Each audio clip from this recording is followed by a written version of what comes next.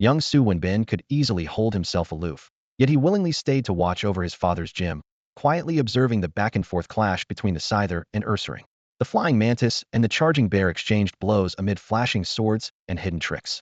Just finished with his high school entrance exams, he lounged lazily against the railing, his gaze fixed on the dusty battlefield below. The Scyther was gifted beyond compare, a treasure valued like gold, and only a few top trainers possessed one. Each of its wings shimmered with an extraordinary glow, which secretly amazed Su Wen. Having bonded with Pokémon since childhood, countless fragmented memories surfaced in his dreams, as if glimpses from another life whispered some hidden meaning. He had dreamed of fighting the college entrance exam, with mountains of complex test papers piled higher than himself, dark circles under his eyes like a panda's. The fear and anxiety remained vivid. That was no mere dream but the lingering shadow of a previous life, short but unforgettable. Though he didn't know why he had to leave Earth, his last memory froze on the moment he completed his first Pokémon Sword Shield run. Regretfully, he had become a small part of Blue Star, an alternate world exporting talent back out, but unlike the others, he was reincarnated rather than just soul traveling. Whenever the idea of reincarnation crossed Su Wen's mind, he couldn't help but mock the Mengpa soup, wondering why it was diluted, not fully erasing memories. Still, he was deeply curious about this blue star so much like Earth. Here, there were conflicts between the White Eagle Federation and the Xia Kingdom, the Western European Federation's integration, and technologies matching Earth's high-speed trains, airplanes, all the essentials. Most striking of all was the full integration of Pokémon into daily life. Pidgey delivering takeout, Igglybuff assisting doctors in surgery, Sudowoodo perhaps decorating the front yards. Having just finished 9 years of compulsory education, Su Wen felt a little down, but reality pushed him back into his father's embrace.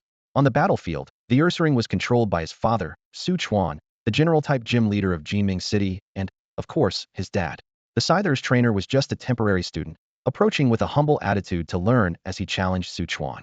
Though the battle appeared ordinary, Su Chuan deliberately extended the fight close to 10 minutes, carefully pointing out every flaw that was the responsibility of a gym leader. At Su Chuan's command, Ursaring seized an opening in Scyther's defense, smashing with a ruthless hell claw. The Scyther crashed hard against the edge of the arena and collapsed unconscious.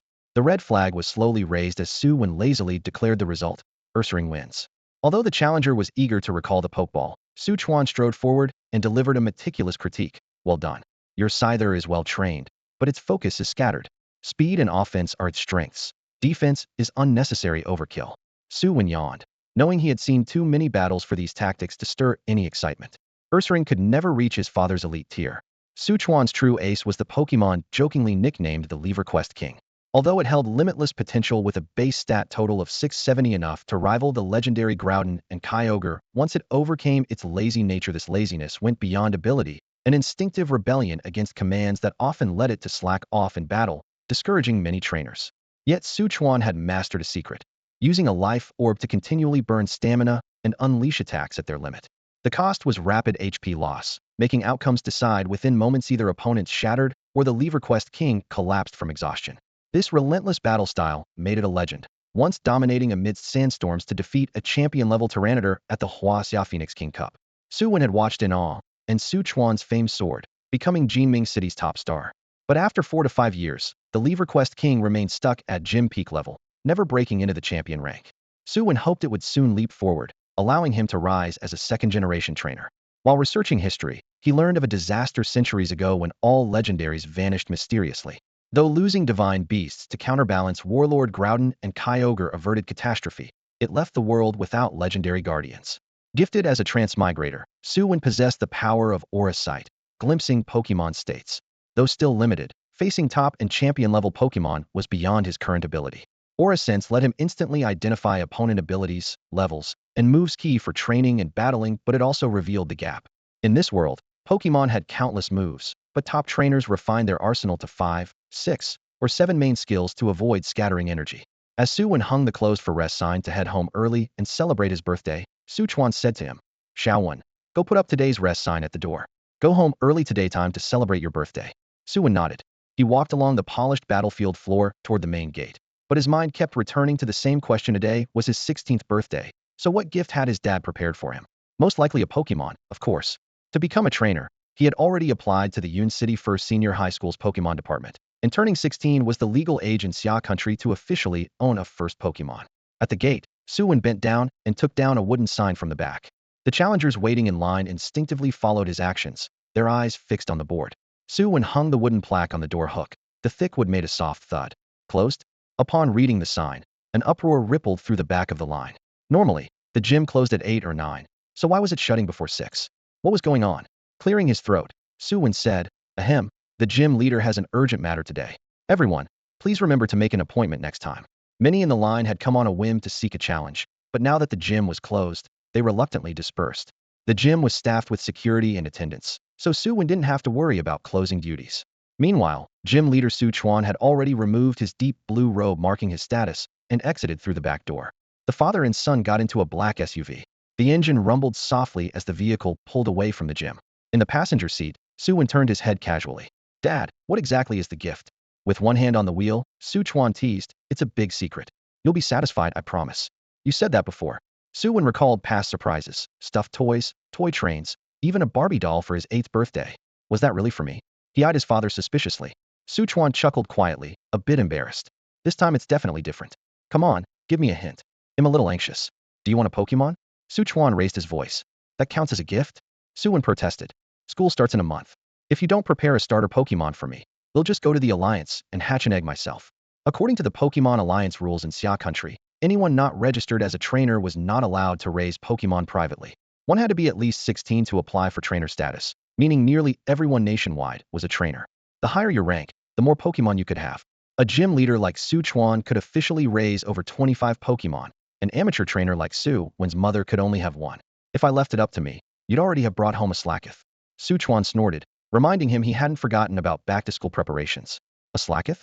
Su Wen wasn't interested. As the base form of the Skip King evolutionary line, Slacketh was even lazier than its evolved forms. Besides, his dad Skip King was incredibly strong and irreplaceable. Also, Slacketh's looks were just so-so. Su Chuan glanced at him. "I was going to wait until you blew out the candles, but I'll tell you now. Pick whichever Pokemon you like as your starter. Your old man will make it happen." Su Chuan was feeling generous. Dratini, young Tyranitar, Bagon, Magnemite, Gible, Hydreigon, Gummy, Turtonator, and Ralts. Su Wen quickly rattled off all the known starter forms of the pseudo-legendary Pokemon, his tone youthful but confident. He withdrew his fingers, looked at his father Su Chuan, and shyly smiled as he blurted out, "I can handle all of these." The room fell silent. After a long pause, Su Chuan rubbed his forehead and his voice softened. "Your old man's been wanting a Gible for a long time." The implied message was clear: just forget it for now. Among all the known Pokemon, these 9 pseudo-legendary starters truly stood in a class of their own. Their species potential was already near the ceiling. Except for that one oddball, the Slacking King, there were hardly any that could statistically outmatch them, though Slacking King's weakness rendered it mostly useless. If a starter already had access to pseudo-legendary status, it would be an enormous advantage. But Su Wen had also researched. The only documented pseudo-legendary gathering place was the #1 restricted zone in Waxiave Dragon's Lair. Among the dragon-type pseudo-legendary, except for Gummy and Hydreigon, all the other species lived in this dragon's lair. The native inhabitants of the lair had an agreement with the Huaxia Alliance Center. Ordinary trainers were forbidden from entering, but anyone who reached the Heavenly King rank could, by strength, enter the lair to catch a Pokemon, or name a species and receive a starter form or egg from the lair's residents, a raw, human favor transaction. Everyone was willing to owe this favor. Pseudo-legendary Pokemon were coveted by all. Even if they didn't want one for themselves, they could leave it for their children. As for the non-dragon types, the young Tyranitar and Magnemite were also rare. Tyranitar had no fixed habitat, but when spotted, it was always deep in the mountains, guarded by 2 adult Tyranitar. Magnemite hid deep in caves rich in steel-type ores, mostly within restricted zones, making encounters scarce. Su Chuan had long coveted a pseudo-legendary too, but had never managed to obtain one. He clearly understood that only by officially breaking through to Heavenly King rank could he qualify to bring back a pseudo-legendary baby from the dragon's lair. At least, for now, it was out of reach. Su Wen couldn't understand. His father clearly had the strength of a Heavenly King trainer, so why wouldn't the dragon's lair invest one early? Despite his doubts, he shifted the topic back to the immediate choice. Then for Froakie, Charmander, Riolu, Eevee, and Torchic, "Dad, can you find ones with better potential?" Froakie, Charmander, Torchic, and Riolu should ideally have hidden abilities, and Eevee should have adaptability. These 5 Pokemon were carefully chosen after much thought. Beyond the not fully confirmed Mega Evolution, Bond Evolution, or Dynamax potential, their hidden abilities alone were highly attractive.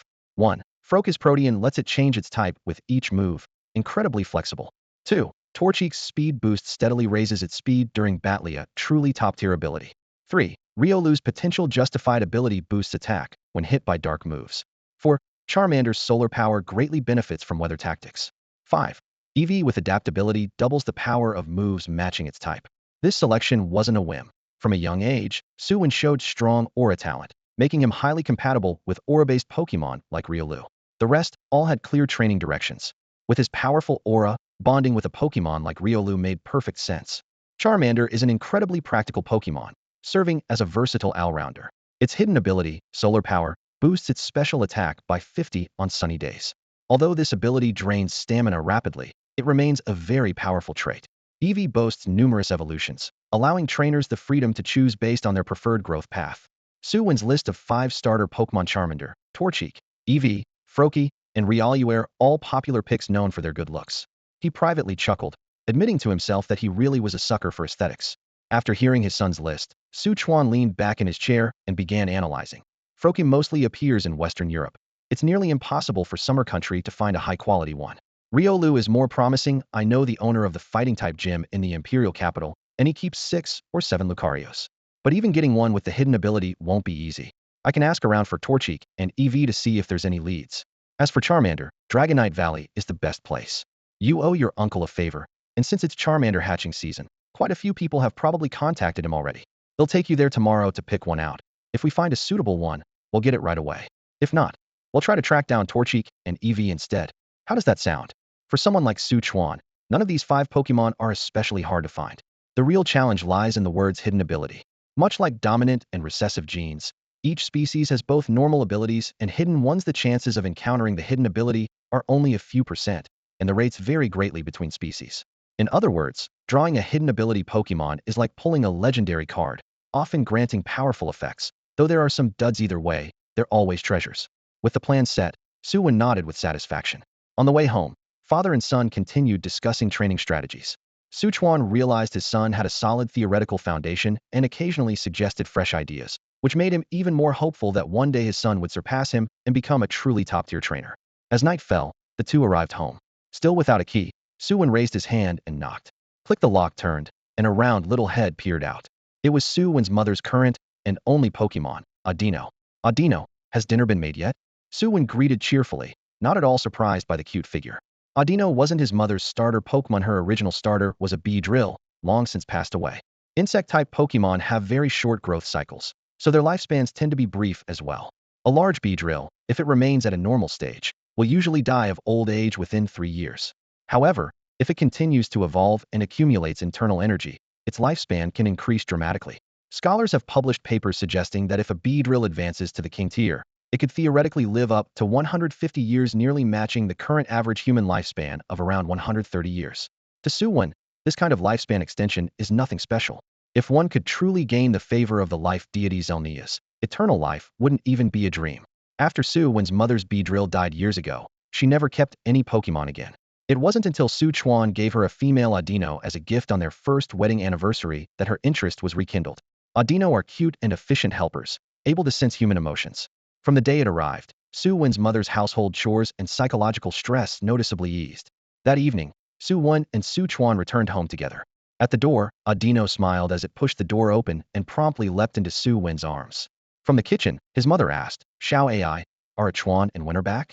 Audino responded with 2 soft iso sounds, reporting their arrival. After changing their shoes, Su Chuan headed straight for the backyard. Though called a backyard, it actually spanned nearly 200 square meters, transformed into a miniature breeding garden. Since the dojo and residence were located on the outskirts of Jinming City, where land was cheap, Su Chuan had purchased over 3,300 square meters to build their house, dedicating 3,000 square meters specifically for their Pokémon. The backyard was designed with both prairie and jungle ecosystems, ideal for the normal-type Pokémon. Su Chuan specialized in training. Come out. Su Chuan unclipped his belt and released 8 Pokeballs in one go, all partners he had personally raised and carried with him, including the famous Slacker King. HMPHSHHH. As soon as Slacker King touched down, it lazily strolled to its favorite big tree, stretched out long and slow, then lay on its side on the grass, propping its head up with one hand, eyes half closed. Outside of battles, it was no different from other Slacker Kings. If it could lie down, it would never stand.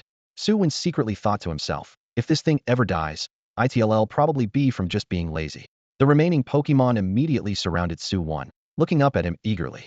The baby Kangaskhan poked its head out of its mother's pouch and scrambled up Su Wen's leg. Su Wen skillfully rubbed the little one's head and then tucked it back into its mother's arms. All right, I'll make you all something to eat.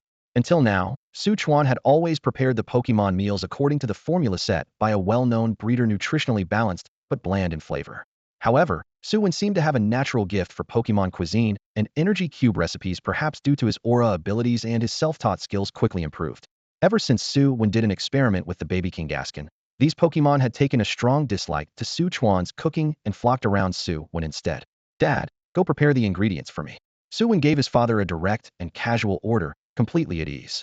Su Chuan gave a couple of okay sounds. He was already used to assisting his son and efficiently laid out several large bowls of ingredients specially meant for the Pokemon. This one's for the Kangaskhan and its baby. This one's for Ursaring. This one's for the Beware. This one's for the Pidgeot. Su Wen sorted the ingredients carefully, his movements precise like he was working at a laboratory bench. By the time he finished preparing the Pidgeot's batch, Wang Xian and their housekeeper, Iguan Shi, had just placed steaming homemade dishes neatly on the living room dining table. Iguan Shi, this one's for you. Su Wen hadn't forgotten their houses maid. The female Iguan Shi was already seated properly at the table, her knife and fork perfectly arranged. Su Wen handed her a stack of special Pokemon food recipes. She nodded gracefully, clearly embracing her role as a dignified servant. It's said that in the Western European Federation, male Iguan Shi are often trained as professional butlers, while females make excellent attendants. These highly intelligent creatures, after prolonged contact with humans, learn to mimic human etiquette, and this one was no exception. Xiaowen, have you seriously never thought about becoming a breeder? I was just chatting with Annie Wang next door, and the benefits for breeders these days are really good. Before dinner, Wang Xian brought up the subject again. She had long noticed her son's talent for preparing Pokemon food. If he focused on breeding, he would surely become an expert. Being a breeder was both lucrative and relatively easy. Trainers were always willing to spend money on their Pokemon. This was her strongest reason for urging Su Wen to give up the high-risk career path of being a trainer. Just then, Su Chuan grumbled, "What's so interesting about being a breeder? Son, don't listen to your mom, just stay a trainer." Smack. Wang Xian gave Su Chuan a slap on the back of his head. "Did I ask you to speak? You talk too much." Su Chuan immediately went quiet, obediently picked up his chopsticks, and sat properly. "Let's not talk about this now. Son, blow out the candles." She lifted the silver dome from the center of the table, revealing a beautifully crafted birthday cake. Wang Xian carefully inserted candles forming the number 16, then lit them and smiled at Su Wen. "Make a wish before you blow." Su Wen closed his eyes, intertwined his hands tightly together, and silently wished, "I hope to find a Pokemon that truly suits me." Though not a formal wish, he took a deep breath and exhaled sharply, blowing out all the candles in one go. "Son, what did you wish for?" Su Chuan asked curiously. "If I tell you, it won't come true," Su Wen said seriously, then turned back to his father. "By the way, Dad, when are we leaving for Charizard Valley tomorrow?" Wang Xian furrowed her brows. "Charizard Valley? Why? Why didn't you tell me?" Su Chuan gave an awkward smile. "Well, we just made the plan with him. He wants a Charmander as his starter, so I'm taking him to the valley to try his luck." Wang Xian frowned for a long moment. Su Wen thought she might object, but finally she sighed. All right, go ahead. Pick a good one for our son." After all, their son was still determined to be a trainer, and his high school major was related to that. Her protests were mostly just lip service now. After the family finished dinner, Su Wen opened his computer as usual and began browsing today's Pokemon-related news and discussion threads. Deep within the Yaji mineral vein, a glimpse of a small fairy creature was spotted. Experts speculated that the final evolved form of a Gigantamax Melmetal or an iron dumbbell might be residing deep inside the vein. Gym-level trainer Zhou Shou had already set out with his team to explore the area. At the same time, a large group of weak Dingyu gathered near Westminster Lake, with Professor Wang AI actively tracking their movement. Similar news had appeared countless times before. Su Wen showed little interest in the so-called Gigantamax rumors. He casually shut his notebook, leapt back onto his soft mattress, and flipped onto his back, but his mind wouldn't stop racing. If I could really catch a Charmander, should I build my team around it? Coal Turtle could be a core member. Then maybe he'll pick up a Cherry Blossom Kid. Various tactical ideas bounced around his head until, lost in a haze of daydreams, he finally fell into a deep sleep. Before dawn the next day, Su Wen's mother woke early and neatly folded his luggage, repeatedly reminding her husband Su Chuan, "Make sure you keep Su Wen safe on the road." "Don't worry," Su Chuan replied with a grin as he packed the Pokeballs. "Even if the plane blows up, they'll bring him back in one piece." His bold claim earned him a quick, no-nonsense smack from Su Wen's mother. On the way to the airport, Su Wen sat in the back seat and couldn't help but ask, "Dad, if the plane really exploded, could you actually get me out of there?" Su Chuan glanced at him and shrugged. "Of course not. I could probably glide solo on my Pidgeot, but with your constitution, you'd probably pass out halfway." Su Wen was known for his exceptional physical fitness, reportedly able to face off head-on against a Barris. Humans in this world generally far surpassed those of his previous life in athletic ability, but Su Wen was still a minor. Although he trained regularly with his father, he hadn't reached those extreme levels. As for a plane explosion, the chances were minuscule. If an accident occurred, the airline would immediately dispatch a rescue team made up of flying-type and psychic-type trainers. Su Wen had seen on television how a dozen gym-level psychic-type Pokémon worked in unison to steady an out-of-control plane, holding it as gently as if it were a block, making clear to him that here, the only truly hardcore technology was Pokémon. If Su Wen weren't along for this trip, Su Wen would have simply ridden his Pidgeot straight to their destination Charizard Valley. After arriving at the airport, father and son smoothly completed ticketing, check-in, and waiting. Once on board, Su Wen took the window seat and pressed close to the transparent window, watching the Cloud City's skyscrapers quickly shrink into a geometric chessboard pattern. When the plane slipped into the thick clouds, he finally turned away and silently thought to himself, Charizard Valley, here I come. Less than 2 hours later, the plane was about to land. The seatbelt sign chimed inside the cabin and the roar of the engines gradually softened. Su Wen folded up the financial newspaper handed to him by the flight attendant and placed it on the tray table. He turned to Su Wen and said, Don't worry, after we land, Uncle Zhu will send someone to pick us up. If you had to be precise, the Charizard Valley was technically a restricted area. Although the Alliance headquarters never gave an absolute definition of what constituted a restricted zone, all such areas shared one common trait: they had an unusually high concentration of energy. This abundance attracted higher-level, more powerful Pokémon who voluntarily migrated there. In contrast, human cities had relatively sparse energy, so strong Pokémon had little reason to visit. Over time, places densely inhabited by powerful Pokémon became marked as restricted zones. Charizard Valley was exactly such a Placia hotspot of intense fire-type energy, so dense it was almost visible to the naked eye. It was a paradise for all kinds of fire-type Pokémon. Of course, the undisputed ruler was the Charizard. Roughly 60% of all Charizards in Huaxia lived in the valley, 20 in dragon nests, 10 scattered in breeding centers around the country, and the remaining 10 roamed the wilds nationwide. The plane taxied to the gate. Stepping through the exit, Su Wen soon spotted a white signboard in the crowd with 2 large characters written prominently, Su Wen. Holding the sign was a young man in a white shirt, slicked back hair, shining with pomade. He looked young, but carried a bit of the greasy aura common in office workers. Xiaoyu, Su Wen said as he led Su Wen toward him, raising a hand to ruffle the youth's hair like a fan. This is your Uncle Zhu's son, Zhuyu. He's 6 years older than you. Hello, Brother Zhu. Su Wen greeted obediently. Uncle Su, it took a lot of hair gel to get this hairstyle. Zhuyu grinned, slicking back the tousled hair from Su Wen's playful mess. Don't worry, Su Wen. This time Brother Zhu will definitely pick you a fire-type starter with great potential. After the greetings, the 3 climbed into a black SUV, parked by the roadside. The door closed with a muffled thud, and the cool air from the air conditioner greeted them inside. Xiaoyu, who's all here? Su Wen asked casually as he buckled his seatbelt. The spots for Pokémon eggs from Charizard Valley were limited. So many people would be choosing starters for their kids, not just him. The saying the world is big, but kids come first was very true in the Alliance. Parents eager to get a good Pokémon for their children were a dime a dozen. Aside from the legendary deities, the fire-type starter was basically the top choice. Several gym leaders have already arrived earlier, Zhuyu answered while steering. Now, the only one left in the valley is that old acquaintance of yours, gym leader Zhang Yun. He smiled slyly as he spoke. Su Wen paused, then patted his thigh. Oh right, that Zhang girl is 15 this year. He clicked his tongue. TSK. Her temperament just doesn't seem to match a Charizard at all. Su Wen wholeheartedly agreed with that.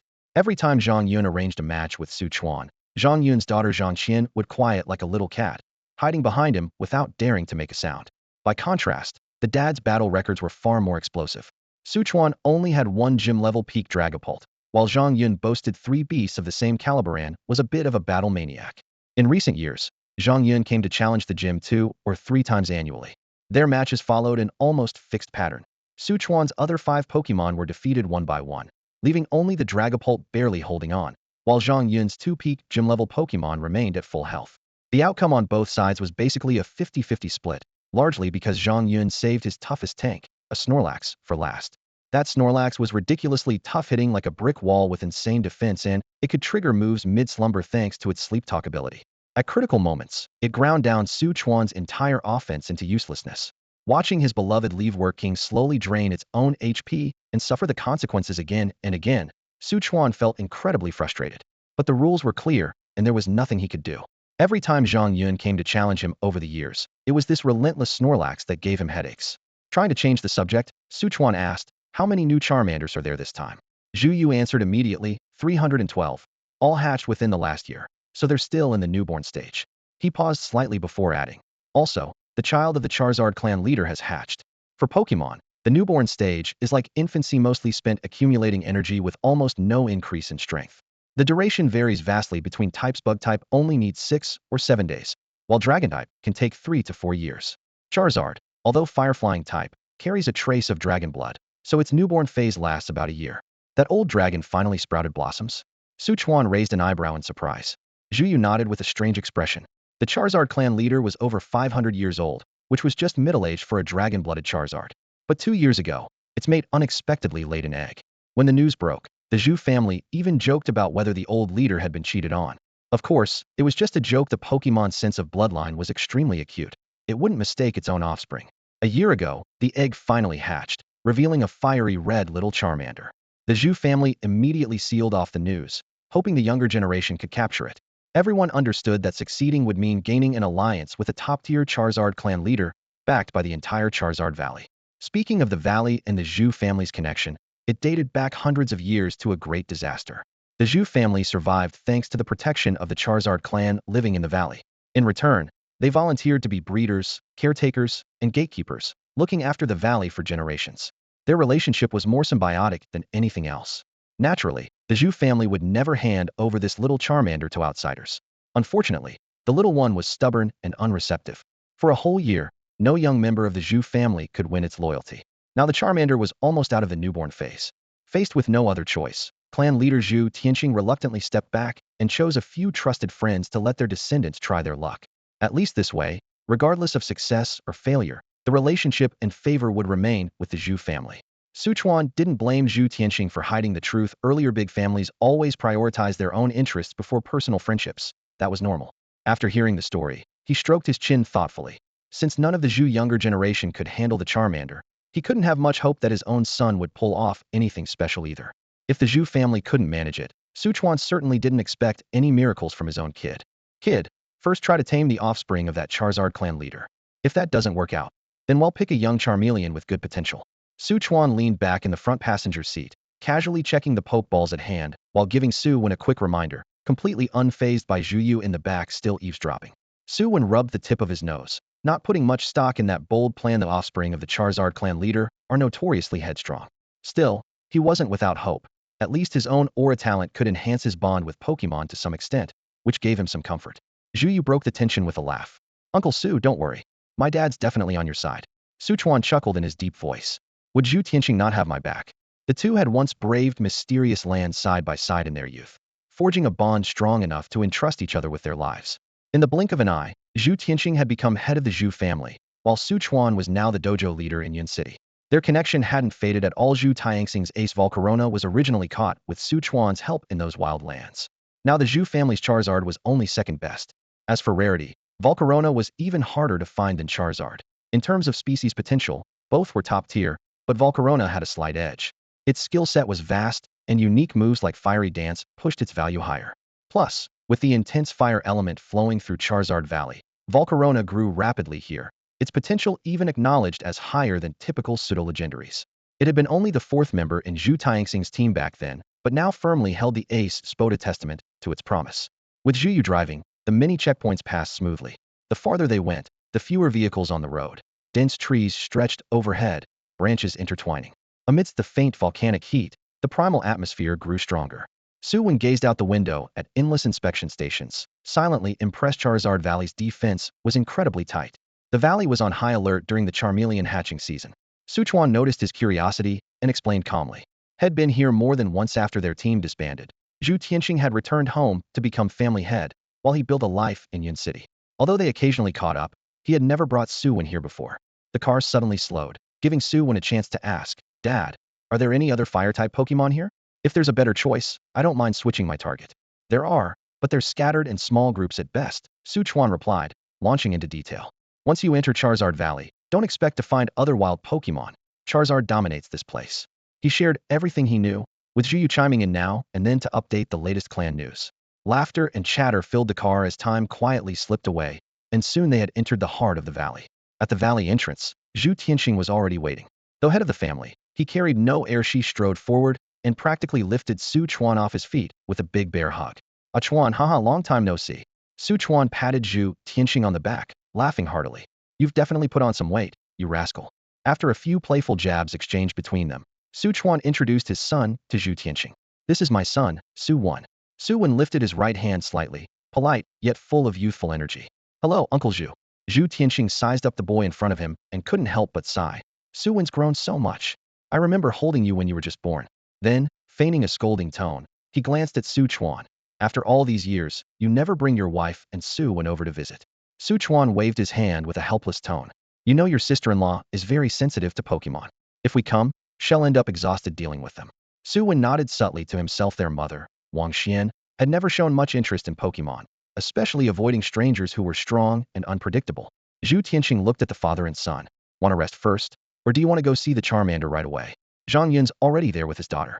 I actually left old Zhang behind to come pick you all up. He's already choosing? Su Chuan's eyes widened as he patted his son's shoulder. That won't do. Let's go? Son, we're coming too. Zhu Tianxing chuckled helplessly. After all these years, Su Chuan's impatience hadn't changed a bit.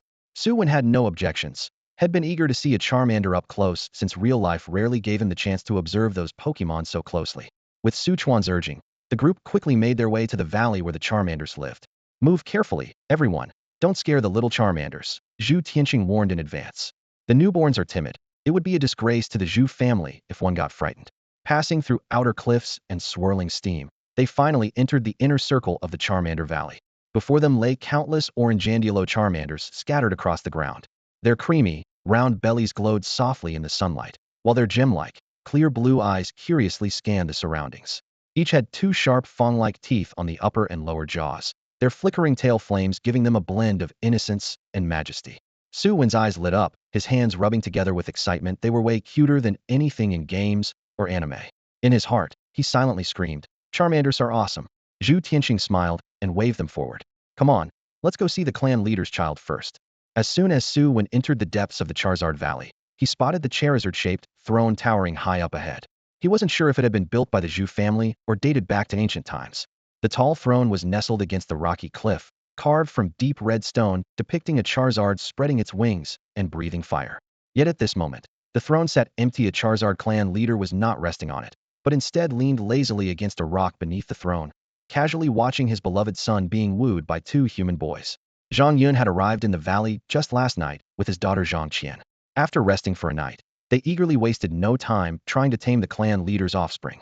Like Su Chuan and his son, Zhang Yun hoped his daughter could capture this golden suitor little Charizard into a Pokeball. Old Zhang, you move fast, Su Chuan joked, patting his friend on the shoulder. You too, Zhang Yun smiled back. Where's Wen? Right over there, Su Chuan nodded sideways. Su Wen had quietly slipped over to a group of little Charizards, crouching down to observe each one closely. Focusing his thoughts, he sent out an invisible wave of aura in a circle around himself. Instantly, he scanned detailed attributes of every little Charizard in sight. Thud! Hundreds of little Charizards were scattered throughout the cave, fiery light dancing over their orangered scales, dazzling Su Wen. There was even a rare variant, shining with golden scales and exceptionally brilliant. But his attention ultimately settled on two individuals with hidden abilities. If he couldn't tame the clan leader's son, these two would be his top choices. Wen, what are you dawdling for? Come here. Su Chuan grabbed his son's collar and pulled him back to the group. Hello, Uncle Zhang. Su Wen awkwardly greeted Zhang Yun once he was back, forced to stand properly. Zhang Yun often brought small gifts when he came to challenge gyms, so they were already familiar. He teased with a smile. Wen, you're applying for the Pokemon training program, right? Looks like maybe in a few years, you'll surpass your old man. Haha. Su Wen forced a laugh, secretly thinking Uncle Zhang was really not giving his dad much face.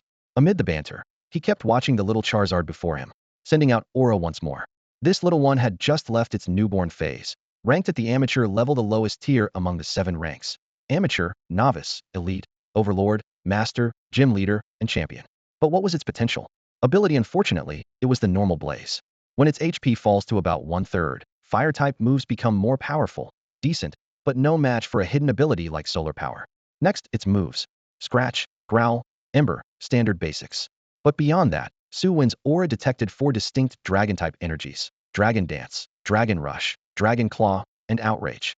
For inherited moves, Su Wen's earlier casual mood vanished instantly. Though the ability was average, these 4 high-value dragon-type inherited moves more than made up for any weaknesses. In this world, Pokemon could learn more than just 4 moves like in the games. Their true limits were only their talent and where they learned their moves. Outrage, with a power of 120, is extremely rare, almost comparable in rarity to a semi-legendary baby Pokemon. The rarity of the Outrage move tutor was practically on par with that of a semi-legendary baby. To top it off, it even came with the Dragon Dance and Dragon Dive moves, basically worth a fortune right there. Inherited skills have strict bloodline requirements. Out of the hundreds of Charmander in the Charizard Valley, very few actually inherit special moves. And those who master 3 powerful Dragon-type techniques at once? They're rarer than unicorns, basically born with a protagonist's aura. Su Wen's mind shifted subtly, and his aura quietly spread out, trying to determine whether these 3 moves came from the paternal or maternal side. But as soon as his wave of aura touched the Charizard clan leader, the elder's eyelid twitched, and a tremendous force instantly pushed back the aura. If the leader hadn't held back, Su Wen might have been knocked down on the spot. Even so, he was left dizzy and shaky, swaying for a moment before steadying himself. If a system panel appeared right now, it might display Pokémon, Charizard, ability, skills. Hiss. A top-tier Charizard really lives up to its reputation. Roar. The Charizard clan leader scratched behind his ear, straightened up, and glanced coolly at Su Wen. Then he gently pushed aside Zhang Qian, who was still trying to earn favor. Failed. Zhang Yan shook his head in regret. This little Charmander showed no reaction to Zhang Qian's tricks no matter how many techniques she tried. It simply wasn't interested. Zhang Qian wasn't disappointed, though. She naturally preferred the noble and graceful Gardevoir. Is it my turn? Su Wen blinked. With the permission of Zhu Tianqing and the clan leader, he pulled out the energy cubes he had prepared long ago. The Charmander was not polite at all. It swallowed 4 or 5 cubes one after another, smacking its lips with satisfaction, yet showed no sign of feeling indebted or any gratitude. Even when Su Wen tried to communicate goodwill through aura, the Charmander barely glanced at him and showed zero willingness to follow. Su Wen sighed lightly and shrugged as he stood up. Looks like this little guy isn't planning to come with me.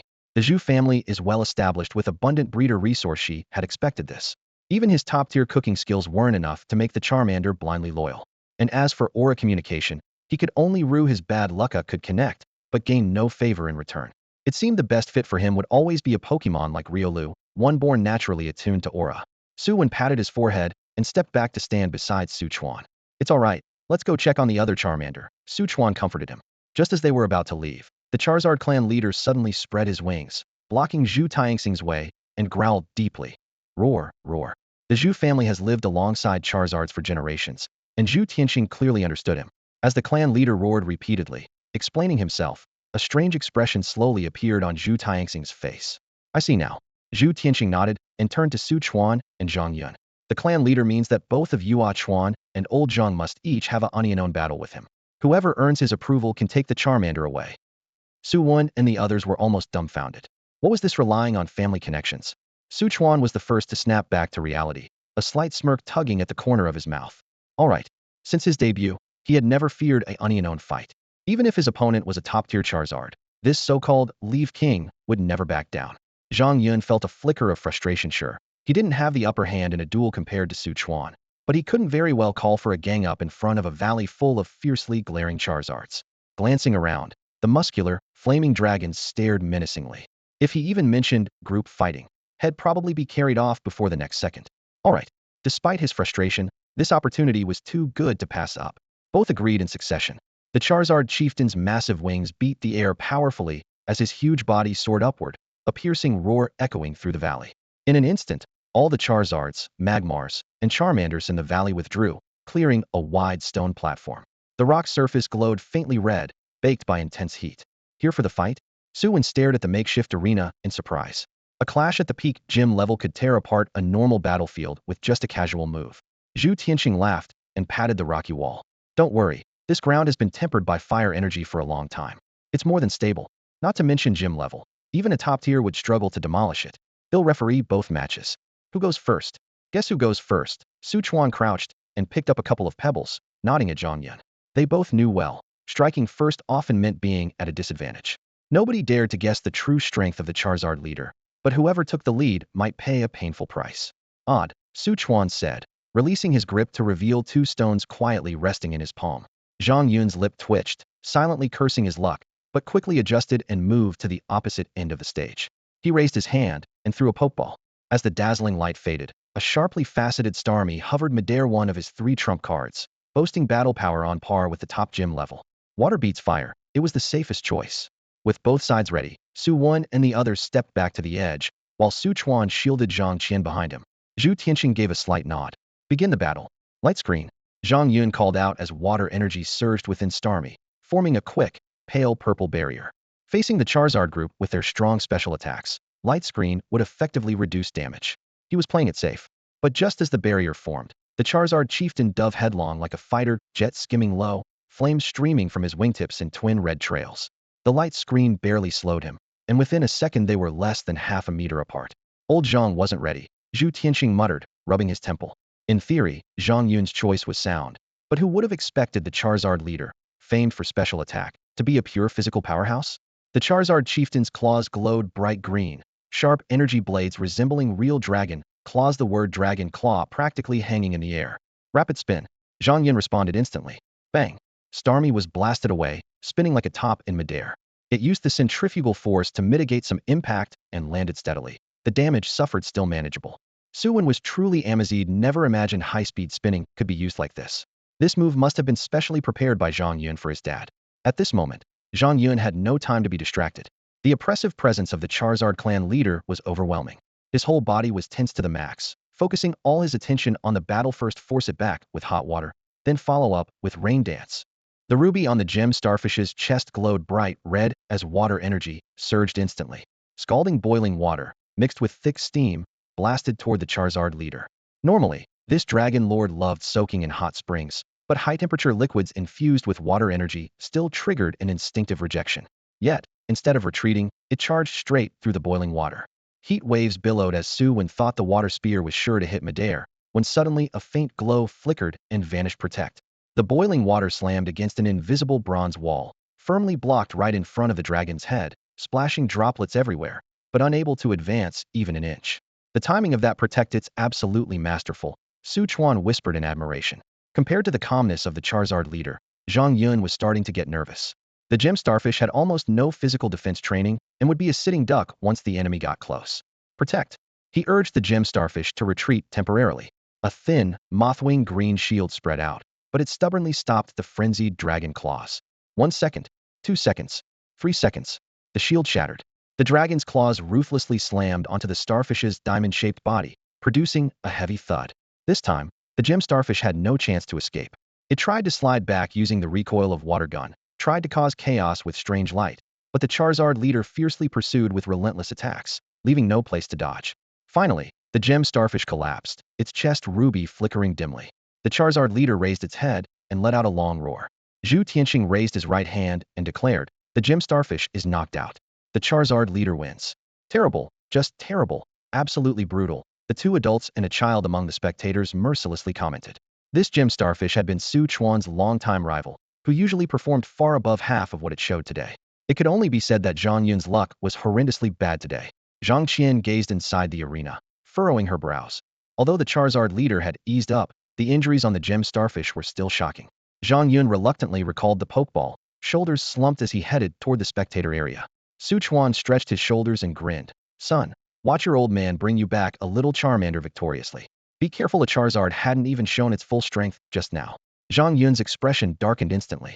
His instincts as a gym-level trainer made him instinctively size up the Charizard as a serious opponent, his eyes scanning its scaled body, searching for any possible weak spots.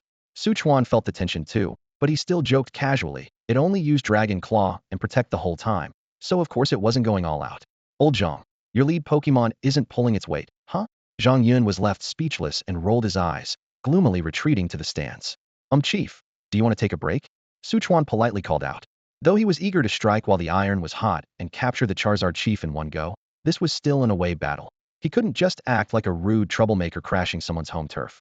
The Charizard chief thought for a moment, then closed its eyes as the flames around it dimmed. A feathery glow spread from its back. That was Feather Nest. A spark of realization flashed in Su Chuan's eyes. This chief had a surprisingly deep skill set. While waiting, Su Wen, already a bit tired of standing, chose a clean stone to sit on. He patted the spot beside him and gestured for Zhang Qian to join. The girl glanced at the situation on the field and obediently sat down next to him. Zhang Yun's frustration was building, and taking advantage of the Charizard chief's recovery break, he leaned toward Zhu Tianqing and whispered, "Old Zhu, can you clue me in? What's going on here? We said we'd come to catch Pokemon with the kids, but here I am sent out first and I lost miserably. Isn't that embarrassing?" Zhu Tianqing gave a wry smile and shrugged. Honestly, I'm baffled too. But since the chief arranged it this way, there must be a reason. Despite his words, he had some suspicions. Most of the trouble probably stemmed from the Charizard chief's partner. Normally, once a Charmander hatches and stabilizes after 3 months, even as a newborn it should get taken out by its parents to train and gain experience, or be chosen by a suitable trainer.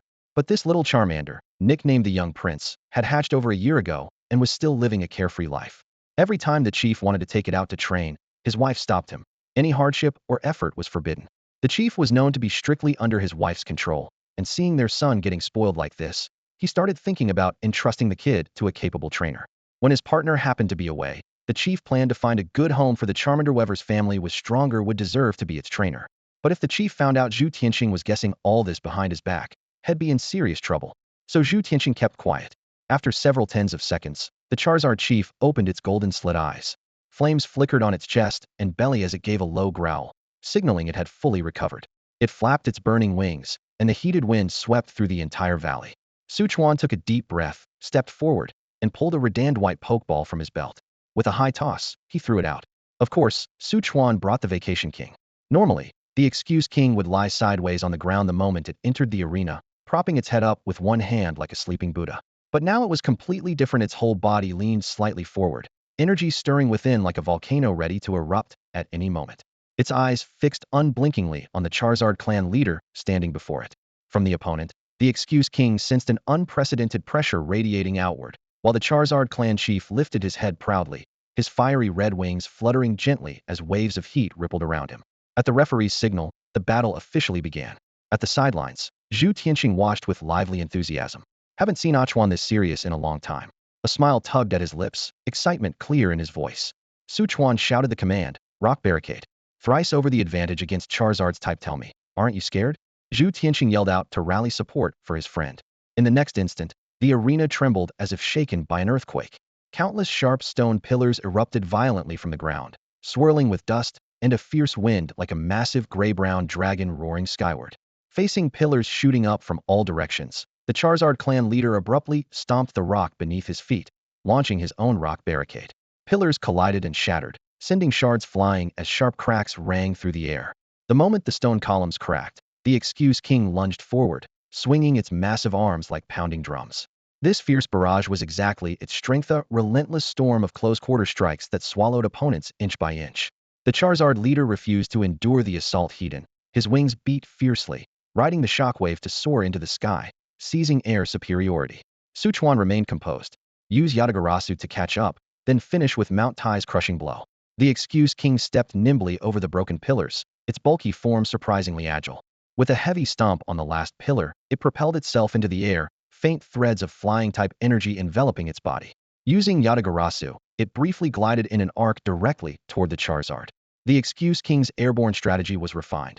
First, lock the target down with the sole flying-type move it could learn, Yatagarasu. Once close, use Mount Tai's crushing blow or smackdown to drag the opponent into fierce ground combat. High above, the Charizard leader saw the challenger closing in and expelled a torrent of scorching flames. The blazing heat distorted the air itself. The Excuse King raised its left arm to shield itself, its fur singed and curled but refusing to falter. It charged through the flames, grabbing the Charizard's ankle. Down! The Excuse King roared, dragging the enemy earthward on a plummeting dive like a falling meteor. Rocks scattered wildly at the spectator stands. Zhang Yun marveled. Achuan is meticulous.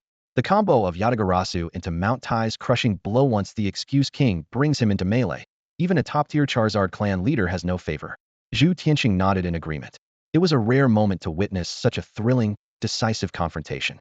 Nearby, Zhang Qian tugged subtly at Su Wen's sleeve, whispering with curiosity, "Brother Su Wen, why doesn't Charizard just fly further away?"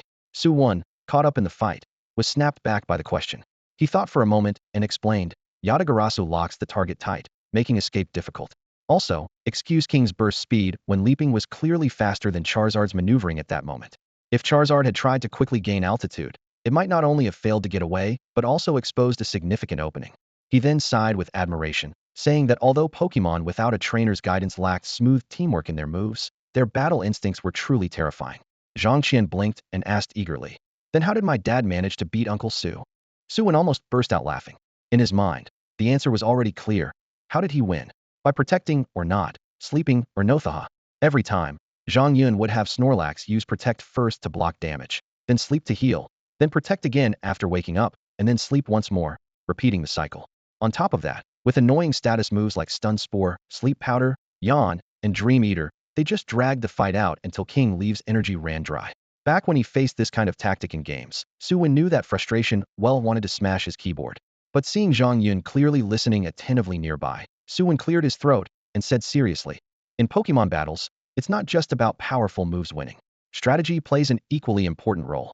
Meanwhile, the battle in the sky suddenly shifted. The Charizard clan leader, slammed hard back to the ground by King Leave, abruptly raised his head.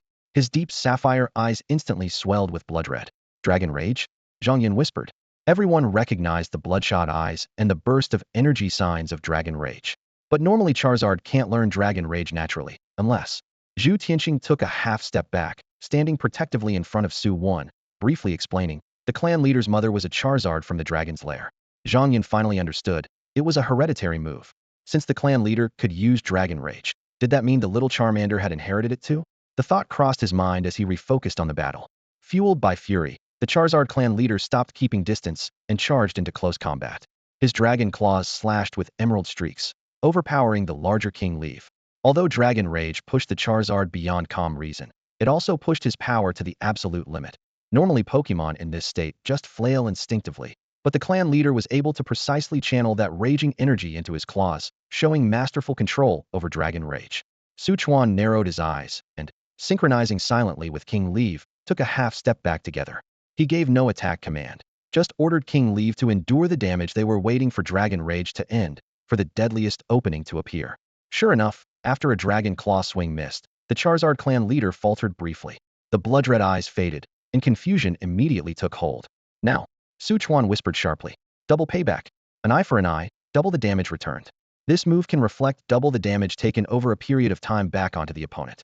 The right fist of the Lever Quest King gathered a faint halo of light and swung out like a thunderclap. The shockwave it produced shattered the air with a series of sonic booms. In an instant, the punch landed squarely on the abdomen of the Charizard clan leader. The immense force sent the leader flying backward uncontrollably, crashing against the rocky wall like a blazing meteor. As debris scattered everywhere, the lingering gust of the punch howled through the air, reverberating with a buzzing roar that made the entire cave tremble. Su Chuan took a step forward on his toes, ready to pursue the attack, but the Charizard clan leader suddenly lifted his head and roared fiercely, a heavy dragon's cry, sounding like a warning bell. Zhu Tianqing raised his right hand and loudly declared, "The battle is over." All eyes immediately turned to him. Zhu Tianqing smiled and explained, "The clan leader has recognized your strength. He agrees to hand over the little Charmander to you and Su Wen." Su Wen's eyes lit up instantly. "Is that it?" That was pretty easy. Su Chuan, however, felt somewhat unsatisfied. He withdrew the Lever Quest King and frowned slightly. The heavy punch hadn't left a noticeable injury on the Charizard leader, proving he really was top-tier, King class. By Su Chuan's estimate, an ordinary gym-level Charizard would have been taken down in 3 hammer strikes, but this leader had stubbornly endured the blow. With the new trainer for the little Charmander confirmed, the Charizard clan leader turned to give his child some thought education. At first, the Charmander wagged its tail defiantly, stubbornly hiding behind a rock. But after 2 consecutive light smacks from its father, it finally approached Su Wen with tearful eyes. Su Wen had already readied a pokeball. He gently tapped the top of the little Charmander's head, and a red light flashed as the Charmander was captured inside the ball. Tick, tick, the indicator lights blinked 3 times before stabilizing, signaling a successful capture. Phew. Su Chuan and the Charizard clan leader both exhaled heavily, their eyes meeting with a shared look full of the universal love and worry of parents. Zhang Yun earnestly patted Su Wen's head. "Congratulations, Xiao Wen." Zhang Qian was also happy on Su Wen's behalf. Though the little Charmander now belonged to Su Wen, she could finally set her mind at ease and go look for Ralts. The joy of the capture almost overflowed from Su Wen's face.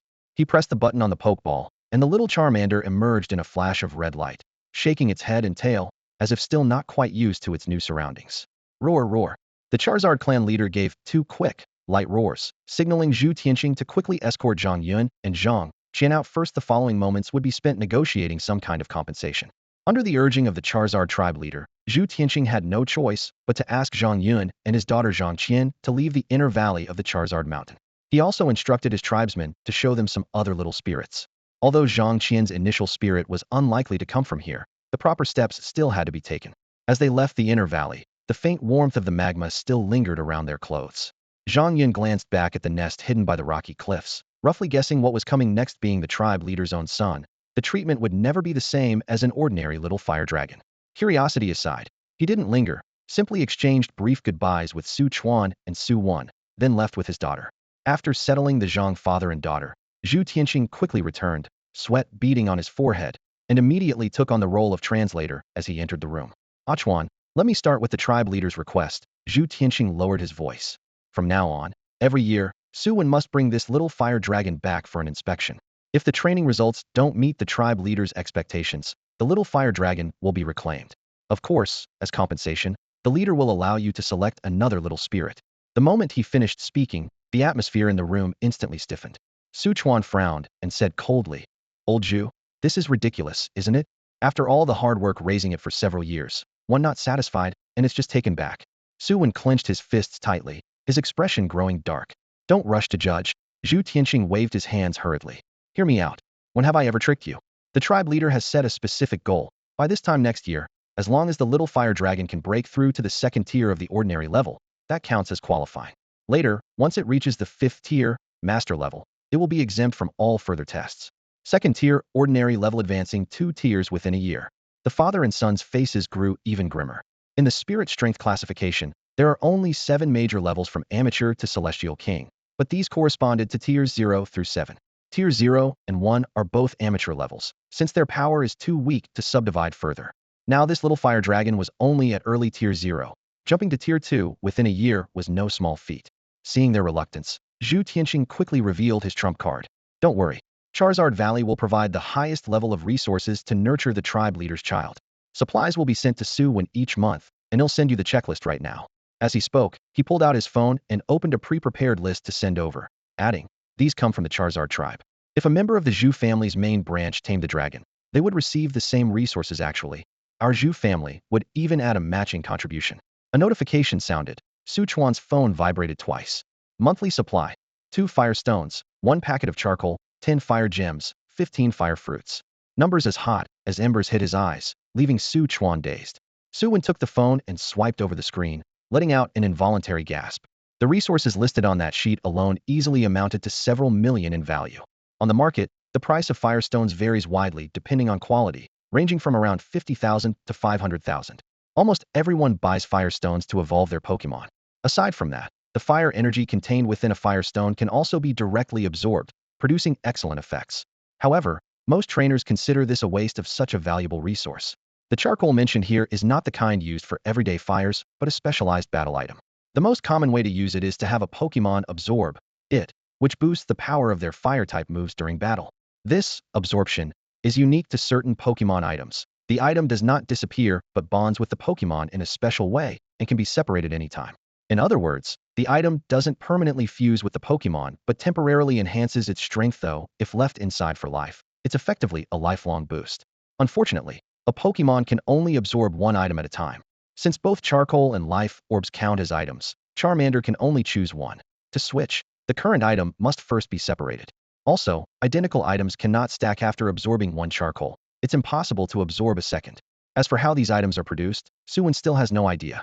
But the material list from the Zhu family clearly states 1 charcoal is supplied per month. This steady supply is obviously not intended for permanent absorption by Charmander, but for absorbing the charcoal's mild fire energy. Compared to the fierce power of a firestone, charcoal's fire attribute is gentler, suitable for daily balancing, and sells for around 300,000 per unit. Another item, the fire gem, is somewhat redundant. Mostly a single-use consumable, it can be absorbed before battle to temporarily boost fire-type moves substantially. But the Zhu family provides 10 fire gems monthly, which clearly isn't for frequent tough battles. If not for combat, the obvious benefit of fire gems is helping a Pokémon quickly familiarize itself with internal fire energy. Combined with training, this speeds up mastery of various fire moves. Su Wen never imagined such extravagant resources in his life. Could I ever be this rich? He thought in disbelief. Not to mention the list included various rare fruits and other scattered but valuable materials. With such abundant supplies, even using twice as much as needed or gifting half away, stuffing any fire-type Pokémon with these materials for 1 year would be enough to raise it to a normal level. Thinking of this, Su Wen's gaze toward Charmander suddenly changed. This wasn't just a Charmander, but a walking treasure trove. How you use the resources is up to you. Zhu Tianqing patted his shoulder with a hearty smile. But I believe you'll do great. Later, They'll send you the Zhu family's long-collected Charizard training materials. The core parts are confidential, but they'll be more than enough for you. Just remember not to share them. Su Wen's heart surged with emotion as he solemnly nodded.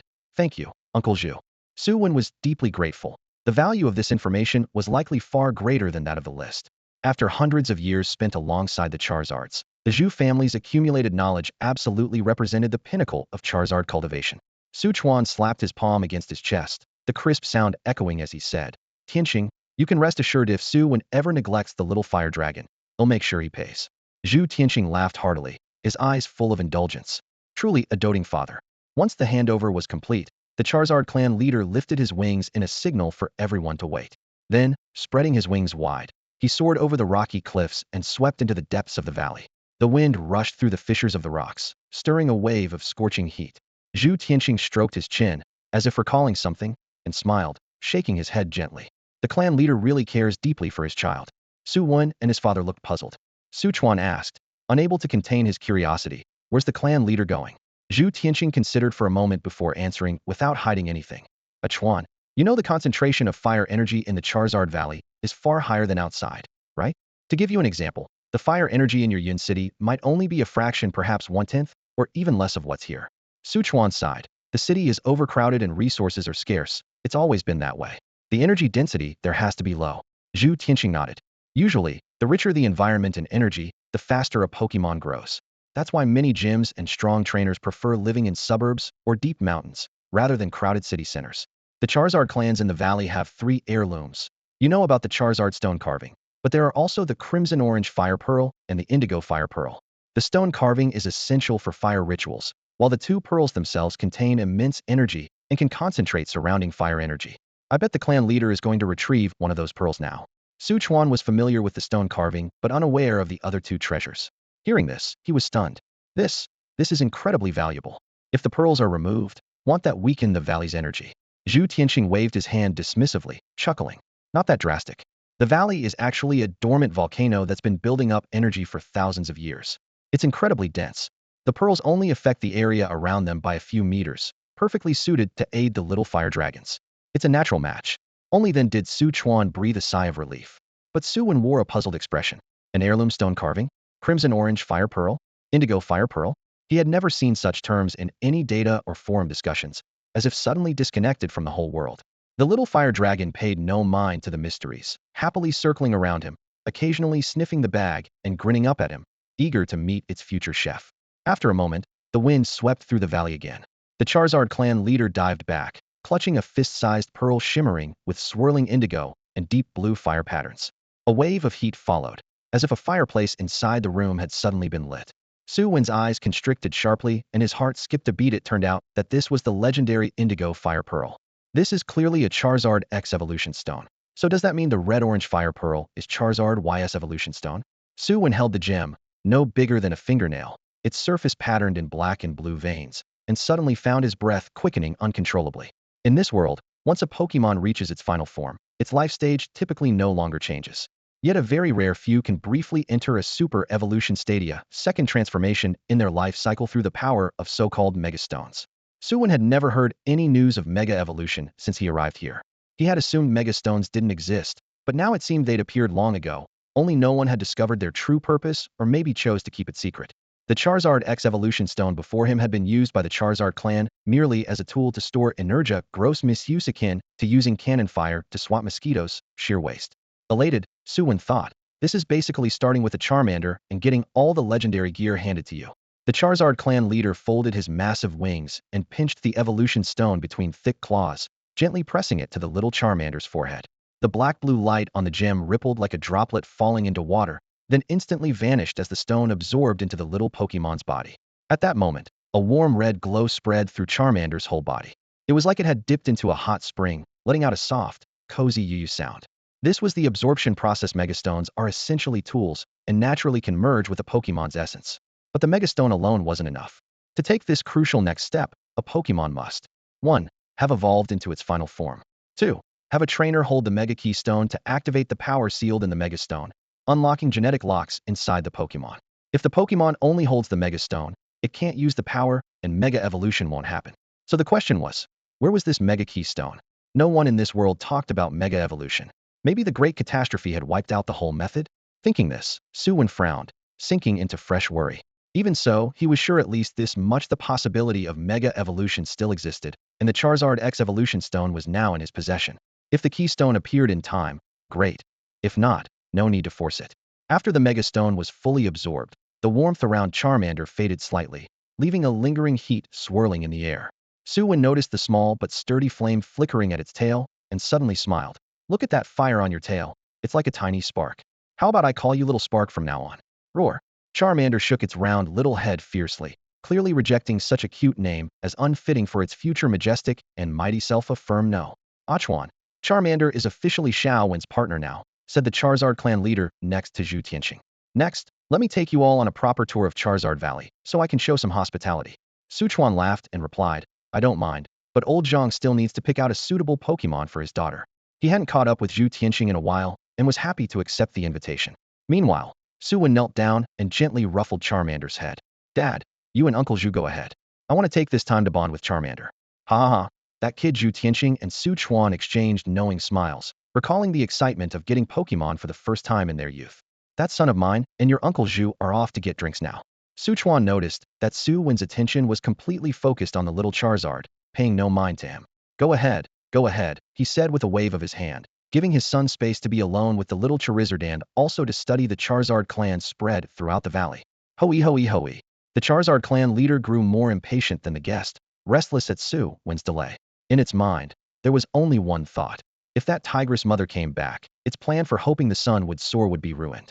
Su Wen keenly sensed the clan leader's anxiety and turned to ask, what is the clan leader saying? Zhu Tianqing showed a hint of embarrassment. Ahem, the original words were all of you scram quickly. Su Wen and Su Chuan looked at each other in disbelief. Was there really anyone so eager to send their own son away? Was this little Charizard some stray they picked up? After a brief exchange, Zhu Tianqing could only urge, let's go, talk as we walk. Su Wen tried to recall the little Charizard with a pokeball, but it stubbornly refused to enter. After a moment's thought, he simply scooped up the dozen-plus-pound little Charizard into his arms. Thanks to his excellent physique in this life, it felt effortless. Then he told Su Chuan and Zhu Tianqing, Uncle Zhu, we're heading out first. The Charizard clan leader nodded, its expression clearly saying, if you don't leave soon, I'll throw you all out myself. As they left the inner valley, the volcanic rocks underfoot crunching, Zhu Tianqing finally shared his conjecture with the Su father and son. Makes sense, Su Chuan nodded without hesitation. Fear of the wife has nothing to do with strength. Su Wen asked, Dad, should we head straight back to Yin City? A month should be enough for the little Charizard to reach first stage. He wanted to stay a few more days in this nature-filled valley, but if he neglected returning the first Pokémon because of lingering, the cost wouldn't be worth it. Zhu Tianqing frowned upon hearing this. Xiaowen, raising a Pokémon isn't about rushing for quick results. To become a qualified trainer, you need to build a solid foundation, step by step. Su Wen, who had originally estimated the leveling time based on gym trainee rates, was immediately awakened. Understood, Uncle Zhu. I'll carefully study the Charizard training materials you sent me when I get back. That over 40 GB data had long been uploaded to Su Chuan's Qiandu cloud storage. Su Wen planned to print out the entire set. Seeing his serious attitude, Zhu Tianqing finally felt reassured. Over the years, he had seen too many ruined futures caused by impatience. Just losing a bit of time might be no big deal for trainers, but it could destroy a Pokémon's whole life. That's why he had always been strict with both his family and gym students. On the way down the mountain, Zhu Tianqing handed Su Wen this month's supply package in a suitcase, explaining that a designated courier would deliver it on time every month going forward. Not long after, the trio spotted Zhang Yun and his daughter Zhang Qian waiting at the mountain path entrance. Zhang Yun waved and called out, Chuan, are you guys leaving too? Zhang Yun had originally planned to leave quickly with his daughter, but after receiving word from Su Chuan that they would be leaving too, he decided to stay a little longer. Su Chuan smiled and replied, the leader of the Fire Dragon clan has already started urging people to leave. If we don't go soon, we might get thrown out by force. Zhang Yun's eyes quietly landed on the suitcase in Su Chuan's hand, wondering to himself, could this case be a reward from the Fire Dragon clan leader? How much could it hold? If Zhang Yun knew exactly how many resources Su Wen had acquired, he might risk everything to get them. Putting these thoughts aside for the moment, Zhang Yun asked, in planning to take Qianqian to Kunling City later. Chuan, do you want to come along?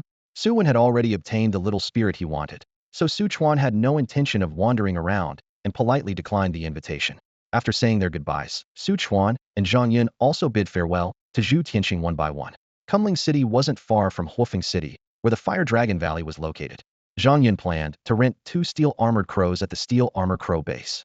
These steel-armored crows were little spirits specially trained for riding by the DEP Corporation from the Western European Federation and were once widely used as airborne taxis.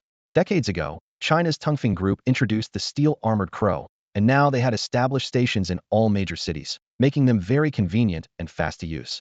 Su Wen and Su Chuan prepared to fly back. Su Chuan had wanted to spend a couple of extra days wandering around Huafeng City with Su Wen, but Su Wen refused. At this moment, all he wanted was to return and brag to his best friend Qin Yu's father was a friend Su Chuan had made after arriving in Yunda City and was also a gym-level trainer. Although Qin Yu's father hadn't opened a gym, he and Qin Yu's mother both enjoyed joining China's secret realm exploration teams. However, when Qin Yu was 7, his father's exploration team accidentally trespassed into the territory of a heavenly-level aluminum steel dragon and tried to steal one of its spirit eggs. The dragon retaliated furiously and the entire team was wiped out. Only Qin Yu's mother escaped, thanks to Qin Yu's father sacrificing himself to cover her. Sadly, she was gravely injured and passed away not long after, entrusting Qin Yu to his grandmother's care before her death. Though orphaned, Qin Yu's life was relatively stable thanks to subsidies from China, as well as the care of Su Chuan and another friend of Qin Yu's father, Zhou Li. 6 months ago, after Qin Yu's grandmother passed away, both Su Chuan and Zhou Li wanted to take Qin Yu in, but he firmly refused. This time for the high school entrance exam, both Qin Yu and Su Chuan had applied to Yunda City's top high school, but it was still uncertain whether they would be placed in the same class. Su Chuan had prepared several high-quality general-type spirits for Qin Yu to choose from, while Zhou Li brought some fighting-type spirits. However, Qin Yu politely declined both offers, saying he had his own plans. Although no one knew exactly what he had in mind, Su Wen knew his best friend was always strong-willed. If Su Wen was right, Qin Yu's favorite little spirit was probably of the ghost type. Qin Yu's favorite type of Pokémon was probably ghost types. He didn't even realize when it started, but he had developed a strong fascination with all kinds of strange and eerie supernatural phenomena. For a while, Su Wen felt like Qin Yu himself had taken on a somewhat spooky aura. That morning, Su Wen boarded the maglev train from Yun City and by afternoon completed his trainer registration in Huafeng City. When he stepped through his front gate late at night, Wang Xian had already set a steaming hot meal on the dining table, quietly waiting for the father and son. "Why didn't you just eat dinner in Huafeng City before coming back?" Wang Xian asked with a mix of amusement and gentle scolding as she watched Su Wen devour the food greedily. "If we ate there, would have to stay overnight," Su Chuan explained for his son while bringing a special meal box for the little Charmander. Xiaowen wanted to come back early to bond with Charmander. The little Charmander beside them had its head happily buried in the specially prepared Pokémon food, its tail wagging like a metronome with joy. Wang Xian couldn't help but lean down to rub its head and smiled. This little guy really enjoys his food. The recipe from the Zhu family breeder provided rich energy and balanced nutrition, but wasn't very flavorful. After reviewing the materials given by Zhu Tianxing, Su Wen decisively swapped out some energy-heavy ingredients for fresher ones that better stimulated the taste buds. Faced with such delicious food, Charmander instantly shook off the faint melancholy left from leaving the spiny mountain valley and fully immersed itself in the simple pleasure of human hospitality. Considering the variety of resources on hand, Su Wen wasn't worried about Charmander's growth stats. At the dinner table, the father, mother, son, and little Pokémon enjoyed a warm, harmonious moment. Suddenly, Su Chuan's phone blared a piercing alarm. Special dispatch. Yun City Gym-level trainer Su Chuan. Report immediately to Yun City Pokémon Center for assembly. Repeat. Special dispatch Yun City Gym-level trainer Su Chuan. Report immediately to Yun City Pokémon Alliance Center for assembly. The sharp electronic voice echoed through the living room, and Su Wen, Su Chuan, and Wang Xian all paled. This was a special dispatch order. This order applied to trainers nationwide, and once issued, the summoned individual had to comply immediately and unconditionally or face severe consequences afterward. Since Su Wen could remember, Su Chuan had only received 2 such orders before. The first was when Su Wen was 5 years old, when the Sakura Nation, instigated by the White Eagle Federation, crossed borders to provoke territorial sovereignty disputes with the Xia Kingdom. All master-level trainers in the east mobilized and annihilated the invaders at the coastal border. The second was when Su Wen was 9, when a king-level wild Tyranitar approached Yun City, and Su Chuan was ordered to intercept it. Both times had involved threats to the cities, or even the nation's security, showing the gravity of the special dispatch. Now, with a third occurrence, what, or who was threatening Yun City this time? There was no time to speculate. Once the alarm stopped, Su Chuan dashed to the backyard to recall the Pokémon resting there, including the ones on leave such as Wang. Inside, Wang Xian had already taken off her coat, draped it over her arm, and quietly stood by the door, waiting for her husband. "Dad, be careful," Su Wen called out to Su Chuan without looking back. The morning breeze stirred the wind chimes hanging under the eaves, producing a clear, tinkling sound. Su Chuan slung his travel backpack on his back and swiftly vaulted onto the broad back of the Pidgeot, leaving behind a casual, confident silhouette. He raised his hand and waved lightly toward the house entrance. Then the giant wings of the Pidgeot cut through the air as it took off, heading toward the Cloud City Pokémon Center. Su Chuan's figure gradually shrank until it disappeared into the clouds above the city. At the living room doorway, Wang Xian clutched her chest and took a deep breath before turning inside to switch on the TV. The channels flickered rapidly as she desperately tried to catch the latest news. Su Wen pulled out his phone and quickly logged onto the trainer's forum he frequented. A pinned post immediately caught his eye. Mystical realm entrance suspected about 13 miles south of Cloud City. Several trainers and civilians have been pulled inside already. My grandfather lives there. Please PM me any updates. Thanks. Normally quiet at this hour, the forum now erupted like a lit fuse with one post after another flooding the screen. Within seconds, Su Wen understood why his father had suddenly received a special assignment. Mom, it's a mystical realm, he said with relief, raising his phone high. If it's just a realm, Dad should be okay. But Wang Xian wasn't comforted at all. The morning news was playing on a loop, but she hurriedly took the phone from Su Wen and scrolled through the posts, her expression grim. Your Uncle Chun and Aunt Chun died because of a mystical realm incident years ago. Your father must be in the first assault team. I hope there aren't any dangerous Pokemon inside this time. Cloud City had no league champions, and the entire Xia Nation had fewer than 200 champions. Su Chuan, the top trainer of Cloud City, had to be on the front lines. Don't worry, Mom. Su Wen tried to keep his voice steady. Dad asked for Deputy Wang to oversee things. Even if they can't win, they can still retreat safely. Wang Xian pressed her lips together and nodded softly. Su Wen turned off his phone and thoughts about the mystical realm raced through his mind. A mystical realm is like a drop of water clinging to a sheet of paper, connected to the main world but not entirely part of it. The most famous realm in the Xia Nation is the Spirit World, a sanctuary for ghost-type Pokemon. It's said any ghost type can find their kin there, and trainers who can communicate with it are always favored by ghost Pokemon. Reliable sources say Xia once tried to develop the Spirit World but encountered overwhelmingly powerful Pokemon deep inside, and gave up. Su Wen always doubted this. Could any Pokemon really resist the government's full power? He suspected the League decided it wasn't worth the trouble. If the nation gave up, only god-level beings could be the reason Dialga the Time King, the mythical Marshadao, the shadowy nightmare spirit, maybe even the Thunder Crown King lurking inside. But which ones exactly? Or how many? No open source data confirms it. Su Wen could only glimpse vague clues in scattered ancient texts. By contrast, this new mystical realm in Cloud City was probably only mid-tier. If it were a large-scale realm, the League would have sealed off all info instead of letting the forum openly discuss it. Snapping back to the present, after calming Wang Xian, Su Wen bent down to scoop up the little Charmander circling his feet and pushed open the door. Whether it was mystical realms or legendary beasts, these things were far beyond a rookie trainer like him. All he could do now was focus on learning about Charmander's abilities and planning how to train it well. Charmander, be careful with the temperature of your tail. Set the furniture on fire. Su Wen gently patted the little Charmander's warm head and reminded him with a smile. The living room was softly lit, and the wooden furniture beside the sofa gleamed subtly.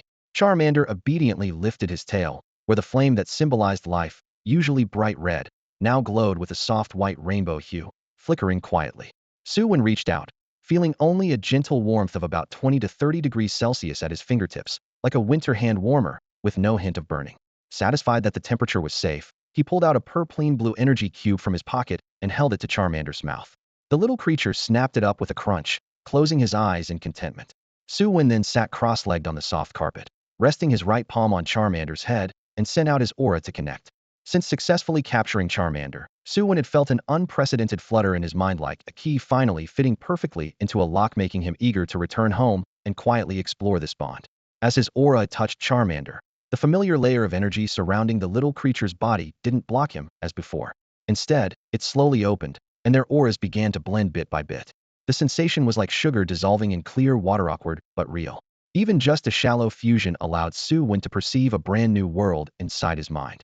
He could sense two bodies at once, his own limbs alongside Charmander's slender, yet power-packed frame. As their auras mixed further, he faintly caught the flow of fire-type energy within Charmander's body, and even glimpsed 6 skills deep in his consciousness. As long as the aura remained unhindered, it seemed he could guide that power. Yet reason quickly reminded him. This was just borrowing Charmander's strength, not true mastery. Hui! Charmander suddenly let out a light growl as the flame on his tail flickered sharply. Su Wen felt a tightness in his chest as a strong repelling force instantly separated their auras. He could no longer reach that energy. Too unfamiliar? He asked, rubbing Charmander's head. The little one tilted his head, nuzzling affectionately in his palm, even more attached than before. As he played with him, Charmander purred contentedly. Meanwhile, Su Wen quickly reviewed his discoveries. First, this kind of aura resonance seems effective only with the own Pokémon. His father's Pokémon was also close to him, but lacked this key-unlock connection.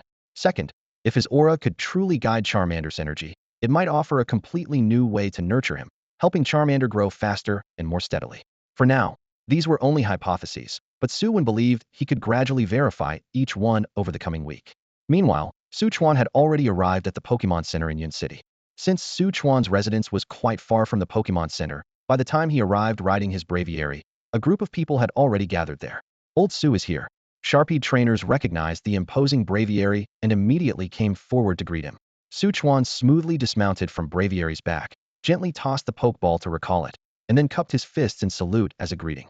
After quickly scanning the crowd, he approached a middle-aged man with a beer belly, sweating profusely. Director Wang, what's the situation now? This man, Wang Qing, head of the Yun City Pokemon Center, was a dominate-level trainer but had long been entrenched in administrative work, accustomed to routine. Yet now, large beads of sweat kept sliding down his temple. She was clearly very anxious. Since the alert about abnormal readings in the southern suburbs was triggered, both the research institute and the police chief had contacted him almost simultaneously. With only 4 years left until retirement, he had hoped for a peaceful end to his career, but at this critical moment, disaster seemed imminent. Still, his years of leadership experience helped him stay composed as he decisively issued a special directive. Wang Qing grabbed Su Chuan's hand and pulled him inside hurriedly, as if clutching a lifeline, whispering, "Director Su, come inside and listen." Then he raised his voice to the surrounding trainers. "Everyone, please come in, time is tight." The hall, usually a resting spot for travelers, had been temporarily converted into a command center, packed with computers, projectors, and communication devices lining the walls. As 11 Yun City gym-level trainers arrived one after another, Wang Qing led the group in front of a giant screen. "Please take a look." This footage was captured by the Vanguard team. On the screen, the once lush and green southern suburb was now enveloped in a pale blue water-like veil. Inside this mist, hills rose and fell, dotted with many unfamiliar plants and trees, distorting the familiar landscape into something alien. Su Chuan's years of exploring secret realms immediately put him on alert. He spoke gravely. "This is merely a preliminary fusion. Secret realms should normally be self-contained spaces, but once they begin fusing with the main world, the process stabilizes and they are soon designated as forbidden zones." Wang Qing's face went pale. Director Su is right.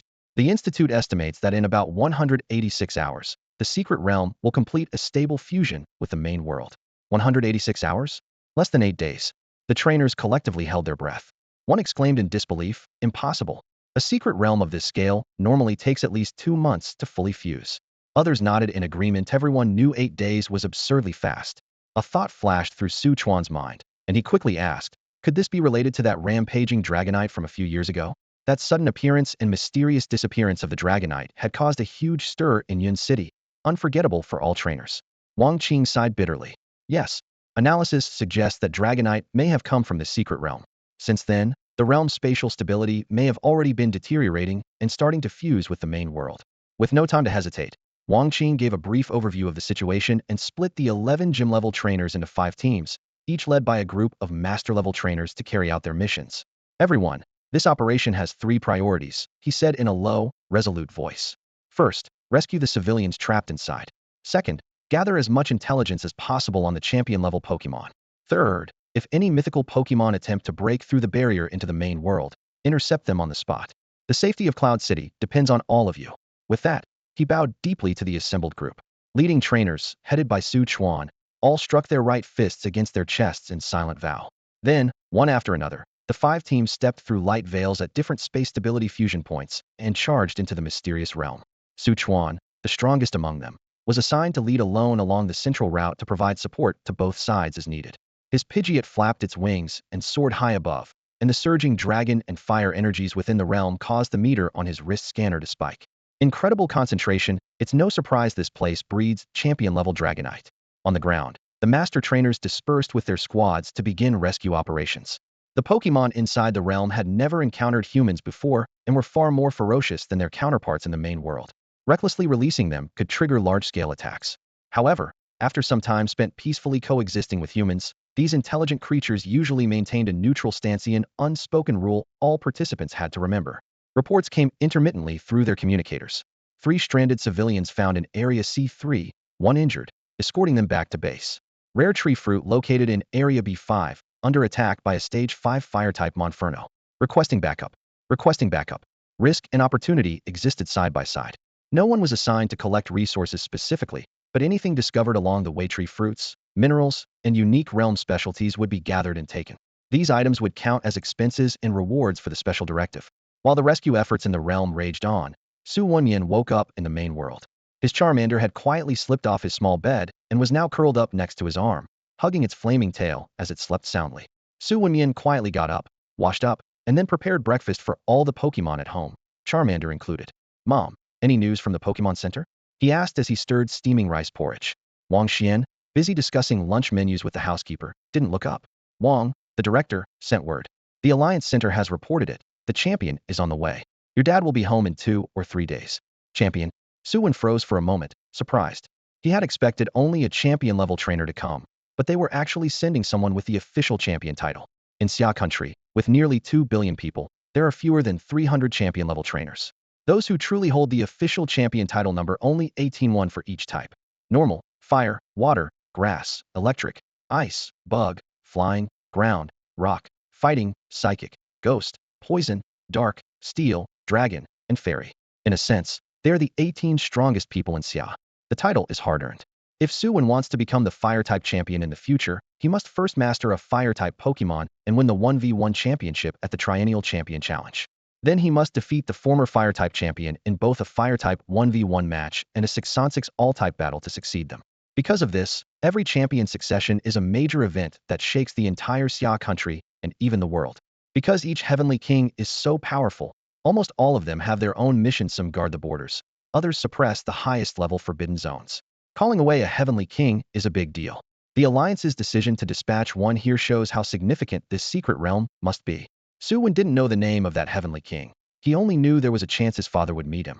Wang Xian finished checking the lunch menu in the kitchen and turned to see Su Wen still mechanically stirring his porridge with a spoon. She smiled and reminded him, "Eat quickly, or the porridge will get cold if you keep stirring." At that moment, the little Charmander had already licked its small bowl clean and was waving its tiny claws at the table, seemingly practicing dragon claws. Only then did Su Wen snap out of his daze, pick up 2 pieces of pickled radish, tilt his head back, and drink half a bowl of plain porridge. Afterward, he took Charmander's hand and walked toward the backyard. Dew still clung to the grass leaves in the early morning, and sunlight filtered through the fence into the small courtyard. After a night of rest, Su Wen felt his own aura once again merging smoothly with Charmander's. He activated the only detection device at home. After the screen glowed with a faint blue light, he said to Charmander, "Charmander, let's begin training. Start by actively absorbing the fire energy in the air." Yesterday's fusion practice had given Su Wen a rough sense of Charmander's instinctive rhythm for absorbing energy. Because Charmander had Charizard XS Mega Stone, the concentration of fire energy around him was nearly as dense as in Charizard's mountain valley. In the air of this small courtyard, fire elements swirled gently like pale red mist. Charmander closed its eyes, trying hard to catch those blazing particles. Within 5 minutes, its absorption speed had reached 6 or 7 times the rate of its usual unconscious state. But then it suddenly sighed, wagged its tail, and flopped down flat, entering play dead mode. Su Wen pressed a vein throbbing at his temple. He knew this little guy was spoiled at home, but such laziness still made him laugh and cry. His father's Pokémon would train for hours at a stretch. Squinting thoughtfully, Su Wen gathered his aura into an invisible thin thread, drawing nearby fire energy directly into Charmander's body. Charmander's eyes popped wide open, feeling like its internal energy balloon was inflating wildly. Every nerve screaming, "Absorb faster." Forced to cooperate, it activated its internal fire circuits at full power to swallow and digest the incoming energy. Su Wen rubbed his chin, amused. He could only help guide the flow. The actual absorption still had to be done by Charmander alone. After a few tests, he stabilized the energy injection rate at the safe limit of Charmander's body. The ratio became clear. If Charmander's natural absorption speed is set as 1, then when focused on training, it's about 5, and with aura guidance, it instantly jumps to 10. Half an hour later, Charmander rolled its eyes, tail stiff as if saying it'd rather burst from energy overload than keep training. Just then, Su Wen's own aura reached its limit, so he stopped the energy flow and took out an energy cube, offering it to Charmander. Chomp! Charmander bit it in one go, pressing down crumbs with its tiny paws, eyes closing in satisfaction, tail sweeping the ground. Its way of lying flat and wagging its tail looked just like a slowpoke. The energy contained in this energy cube wasn't anything extraordinary, but its scent was as sweet and comforting as candy meant to calm a child. Letting the little Charmander stretch and bask in the sun on the backyard lawn, Su Wen returned to his bedroom and emptied the resource supplies he had collected yesterday from Zhu Tianxing onto the table, picking out the flame stone.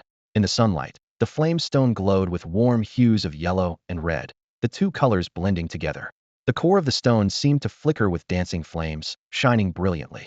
Su Wen wasn't sure about its exact purity, but according to the forum discussions, a flame stone with such a clear, vibrant color was never subpar. Holding the stone, he made his way back to the backyard, where he saw the little Charmander wagging its tail, chasing a butterfree that fluttered wildly around the yard, scared stiff into crouching on a tree trunk with its wings folded tightly. Charmander, Su Wen called, waving. The little creature turned and ran over. Su Wen pressed the flame stone to its chest. Here, try absorbing the energy inside. His own aura hadn't fully recovered yet. Though he could barely release it, he didn't guide the energy out of the stone himself, but let Charmander do it. Hearing the instruction, Charmander wrinkled its nose in reluctance. Only after Su Wen promised, "You can eat the energy cube freely after training today," did it nod sullenly, close its eyes, and start focusing. The energy in the flame stone was incredibly dense, otherwise, it wouldn't be used to trigger certain Pokémon evolutions. But for Charmander, it was like trying to soak up water through a thick sponge's low and taxing. After just 2 minutes, Charmander was so exhausted it plopped down with a thud, yet the flame stone hadn't even dimmed in color. Still, the rate at which it drew energy from the stone was much faster than catching fire energy from the air, probably because the energy inside the flame stone was gentler. Su Wen let Charmander rest a moment, then activated his aura to assist.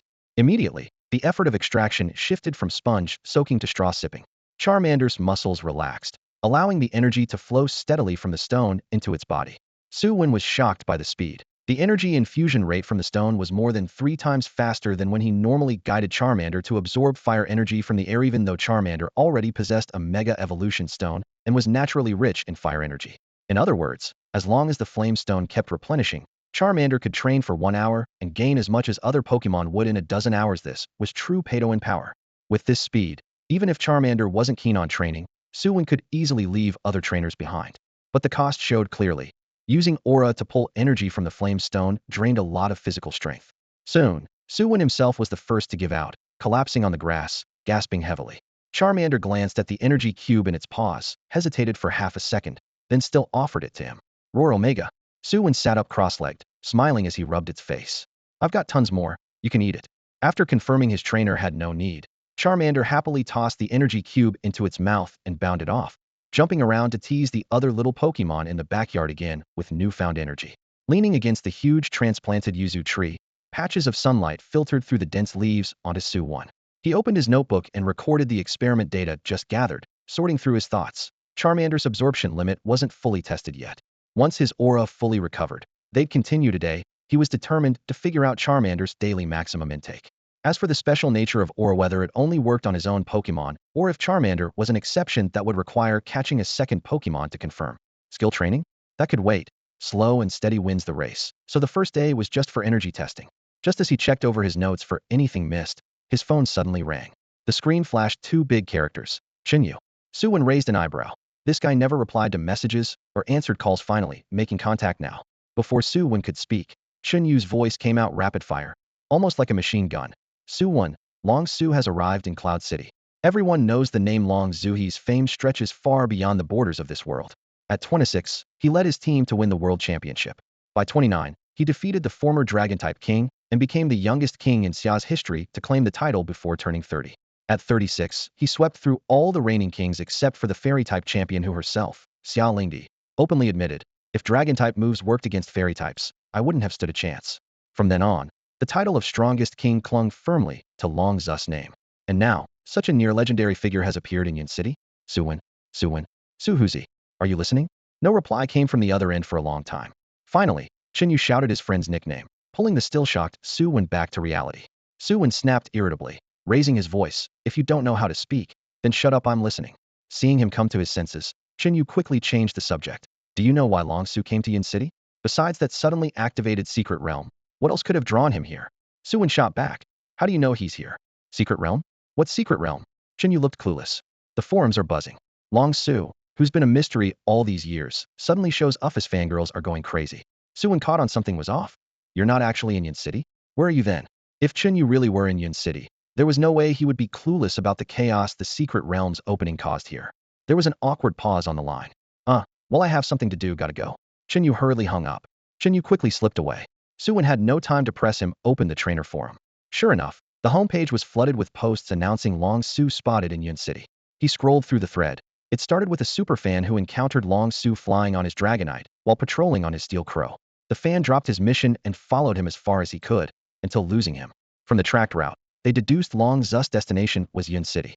Once the post went up, countless fans sprang into action searching for clues. Eventually, a trainer at the Pokémon Center caught a secret photo of Long Zu confirming the rumors. Wow, these obsessed fans are something else, Su Wen muttered with a mix of awe and disbelief. He put the phone away without looking further. His dad would see Long Su sooner or later, and then he could ask directly. If even his dad didn't know, there was no use guessing. As for sneaky Chen Yu, Su Wen thought, just wait until school starts and see where he tries to run off to. Stretching lazily, Su Wen felt rested. He plucked a pomelo fruit from a nearby branch, wiped it with his shirt, bit into the crisp, sweet flesh, and brought his Charmander close. All right, Charmander, let's keep training. Meanwhile, outside the Pokémon Center in Yun City, the atmosphere was electric. Crowds spilled into the streets. Trainers hovered above on flying-type Pokémon, circling low overhead. Honey, I love you. Long Su, please give me your autograph. Long Su baby, mommy loves you. You're a guy? On the center's third floor, behind a tall floor-to-ceiling window, a handsome young man leaned on the railing watching the commotion below, eyes sparkling with amazement. Wow. Uncle Su, you really don't ever stop from 18 all the way to 88, huh? Behind him, Long Su, sitting on the sofa and holding a cup of fragrant tea, choked on his sip at what he heard. Setting the cup down, he sighed with resignation. Long Ming, you're getting more and more disrespectful. Opposite him, Manager Wang was holding some documents. Seeing the situation, he awkwardly pretended not to hear, clearly wanting no part in the uncle-nephew quarrel.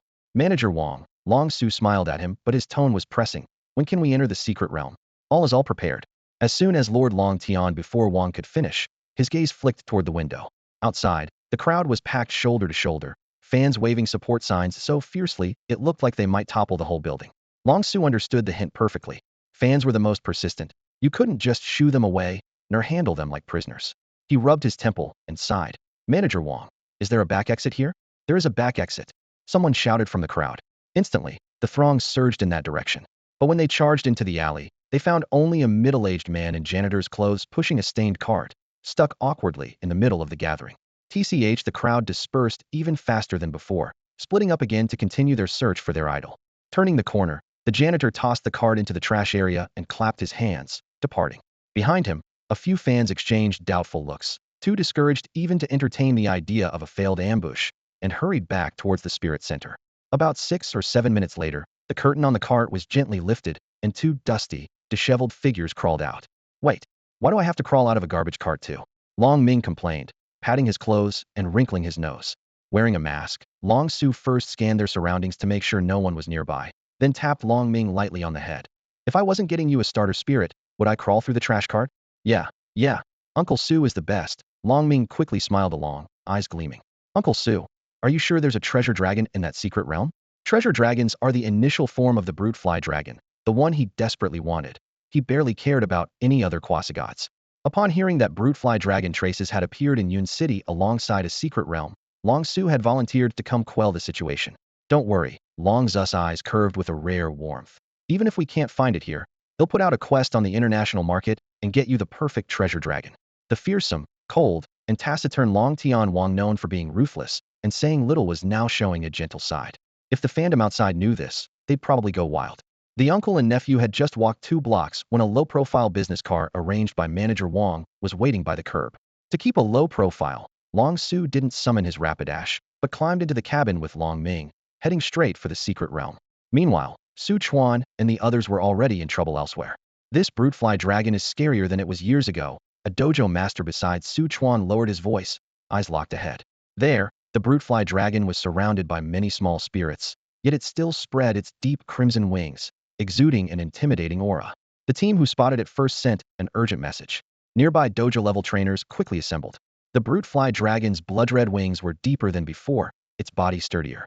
Were it not for the dreadful scar over its left eye, many almost doubted they had the right target. A strong dojo master suggested testing it first, having Elielu Rado step forward proactively, even considering trying a surprise attack. Unexpectedly, just a brief encounter was enough to cripple the gym leader's Aliardo. If it hadn't been for Su Chuan stepping up in that split second between life and death, and the Leaf King roaring as he charged to pin down the raging Tyrantrum, that poor Aliardo would have surely been shredded on the spot. It's the intimidation effect, Su Chuan murmured inwardly, though on the surface he merely shook his head slightly. The gym leader had clearly underestimated the ferocity of the Tyrantrum before him, while overestimating the frail constitution of his own Aliardo. Tyrantrum's ability to intimidate acted like an invisible chain, greatly weakening the attacking power of nearby Pokémon. Aliardo's naturally weak defenses were torn apart the moment Tyrantrum's claw ripped through its protective psychic shield, instantly rendering it incapable of fighting. Even the muscular, raging Leaf King had to rely on several support-type Pokémon continuously casting buffs and heals just to barely hold back the howling aerial tyrant. But everyone knew deep down at this rate, they stood no chance against Tyrantrum. "We can't keep fighting like this," one trainer, sweating heavily, leaned over to quietly suggest to a companion during a brief pause.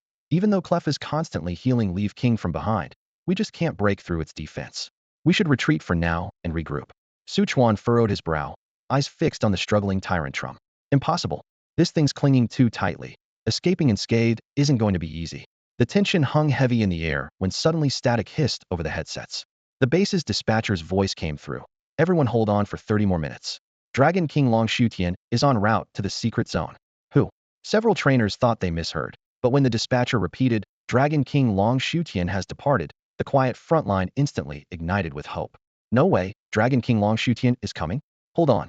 Just 30 more minutes the king will teach this Tyrantrum what it means to be a real dragon." The exhausted trainers sprang back to life, clenching their pokeballs, ready to fight as if they could already see the Tyrantrum being beaten down and crushed. Su Chuan exhaled heavily. As temporary leader, he bore the safety of everyone on his shoulders. Hearing reinforcements were coming at last, much of his burden lifted.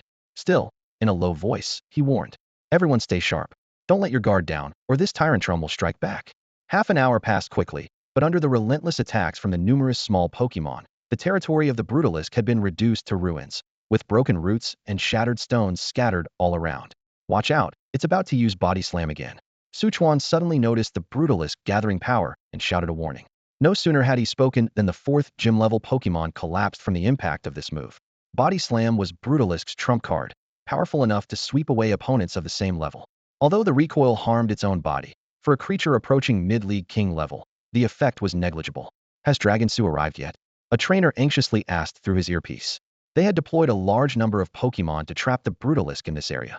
Without their seamless teamwork and the fact that Brutalisk had no trainer directing it, this team would have already been wiped out. "He's here." But the reply didn't come from the earpiece. Instead, it sounded from behind them. Everyone turned around in surprise to see Long Su walking over and nodding slightly at Su Chuan.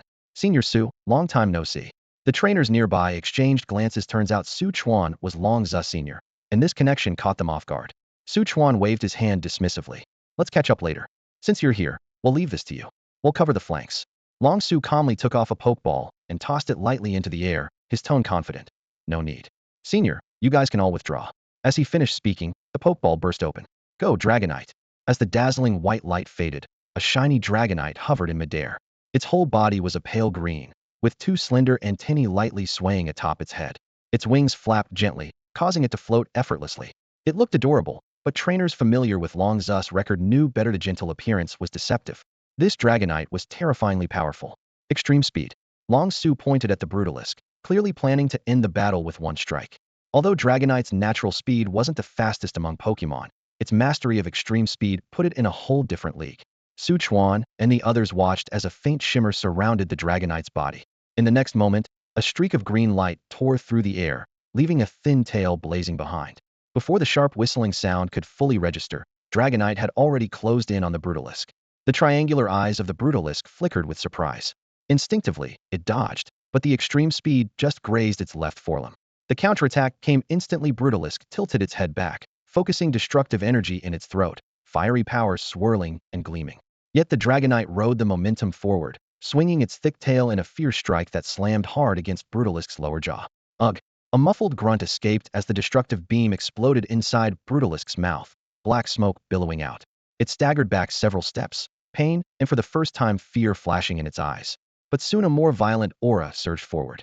A crimson sheen instantly covered its dragon-like eyes, its presence rising like stacked blocks, weighing heavily on many of the watching trainers' chests. "It's using reverse scale." Su Wen recognized the move from a recent encounter with the Charizard tribe leader, making him all too familiar with its danger. However, the Rampardos was clearly less skilled than the Charizard captain.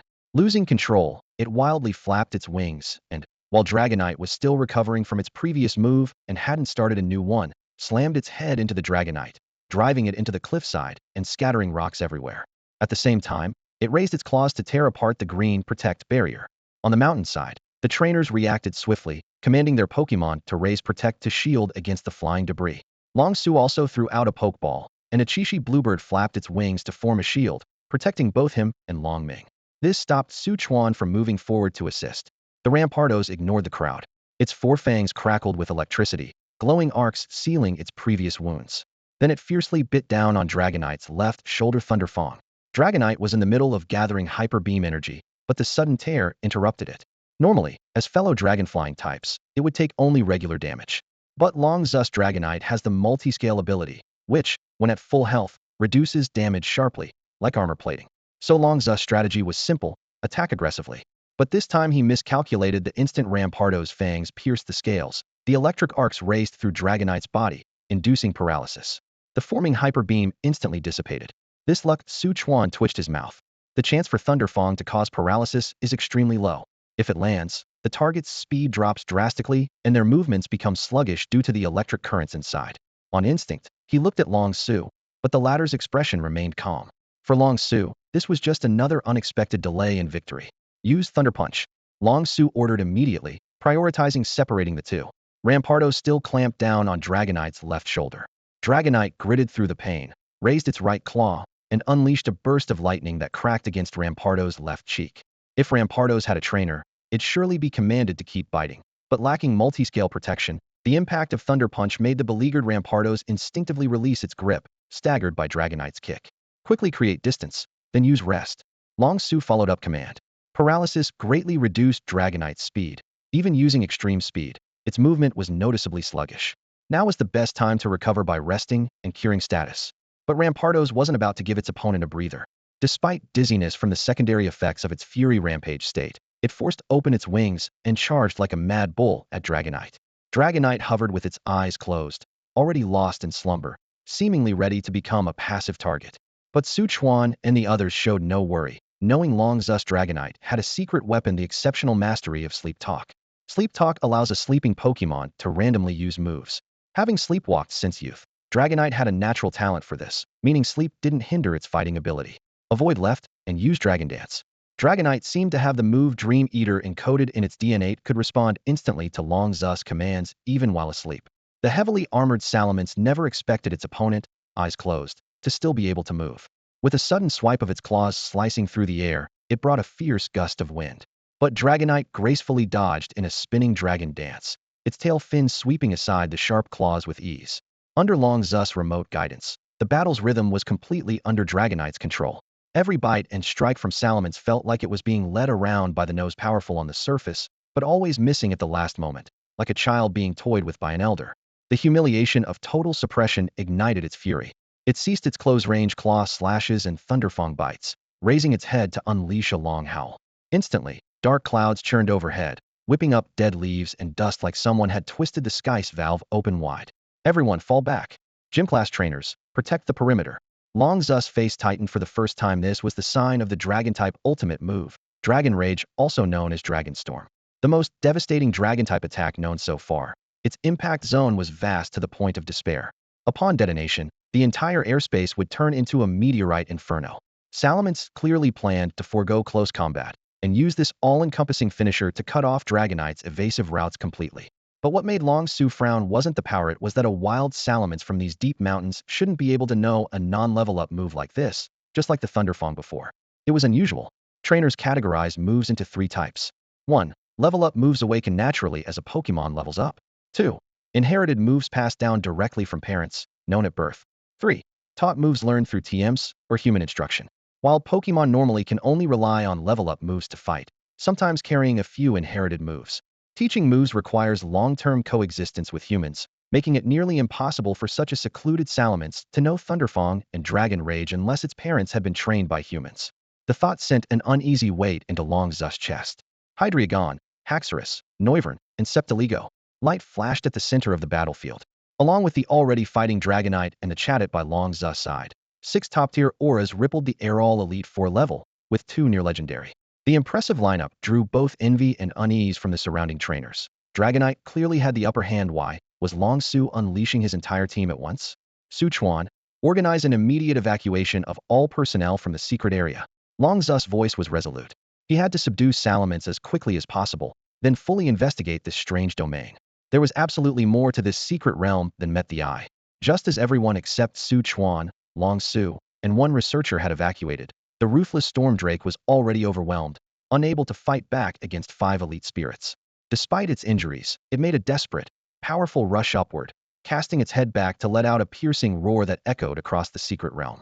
In the next moment, the 5 King-class spirits unleashed a coordinated barrage of attacks. Within less than a minute, the Storm Drake was battered and bloodied, crashing heavily to the ground. Its rough breaths mingled with the metallic scent of blood. The researcher who had stayed close to Su Wen suddenly sensed something amiss. His fingers trembled as he tapped his wrist device, his voice weak. Long Su, King Class. The energy concentration in the secret realm is rising rapidly. Long Su had no time to tend to the fallen Storm Drake's wounds or capture it. He immediately called to Su Wen and the researcher, turning swiftly to flee toward the exit. What level alarm line have we reached? Long Su asked while running. It's almost hit the first level. The researcher's voice quivered. Level 3 signaled possible presence of King-class spirits, but level 1? Cold sweat broke out on Su Wen's back, chilling him to the bone beneath his clothes. Beads of sweat dripped from the researcher's forehead as he frantically typed on the keyboard atop the Chishi Bluebird. The data shows the energy source is at the center of the secret realm, he announced, instinctively looking west, the direction with the strongest energy. Without waiting for further warning, Long Su and Su Wen felt a surging shockwave crash toward them. Centered on the towering snow-capped mountain that pierced the clouds, the rippling energy swept aside the mists. Forests trembled and leaves rustled, yet every spiritol flying, swimming in lakes, or lurking in the woods watching the trio fell instantly into an eerie, deathly silence. All faced toward the mountain, standing in solemn reverence. A silent, sacred atmosphere radiated in waves from the energy, causing a chill that made the scalp tingle. Limu. A clear, ethereal voice echoed sharply from the distant sky. Under any normal circumstance, Su Wen would have admired its beauty. Yet now, trapped in the secret realm's tense stillness, he wished only to leave. In his heart, a silent prayer. Please, let the owner of that voice not appear. Just call twice and stop. But fate had other plans. Boom. The snow mountain cracked open and a spirit shot skyward, silver-white wings slicing through the swirling clouds. Its entire body was pure white, without a speck of color. To Su Wen, only the word sacred could describe it. Its form seemed a fusion of a white bird and a giant western dragon. Soft, feather-like fur covered its body. Deep blue eyes contrasted starkly with black scara, enhancing its mystery. Long, cloud-like tufts of white hair flowed atop its head like spear tassels caught in the wind. Its wolf-like face gleamed with cold light. Along its neck, 2 metallic rings shimmered coldly. Soft belly fur wrapped its chest tightly. The feet were sharply defined, with hard ridges shining faintly along the outer sides. Front paws bore long, silver claws, while the back feet lifted like high heels, the tips razor-sharp. Mirroring the neck's rings, its tail root was also bound by 2 glossy bands. Beneath the bands, a structure resembled an engine casing. The tail's end flowed lightly like a white flame that burned without smoke. Its overall tail shape reminded Su Wen of the sacred fire torch from the Fengwang Cup. Watching the white dragon, Risharamth embodiment of purity tearing through the clouds like a fighter jet, Long Su muttered to himself. Such a complex mix of emotions had never been seen on Long Zu's face before. Longing, fear, eagerness, confusion, all written plainly in his expression. Yet Reshiram gave them no time to dwell on it. With a single dive through the sea of clouds, it locked onto the 2 intruders who dared to invade its home and panic fly in the air. In the next instant, bright azure flames erupted violently from Rishiram's throat, like a towering wave slicing through the sky. Su Wen had never seen such a move before. His heart trembled slightly while Long Su quickly snapped out of his daze and switched into battle mode. Hold the line, he shouted fiercely. Aside from the Chishi Bluebird carrying him and the researcher, the other 5 little spirits formed a tightly stacked phalanx behind, combining forces to raise a shimmering teal-light shield. At the same time, Su Wen and Long Su urged Pidgeot and the Chishi Bluebird to gain altitude and escape. The blue flame crashed against the green barrier like raging fire melting snow, silently eroding the shield. First layer, second layer, until the 4th layer finally wore down, gradually dissipating the wave of flames. Strangely, Reshiram did not press the advantage. It lingered silently high above, watching the two flee as if testing something or perhaps just too indifferent to finish them off. The moment Long Su and Su Chuan swept out of the secret realm, the spatial gateway snapped shut like a falling gate with a sharp click, and the entire entrance vanished without a trace. If not for the dozens of staff and trainers lingering all around the mountainside, one might have doubted the realm had even appeared. Long Su Tianwang, what's the situation? The chief steward arrived with other senior officials, quickly surrounding them. We'll talk later. Long Su replied briefly, signaling for Su Chuan and the researcher to follow. Su Chuan took a deep breath, realizing that some long-hidden mysteries might finally be about to unravel. From Su Chuan's perspective, the past 2 days had been the most intense and thrilling of his life, truly a brush with death. Within just 48 hours, he had been exposed to a trove of top-secret information that normally would not be revealed until he reached the level of a king-class trainer. It was only by a rare stroke of luck that the Pokémon League had entrusted him with these truths so early. Meanwhile, the researcher accompanying him had been urgently reassigned to the imperial capital to take over follow-up work. To Su Wen, however, his father had merely been out for a stroll for a couple of days. Before Su Chuan even had time to finish exploring Charmander's inherited moves, he arrived home weary and dust-covered. Seeing his father so exhausted, Wang Xian didn't say a word. She grabbed a basin of hot water and headed into the bathroom, then started cooking lunch, making it clear she wanted Su Chuan to rest properly. At the dining table, Su Wen pulled up a chair next to his father and lowered his voice, though his curiosity still shone through. "Dad, what happened? Why did the secret realm suddenly close? I couldn't even find any posts about the Cloud City secret realm on the forum." He understood well that this was most likely the League's doing. The sudden disappearance of a realm about to merge with the real world was suspicious in itself. Su Chuan only reached out to ruffle his son's hair and replied casually, "Nothing serious. The realm was unstable, so they shut it down early." He remained tight-lipped about the details. Su Wen gave a skeptical look. Obviously, he didn't buy it. In fact, his friend Xin Yu had just messaged him saying that someone in the adoption section of the forum claimed to have seen Dragon King Su Tian fleeing hastily from the realm with 2 others. A secret realm that could drive off the strongest king obviously wasn't ordinary. That post was deleted in less than a minute. Without Xin Yu's constant forum presence, it would have been impossible to catch. Su Wen knew his father wouldn't say more for now, and he didn't push. Without the power to dig deeper, asking was pointless. After ensuring Su Chuan was unharmed, he headed back to the backyard to continue training Charmander. That morning, he had intended to test if Charmander could fully use all 3 inherited moves. But Charmander barely managed to summon a faint green glow on its claws. The moves Dragon Scale and Dragon Dive failed outright. There was still a long way to go. Surprisingly, though, while Charmander hated boring drills, it was extremely diligent in practicing moves. Su Wen had left for only 10 minutes, expecting it to slack off, but Charmander was patiently swiping its claws repeatedly in the clearing. The slashing air carried a faint cutting sound. "Take a break," Su Wen said with a smile, motioning to his companion. Charmander came over, looking downcast, pointing at its still intangible claw blades far from battle-ready, or even properly formed. Su Wen patted its head encouragingly. "Dragon Claw is the top-tier claw move, not something you master easily. We'll start with a basic claw strike practice first." There was also the matter of type synergy. When a Pokémon uses moves that match its own type, the power is significantly amplified. The problem was Charmander hadn't yet acquired Dragon type, so even if it learned Dragon Claw, it couldn't unleash its full strength. Fortunately, Su Wen had already obtained a Mega Charizard X Mega Stone. If he could secure the evolution key as well, Mega Charizard X would gain Dragon typing. Even without Mega Evolution, learning Dragon moves would expand Charmander's offensive options. If Dragon-type Pokémon weaken the power of Fire-type moves in battle, then Dragon-type moves become a razor-sharp sword. Su Wen quickly weighed the situation in his mind. Charmeleon's primary types are Fire and Flying, so he should focus on honing these 2 types first, with Dragon-type next, and consider supplementing other types based on coverage. At this stage, the Charmander only knew the inherited moves plus Scratch, Growl, and Ember. Scratch and Growl were essentially like throwing a wild punch or making noise, almost useless to train now, much like a baby's punch compared to a seasoned fighter's strike. Once Charmander's strength reached the 1st rank, Su Wen planned to formally teach it combat techniques. Flowing with aura energy into Charmander, Su Wen entered that perspective of human and Pokémon fused as one once again. After some exploration, he realized that fully merging was the most exhausting, whereas just channeling energy and assisting training allowed the connection to last longer. The 6 star-shaped symbols representing skills still hovered quietly in his consciousness. "Charmander, use Ember." He didn't need to speak. His intent was sent directly through aura to Charmander. The little Pokémon looked surprised at how Su Wen spoke mentally. Then its tail flames surged, temperature spiked, and with a flick of its tail, a small ember drifted out. At the same time, Su Wen's consciousness was abruptly thrown out of his body. A sharp sting in his tailbone reminded him that the move felt as if he had executed it himself. His mind jolted and the aura connection instantly broke. After calming down, he reconnected, Ember, again.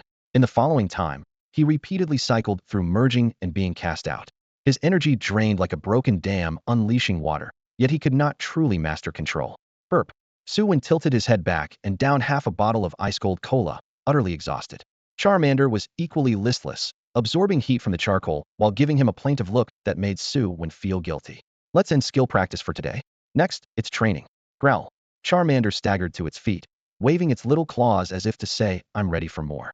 Su Wen smiled to himself and, to reduce resistance, split the 2 hours of training into smaller sessions.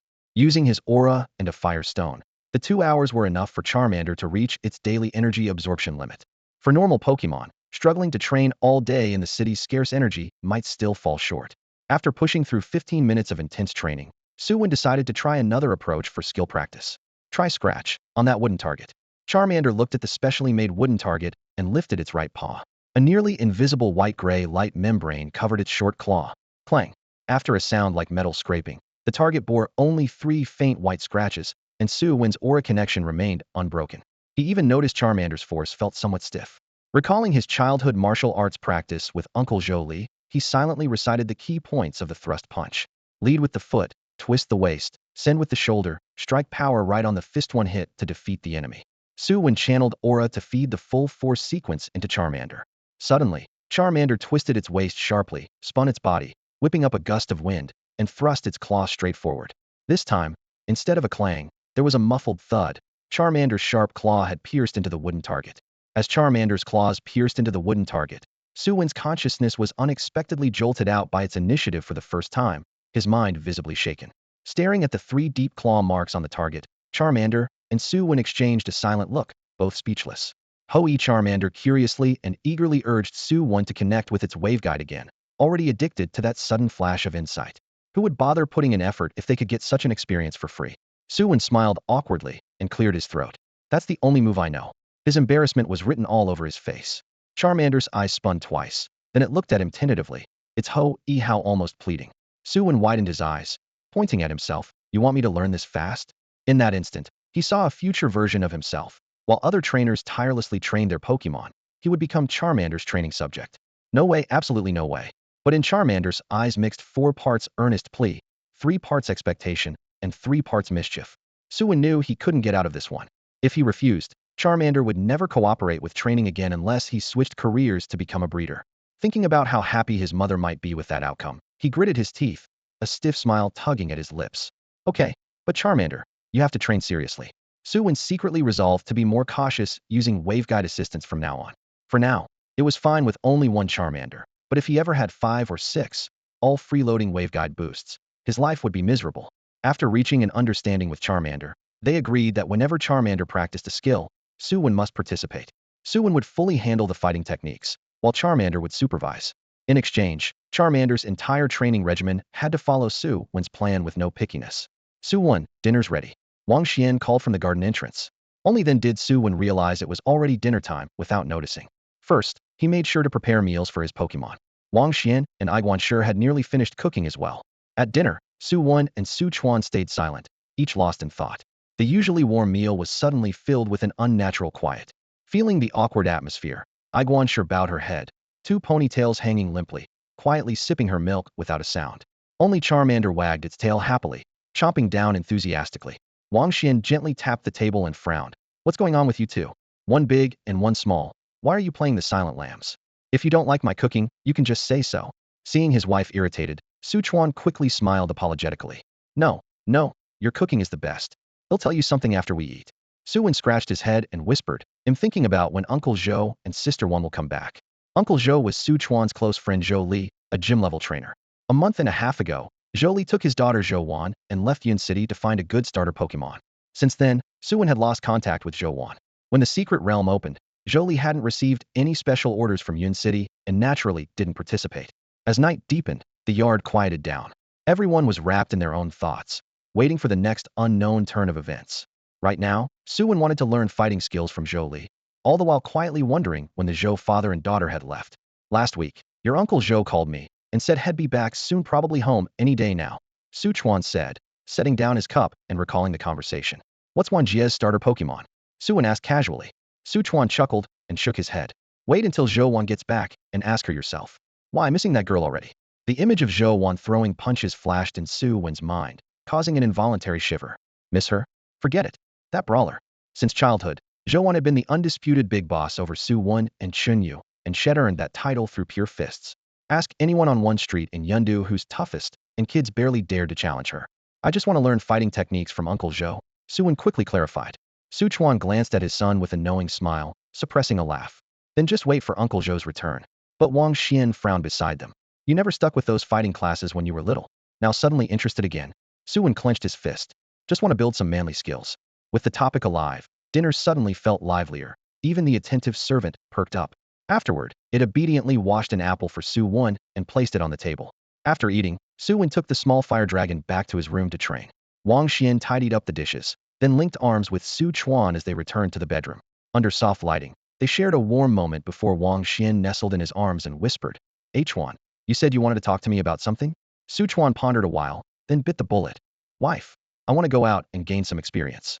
During the Secret Realm trip, he painfully realized that being the strongest gym-level trainer wasn't enough. Even the so-called strongest ace, Long Su, was forced to flee in disgrace by that white dragon, Reshiram. How could he protect his wife and child? He needed a chance to become stronger. He expected reproach, but Wang Xian only grasped his hand gently. Okay, you don't oppose? Su Chuan was surprised. Wang Xian tapped his forehead. You really think I'm unreasonable? You're a trainer, and you stayed in Yundu all this time for me. If you want to explore again, there must be a reason. She paused calmly and looked at him tenderly. Xiaowen's so sensible, what do I have to worry about? How could I ever hold you back? Su Chuan was stunned, then suddenly caught on. Wait, you're coming with me? Wang Xian rolled her eyes. What? Did you already make plans with some female trainer? Her tone was casual, but the implied threat scared Su Chuan into quickly swearing he hadn't. They agreed.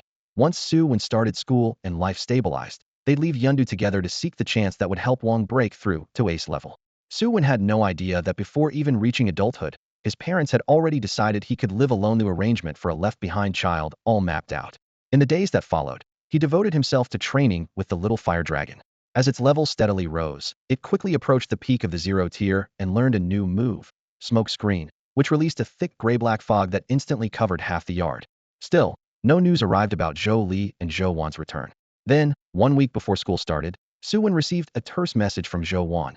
Just got home. Call if you need anything. Brief and blunt, so like Zhou Wan. Su Wen nodded and dialed her number. Sister Wan. As soon as the call connected, Su Wen's voice softened instantly, carrying a subtle tone of flattery. What's up? The moment I stepped out, you flooded my phone with 17 or 18 missed calls. There were so many messages I didn't even bother to scroll down. Came the brisk female voice on the other end, sharp and decisive, clearly a girl who got things done. Su Wen held the phone to his ear, stood on tiptoe to glance around the empty living room, then lowered his voice to ask, Sister Wan, is Uncle Zhou home? I want to learn some fighting moves from him. You? Zhou Wan sounded a little surprised. Remember how I dragged you to train for a whole month, and you said it was too exhausting? What suddenly got you interested now? Scratching the back of his head, Su Wen smiled awkwardly. Times have changed. I've got to toughen up this little body. But inside, he was silently groaning. If it weren't for Charmander, I wouldn't want to touch fighting at all in my life. A cryptic chuckle came from Zhou Wan. He left right after dropping me off to run errands. You'll have to train with me. In an instant, Su Wen understood the meaning behind his father's strange smile. Last night they must have already made a secret deal with Uncle Zhou. Looks like he would only be training with Zhou Wan. Licking his dry lips unconsciously, Su Wen quickly agreed before she could get impatient. All right, Sister Wan, they'll come over this afternoon. I've got to watch over the dojo in the afternoon, Zhou Wan said casually but firmly. Come tonight then. Be at the training ground at 6:30, and don't forget to bring your Charmander, so I can see it. Hey, what's your starter Pokémon? Su Wen asked on a whim. He wasn't surprised that Zhou Wan already knew his starter was Charmander's father, and Uncle Zhou must have been bragging about having a rarely accepted by top-tier Charizard to show off. Zhou Wan just replied mysteriously, you'll find out when you get here. Then she hung up. Su Wen pocketed the phone and looked at the Charmander nearby, seriously practicing its claw strikes. He strode over and started squishing the round little face into all sorts of shapes. Charmander, for you, I'm really going all out. Charmander tilted its head in complete confusion, not understanding what sacrifice its trainer was talking about, staring at him with puzzled eyes. At 6:30 that evening, Su Wen arrived punctually at the training ground in the Zhou family dojo. The pupils had long scattered. The spacious area was empty except for Zhou Wan. Dressed in loose white training clothes, her ponytail tied high, she sat cross-legged patiently waiting. Beside her sat another Pokémon, also cross-legged, immediately catching Su Wen's eye. Far-fetched. But this far-fetched was clearly different from the usual ones found in Xia country. It had a sturdier build and darker feathers. The black-shaped mark on its forehead looked like two sharp eyebrows now, and the leek it carried was thick and solid, almost like a spear. It was unmistakably the far-fetched native to England. No wonder Zhou Wen had taken so long when picking out her starter. Charmander, feeling shy in this unfamiliar place, followed closely behind Su Wen, one tiny claw gripping his shirt corner tightly. Change into your clothes. Zhou Wen picked up a clean set of training clothes she had prepared earlier from the bench and tossed them to Su Wen.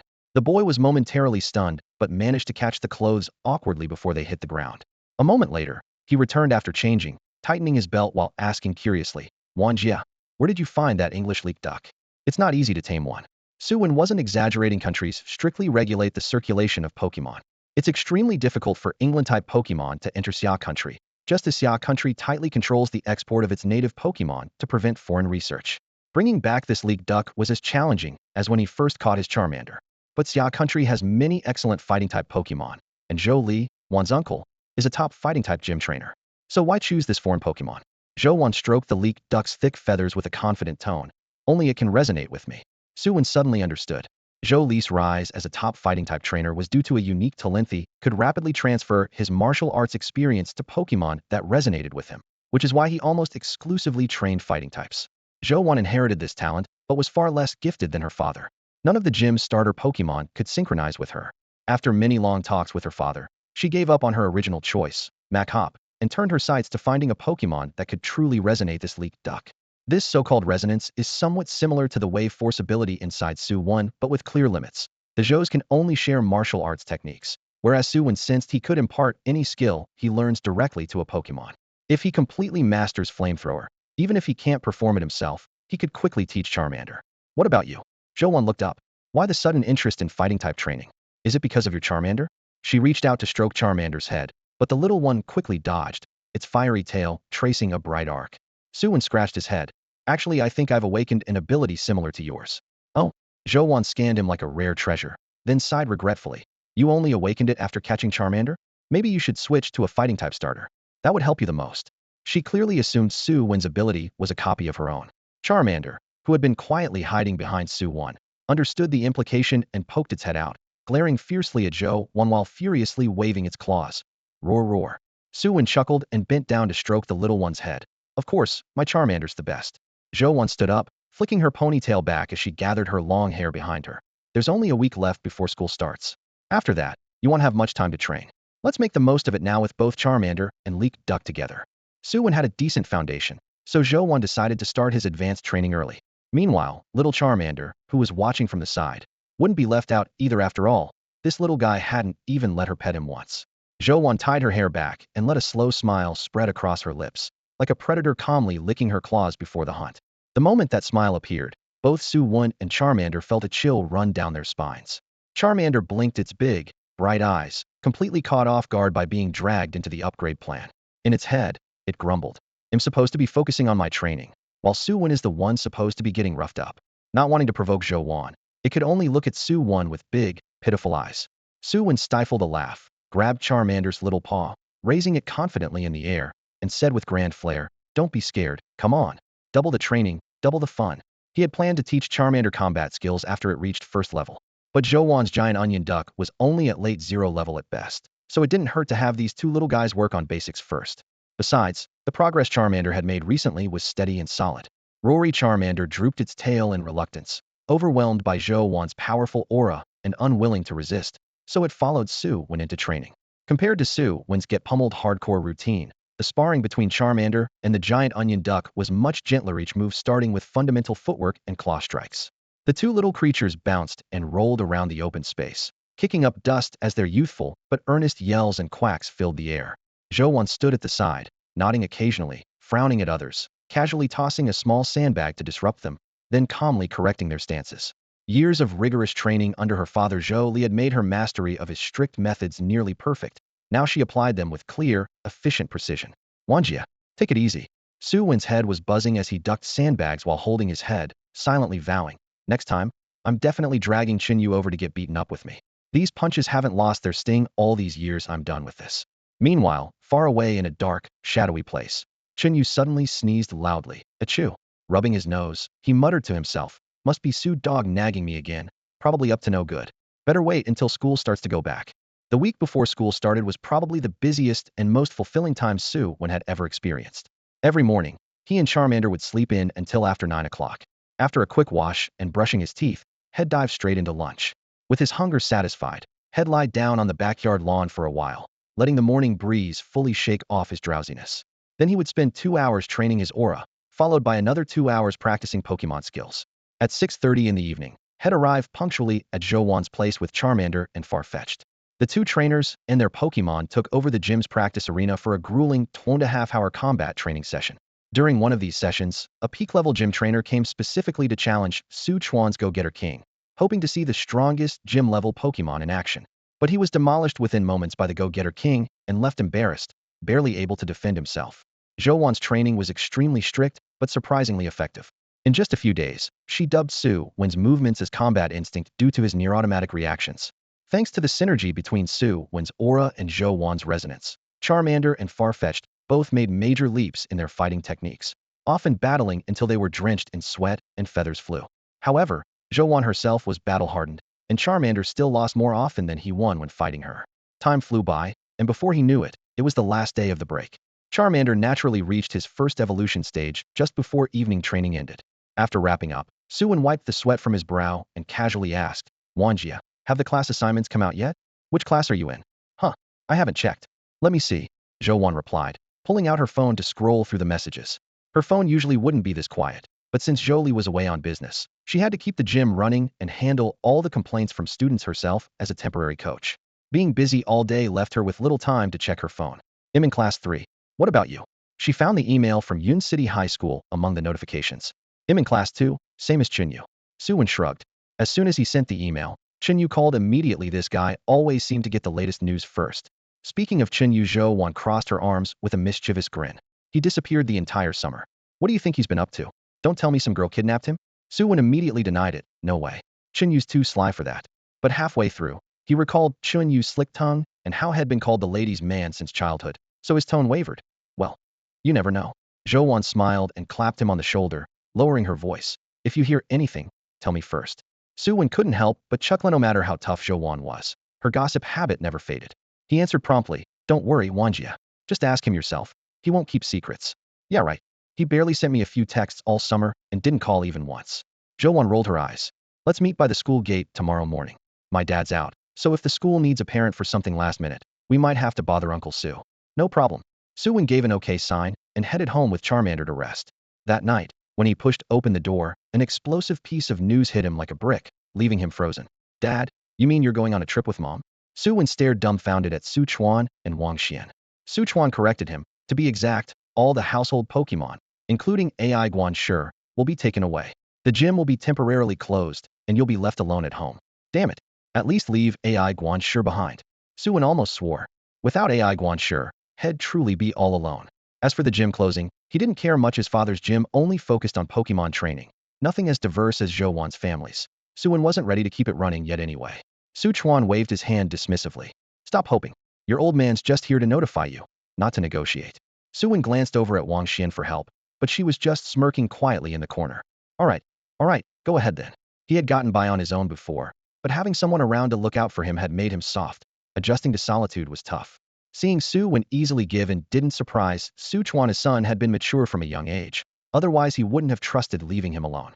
After giving final instructions, Su Chuan and Wang Xian immediately began packing. It looked like once Su Wen started school tomorrow, they'd set off. The ones who missed Su Wen the most were actually his Pokémon. Without Su Wen's cooking, they hadn't tasted that familiar flavor in a long time. The next morning, Su Wen woke on time and packed his bag with practiced ease, slinging it over one shoulder. I wonder what's different between high school and middle school. He munched on a piece of bread while thinking.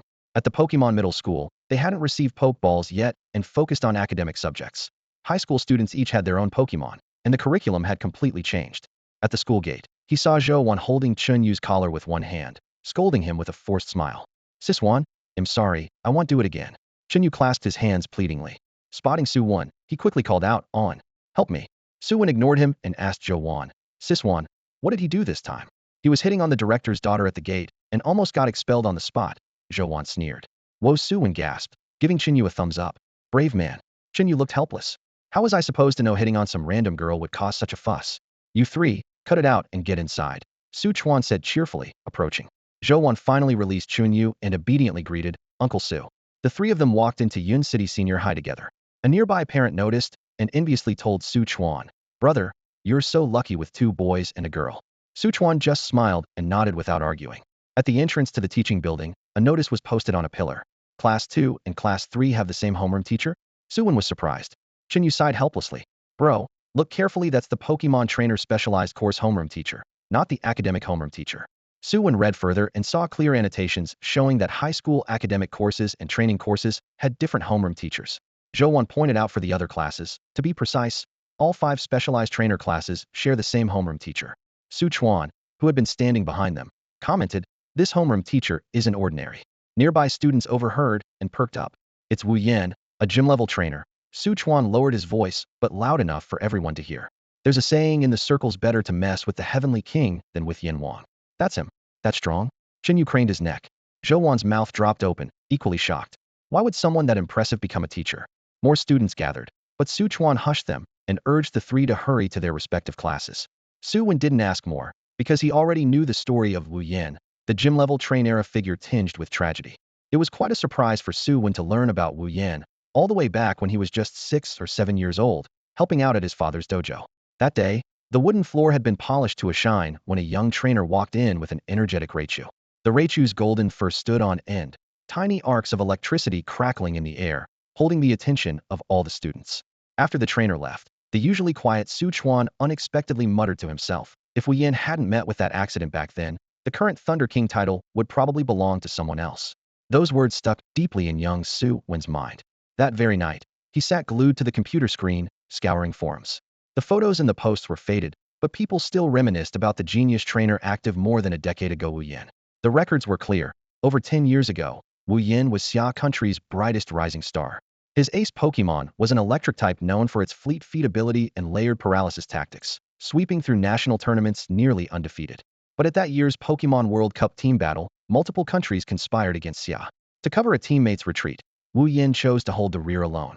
Tragically, all 3 of the Pokemon he brought perished in battle, including his half-step Thunder King-level electric Pokemon. After that, he vanished like a flame extinguished by the wind, never appearing on the field again.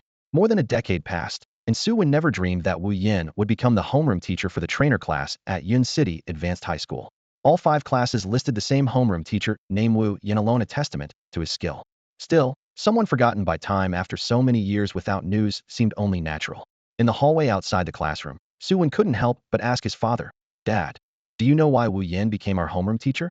He could tell Su Chuan wasn't surprised and probably already knew. Su Chuan shook his head. "There are some guesses, but nothing definite. Don't worry about it. You 3 just stick close to Wu Yan and learn well, I'll gain a lot." Chin Yu scratched his head nearby, sounding a bit doubtful. "Uncle Su, you're also a dojo-level trainer. Can Wu Yan really be stronger than you?" Caught off guard by the compliment, Su Chuan blushed slightly and gently patted Chin Yu's head. "You better not say that around others. If anyone hears it, Uncle Su might get roasted until he wants to disappear." Back then, Wu Yan sacrificed himself for Xia and his teammates to end up like this. Besides, his fans are all lively and strong. If the word spreads, and a Thunder King-level trainer happens to pass by, who knows, they might just sneak up and give me a surprise hit. "Got it, Uncle Su." Chin Yu sheepishly pulled his neck back. After sending Su Wan, Chin Yu, and by Luoyin to their respective classes, Su Chuan patted his son's shoulder and gave a low-voiced reminder before turning away from the school. Watching his father's retreating figure, Su Wen understood he probably wouldn't see his dad again anytime soon. "Dad, next time we meet, we both have to be stronger," he thought silently, clenching his fist. He knew his father wouldn't just leave home for a vacation. Even if that were the case, his mother would make sure he understood why the flowers bloomed so red. For both parents to be away at once, it was likely that Dad planned to challenge the Thunder King rank. When Shin Yu heard about Su Chuan's trip, he hooked an arm around Su Wen's shoulder and sighed dramatically. "Now the 3 of us are truly left without a care from either Dad or Mom." Su Wen pushed aside a tinge of sadness and quickly locked Chin Yu in a chokehold. "Be honest, what kind of starter Pokemon did you catch? You've been all secretive, disappeared the whole summer break." Wrong. Let go and he'll tell you." Chin Yu struggled against the grip, patting Su Wen's arm repeatedly, begging for mercy. Only then did Su Wen release him, stretching his wrist as he fixed Chin Yu with a sharp gaze. Chin Yu pulled out his phone, intending to show it to Su Wen directly, but Su Wen's puzzled face changed instantly when 2 glowing eyes suddenly appeared in the center of the screen. "Holy crap, Su Wen reeled backward, nearly falling until Chin Yu caught him just in time. TCH, never seen anything like this, huh? Chin Yu teased mercilessly. Steadying himself, Su Wen locked eyes with the glowing gaze and immediately recognized it. Rotom. Rotom, an electric ghost-type Pokémon, made up of electric ions. Its orange core was surrounded by a semi-transparent blue electric membrane, which could materialize into hands extremely rare. Its defining feature was the ability to possess various electrical appliances, taking on different forms. 5 battle-ready forms had been confirmed, along with their corresponding appliances. 1. Microwave heat Rotom. 2. Washing machine wash Rotom. 3. Refrigerator ice Rotom. 4. Electric fan spin Rotom. 5. Lawnmower cut Rotom. When entering one of these appliances, Rotom's form and attributes would change accordingly. Even without choosing these 5, by hiding inside phones, computers, or tablets, it could grant many extra functions to the device. Ah, you lucky guy. Su Wen's eyes practically turned green with envy. Had always dreamed of having a Rotom living inside his phone, auto-replying to messages, self-updating apps, waking him up with a cute voice. Just thinking about it was amazing. Suddenly, Su Wen's gaze darkened as he stared at Chun Yu. Wait, so all this time this summer, you weren't really chatting with me, yo, we're talking to Rotom, right? No, no, no. Chun Yu shook his head quickly. It just helped me keep an eye on all the notifications. No wonder Chun Yu was always the first to catch new posts. Even if they got deleted within a minute, turns out he had the best assistant right by his side. Where did you catch it? Su Wen couldn't help reaching out to lightly touch the red lightning-shaped sensor on top of the phone Rotom's sensory organ. It's a long story, Chun Yu sighed, but his eyes were full of pride. I awakened a special ability. Su Wen noticed the smug grin tugging at the corner of his mouth and gave him a swift hit. Both me and Wan Jia awakened one too, he said bluntly, snapping Chin Yu out of his fantasy of being the sole protagonist. Really? What abilities do you have? Wait, I can guess Wanjia's that martial resonance thing, right? What about you? Chin Yu had been sure he was the one with the protagonist's power, only to find everyone around him was no less remarkable. Su Wen's ability was complicated, but he summarized it simply. It's kind of like Wanji's. So I've been training in martial arts with her lately. Now tell me, what have you even been doing all summer? It all started right at the beginning of summer vacation when I suddenly awakened my abilities. Chin Yu still feels a bit unsettled thinking back on it. At the time, I was at home trying to decide where to find a part-time job for the summer when suddenly a Jengar passed right through the wall and scared me unconscious. When I woke up, I found myself in a dark, eerie forest. Su Wen's brow furrowed immediately. You went to the spirit realm? I nodded in confusion. You know about that too? I'm not completely offline, Su Wen said, spreading his hands with a helpless shrug and raising his eyebrows. Isn't there a girl in the Imperial capital who's fully bonded with a ghost-type Pokémon? What you described sounds exactly like her story, except she went in willingly. Thinking about it, I had to admit he was probably right. So I dropped the confusion and continued recalling what happened next. I was completely overwhelmed by fear. My phone was dead. I was stranded in an unfamiliar, dark forest, and the cold was so deep it seemed to seep into my bones. When I tried to call out, all I heard was silence. It felt like screaming into a void with no response at all. Just when I was on the brink of despair, a flash of blue and white light flickered through the shadows. It was Rotom. It hovered in the air, looking curious. I hadn't intended to capture it, just wanted a companion to talk to.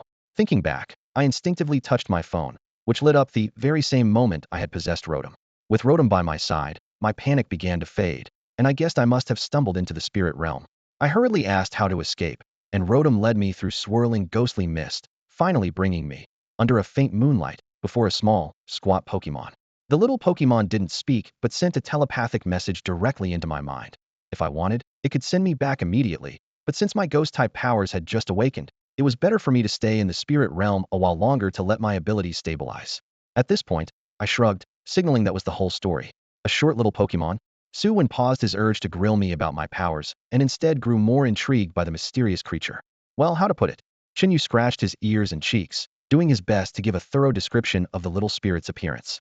It was a humanoid sprite, about 70 centimeters tall, its entire body seemingly formed from swirling smoke-like gray shadows. Around its face was a helmet-like layer tightly fitted to its skin. Atop the helmet stood 2 backward curving horns, with a small sharp horn rising between its ears. Its eyes glowed orange-red, but the pupils shone with a faint, eerie yellow. Above each eye was a yellow oval mark. Its wrists bulged slightly, like little lumps. A collar that constantly emitted wisps of smoke encircled its neck, and shadows curled at its feet, as if thick mist could spill forth at any moment. Su Wen listened carefully as Chun Yu spoke, swiftly searching his mind for all the information he knew about spirits. Within seconds, he locked onto the answer in his head. Mashadu. He repeated the name silently. I've never seen this kind of spirit before. How about we ask Uncle Su? Chin Yu nudged Su Wen with his elbow. Su Wen shook his head. Even my dad probably doesn't know. The Spirit Realm and the Alliance Center must have signed some kind of confidentiality agreement, or this would have been exposed a long time ago. Hearing this, Chinyu couldn't help feeling a bit disappointed. I see. So then, what's your ability? Su Wen knew clearly that talent stable enough to survive 2 whole months in the Spirit Realm was no ordinary gift. He glanced around to make sure no one was watching, then leaned close and lowered his voice. Let me show you. He crouched low and slipped toward the classroom door, then suddenly shouted at the top of his lungs, the homeroom teacher's here. The noisy classroom instantly snapped silent, as if an invisible hand pressed the pause button. Though no one had yet seen the new homeroom teacher's authority, the natural pressure was enough to hush everyone. Then Chinyu grinned cheekily and waved his hand. Relax, just kidding. If stairs could physically strike, Chinyu would have long ago been cornered by his classmates' rolling eyes and irritation. A girl in the row behind Su Wen even muttered dryly, is this what they call legendary social confidence? Chinyu paid no mind to the judging glances and briskly returned to Su Wen's side. Watch this. He raised his right hand, hovering his index finger above his phone's Rotom screen. A strand of shadow, thin as a hair, slowly descended and touched Rotom's surface, instantly merging quietly into the device. Su Wen opened his wave pattern sensing and caught sight of the faint black line with perfect clarity. Yes, it was definitely a real, physical ghost-type energy. This is my power, Chinyu whispered like he was sharing a secret. I can absorb negative emotions around me and convert them into ghost-type energy. That little bit of panic just now was barely enough to form this thin thread. Impressive, Su Wen said without hiding his genuine admiration. Although the conditions were strict, compared to the output, the cost-benefit ratio was terrifying. The Firestone's flowing flame-like substance was essentially solidified fire energy. By that logic, Chinyu was basically holding a dark stone in his bare hands and could directly feed the energy into his spirit's body. By comparison, Charmeleon would have to sweat just to absorb the power of a Firestone without Su Wen's help. This talent was seriously powerful. Chinyu smirked proudly. Right? Now, compared to that girl from the Imperial capital, who's stronger? Su Wen thought carefully for a moment before analyzing. It's hard to say. We only know that her starter spirit is a tier 4 overlord level Jengar. Just based on that, your talents are on par. But I suspect she's hiding even more abilities. The air carried a quiet tension as they each mulled over the strengths and mysteries that lay hidden behind those unique gifts. Chinyu rarely objected and instead folded his hands together. He nodded slightly and admitted, it's true that just having high affinity isn't enough to make the Alliance bend the rules and let me capture high-level initial spirits. In that regard, I'm definitely at a disadvantage. After a pause of less than 2 seconds, he raised his chin and regained his full confidence. But don't worry, just watch me reach professional level in 1 year, become a dominator in 2, a gym leader in 3, and a king in 4. Su Wen helplessly raised his hand to his forehead, treating Chunyu's bold words like background noise. Just then, someone shouted from the back of the classroom. The teacher is here. Seriously, enough with the jokes already. A boy in the front row complained without turning around. No sooner had he spoken than a couple of coughs came from behind, signaling him to look back. The boy turned to see a middle-aged man with a slight Mediterranean complexion standing so close to his face he nearly fell back into his chair in shock. Ignoring him, the man strode to the podium and wrote 3 large characters on the blackboard with flying, elegant strokes. Muhanji. Wiping chalk dust from his fingers, he turned and spoke clearly. My name is Muhanji. If all goes well, I will be your instructor for the next 3 years. I look forward to working with all of you. The startled boy was the first to start applauding, and the others gradually joined in. Muhanji raised his hand to quiet them. All right, let's start with the rules. Rule 1. Outside of training classes, no releasing your spirits anywhere on campus. For example, that Rotom. His gaze briefly landed on Chinyu, leaving Su Wen wondering how had noticed. Of course, Rotom can stay in your phone, but technically phones aren't allowed on campus. Technically? A bold student muttered quietly. Muhanji glanced at him and smiled with a hint of meaning. This rule will be explained in detail by your training teacher later. For now, I only say this except today. I don't want to see anyone bringing phones into the classroom tomorrow. He knocked on the blackboard as he continued. Rule 2. Theory classes are just as important. You know the college entrance exam is split evenly 300 points practical, 300 points theory, totaling 600, right? Yes, we know, came the noisy chorus. Well, hey Ray, something you don't know? Muhanji pushed up his glasses. In the 8 years since the reform, the highest and lowest average practical scores across grades can differ by 120 points, but theory scores differ at most by 35 points. Understand? If your practical score is low, maybe the test was tough that year. If your theory score is low, that means you're truly falling behind. The classroom fell briefly silent. I know some of you think I'm degrading practical training and exaggerating the importance of theory. He paused. Truth or not, I want you to look it up when you get home. Don't start this new semester with the wrong ideas. Any questions? His glasses reflected the light, clearly signaling he didn't welcome interruptions. Su Wen pointed out the window. Teacher, if we don't go get the book soon, we might miss the opening ceremony. Mu Hanji hesitated, glanced at his watch, and twitched the corner of his mouth. What's your name? Su Wen. Good. You're the temporary class leader. Take your classmates to get the books, then assemble immediately on the field. If you delay the ceremony, they'll dock a point from your performance. Inside, Su Wen felt like 1,000 stressed-out llamas stampeding. This was obviously passing the blame. He fought the urge to grab the poor man's thinning hair and instead loudly called out, "Let's go. Hurry up and get the books." Su Wen urged his classmates to quickly go get their textbooks. For Su Wen, this was nothing short of an unexpected disaster. Fortunately, his classmates were fairly cooperative, and with Chun Yu's help, he managed not to miss the opening ceremony. The sunlight was just right as the principal stood on the playground, holding the microphone and delivering an impassioned speech. In the lineup, Su Wen was still sore from carrying his books when he heard Chun Yu quietly mutter a complaint. "I'm starting to get it. This homeroom teacher not only loves speeches, but also holds grudges. We have to get along with him for 3 years." Su Wen rubbed his shoulder, half joking, half serious. Should I just apply to switch classes now? It wasn't just the two of them. The whole class had already formed a difficult first impression of Mu Hanji. Meanwhile, the man himself seemed oblivious, chatting cheerfully and laughing with a female teacher from class 3 next door. Within seconds, the nickname greasy middle-aged pervert quietly spread among the students. Since there were no lessons on the first day, the campus was unusually calm. The introductions wrapped up by 10:40, faster than any Su Wen had ever experienced. "Hi everyone. And my Pokémon is Bulbasaur." The only highlight was a girl with Bulbasaur. When it was Chun Yu's turn, he brushed it off lightly. "My Pokémon is Rotom." As soon as the words left his mouth, the classroom exploded with excitement. A few boys shouted, "Let's see it." But Mu Hanji shot them a cold glare and immediately silenced the room. Mu Hanji glanced at the wall clock. 40 minutes until class ends. At 11:30, let's go for lunch, okay? Cheering erupted throughout the classroom. Rarely had the homeroom teacher received positive feedback from the students. "Let's first decide the class representative," he added, his gaze briefly flickering over Su Wen. Everyone exchanged surprised looks. Choosing a class rep on the very first day? A girl at the front timidly raised her hand. "Maybe Su Wen?" Inside, Su Wen was screaming, "No way. Being class rep in my past life was enough. This life, I just want to coast through." But before he could protest, the others chimed in simultaneously, "Yeah." A few seconds later, the decision was made. Pushed up to the podium, Su Wen forced out a rehearsed speech about doing my best to serve my classmates, blah blah blah. Finally, at 11:30, just as he was about to dash to the cafeteria, Mu Hanji called him back. "Everyone else go on ahead. Su Wen, stay behind. I have something to discuss with the class rep." Chin Yu made a good luck face at him, then dashed away with a group of boys.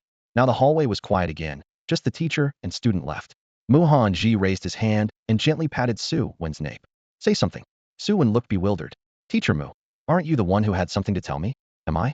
Mu Hanji said noncommittally, then suddenly changed the subject. "Do you know your father originally wanted you to attend high school in the imperial capital? Go to the imperial capital?" A big question mark immediately popped up in Su Wen's mind. Mu Hanji glanced sideways at his confused expression and shook his head. "So he didn't tell you after all. Teacher, you know my father? Your father was the first student I ever taught." Before this, Su Wen had never known that his father had also attended Yun City Senior High School. On the tree-lined path that afternoon, sunlight filtered through the phoenix tree leaves, casting dappled shadows that swayed gently at their feet. Before Su Wen could speak, Mu Hanji, walking ahead, pushed up his glasses and took the lead in explaining, "The Imperial Capital High School is far stronger than Yun City Senior High. It was I who asked your father to have you come here instead." Asked, "Why?" Su Wen paused, puzzled. For the first time, Mu Hanji showed a trace of melancholy as his gaze rested on the school flag atop the teaching building ahead. "Do you know the Phonwon Cup?" Su Wen nodded. "The largest national university-level trainer competition held every 4 years. I remember Magic City University won last year." "Then do you know about the small Phonwon Cup?" Mu Hanji asked again. Su Wen shook his head. He really hadn't heard of a small Phonwon Cup before. Seeing this, Mu Hanji gave up the suspense. If the Phonwon Cup is the biggest university trainer competition, then the small Phonwon Cup is the largest high school trainer competition. Both are held in the same year. Learning that this was just a high school level tournament, Su Wen relaxed. With the prestige of the Phonwon Cup, it made sense that the less well-known small Phonwon Cup hadn't reached his ears. But he quickly caught on. What does this have to do with me staying at Yun High? He instinctively slowed his pace at that thought. Mu Hanji glanced back, certain Su Wen had guessed something, and said plainly, "Exactly. I want you to help the school place in the top 3 in the small Phonwon Cup in your senior year." "Mr. Mu, aren't you overestimating me?" Su Wen gave an awkward smile. He didn't feel like he had any special gifts. Mu Hanji chuckled lightly. "Of course it's not just you. Your friends Zhou Wan, Chun Yu, and Ni Xuanya, who ranked second in the entrance exam, as well as other promising students, want to keep as many as we can. It makes sense to keep top students, but Yun High's investment this time is huge. What offers have they made to others?" Su Wen felt a little uneasy. Zhou Wan and Qin Yu probably didn't even know this, meaning the three of them weren't really getting any benefits. 3 years of top-tier scholarships, one opportunity to enter a high-level restricted zone, and up to 1 million in Pokémon training expenses all covered by the school, Mu Hanji said. Noticing Su Wen's discomfort, he added, "Don't worry, you're getting the same treatment as them. Just the restricted zone spots are only 5. 5 spots." Su Wen thought of the Charizard clan leader's overwhelming spending spree. 1 million didn't faze him, but the words restricted zone set off alarms. There had to be competition. Mu Hanji ran a hand through his thinning hair, smiling wryly. Of course there's competition. Money's a small matter. Those restricted zone spots aren't easy to come by. Su Wen squinted, skeptical. Yun Hai's grand investment, just to place top 3? The name Wu Yin flashed through his mind. If even that teacher was recruited, who were they really gearing up against? Yun Hai was already the best senior high school in Yun City. Where else could they improve? Was someone planning to stab them in the back? As his suspicious thoughts grew, Mu Hanzi's expression grew more bitter. Yun Hai hasn't qualified for the small phone Wong Cup 2 times in a row, while Yun City Second Senior High and Yun City Haishu High have done well in recent years. 2 missed qualifications? Su Wen quickly calculated. That meant Yun Hai hadn't officially entered the small phone Wong Cup for nearly a decade. This time, the order was absolute. If Yun Gao still didn't achieve good results, the allocation of resources at Yun City High School would have to be reconsidered. Mu Hanji finally laid out the truth, his expression clouded with worry, and his voice tinged with barely concealed anxiety. Su Wen at last understood that Young Gao's near-obsessive training lately wasn't for show. The school truly faced the risk of being dethroned. Shouldn't this mainly depend on the college entrance exam scores? Su Wen frowned, disbelief creeping into his voice. Could it be that Yun Gao can't even outperform Second High or Haishu on the exams? Mu Hanji shook his head, speaking steadily but with firm conviction. Not quite yet. But some say that Yun Gao holds the best student resources in the city, yet its trainer development is so poor that it no longer deserves top-tier resources. Yeah, it is pretty bad. Su Wen nodded instinctively. Before he could finish, a sharp snap from Mu's finger landed on the back of his head. Mu Hanzi's gaze was razor-sharp, silently warning him not to agree again. Su Wen immediately shrank back, accepting the rebuke. Yun Gao was the place Mu Hanji had invested half his life in, and he refused to let anyone tarnish it. After tempering his emotions, he turned his gaze to Su Wan. Your father told me your aura talent is exceptional, and that little Charmander of yours is enjoying top-notch support. It's precisely because of that potential that I shamelessly kept you here. Mu Hanzi's eyes held both expectation and responsibility, making Su Wen feel a little embarrassed. Scratching his head awkwardly, Su Wen asked, "Can I tell Zhou Wan, Qin Yu, and the others about this?" He hadn't wanted to pry, but knowing Mu's vengeful nature, he thought it wise to confirm carefully. Mu pondered for a moment, then waved his hand. No need to say anything. They'll find out sooner or later anyway. As those words sank in, a little plan formed in Su Wen's mind. He'd find a way to use this information to tease Qin Yu once they got back. Smiling inwardly, Su Wen looked forward to handling Qin Yu with this new leverage. Walking all the way to the cafeteria entrance, Su Wen finally saw off the homeroom teacher, then immediately contacted Qin Yu while he still had his phone. "Where are you?" The call was answered almost instantly. Su Wen stepped into the cafeteria, scanning around as he spoke. "Third cafeteria, window number 5. Hurry, come see the show." Qin Yu's voice was low but couldn't hide the excitement amid some clattering sounds. "On my way." Su Wen hung up, caught a passing senior to ask for directions, then broke into a sprint. Obviously, he wasn't the only one tipped off. On the way to the third cafeteria, more and more students gathered alongside him. By the time he squeezed to the entrance, it was already packed shoulder to shoulder. It took a struggle, but he finally slipped inside through a narrow gap. "Here." Qin Yu waved like he was holding a signal flag. Beside the great spot he had snagged early, Zhou Wan also stood with her arms crossed, watching coolly.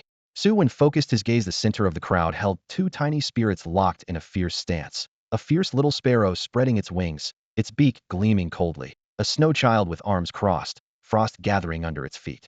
Their trainers stood facing off behind them. "What's going on?" Su Wen frowned. Teacher Mu had just emphasized that releasing spirits on campus was banned. Someone already breaking the rules? Could it be senior students? Qin Yu ignored the spirits and stared fixedly at a slender girl in a sky-blue long dress, answering without looking away, "Not sure if they're seniors. I heard the guy touched her while waiting in line." Her friend asked him to apologize, but he refused and even got aggressive. The boy in the middle noticed the growing crowd, visibly flustered. "Guys, can we just drop this?" The girl in the sky-blue dress raised her eyebrows sharply. "Taking advantage of my friend in front of everyone? You think you can get away with harassment? Apologize." The boy got more anxious, knowing if he admitted fault, his notorious but grabber nickname and punishment would be unavoidable. "Don't slander me." "Fine, check the CCTV." That got some nods from the crowd, but Su Wen glanced up and scanned it. It was clear the cafeteria had no cameras at all. Others quickly realized this too, and their looks toward the boy turned contemptuous. He had clearly picked his moment carefully. Mo, maybe just let it go. A girl standing next to the sky blue dress girl blushed and gently tugged her sleeve. No. The girl in the long dress stood firm. Wang Momo, I've seen it all before. If we let people like this off, they only get bolder. So her name's Wang Momo. Qin Yu's eyes lit up, almost drooling at the name. Zhou Wan finally spoke, her tone calm but sharp. If he really harassed her, there should be fingerprints on his hands. Get a forensic test, then treat him as a sexual offender. He could be detained, and the school would expel him. Whoa, the crowd instantly went silent for a beat, the air feeling like it had been doused with ice water. All eyes turned to Zhou Wan with newfound respect. This move was decisive and crushing.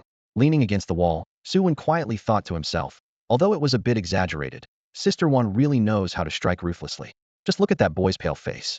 Qin Yu followed Su Wen's gaze and saw the boy trembling so violently, he looked like he might fall over.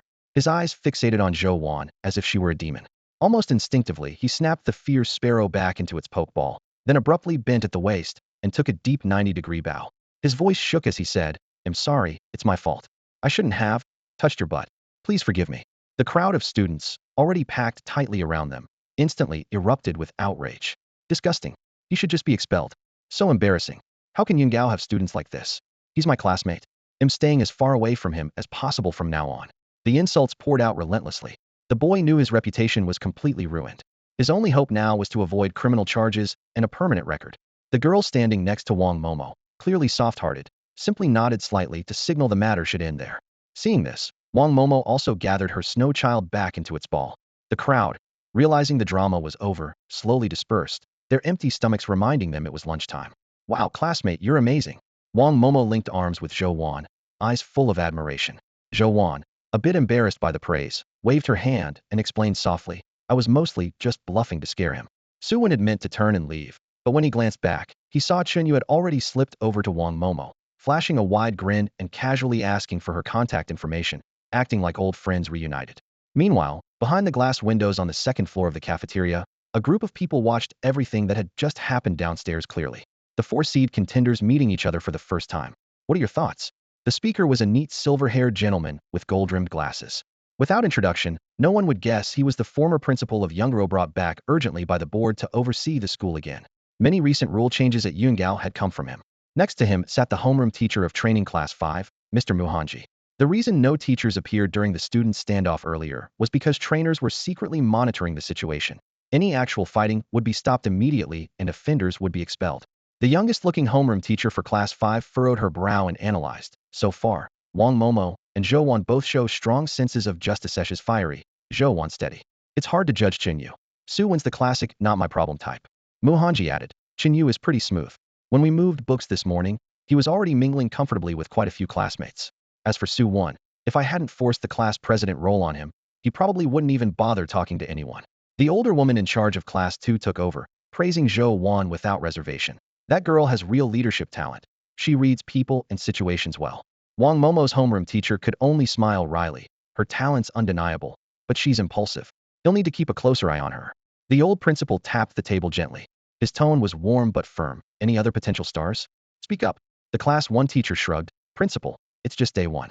Take an Aishwanya, for example. She seems polite, but you know how ambitious she really is. Not much to say yet. But in 3 years, there's the Little Phoenix King Cup. The old principal scanned the group, sighing softly. I've heard the league is already reforming and will issue official notice in 6 months. The next competition will be even fiercer. He paused. I know some teachers still believe theory and practice are equally important, but times have changed. Muhanji took the chance to ask, then what about the public violation of school rules by Wang Momo and that boy? How will it be handled? The old principal replied lightly, the boy gets a disciplinary action, Wang Momo gets a warning. Su Wen was completely unaware of the conversation between the principal and the others. After Qin Yu was rejected by Wang Momo, Su Wen, together with Zhou Wan, dragged Qin Yu away from Wang Momo. The restaurant was noisy, filled with the aroma of steamed sea bass and rice. As soon as Su Wen sat down, he lowered his voice and dropped the bombshell news Muhanji had just revealed. A full scholarship for 3 years plus 1 million in training funds. Qin Yu was about to take a sip of cola, but froze when he heard the numbers. He set the can down with a clank, his eyes lighting up like 2 small lamps. That high. A 3-year scholarship isn't a small amount. Zhou Wan, knowing Qin Yu's family background, said little. She gently laid her chopsticks on the side of her plate, thinking aloud. Honestly, the scholarship is just a bonus. The real treasure is the chance to enter the restricted area. From what we hear, this one should be a chance-type restricted area. She briefly explained, there are 3 kinds of restricted areas: unknown, trial, and chance types. Unknown ones are newly discovered and the most dangerous. Trial and chance types have been modified by people. Trial ones are for testing, while chance types are mostly used as rewards. Su Wen had scoured forums and public accounts online, but found almost nothing, not a single clue. They probably make people sign a confidentiality agreement before going in. Chen Yu, who hadn't gotten Wang Momo's contact info, picked at his food gloomily and mumbled, I don't care. It's just resources or rare little spirits. Rotom can generate energy on its own. His comment made Zhou Wan chuckle, but she quickly got serious and scolded him. Did you waste your middle school biology?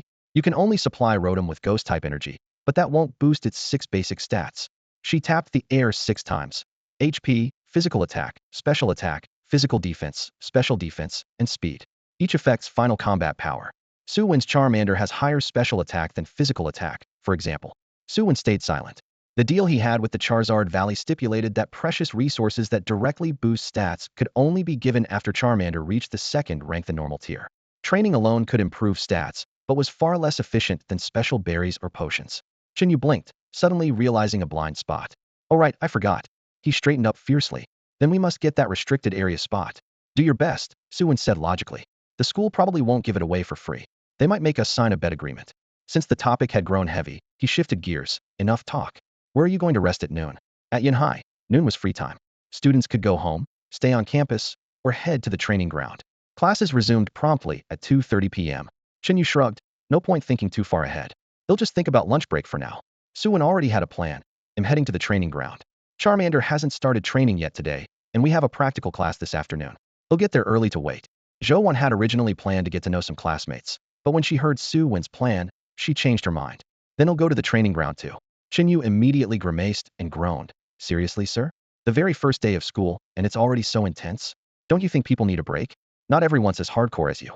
Then he shifted gears. By the way, did you manage to gather all of Rotom's training energy today? Su Wen sensed Chinyu hadn't done anything too outrageous today, so he casually replied, Oh? You actually got it all. Chinyu glanced around mysteriously, lowered his voice, and said mischievously, Got it early this morning. Before catching the bus, I bought some stinky tofu. Just the driver alone contributed a quarter of the energy I hadn't held back from eating. He would have kicked me off on the spot. Zhou Wan made a face of disgust. Just so we're clear, don't try that kind of trick on me or Su Wen. Su Wen nodded in agreement. If you want to try messing with us, be prepared for a mixed doubles match. The group joked as they left the cafeteria, stopping to ask a cleaning lady the way to the training ground. The training ground's outer walls were broad and impressive, with tempered glass reflecting dazzling rays of sunlight. Su Wen was struck silent by the scale. This setup. Yin Gao really has money. Compared to this, my family's dojo is basically a toilet. The training ground was 5 or 6 times the size of his dojo. Zhou Wan stood by the entrance sign, casually explaining, That's normal. Dojos usually focus on one type, but the Pokémon school trains all types. She pointed to the sign, They'll go to the fighting type area. Su Wen. Chinyu, where are you headed? Chinyu didn't hesitate. Electric type training. Rotom's electric ghost, so I've got plenty of ghost energy, but I need to work on electric myself. Su Wen thought for a moment. Then he'll go to fire. Since Charmander is pure fire type, I can wait till it evolves into Charizard to practice flying. The 3 scanned their student IDs and went their separate ways. Before parting, Zhou Wan reminded them, Don't forget to meet back here at the training ground by 2:30 p.m. The fire-type training hall had a huge screen on the wall, displaying numbers that kept jumping not time, but the fire energy concentration inside, hovering around 30,000 calories, about 4 times the outside level. Su Wen released Charmander and glanced at the number for comparison. Charizard Valley's minimum was 150,000 calories, but the school maintaining twice the outside energy was already impressive. At the front desk, staff handed him the training ground rules. Su Wen flipped to the hours and realized it opened at noon and closed at 6 p.m. From 2:30 to 5:30 p.m. was practical training for Yungao students, and the energy concentration would be adjusted to about 50,000 calories. Obviously, he wasn't first. Several trainers and their Pokémon were already training. He had been worried Charmander carried the Charizard X Mega Stone, passively gathering fire energy to about 160,000 calories, which might be too high profile. But according to the Zhu family records, the higher the environment's energy concentration, the greater the benefits. So he decided to give it a try.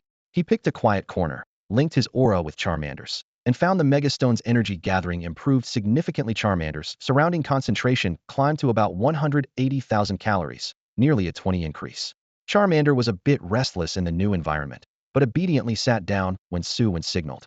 Less than 5 minutes into training, a voice interrupted, This Charmander of yours is quite interesting. The man had a scruffy beard, looked under 40 but rather unkempt. Su Wen tensed slightly. Was the training ground only for insiders? A teacher? The interruption annoyed Charmander, who swiped its paw warningly, growling, "Huyi." Su Wen gently patted its back to soothe it, then smiled politely. "May I ask what brings you here, Teacher Wu Yin?" Wu Yin was momentarily taken aback and instinctively glanced down at his chest. With a puzzled tone, he said, "I'm not wearing a badge either." Su Wen had seen photos of Teacher Wu Yin online, so he recognized him immediately, though he kept the unspoken thought to himself that you look quite different from the charming figure you once were. "I never expected that after retreating from the scene for so many years, I'd still be this well known," Wu Yin said with a hint of pride in his voice. Now it was Su Wen's turn to be speechless. He had always assumed Wu Yan's retirement was due to past setbacks. Apparently, there was more to the story than he thought. "Teacher, do you need anything else?" "If not, I was hoping to let my Charmander practice a little more," Su Wen said, feeling that Wu Yin was just here out of boredom looking for a pastime. "Young man, don't be so impatient," Wu Yin replied, pulling out a Pokeball and tossing it into his palm. "I just started raising a Cyndaquil last week." "Interested in a battle? Cyndaquil?" Su Wen's interest perked up. Cyndaquil and Charmander were both from the Fire-type starter families and shared a deep connection. Whether it was Cyndaquil versus Charmander, Kalava versus Charmeleon, or Typhlosion versus Charizard, their base stats in the game were nearly identical. Interestingly, Charmander's hidden ability, Solar Power, was generally considered stronger than Cyndaquil's Blaze. However, Cyndaquil's line could learn the powerful Fire-type area attack, Flamethrower, which Charizard, despite its name, could not learn. The debate over which was stronger was one of the hottest topics in the gaming community. A classic example was the previous World Championship. The reigning Fire-type champion battled the Fire-type trainer from White Eagle Federation using Charizard and Typhlosion respectively. They fought fiercely until both were exhausted, resulting in a double knockout that had countless fans crying out in frustration. Still, Su Wen only felt a flicker of interest. It was too soon for his Charmander to battle seriously. "Sorry, Teacher Wu, Charmander is still young. If you win, he'll give you a muscle feather," Wu Yin interrupted. Su Wen's words halted abruptly. His gaze fixed on the feather in Wu Yan's hand. It was pure white, with a ruby-like crystal embedded in the quill, dazzlingly beautiful. He immediately changed his tune, as though the previously hesitant words had never crossed his mind. Wu Yan laughed at the sudden turn of events. "Not bad, I like students with thick skin." For that feather, Su Wen pretended not to hear the teasing. A little joke was nothing. In the Xia Nation, apart from a few rare fruits, the only items known to publicly enhance a Pokémon's potential were the Heavenly Feather series produced by Tungfeng Corporation. The series consisted of 6 types. 1. Stamina Feather boosts HP potential. 2. Muscle Feather boosts physical attack potential. 3. Resistance Feather boosts physical defense potential. 4. Intelligence Feather boosts special attack potential. 5. Spirit Feather boosts special defense potential. 6. Speed Feather boosts speed potential. Even with Tungfeng's strength, they only released a dozen sets for auction each year. Each set cost nearly 100 million yuan, making them truly rare and nearly impossible to come by. Wu Yin held the muscle wing by its base, gently waving it to fan himself as if it weren't worth millions, but just some trivial fan. Su Wen's heart skipped a beat watching this. "Teacher Wu, when are we going to battle?" Su Wen urged. He showed no fear facing that Cyndaquil that had only been trained for a week. After all, his own Charmander was no pushover either, not to mention that mountain of gold was right there, gleaming before his eyes. Wu Yin glanced at the battle-eager Su Wen and smiled as he reminded him, "Don't just fixate on this feather. Like Cyndaquil, Charmander also has higher special attack aptitude. Don't get your priorities mixed up. I never said I'd sell it for money. Not selling it works just fine." Su Wen shot back confidently, leaving Wu Yin speechless with that single retort. He could only put away the muscle wing and wave helplessly. "Let's go. Follow me." When the two left the rest area, they didn't attract anyone's attention. Wu Yin had been facing away from the crowd the whole time, his body conveniently blocking the feather from view. After winding through corridors, they arrived at a spacious, rocky battlefield. "Good afternoon, Teacher Wu." Master Nyo, who managed the facility, greeted them with practiced familiarity. Wu Yin nodded. "Please help me open up the field." "My pleasure." As Master Nyo operated the equipment, he glanced at Su Wen. "And this is?" "My student. He insisted on battling me." Wu Yin spread his hands with an air of resignation. The usually composed Su Wen couldn't help but frown at this. Master Nyo shook his head with a sigh. "Young people, they don't know their limits. Teacher Wu, you'd better teach him a good lesson." "Naturally." Wu Yin agreed with a smile. The field gates opened, and the two battle zones faced each other across a white line. Su Wen muttered under his breath, "Teacher Wu, how did this become me demanding a battle?" "Huh? Wasn't that what you said? Then never mind. This muscle wing can also..." Wu Yin deliberately drew out his words. "Yes, yes, yes, I'm the one who asked for it." Su Wen could only grit his teeth in agreement and quickly walked to the other end. He crouched down to encourage Charmander. "Come on, let's show him what we're made of." Charmander's claws tapped lightly as its tail flame blazed vigorously, battle spirit soaring high, as if ready to properly teach this annoying guy a lesson. Quite spirited, I see. Wu Yin smiled as he released his Cyndaquil. Cyndaquil's coloring was distinct. Its back and top of its head were dark blue, while from below its head down to its limbs was a creamy yellow. The 4 red vents on its back could shoot fire at any moment. If a novice trainer accidentally touched its back, they'd definitely get burned. Its half-closed eyes made it look perpetually drowsy, which reminded Su Wen of his favorite singer with the surname Lee from his previous life. Su Wen released his aura wave, intending to probe Cyndaquil's ability and moves. If it had the hidden ability Flash Fire, he absolutely couldn't use Ember. But before his aura wave could reach Cyndaquil, it was blocked by a force. Using wallhack in a game is definitely cheating. Wu Yin narrowed his eyes, a faint, knowing smile playing on his lips as he looked at Su Wen across from him. Su Wen felt a chill run through him. What kind of power was that? It was like a wave, but definitely not wave motion energy. Before he could ponder further, a clear and calm female voice echoed from the wall speakers. Battle countdown begins. 5, 4, 3, 2, 1. Start. As the countdown ended, Su Wen swiftly ordered, use smokescreen. Roar. Charmander opened its mouth and exhaled a thick, gray-black smoke that instantly engulfed its form and spread forward along the ground. The match's protective shield confined the smoke to Su Wen's side of the field, slowly creeping toward the center. Within the rolling smoke, the faint outline of Cyndaquil flickered in and out of view. Wu Yin remained composed and raised his hand calmly. Use quick attack to disperse it. Whoosh. Cyndaquil transformed into a streak of lightning cutting through half the battlefield, its sharp wind pressure slicing the dense smoke into shreds until it became thin and translucent almost instantly. Su Wen's eyelid twitched, and he couldn't help but shout, Teacher Wu, I thought Cyndaquil only learns quick attack around mid-stage of the first evolution? Didn't you just start training it last week? Wu Yin slightly raised an eyebrow and replied earnestly, yes, but when I got Cyndaquil, it already knew quick attack. A heavy feeling settled in Su Wen's chest. He had assumed both his and Wu Yan's Pokémon had only just passed their newborn stages, but clearly, Cyndaquil's evolution stage far exceeded that of his Charmander. His advantage seemed to have completely vanished. While he was still frantically considering how to respond, Wu Yin raised his hand once more. Spark. Unlike Su Wen, Wu Yin showed no hesitation. Whether Charmander's ability was blaze or solar power, it posed no threat to Cyndaquil at this moment. Suddenly, the back of the Cyndaquil burst into roaring flames like an exploding firework. This was Cyndaquil's signature battle stance, a scorching wave that heated the air itself. Su Wen's heart tightened as he sharpened all his senses, watching every muscle twitch of the little beast, trying to anticipate its next move.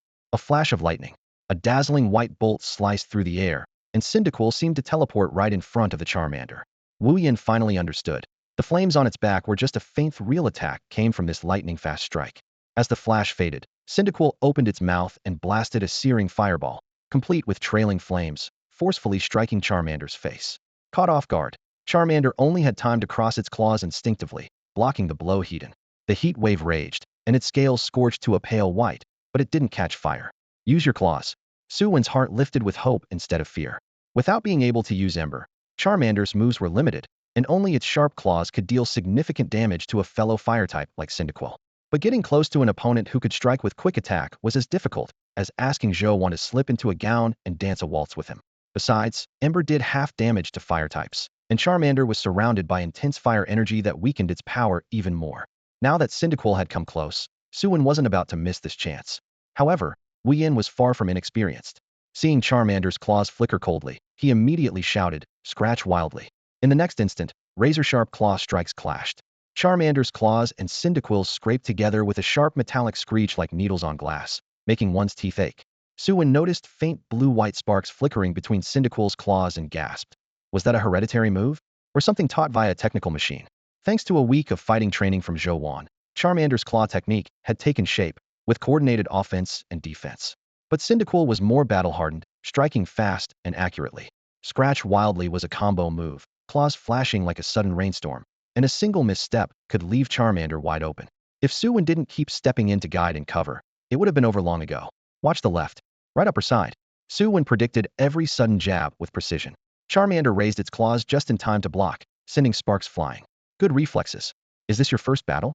Wu Yin suddenly commented with a smile. Su Wen ignored him. Charmander was like a tightrope walker, now one slip, and everything would collapse. Wu Yin didn't get mad at the silence and muttered, too bad you're keeping up, but Charmander's starting to lag behind. Su Wen's eyes were dry from intense focus. He had to admit Wu Yin was right, his commands took time to reach Charmander, and then for it to react. As the battle dragged on, Charmander's responses grew slower. Claw strikes flew like a storm. Charmander struggled to keep up, struggling defensively, looking more battered by the moment. Yet Su Wen refused to give up, gritting his teeth and fighting alongside his partner.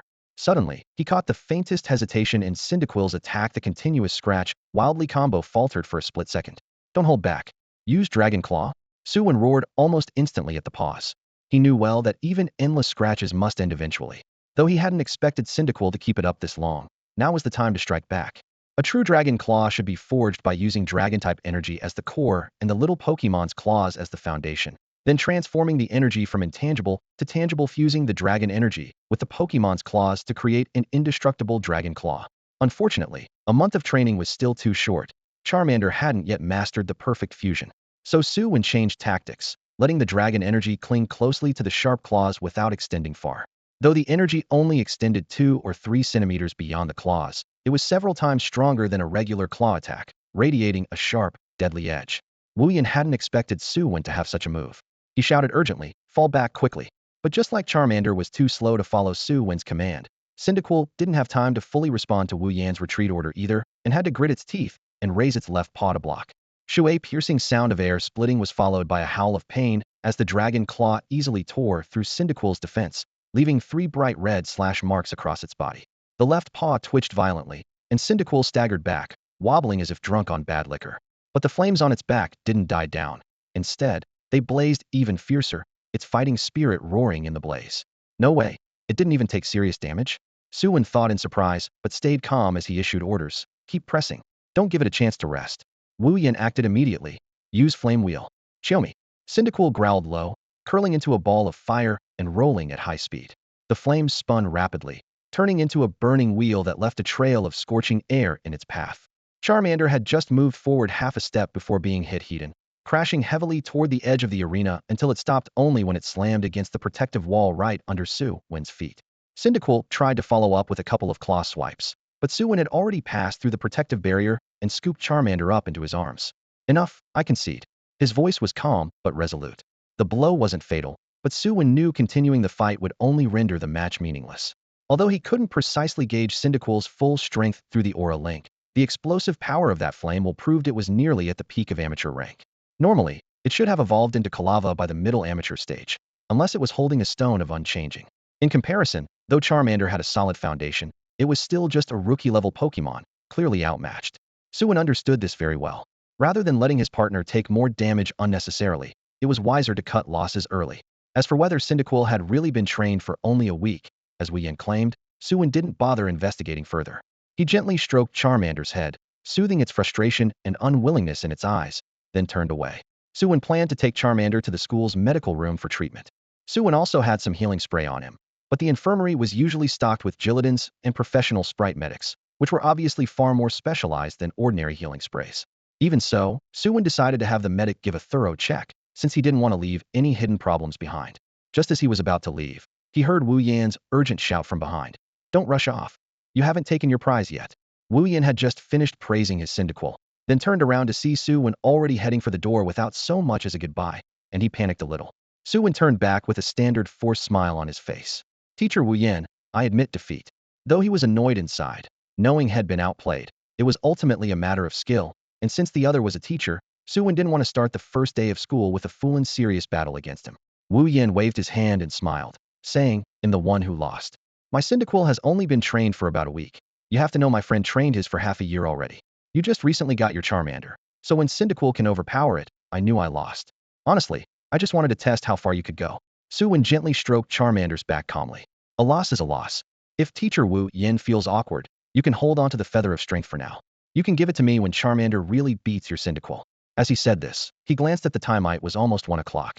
He should hurry and take Charmander to the infirmary. He didn't want to be late for afternoon classes. Without another word, Su Wen ignored Wu Yan, picked up Charmander, asked the infirmary staff for directions, and quickly headed to the infirmary. At the entrance, Mr. Nyo, reclining on a rickety wicker chair that creaked with every sway, was fanning himself with a palm leaf fan. He saw Su Wen rushing by with Wu Yan following at a measured pace, eyes closed, softly asking, "Finished teaching him?" Wu Yan sighed, "Got schooled." Mr. Nyo opened his eyes. The chair stopped creaking, the fan stopped moving. You lost? Wu Yan shook his head. Not exactly. Actually, I wanted to tell Su when there's always someone better out there to push him a bit, but this kid really surprised me. I almost got tipped over myself. He looked toward where Su Wen left and smiled, adding, but it seems the goal was achieved. Mr. Nyo closed his eyes again and continued to creak and sway in the wicker chair, calmly advising, be careful from now on. Don't really fall into a gutter and drown. I can't afford to lose face over this. Yes, yes, your teaching is absolutely right, Wu Yin said seriously, pretending to accept the lesson humbly. Checking his watch, he said, I need to hurry or I'll be late.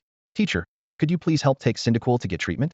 Got it, go quickly, Mr. Nyo said, waving his fan with a hint of amusement, as if casually giving sage advice. After handing over the Cyndaquil's Pokeball to Mr. Nyo, Wu Yin turned and strode toward his next destination. By the time Su Wen finally reached the medical room, a boy and a girl were already receiving treatment. A beautiful doctor wearing a disposable mask and a white coat glanced up at him, frowning slightly. Another one? Which class are you from? What happened? Bring the Pokémon over here for me to take a look. Hearing this, Su Wen carefully placed the little Charmander he was holding onto the examination bed, where she pointed and briefly explained, Class 2, Grade 1. Just finished a battle. It should be some burns and abrasions. Thank you for your help. The doctor bent down to examine Charmander meticulously from head to tail, checking its scales, tail flame, and limbs before nodding. Definitely burns, but nothing too serious. After I finish treating that black-goggled gator, it will be your turn. Following her gaze, Su Wen saw the black-goggled gator on the adjacent bed, its body marred with charred black patches, clearly worse off. The boy next to it looked anxious. Clefairy held up its two short hands, emitting a soft, pure white light that even from half a meter away Su Wen felt warm and relaxed. Is that healing pulse? He couldn't help but ask. Yes. The doctor confirmed on Charmander again. My Clefairy has better control over healing pulse than a life drop, so I mostly use it for treatment. Further inside, on another bed lay a Nidoran covered with pale green ointment, listlessly resting and mumbling softly. Su Wen's mind wandered. The black-goggled gator's final form is Crocodile, and Nidoran's Nidoqueenboth are strong Pokémon, especially Crocodile with its 3 useful abilities. Too bad he didn't know which one the black-goggled gator actually was. Suddenly he remembered, with teacher Wu Yin not around, he could have used his wave signal to check. Just as this thought formed, the doctor started scolding, you 3 freshmen, battling on the very first day of school. Don't you know you need to take good care of your Pokémon? Burns are the toughest to deal with. Su Wen nodded vigorously under the barrage of admonishment, promising to be more careful with Charmander's care. Hearing the doctor say all 3 had burns, he muttered quietly. Could this be another one of teacher Wu Yan's doing? But the doctor wasn't letting him off, continuing her nagging. Nearby, the boy and girl tried hard not to laugh, obviously just scolded themselves. After a moment, the white light in Clefairy's hands gradually faded, and the black-goggled gator perked up, pushing itself off the bed energetically. Thank you, doctor, the boy said repeatedly. Thank me? You should thank Clefairy. The beautiful doctor raised her eyebrows. The boy immediately bowed deeply to Clefairy, who wore a nurse's cap. Thank you, Clefairy. Clefairy joyfully waved its little hands. Now, let's treat this little guy too. The doctor turned Charmander's wounds toward Clefairy. Su Wen was concerned. Clefairy just finished treating black-goggled gator. Should it rest a bit? No need. Your little injuries won't drain much of its energy, the doctor said confidently. The glow of healing pulse enveloped Charmander again, who let out 2 comfortable murmurs and squinted its eyes in clear enjoyment. While the doctor and Clefairy treated Charmander, Su Wen quietly approached the boy who was about to leave. Hello, I'm Su Wen from Class 2, Grade 10. May I ask who you battled with? Outside the clinic door in the hallway, Su Wen lowered his voice to ask the boy in front of him. The boy looked a bit confused and scratched his head, trying to recall. A scruffy-looking man in casual clothes? Before he finished, a girl with a single ponytail nearby couldn't help but interject. Did you battle him too? Both boys turned their heads toward her. The girl blushed slightly, seeming a bit shy, but introduced herself anyway. Im and Aishwanya. I fought that man as well. He said he was a teacher and promised me a muscle feather if I won. I couldn't resist, so I agreed. The boy's eyes went wide. He told me the same thing. But my Black Fawn Croc kept getting overwhelmed by that Cyndaquil scratch. Couldn't fight back at all. Oh right, I'm Daishan from Class 4. Do you guys know who that man really is? And Aishwanya shook her head, clearly clueless. Su Wen exhaled and revealed the truth. That's our training class teacher, Wu Yin. Ah. And Aishwanya and Daishan exclaimed in unison. Daishan complained dismayed. No wonder I got beaten so badly. Turns out the opponent was our homeroom teacher. And Aishwanya nodded nervously. Apparently, neither of them knew Wu Yan's true identity before. Just then, hurried footsteps echoed down the hallway. Chen Yu nearly burst through the door. Seeing Su Wen, he froze. On. What are you doing here?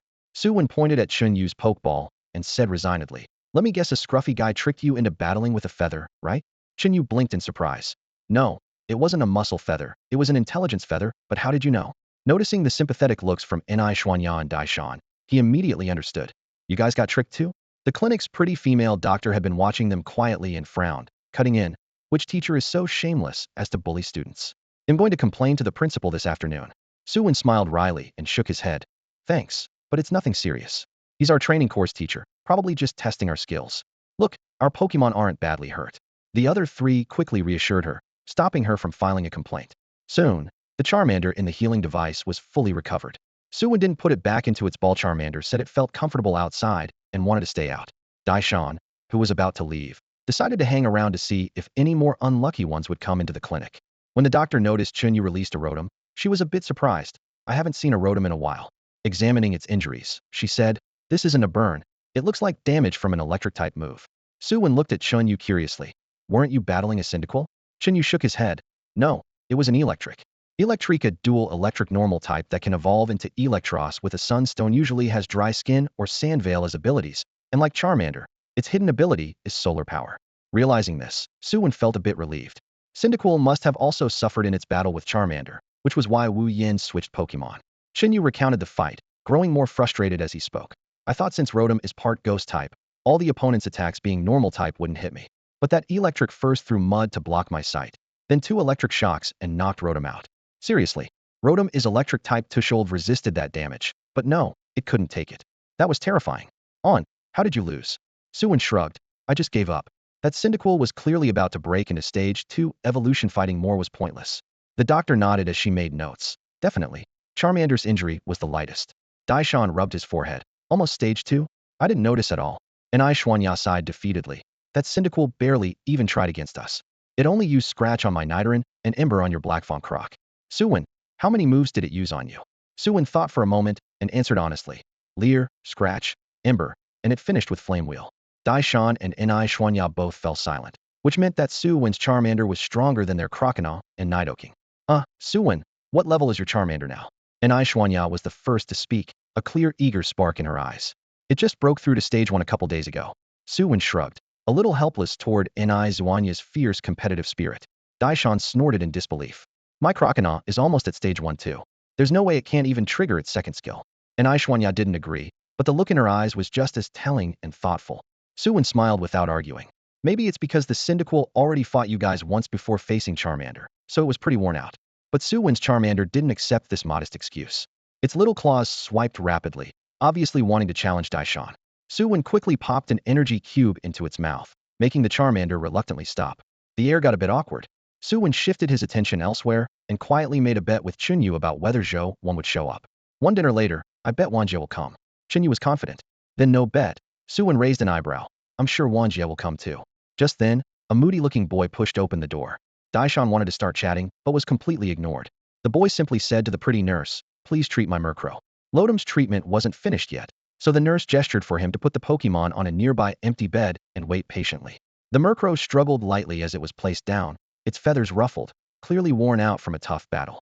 A while later, Zhou Wen stormed into the medical room, clearly angry, with her Farfetch'd in tow. Wanjie, Wanjie, Su Wen and Chunyu said in unison, startling 2 little followers at the door. Zhou Wen frowned and gave both a light tap on their heads. Can you 2 act normal? Chunyu rubbed his scalp, still teasing. How's it going, Wanjie? What do you mean how's it going? Zhou Wen was momentarily lost. The battle, Wanjie. Chunyu urged anxiously, and Su Wen hastily caught her up on everything. That's Wu Yin, Su Wen said to remind her, and Zhou Wen's anger softened once she realized. Su Wen noticed that Farfetch'd's injuries were similar to Charmander's, mostly surface wounds. More striking were its sharp hawk-like eyes, as if it was ready to swing that leak on its shoulder at anyone at any moment. No wonder Farfetch'd in Xia country is considered just food, but in England, it's called a warrior. Elsewhere, Jidi was applying medicine and bandages to Murkrow. Since it was hopeless to wait in line, Zhou Wen didn't rush to see the doctor, but started reviewing the battle details with the others. That Parasect, just like Farfetch'd, was early stage 1, but so much stronger. She clenched her teeth, remembering. It used Quick Attack to keep distance and harass from afar. As soon as I tried to counter, it paralyzed Farfetch'd with Thunder Shock. I just had to surrender. Not a single chance to hit back the whole time. This was the first time Zhou Wen had ever been completely shut out by an opponent of the same level. Growing up strong-willed in martial arts and academics, she had never admitted defeat. Today's loss was painfully humbling. Chinyu was more easygoing. Don't worry, Wu Yin was already a gym-level trainer 10 years ago. It'd be weird if we beat him. Zhou Wen shot him a rare look of a slightly hurt little girl. Too bad about that instant feather move. I really want it. The feather of strength, the feather of intelligence, the feather of instant Reliocido. You really think Master Wu Yin has a whole set of them? Shin Yu counted the feathers on his fingers, growing more alarmed with each one. Wu Yin really had accumulated quite a number of these heavenly feathers. Very likely, Su Wen said half jokingly, half seriously. Usually, the heavenly feathers come as full sets. I don't care, I want all 6 feathers. A sullen-looking boy sneered, keep dreaming. I don't think that guy ever planned to share the heavenly feathers with us. He's just toying with us. Daishan stood silently off to the side, arms crossed. Beneath his simple, honest appearance, he was far from dull. In the short time they'd spent together, had already realized that the less than 20 square meter medical room was filled with the sharpest first-year talents at Yunhai. His father was a researcher, not a trainer, so Daishan had a more discerning eye. An eye Zuanya's Nidoran's back was coated with a faint purple ointment that smelled unmistakably like a rare toxin accelerator. A rare lodum from Xia Kingdom hovered midair, such a specimen that even Daishan's father had long tried and failed to study one in his lab. Zhou Wan had brought the English variant of far-fetched, and once it evolved into surfetched with its hefty signature leak. Hitting weak points was like pouring water. And then there was Su Wen. When Head first forced himself into Yunhai, Daishan thought it was wasted talent. Now he knew it was like looking at the sky from the bottom of a well. In strength and potential, none here were below him. This gap made him anxious. Just as Daishan pushed open the door, planning to leave and train harder, it creaked open wider and 2 girls walked in. Daishan, Wang Momo. After a moment of surprise, he realized Wang Momo had probably just been educated by Wu Yin too. What are you doing here? Wang Momo had just asked when she noticed the small medical room was already packed with 6 people besides the doctor and the heroine friend who had stood up for her at lunch. Sister Wen, you're here too. Wang Momo dropped Daishan's side and rushed over to Zhou Wan. Everyone exchanged glances, and finally Zhou Wan explained everything from the start. Wang Momo gasped, so, it's just me and Hanming playing doubles? The girl next to her nodded and addressed the group. Hi, I'm Deng Hanming from Class 5. Apparently, to save time, Wu Yin had pulled Wang Momo and Deng Hanming straight into a doubles match. But the two had zero coordination, and the whole game was completely controlled by Wu Yin. Enough chatter. When it's your turn, get on the table fast. This is a medical room, not a market. The female doctor's expression darkened as more people crowded in. Sorry, we're leaving now. Su Wen led the apologies. The group filed out, with Su Wen and Chun Yu staying at the door to wait for Zhou Wan, while Daishan and the gloomy boy each went their separate way. Su Wen, have you noticed? Our Yunhai girls are really something. Chun Yu shot him a knowing look. Su Wen thought for a moment. It was true. Just these 4 in the medical room were school-level beauties, each with a distinct style. Don't tell me you've got your eye on Wang Momo. He teased. Chun Yu blushed, which was rare for him. Maybe it's love at first sight. Uft, you're just lusting. Remember, minimum 3 years, and the maximum penalty is death. 3 years of blood magic is worth death any day. Chun Yu pounded his chest, looking ready to sacrifice himself. The two bantered as Charmander and Lodum chased each other nearby. Soon, Zhou Wan came out carrying a lively far-fetched, fully healed. What are you two chatting about? She asked, seeing their bright, cheerful faces. Nothing much. Chun Yu quickly changed the subject. Sister Wan, what's next? Almost time. Head straight to the training ground entrance and wait. Su Wen and Chun Yu had no objections. They hadn't trained during lunch break. Evening practice would make up for it. But thinking about facing Wu Yin again soon had them itching to jump out and tie him up. When Su Wen and the other two arrived at the entrance of the training hall, some students were already waiting, but because of the scorching heat, everyone instinctively stayed in the shade. Wan Jia, are you lining up your class? Su Wen asked. He was pretty sure that with Zhou Wan's personality, she had likely claimed the class leader position by now. Zhou Wan glanced around and gave a wry smile. Let's wait until everyone's here. I don't even recognize all the faces yet. Why don't we get everyone inside the hall? It's way too hot out here, Su Wen suggested. Agreed. Chun Yu raised both hands and lifted one foot, looking drained from the sun.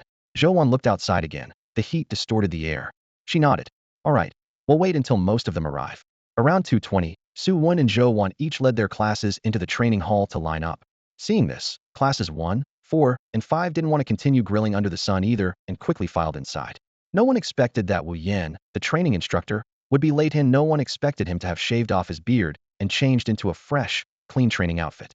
His slightly weathered eyes and sharp features made several girls whisper in surprise. Who would have thought he's a handsome older guy? Recalling the scruffy man from lunchtime, Su Wen couldn't help but wonder, does this guy have a twin brother? Everyone's lined up? Good. Wu Yin said lazily, waving a hand for the class leaders to follow him. They'll take you to the exclusive training grounds first. They walked down the corridor for a short while and soon entered a spacious indoor training field roughly the size of a standard sports ground. Bright overhead lights illuminated the room, and thick, non-slip mats covered the floor from the walls to the center. This is training field number 1, Wu Yin explained casually.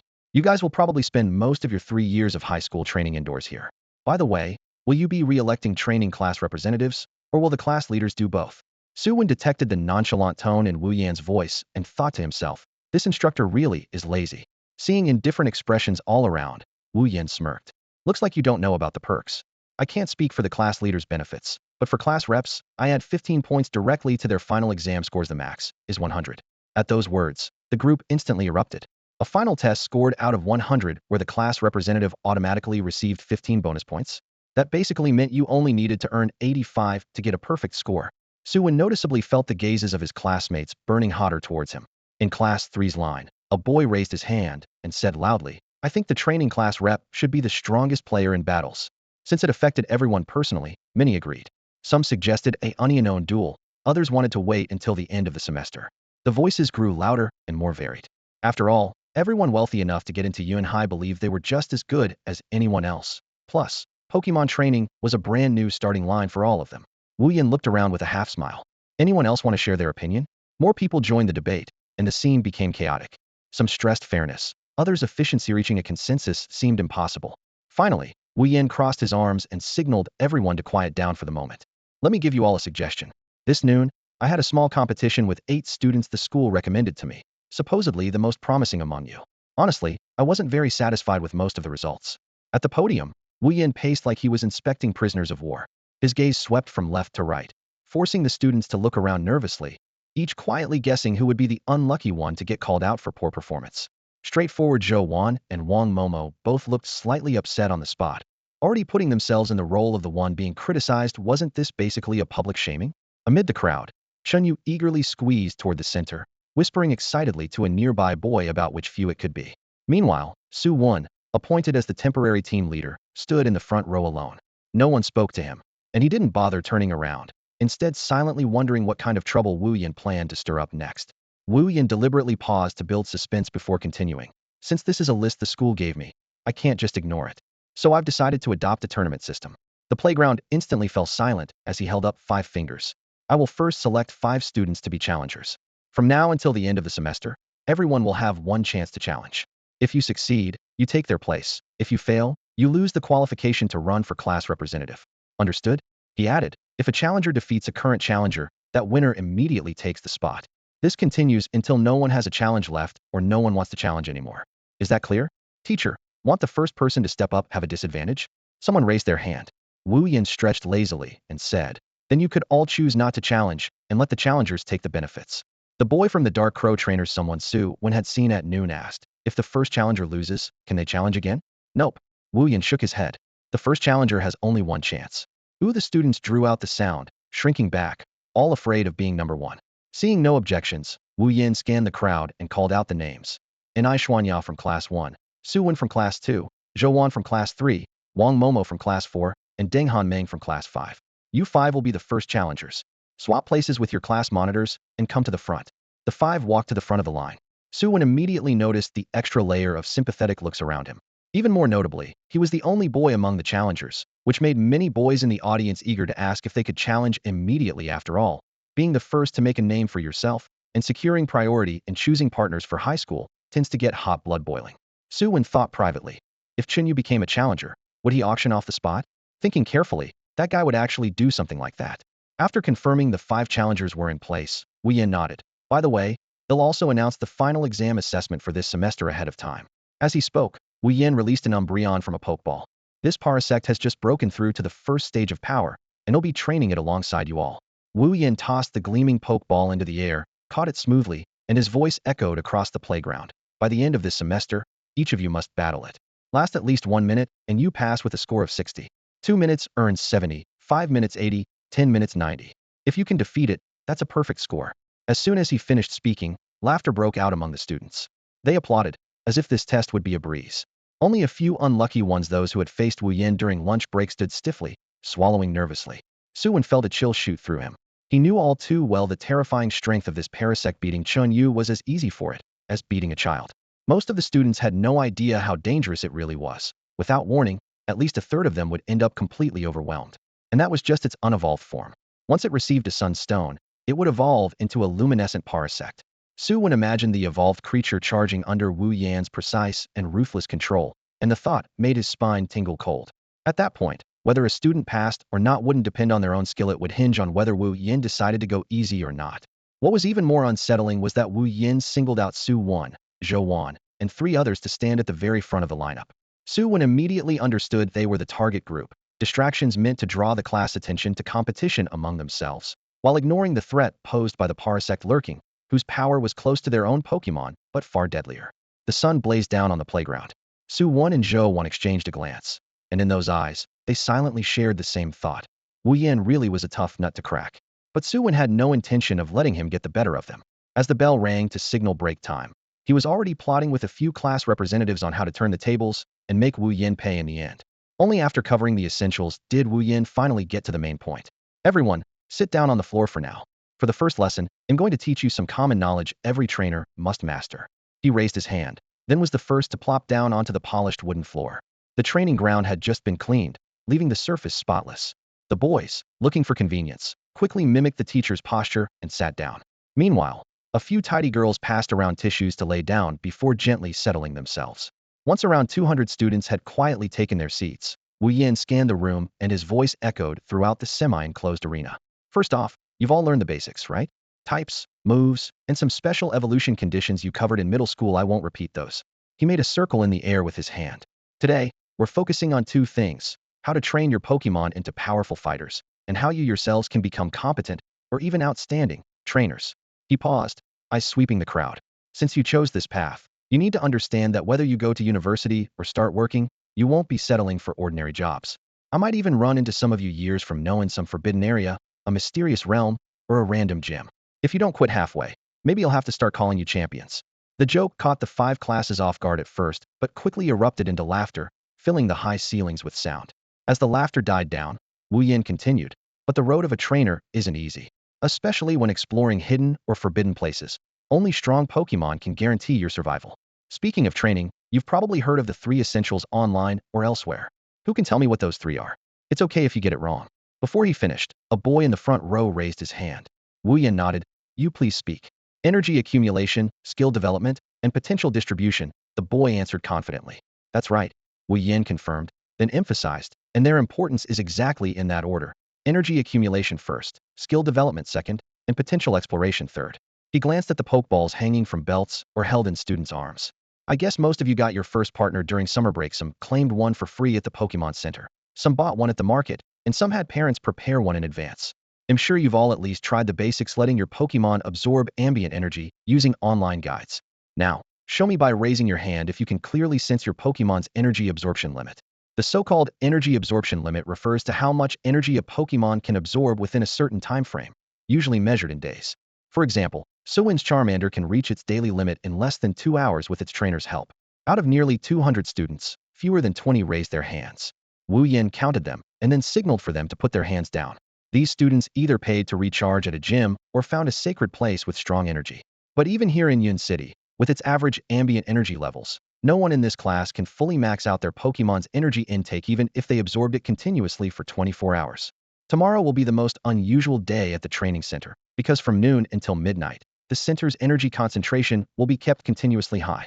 Thanks to the machines running beyond their limits, the energy inside will rise to about 80,000 calories, while under normal conditions, it's only around 30,000 calories.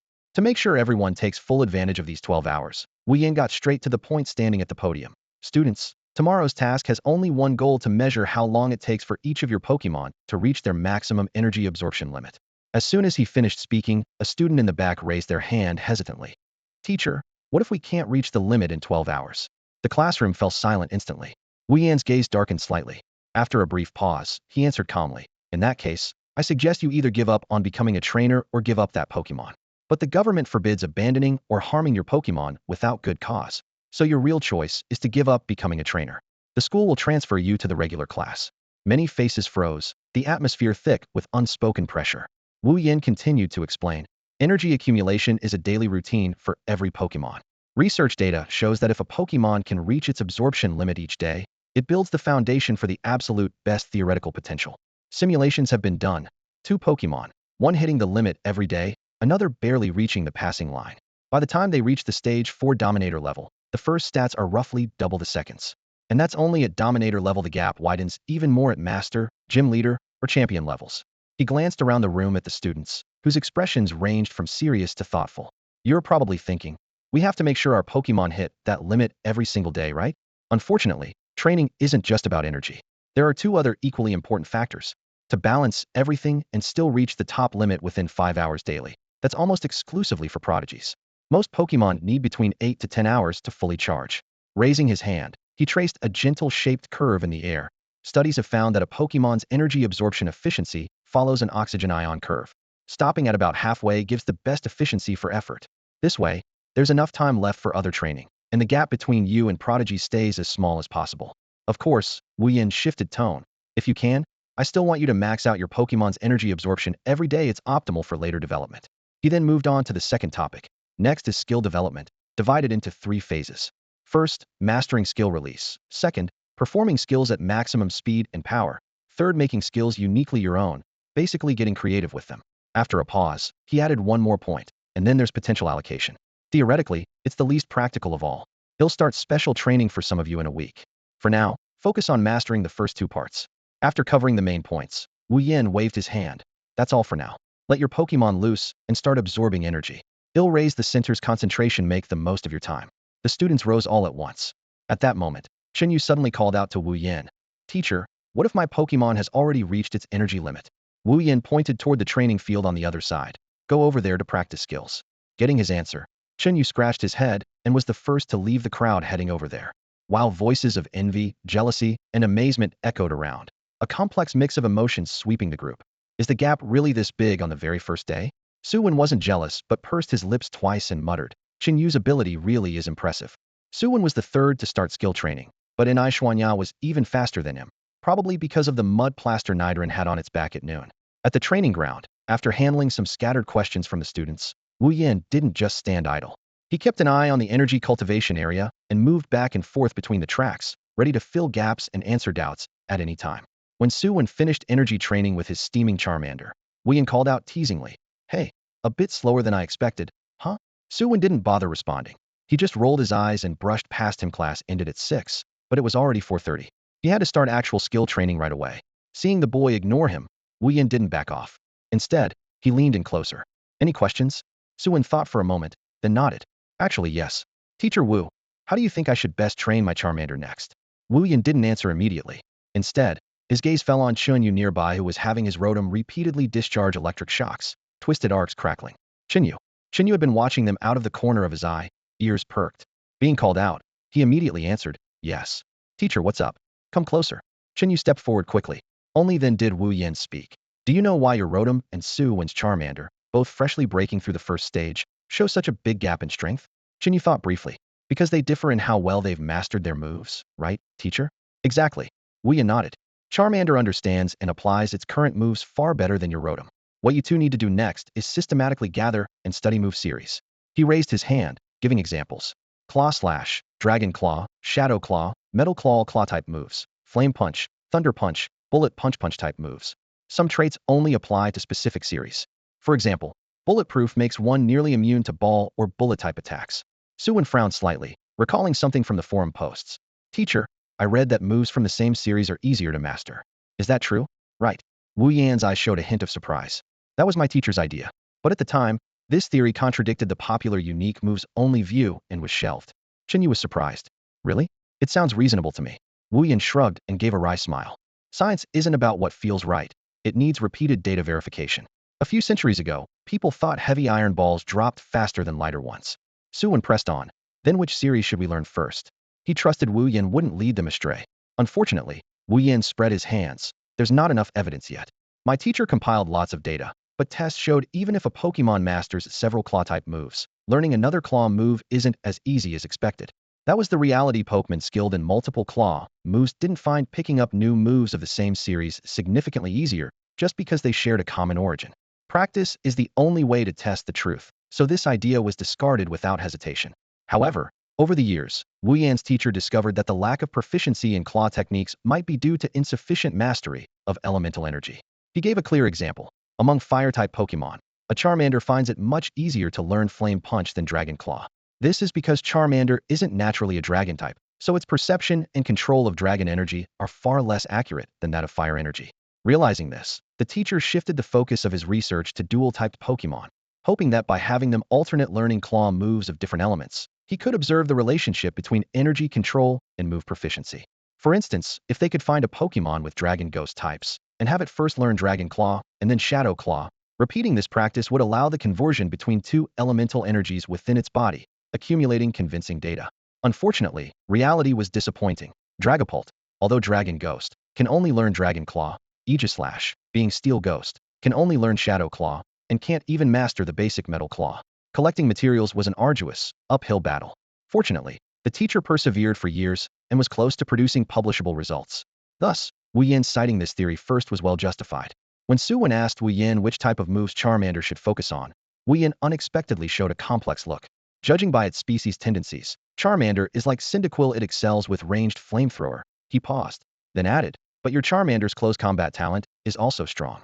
Maybe consider a dual blades build balancing physical and special attack. He casually gave an example. That way, if you face someone like Happiny with high special defense but low physical defense, you won't be easily countered. Sounds good. Su Wen nodded without hesitation.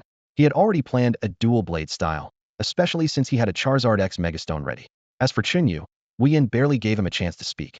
You should focus on special attack. Rotom, regardless of form, has much higher special attack than physical. Main electric type, secondary ghost type. After advising them, Wu Yin turned to assist other students. Compared to the well-versed Su Wen and Chunyu, the real headache was the newbies encountering system training for the first time. Su Wen lowered his head to think. Shadow Claw doesn't appear in Charmander's level-up moveset, meaning he has to find a way to buy a TM. The afternoon training dragged on tediously. To help students bond with their Pokémon, Wu Yin strictly forbade distractions, no playing on terminals, no chatting, no leaving Pokémon alone. The result? Some boredly kept asking questions, some nodded off in corners, others just stared blankly, daydreaming. Su Wen, however, remained calm. He spent the first half of the afternoon using Aura to assist Charmander's training, then spent the latter half practicing skills with it. Once his Aura was depleted, he rested nearby, watching other students get scolded by Wu Yin, finding the day oddly fulfilling. When school ended at dusk, everyone returned to the classroom to pack up. Homeroom teacher Mu Hanji called Su Wen and Chinyu over. Come, have a seat. Mu Hanji handed them 2 thick stacks of A4 paper, whose covers boldly read several matters concerning resource allocation for Su Wen and Chunyu during their 3 years of high school. Su Wen and Chunyu both clearly understood that this was the school's gamble agreement. Mu Hanji pushed a thick stack of documents toward them, the cold glare of the incandescent light reflecting off the table. Su Wen lifted his hand slowly, thumb and forefinger peeling open the cover, then read line by line with care. The memory of the losses he suffered last life from signing rashly was still fresh, wasn't about to dig a hole for himself again. In contrast, Chunyu was impatient, grabbing the papers and flipping straight to the highlighted important points, scanning them quickly before reaching for a pen. Take another look, Su Wen said calmly, pressing his hand down on the papers. Want to sign in less than a minute? He glanced at Chunyu with a helpless expression. Chunyu scratched his head and laughed off the warning casually. All one. If the school really wanted to screw us over, they wouldn't make things so complicated. Besides, with the internet these days, even if there were problems, people like us weaker ones can make a fuss. No need to worry. His words made Mu Hanji nearly lose face. This kid seemed to be trusting the school, but was actually warning him off, clearly saying, the shoeless aren't afraid of those with shoes. Don't think you can trick students here. Mu Hanji's heart sank. Young people today were all very clever in their own ways. Su Wen swallowed a smile, released the papers, and let Chinyu sign, while he quickly skimmed through the remaining documents. Closing the folder, he weighed the pros and cons in his mind. The resources in the agreement weren't shabby. 1. 1 million in annual funding to nurture each little spirit. 2. 3 skill machines of choice from the school's shop. 3. Unlimited access to the school's training center. Forbidden zone quotas were not included. If he captured a second spirit within 3 years, he could get an additional million annually, but national rules required at least ordinary level trainer status to capture a second spirit, blocking his plan to simply take advantage. The catch was clear: he had to reach the top 32 in the Little Phoenix King Cup within 3 years, meaning surviving 2 rounds after preliminaries, or else return all the resources within 5 years. The conditions weren't harsh, fairly generous to most students, but Su Wen wasn't desperate for the resources, nor did he like being restricted by tight rules. He pushed the documents back calmly. Forget it, teacher. I want sign. Mu Hanji frowned. Could you give me a reason? Su Wen touched the tip of his nose, speaking frankly. Honestly, Teacher Mu, these resources aren't very attractive. 3 skill machines of choice. My dojo already has plenty in stock. maybe even more suitable ones. Unlimited training center access? The dojo's training area may not be as fancy as the school's, but it's enough for now. Chinyu wasn't surprised by Su Wen's decision. If he weren't orphaned and struggling, he might not have signed either. But circumstances outweighed personal preference. He couldn't just sit back and do nothing. So he readily signed his name, passed the documents back to Muhanji, and said aloud, "I have no issues, teacher." After Muhanji took Chinyu's contract, he didn't let Su Wen and Chinyu leave. Instead, he pulled out a new contract. This one had been specially redrafted by Mu after the old principal got word from Wu Yan, and it was addressed solely to Su Wen. Compared to a normal contract, the only addition was this clause. If Su Wen secured a spot to enter the Forbidden Zone, the school would take not a single share of anything he obtained there. Normally, after evaluating the Forbidden Zone's harvest, the school would claim half the profits. Now not a cent taken basically meant all the rewards went straight into Su Wen's pocket. Su Wen's eyes fixed on that line. His heart thumped uncontrollably, but he swallowed his excitement and looked up to ask, "Teacher Mu, can I know what the best reward in the Forbidden Zone is?" "I can't tell you exactly what it is." Muhanji pushed his glasses up his nose, voice tinged with meaning, "but I'll say this. The person back then used that very reward to push any ordinary little spirit all the way to the dojo level." Whoa, Chinyu sucked in a sharp breath. Taking a spirit with average talent and raising it to dojo rank meant throwing in at least hundreds of millions in resources. In fact, any trainer who reached dojo level, if you converted all the money spent on their spirit into cash, it'd be enough to live comfortably for life in the mundane world. Most truly powerful trainers weren't rich, though the wealth just kept getting reinvested in training. If someone at the high school level suddenly had that kind of money, they might just quit training and live a lavish life instead. After a long pause, Su Wen finally picked up the pen and wrote his name on the contract. Chinyu scratched his head beside him, immediately regretting it. "Can I still back out now?" Muhanji pocketed Su Wen's contract with satisfaction, casting a mock stern glance at Chinyu. "Cut it out, or he'll talk to the principal about slashing your resources again." "Please don't, I am sorry, Teacher Mu." Chinyu groaned pitifully. "All right, you two clowns, off you go." Mu waved them out, then headed straight to the principal's office to hand over the contract. How many contracts did this make? The old principal smiled as he accepted the papers. "Just the second one," Muhanji said with a relaxed expression. "Still top-notch work on your part, sir." Su Wen thought the school had only prepared 2 plans, not realizing the principal's real bottom line was the 4th contract. Youngsters always underestimate their worth in the eyes of these crafty old wolves. Of course, barring some twist of fate, Su Wen would never discover this hidden layer. That evening in the fighting department's dojo, Su Wen, feeling like he'd scored a huge win, excitedly recounted every clever move of the afternoon to Zhou Wan, wildly gesturing. Meanwhile, Chinyu was awkwardly shoved into a white martial arts uniform and stood on tiptoe with a gloomy face. "I don't even need this, so why am I here?" Chinyu muttered miserably. Had only come to hang out and pass the time training with Su Wen and Zhou Wan, never expecting to be forced into a GI and dragged into sparring together. Zhou Wan said calmly, "We focus on our training, and Rotom and the others focus on theirs. There's no conflict." The following days quickly returned to normal. Su Wen followed a clear daily routine, homeschool martial arts gym. His schedule was precise. The school promised to give out 3 technical machines TMs, and he quickly made his choices: Feather Dance, Shadow Claw, and Flame Charge. He set a principle for picking the moves not necessarily the most suitable, but definitely the most expensive. So the rare Flame Charge was the first to be claimed. Normally, Charizard would only learn it naturally at the gym level, but that would take too long, so Su Wen took the initiative. Shadow Claw was chosen to test teacher Wu Yan's claw technique progression theory. After mastering Claw and Dragon Claw, learning Shadow Claw should be much easier. As for Feather Dance, it was the only move Charizard had to restore stamina on its own, crucial in long battles. Besides the 3 school-gifted TMs, Su Wen found Protect and Mystical Fire in his gym storage. Protect needs no explanation, trainers often say. If a Pokémon only learns one move in its life, it must be Protect. As long as the protective shield isn't broken, the Pokémon is completely safe. Mystical Fire, the signature move of the Fire-type Fox, was a lucky find in a typical gym's warehouse. So there they were, 5 TMs laid out on the table, becoming Su Wen's toughest but most anticipated challenge ahead. Training classes were manageable, but theory classes overwhelmed him. Pokémon biology, botany, history, anatomy, each unfamiliar term bombarded his mind like stones thrown into a lake. He had to squeeze extra studying hours from his already scarce sleep. Time flew and 2 months passed in a flash. During lunch break, as the classroom buzzed with noise, Chinyu poked Su Wen, who was buried in his homework, with a pin cap and asked, "Su Wen, what rank did you get in the monthly exam? 4th? Or 5th in the class?" "Forgot." Su Wen mumbled, burying his face in his arm, too tired to even look up. Chinyu didn't relent. "Then guess who's first this time?" Su Wen nearly wanted to stuff Chinyu's head into the desk drawer, just ignored him. Chinyu was the classic model student. never studied much, yet consistently ranked first in the class and top 3 in the grade. Even Wang Xian, who was outside training with Su Chuan, called back specifically urging Su Wen to learn from him.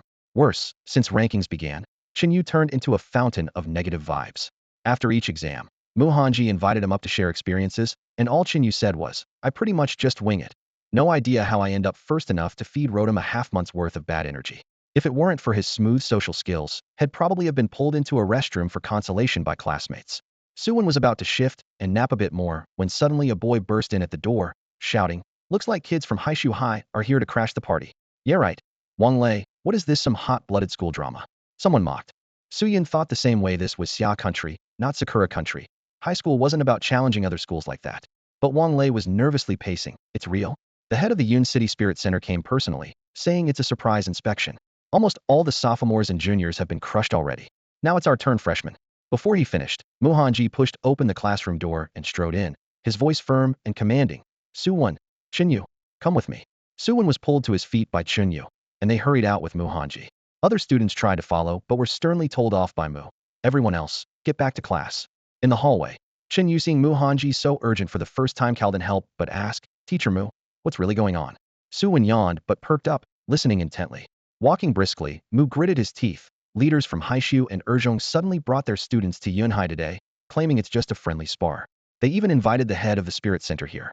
This official manages all the local spirit-related affairs, including resource allocation. If the results don't satisfy him, Yunhai might lose resources even before the Little Phoenix King Cup starts. Su Wen sneered. Nothing happens without selfish motives. There's no way it's just a friendly spar.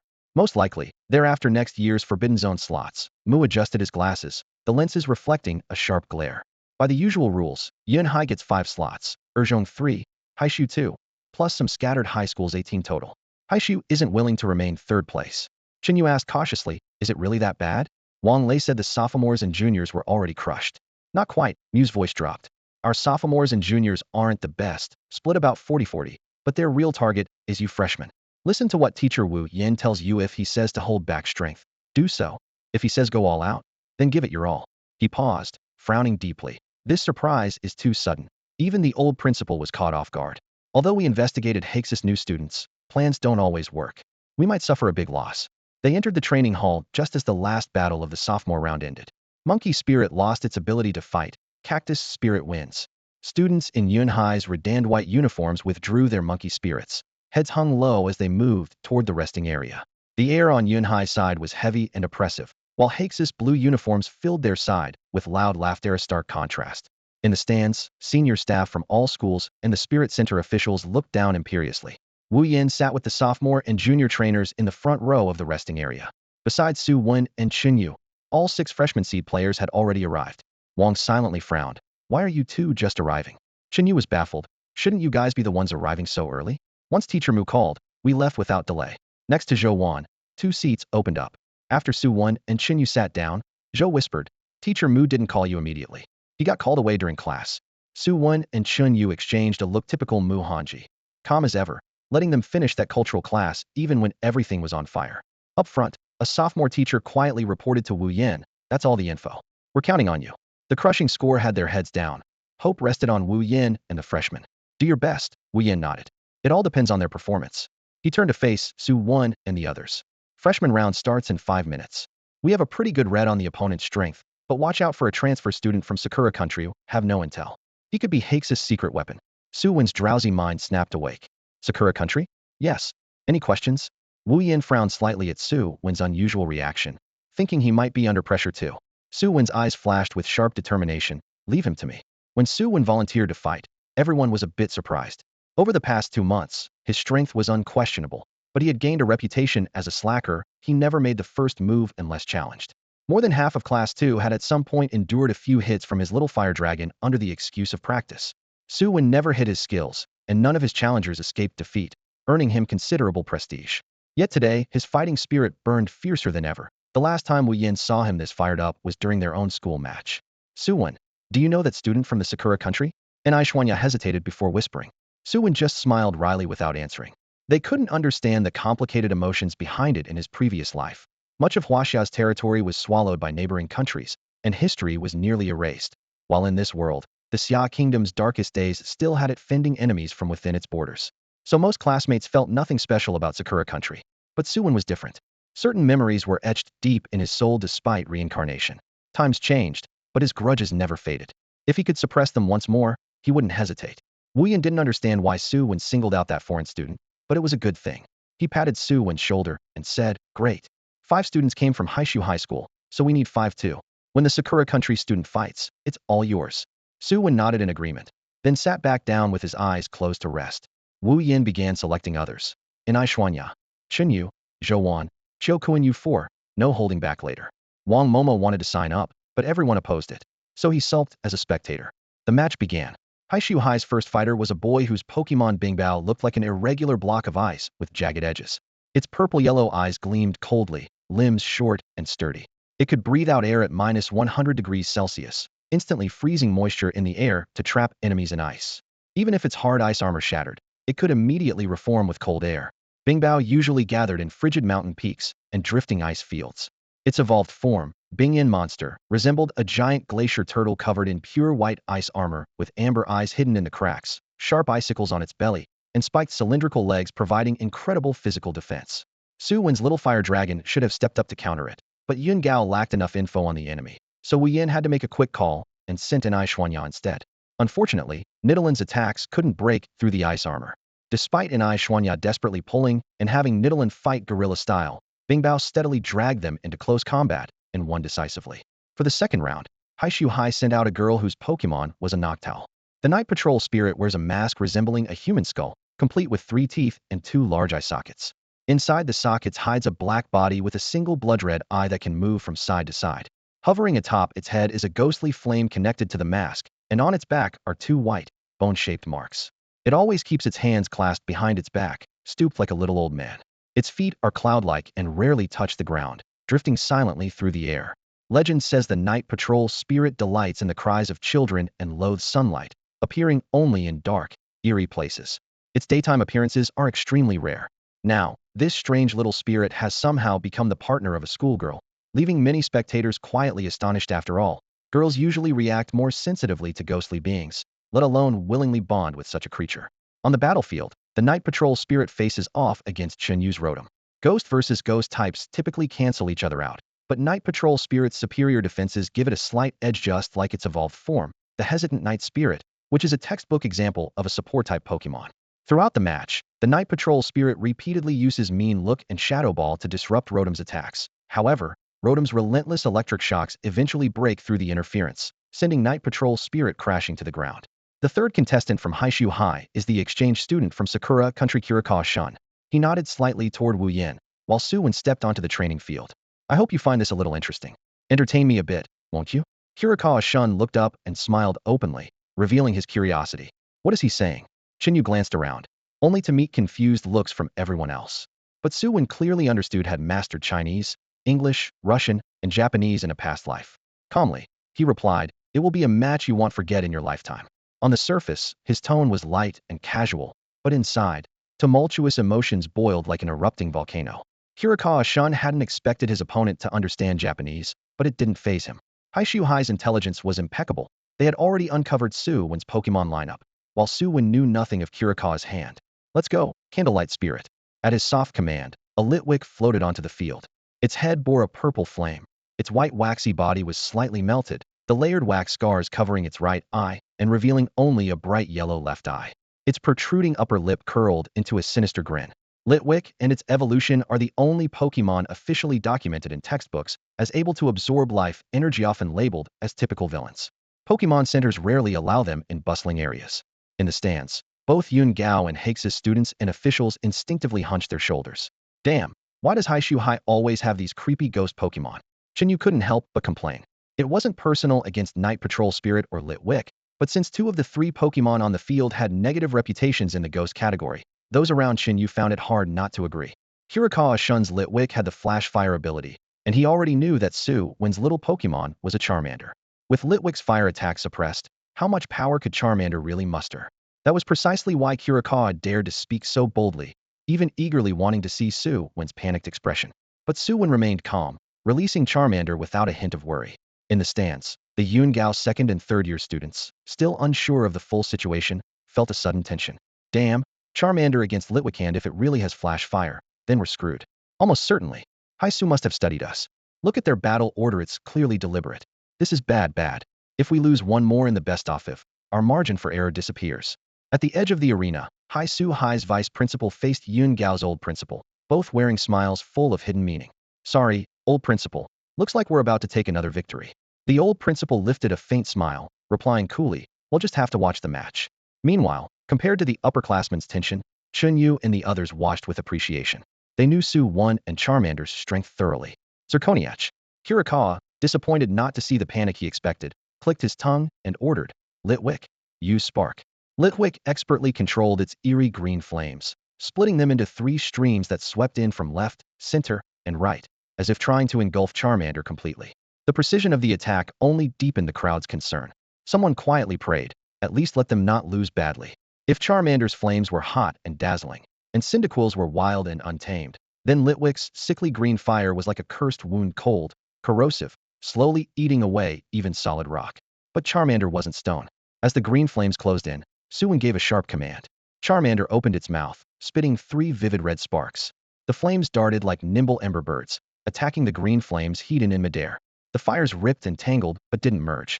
Like water and fire repelling each other, both sets extinguished simultaneously. Nice. Someone couldn't help but whisper. With that one move, everyone realized Charmander's control over fire rivaled Litwick's. The opposing flames canceled out each other, rendering Litwick's attack useless while preventing it from absorbing extra fire and triggering flash fire. But the real shock was just beginning.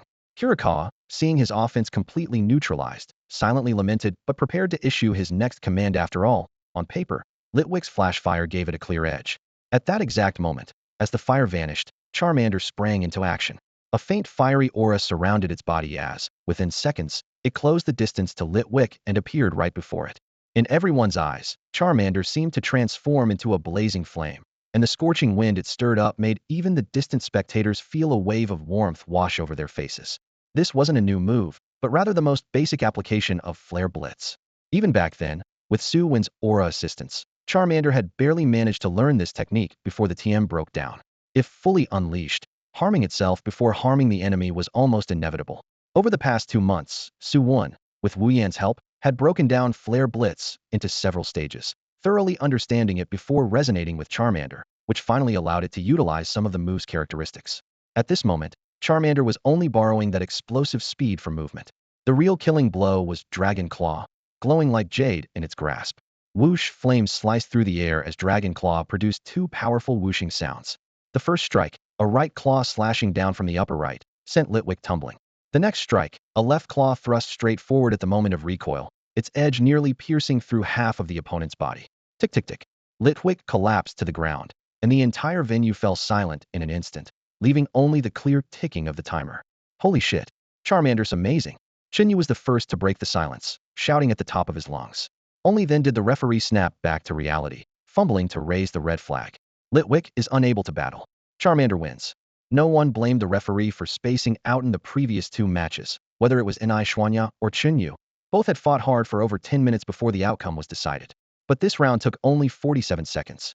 In the stands, Principal Yun of Yun-Gao High glanced at the ashen-faced vice principal of Haishu High and mercilessly twisted the knife. How about that? Did it end too quickly? Want to watch the replay a few more times later? The Haishu vice principal gripped the railing with whitened knuckles, forcing out a smile. Yun-Gao is still Yun-Gao indeed, producing talented individuals one after another. On the field, Su Wen shrugged and said to Kirikawa-shun in a mix of Japanese and Chinese, Zana Nagara, I was hoping for an exciting battle before Charmander evolved. What a shame you're too weak, completely unsatisfying. The implication was clear. Kirikawa-shun was far too weak to provide any real challenge. Kirikawa-shun's former composure vanished entirely. His face grew increasingly pale, and those words stung him so badly that he staggered back 2 steps, nearly falling. As if responding to Su Wen's taunting, Charmander was suddenly enveloped in a sacred light, the precursor to evolution. Su Wen had long known Charmander's capabilities and that a breakthrough would come within these 2 days. Sure enough, as soon as the battle ended, the transformation arrived. Every gaze was firmly locked on that radiant light. Each evolution of a Pokémon was a celebration of life itself. What kind of miraculous world could nurture such wondrous creatures as Pokémon? The glow obscured the appearance of the Charmander, But as the light stretched the little dragon's silhouette, the evolving glow slowly faded away. When the last spark of incandescent dust fell like scattered stars, in its place stood a brand new Charmeleon. Roar! Charmeleon lifted its head and let out a long howl, flames bursting forth alongside the deafening roar. Compared to its earlier Charmander form, the aura it radiated was on an entirely different level. Its body still retained Charmander's basic shape, but was more solid and muscular. The fiery red skin deepened in shade, shimmering like polished metal under the light. Its eyes gleamed intensely, pupils narrowing into sharp vertical slits, radiating fierce confidence. On its head, newly formed horn-like bony protrusions stood erect like short blades. Its elongated snout and pointed mouth resembled a raptor's beak. Its limbs grew longer and thicker, muscles well-defined, with razor-sharp claws like sickles. The tail also thickened, the flame at its tip burning even brighter and sparking wildly. Compared to Charmander, Charmeleon displayed greater control over its fire breathing, able to use a wider array of fire-based attacks. It often swung its burning tail in wide arcs to sweep opponents before tearing into targets, with sharp claws each strike accompanied by waves of heat enough to slightly distort the air. Like before evolution, its attack strength depended on its emotional state. When stirred, it would unleash bluish-white fierce flames, the tail flames surging as if unable to contain the heat, scorching the surrounding air to a fiery crimson. However, evolution also brought new challenges. Charmeleon's temper had grown fiercer and more stubborn, like a blazing wildfire always craving the next battle. The scene from the anime where Ash's Charmander evolves and stops obeying commands flashed in Su Wen's mind, making him anxious. No, Charmeleon? Su Wen whispered cautiously. Charmeleon, still standing in the center of the field with raised claws, twitched its ears before taking short but strong strides on its hind legs, running toward the voice with a tap-tap-tap. Roar roar. Charmeleon leapt into Su Wen's arms, its tail flame trailing a brilliant red glow behind him. It shook its head playfully, almost like it was cuddling. Su Wen felt a wave of relief beneath that new form was still the affectionate little Charmander he knew. He smiled and gently stroked the newly grown sharp horn and sturdy head. You've worked hard. Go get some rest. With that, he led Charmeleon toward the rest area. They'll leave it to you all from here.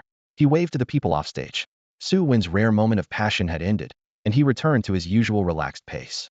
Perhaps Su Wen's swift and decisive victory was too inspiring, or maybe his strong presence intimidated Haishu High School. Whatever the reason, Zhou Wan and Xiao Kuan won their next two matches. By the arena, Zhou Wan's battles were clean and efficient, while Xiao Kun's mischievous Dark Crow truly stood out. Its shadow clones fluttered wildly in a swarm, creating illusions that blocked the opponent's view so thoroughly that they could barely lock on with any move.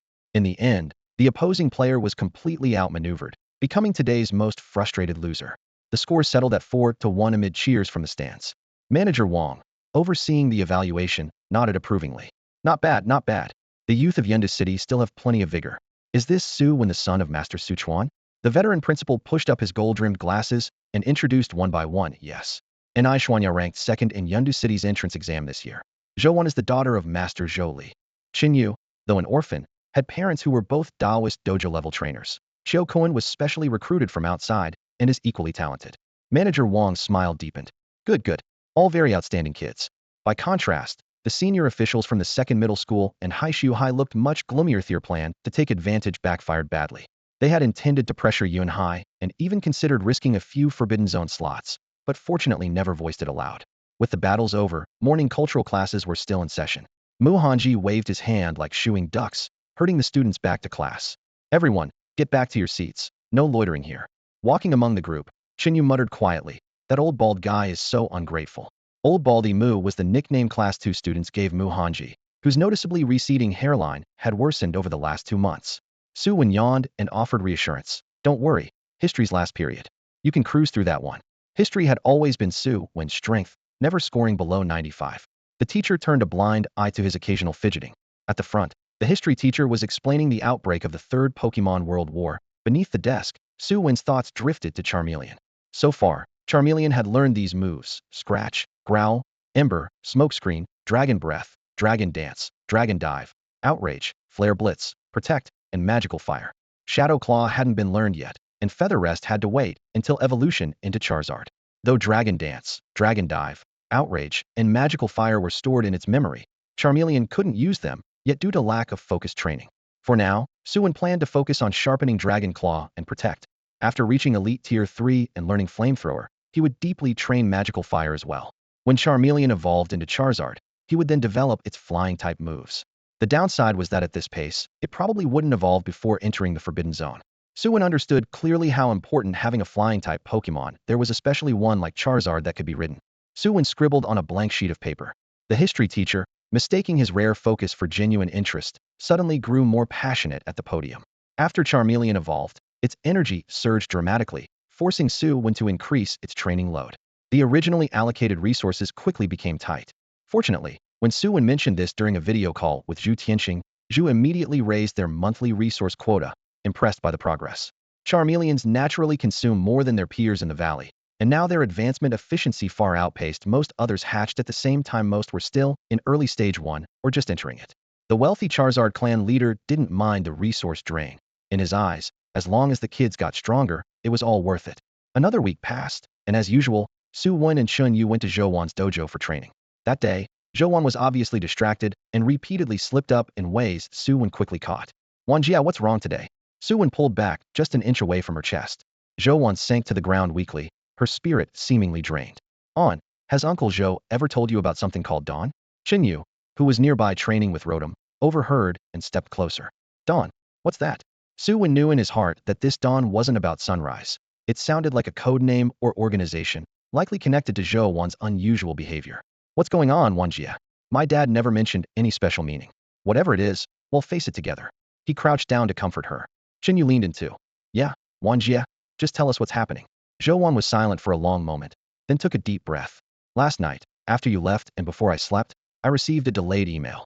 My dad wrote it shortly after he left Yun City 2.5 months ago. The email said there's a box hidden in the eastern mezzanine of the basement storage room. If I got this email, I should consider handing the box over to the Union for protection and to be cautious of this dawn." The message was rushed and gave no other instructions.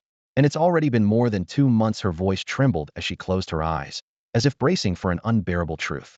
Chin Yu panicked. "Then what are we waiting for? Let's hand the box to the Union now. Uncle Zhou must be in danger." Before he finished, Su Wen raised his hand and tapped Chin Yu's head lightly. "Don't talk nonsense. You don't know how steady Uncle Zhou is. He always plans carefully before acting. If there really was danger, would he leave the box with Wan Jie for 2 whole months? I think it's more likely delayed by other matters." "Wan Jie, don't worry." Zhou Wan, normally so strong and commanding, now looked like a tearful high school freshman, gazing at Su Wen pleadingly. "Then on, what should I do now?" Su Wen sat cross-legged. "Hey Race, well let me call my dad first, see if he knows what dawn means. If even he doesn't, then we'll consider asking the Union for help." Zhou Wan said. "On, quickly call Uncle Su and ask him." Hearing this, Su Wen immediately took out his phone. He pressed the dial button. Beep. Beep. The monotonous ringing echoed. The first call went unanswered, and the second also fell into silence. Growing more uneasy, he pressed redial for the 3rd time. "Dad, what's wrong? Why didn't you answer earlier?" The call finally connected, and Su Wen asked straight away. On the other end came hurried breaths, like someone who had just finished intense exercise. "Huff huff, it's nothing, son. Something came up just now. What's going on?" Su Chuan steadied his breathing, his voice tinged with fatigue. Su Wen had no time to probe what his father had been busy with. He quickly summarized the strange events around Zhou Wan, then lowered his voice. "Dad, do you know what liming means?" The room fell silent instantly, only the faint static and speakerphone remaining. After a long pause, Su Chuan spoke in a deep tone. "Liming? That's a familiar name. I didn't expect you to come across liming so soon." He clearly made a decision as he continued. "Chin Yu and Zhou Wan are both with you, right?" "Yes, Dad." Su Wen activated the speaker so they could listen better. "Good. What I'm about to say, all 3 of you must remember it clearly. Under no circumstances should this be leaked. Understand?" "Understood, Dad." Uncle Su.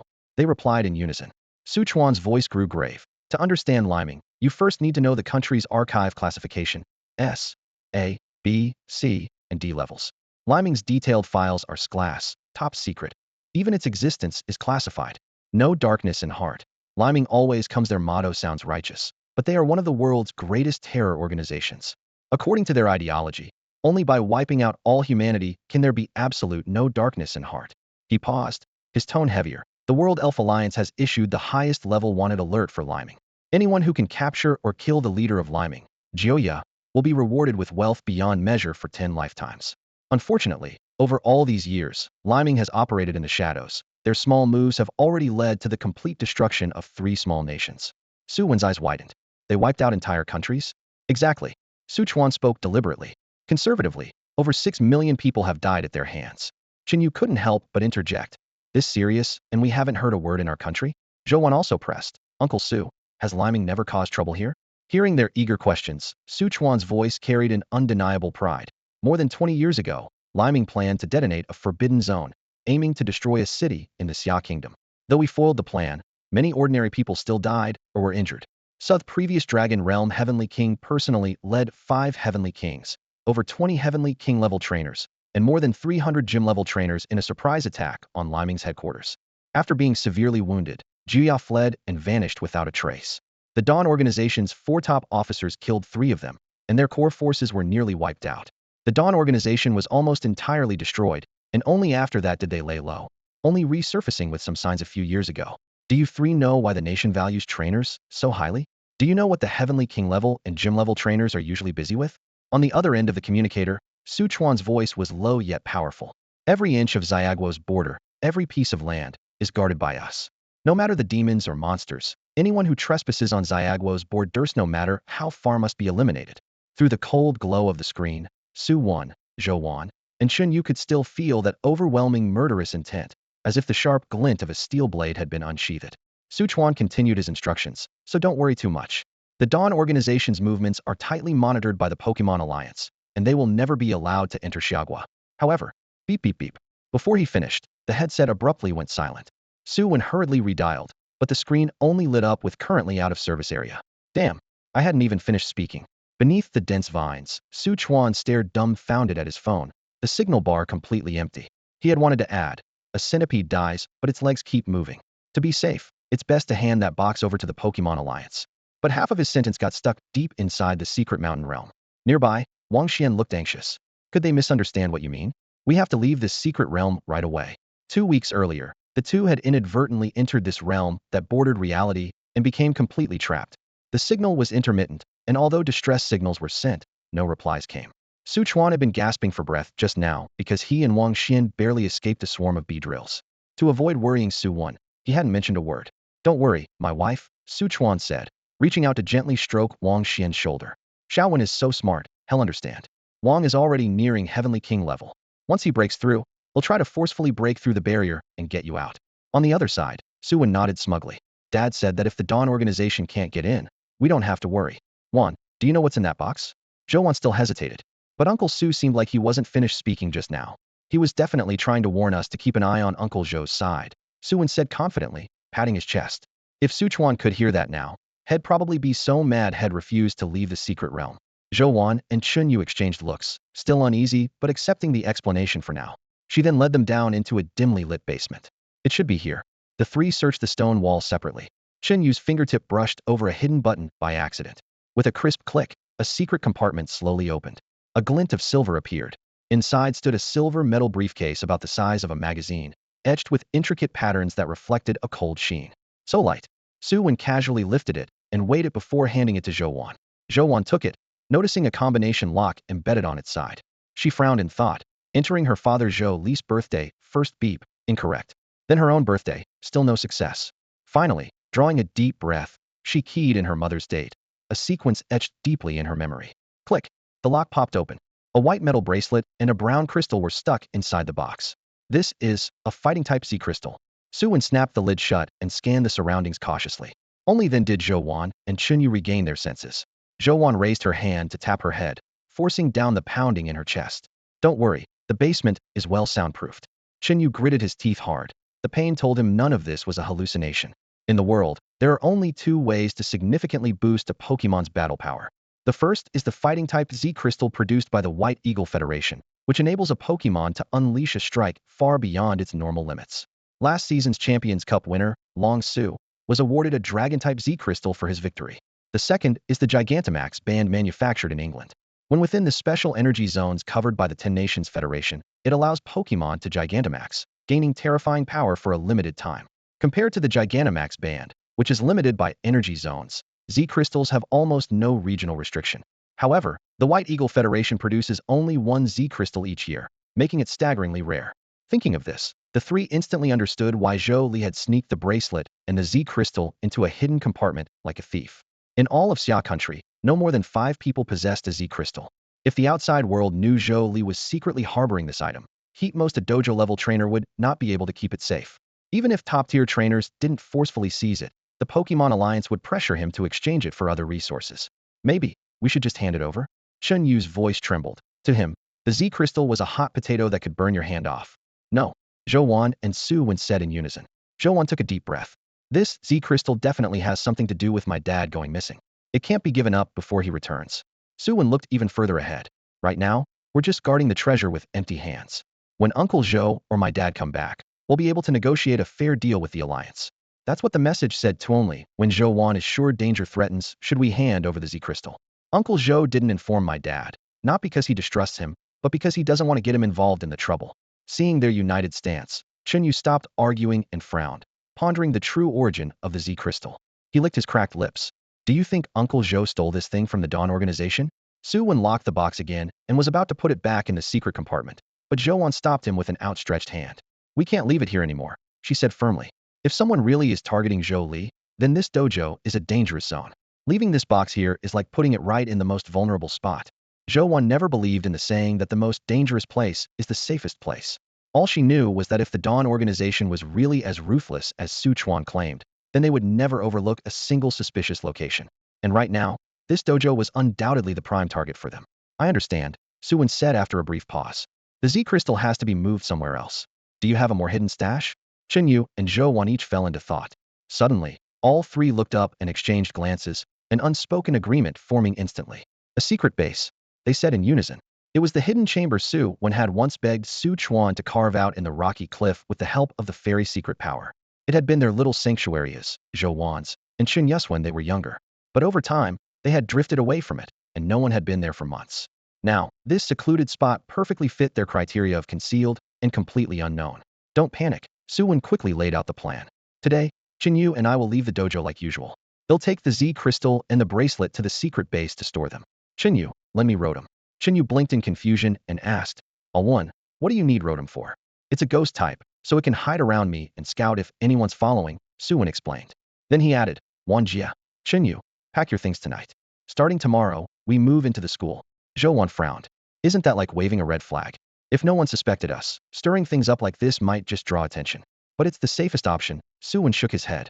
The country wouldn't allow trainer class, let alone master or overlord level trainers to casually enter. What about one level down? The three of us together, can we handle an elite trainer? After some rough calculations, Zhou Wan and Chen Yu sighed. With their synergy and solid partners like Charmander, maybe they could defeat a single elite Pokémon, but a real elite trainer had far more than just one ace. Since the others accepted the plan, they finalized the details. As dusk fell, Su Wen and Chen Yu left the dojo without raising suspicion. Along the way, though Rotom kept reporting no one tailing, Su Wen first returned home, changed into dark clothes, and put on a hat and mask before quietly slipping out the back door. The secret base wasn't far from Su Wen's house. Though not fast, he arrived quickly. Moonlight was blocked by dense grass, and all was silent around. Su Wen whispered, Rotom, is it safe? After the affirmative reply, he crouched into the bushes and searched by feel. The entrance had long been covered by weed. She spent some time finding the pull ring, which reassured him. Tugging it revealed a metal rotating lock with a password. After a few turns, with a rumbling sound, the ground lowered to reveal a narrow staircase going down. Really a childhood project. Now that I see it, it's definitely cramped, he muttered, ducking inside. Stashed food, water, childhood toys, watercolor graffiti on the walls all untouched, as if time had frozen. He found a faded cloth doll, carefully cut open a seam, slipped in the Z crystal and bracelet, then stitched it back seamlessly with matching thread. He tossed the doll back among the others. Satisfied all was secure, Su Wen closed the hidden door and returned home to pack his bags, preparing for their move into the school the next day with Zhou Wan and Chen Yu. The next day, Su Wen, Chen Yu, and Zhou Wan submitted an application to the school and moved in quickly after paying their dorm fees.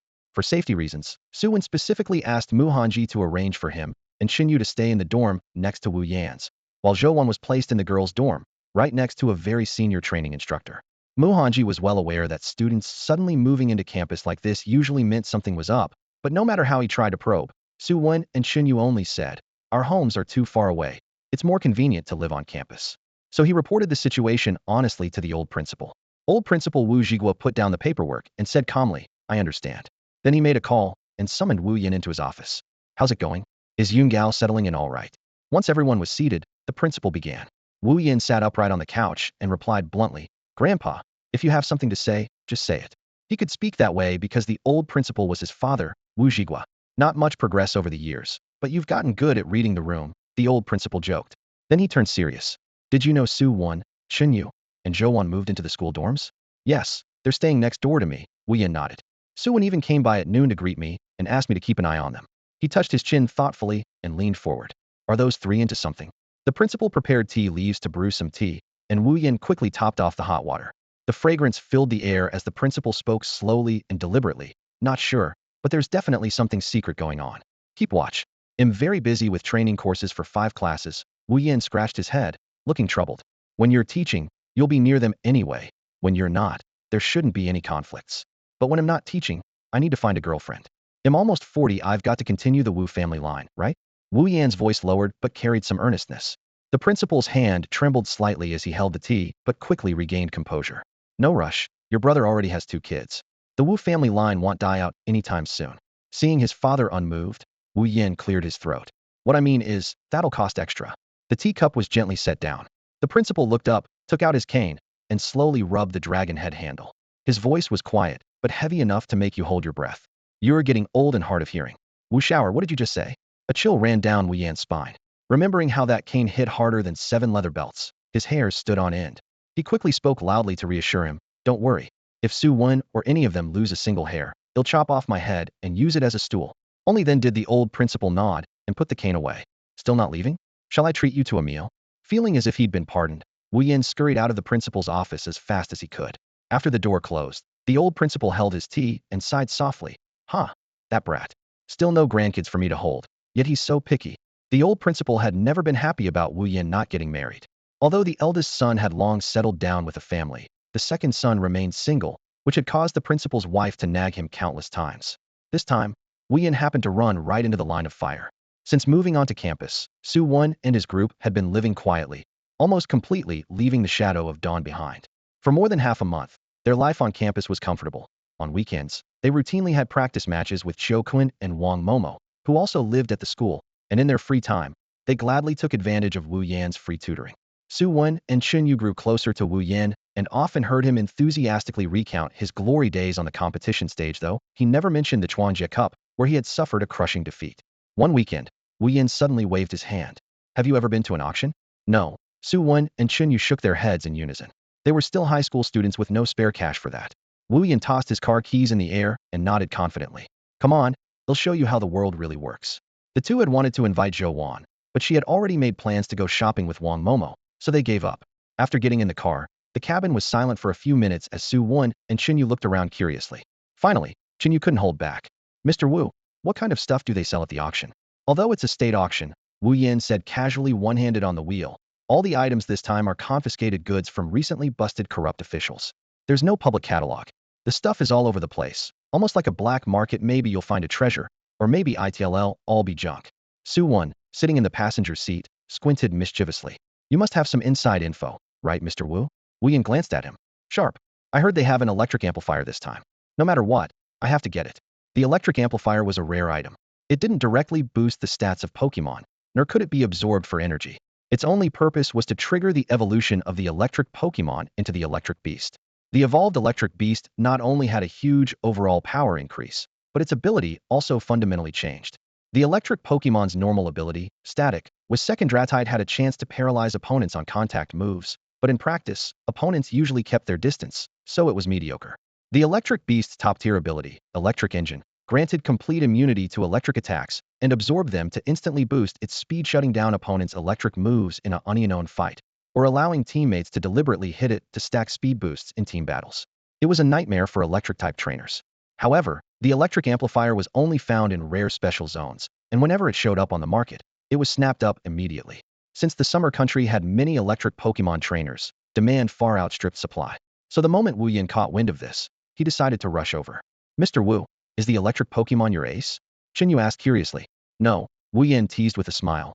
My true ace, you'll see sooner or later. But for now, the electric Pokémon is my second strongest. Seizing the opportunity, Su Wen pressed on. By the way, Mr. Wu, is your ability related to electricity? He had always wanted to figure out Wu Yan's power, but hadn't found the right moment. Today, he finally asked. Wu Yan didn't answer directly, but asked back. What's your basis for that? Su Wen counted off on his fingers as he spoke. Electric Parasaur, Thunder Beast, and even the little spirit you used before, all pure electric types. Without any special ability boost, they should have been trained more evenly, right? That's right, Wu Yin nodded. My ability is electromagnetic waves, and yours is probably some kind of wave too. Otherwise, during our battle that day, I wouldn't have been able to block your mental scan with my electromagnetic waves. He smiled ruefully. Honestly, I wanted to train other types as well, but the speed boost electromagnetic waves give to electric types is just too good. Getting a little spirit to gym level and other attributes takes several times more resources and time. The car cruised smoothly, but the conversation continued. Su Wen finally spoke out a question had been holding back. Wu Lao, sure, there are quite a few ability users in Xia country. Why don't they test or give bonuses at high school entry? It's because it invites targeting, Wu Yin explained officially. The state's stance on ability users is neutral, neither support nor forbid, nor encourage. Most abilities only enhance single attribute little spirits. For example, I lean electric, and Zhou Wan leans fighting. If abilities were revealed in high school, it's easy for users to be singled out. But universities do offer bonus points to ability users. As he finished, Wu Yin expertly threw the car into a sharp drift, parking precisely within the lines. The abilities of Master Zhou Li and Zhou Wan are probably focused on fighting types, he said, pulling out the keys. Su Wen and Shun Yu's hearts were racing from the sudden skid, and Su Wen caught his breath before complaining. Wu Lao, sure, if you drive like this again, we're taking a taxi back to school. Huh, they'll be more careful next time. Wu Yin laughed and stepped out, beckoning them to follow as they headed straight to the auction hall. No entrance pass needed here. Su Wen looked nervously at the glittering main gate. Wu Yin raised his left hand, flashing a gold card. VIP. The attendant checked the card and respectfully led them to a spacious private room on the second floor. Floor-to-ceiling windows overlooked the auction stage, equipped with high-fidelity speakers, so every word was crystal clear. Wow, fancy. Shinyu collapsed into the plush sofa, the crystal coffee table piled with cut fruit in front of him. Wu Yin quietly felt a bit smug for showing off in front of the students even though the gold card belonged to the old principal. Soon the entrance closed, and a middle-aged auctioneer in a tailcoat stepped onto the stage to begin the auction. The official union event was straightforward, no flashy warm-ups. After a brief introduction, the first display case slowly lifted, revealing several teal-green fruits inside. First item, 7 Musi fruits, starting bid 1,500 yuan. Musi fruit can cure abnormal statuses, priced around 200 yuan each, so not particularly rare. 1,600. 1,800. A bidder holding number 6 called out. 7 Musi fruits, 1,800 yuan. First call, second call, third call, sold. The display case descended and the next lot was brought up immediately. Second item, a pure gold Rui scepter, weighing 0.9 kilograms, starting bid 300,000 yuan. 310,000 and 330,000 clearly. The items up for auction were far more than just Pokémon-related props. A variety of miscellaneous objects were gradually piling up. The money in Su Wen's hands could only afford the first lot. Later items were priced in the tens or even hundreds of thousands, leaving him helplessly watching from the sidelines. Finally, the 11th item appeared, the power amplifier. The auctioneer introduced it as a rare device that could evolve an Electrike into a Manectric, a highly coveted Pokémon accessory, with a starting bid of 1.2 million. The atmosphere immediately grew tense. Wu Yin was the first to call out 1.4 million, only to be quickly outbid at 1.45 million, sparking heated bidding. The price shot up like a runaway horse, swiftly reaching 6 million. The pace slowed noticeably, with only 4 or 5 serious bidders left. At 6.5 million, 6.6 million, 6.9 million, Wu Yin felt the pressure mounting as rivals closed in. Gritting his teeth, he boldly shouted 10 million all at once. Su Wen muttered to himself, that's quite a premium, teacher. But having observed market trends, he knew the power amplifier's usual value hovered around 9 million. Though the bid was steep, it was within reason. Wu Yin drew a deep breath, fully aware this would be a tough battle. Those others clearly aren't empty-handed, he thought. They or their kids must have Electrike. If you don't bid hard, you lose. Sure enough, after the 10 million call, the other bidders immediately went silent. Some tried to counter to push it higher, but ultimately gave up, letting the room grow quiet. The auctioneer steadied his hammer. Lot 28, 10 million first call, 10 million second, 10 million third, sold at 10 million. At that moment, there was a knock on the VIP room door. A server entered, rolling in a cart carrying the power amplifier. Unlike the main hall where payment and delivery happened backstage after the auction, VIP buyers enjoyed the convenience of having their winnings handed over immediately. Will you be paying by card or cash? The server asked politely. Card, Wu Yin replied, swiping his credit card through the POS terminal. 10 million was instantly charged.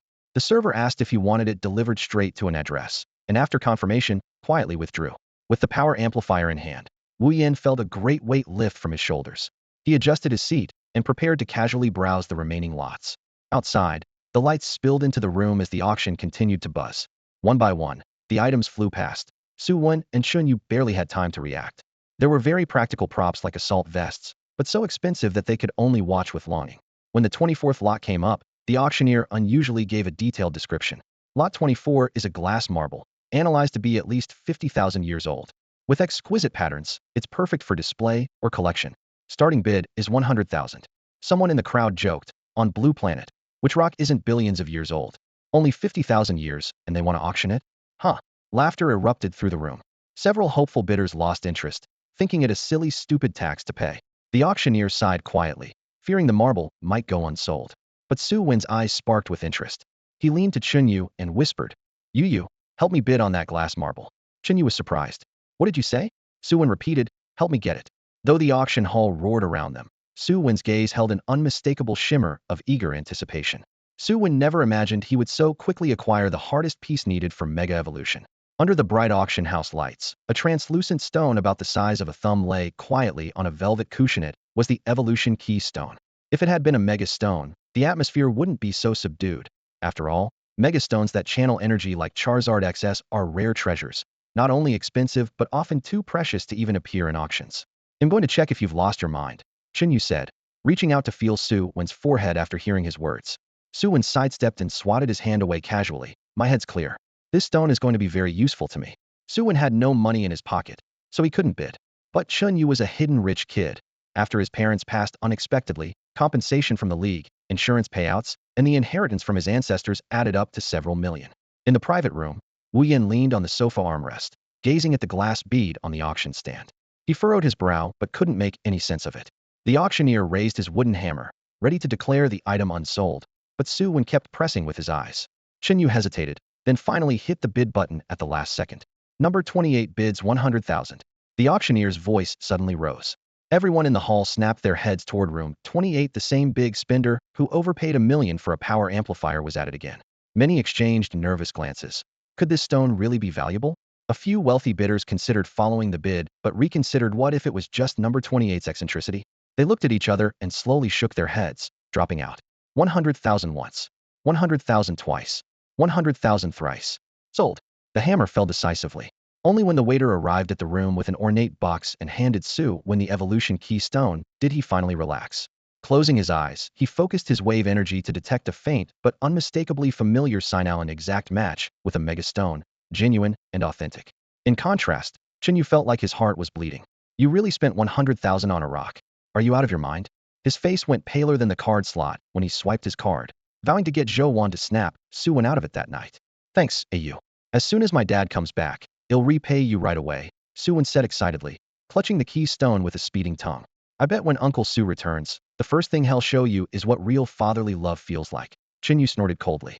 Su Wen ignored him, turning to ask the waiter, do you have a wristband to hold the evolution key stone? VIP requests were never denied, and the waiter quickly brought a silver-gray metal bracelet. The center had an openable slot. Click. After embedding the key stone, Su Wen twisted the mechanism tight, locking it securely. This wristband won't break, right? Su Wen raised his left arm toward the light, closely inspecting the rainbow-like glimmers refracting through the bracelet, feeling his excitement swell even more. The waiter slightly bowed his head and said, don't worry, sir. This bracelet is made by Dep Corporation and is an imported product. It can even block attacks from master-level Pokémon. If sold separately, it would cost tens of thousands. He paused there. Su Wen's mind stirred as he quickly realized he was benefiting from Wu Yan's goodwill. After the waiter left, he immediately smiled and said to Wu Yan, Teacher Wu, thank you so much for your help this time. They'll definitely treat you to a meal sometime. Wu Yan waved his hand dismissively, signaling it was no big deal, then asked, with your savvy, I'm sure you wouldn't waste money. So, can you tell me, what use does the stone actually have? Su Wen grinned and repeated back a sentence Wu Yan had said not long ago, word for word. Don't worry, Teacher Wu, you'll find out sooner or later. It wasn't that he didn't trust Wu Yan, the timing simply wasn't right. The public announcement of mega evolution was still far off. Innocent men bear no guilt, but possessing a treasure draws danger. Zhou was already anxious over a single Z crystal and had since vanished. Zhou Wan was forced to stay overnight at school for safety. If the mega evolution stones and evolution keys were exposed, the Pokémon League would be the first to come knocking. Su Wen had made up his mind. Unless it was a matter of life or death, or at least reaching the level of an Elite Four member, he would never play this trump card. All right. Wu Yan rolled his eyes but didn't press further. Neither of them had interest in the items up next at the auction, until the grand finale, a flat metallic block modeled in yellow, and white caught their attention. The host held a pin just above the metal's surface and released it. Instead of dropping immediately, the pin floated gently for over 20 seconds before landing. The experiment demonstrated that within a 30 centimeters radius of this metal, time significantly slowed, though only for inanimate objects. Humans and Pokémon were unaffected. A time-related artifact. Su Wen immediately thought of Dialga and the adamant orb, but comparing carefully, this metal block had no connection to the latter. Wu Yin made a few symbolic bids, quickly pushing the price beyond 50 million, then shrugged to watch the show. In the end, someone in another private room grabbed the piece for an astonishing 130 million. TSK. Now that's what I call truly rich. Wu Yin glanced sideways at the room in awe. They only bought this one item. All auction clearly came for it alone. When the auction ended, Wu Yin prepared to speed back with Su Wen and Yu. Just as he started the car, he noticed a slip of paper caught under the windshield wiper. No way, a parking ticket?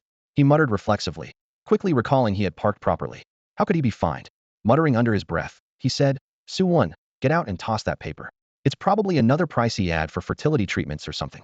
Su Wen was still captivated by the evolution key in his hands, but upon hearing this, he quickly got out, walked to the front, and pulled off the paper. He was about to toss it away when his eyes caught the words. Use the Z crystal to exchange for Su Wen at the abandoned chemical plant in the western suburbs. If anyone besides you approaches the factory, or if you don't arrive within 1 hour, Su Wen will die.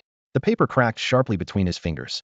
Su Wen looked up abruptly, eyes scanning his surroundings warily, a chill running down his spine as if countless hidden eyes were watching from the shadows. After all, Dawn had never forgotten them. After taking a few deep breaths, Su Wen forced himself to stay calm and climbed into the carriage first. As the door closed, he handed Wu Yin the narrow slip of paper and then lowered his voice to instruct Yu. Wan Jia might be in trouble. You should call her first to confirm she's safe. The paper was the same threatening note they had found wedged in the car door earlier. The Dawn organization obviously wasn't afraid of Wu Yin discovering it, boldly slipping the message onto a vehicle belonging to a dojo-level trainer. Su Wen couldn't understand where the mastermind's confidence came from unless Wu Yin was actually working with Dawn. But if that were true, they would have moved against him long ago. The car light flickered on. After reading the note, Wu Yin suddenly looked up in shock and blurted out, You actually have Pure's crystals? Who took Su Wen? Still not sure, but it's almost certainly the Dawn organization, Su Wen replied without looking up from his phone screen. He had just dialed another number. Su Wen had been shopping with Wang Momo. Now that she was missing, Wang Momo likely knew what was going on. Luckily, Su Wen had all the numbers of the school's 8 top seed trainers saved in his contacts. This moment called for them. Beep. Yu's phone responded first. The number you have dialed is switched off. Almost simultaneously, Su Wen's phone rang 3 times and connected. Wang Momo?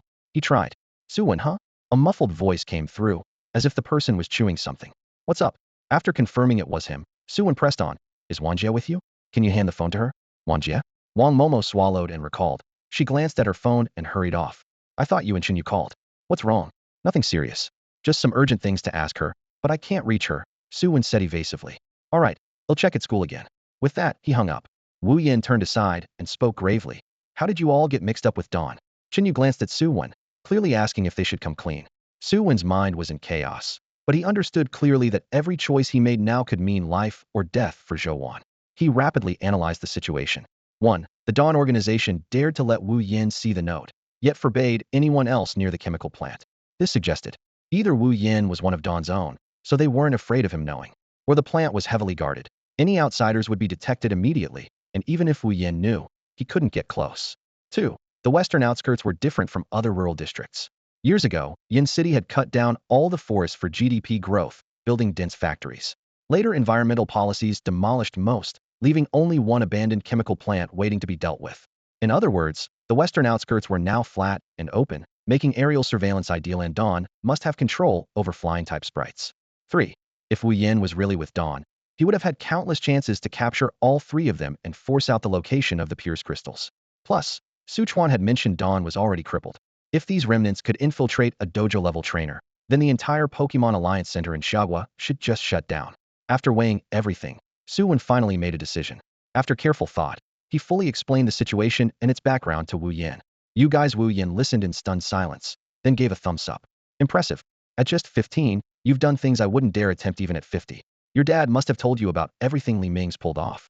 You really don't know the meaning of the word fear. Oh, come on. Teacher Wu, let's save the politics lesson for later. We only have an hour for that anyway. Right now, we have to rescue Sister Wan, Yu said, stomping anxiously. Wu Yin straightened up and spoke rapidly. Buckle up. You lead the way, get the Z crystal first. We can talk later about everything else. Chen Yu, call the Alliance headquarters to report this. As he finished, he slammed the accelerator. The off-road vehicle charged out of the intersection like a wild stallion. Inside, the roar of the engine rattled their chests, but Su Wen's mind buzzed with questions. After they get the Z crystal, how could they possibly escape from Xiaogua? Yin City lies on the coast, guarded heavily.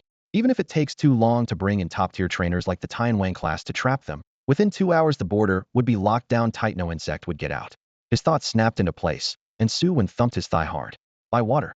The chemical plant's sewage pipes lead directly to the ocean. If they have a water-type Pokémon who can dive, they could slip out of territorial waters completely unnoticed.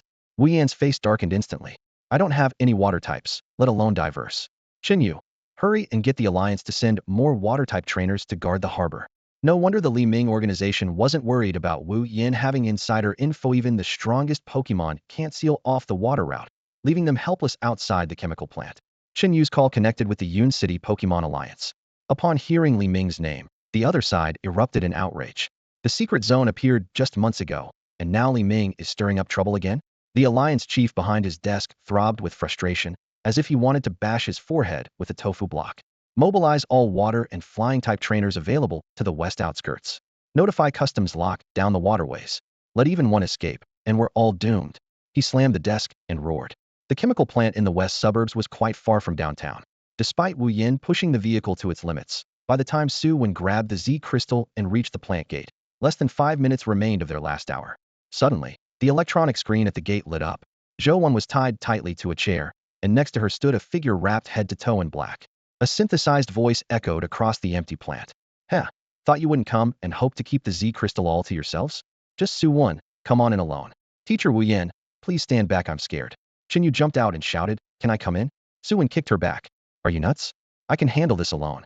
Chen Yu stayed silent but fixed her gaze on the camera, unwavering. The man in black laughed. Such nauseating brotherly loyalty. Fine, come on in together. Unable to shake Chen Yu off, Su Wen nodded to Wu Yan. The two then walked side by side into the chemical plant. The corridor was cold and echoed with dripping pipes. Su Wen lowered his voice. Don't do anything unnecessary. Stay beside me inside. If he doesn't fear us, it means his strength far exceeds ours. There's a blind spot around the next corner. Attach ROTEM to your phone. Chen Yu, expressionless, traced a small circle on Su Wen's back to show she understood. Inside the plant, the lighting was dim and yellowish. Besides the man in black and Zhou Wan, who gestured silently for them to leave, a man in a trench coat leaned by a pillar with a sturdy shelmet curled at his feet. Su Wen summoned his aura and felt his heart tighten. That was a recently promoted elite shelmet, mastering 14 or 15 moves, including dive. Beside them stood a large pool clearly connected to an underwater escape route. The man in black urged, stop staring. Hand over the Z crystal, and you can take Zhou Wan with you. Su Wen withdrew his gaze with a cold sneer. You dared kidnap Sister Wan, but don't have the guts to face us openly? Xiao Kuan. Hearing Su Wen's words, the man in black trembled, his mouth opening and closing as if he wanted to argue. But when he met Su Wen's unwavering gaze, he let out a bitter laugh and took off his mask. How did you know it was me? Xiao Kuan casually tossed the mask aside, his tone indifferent, as if it were a passing question.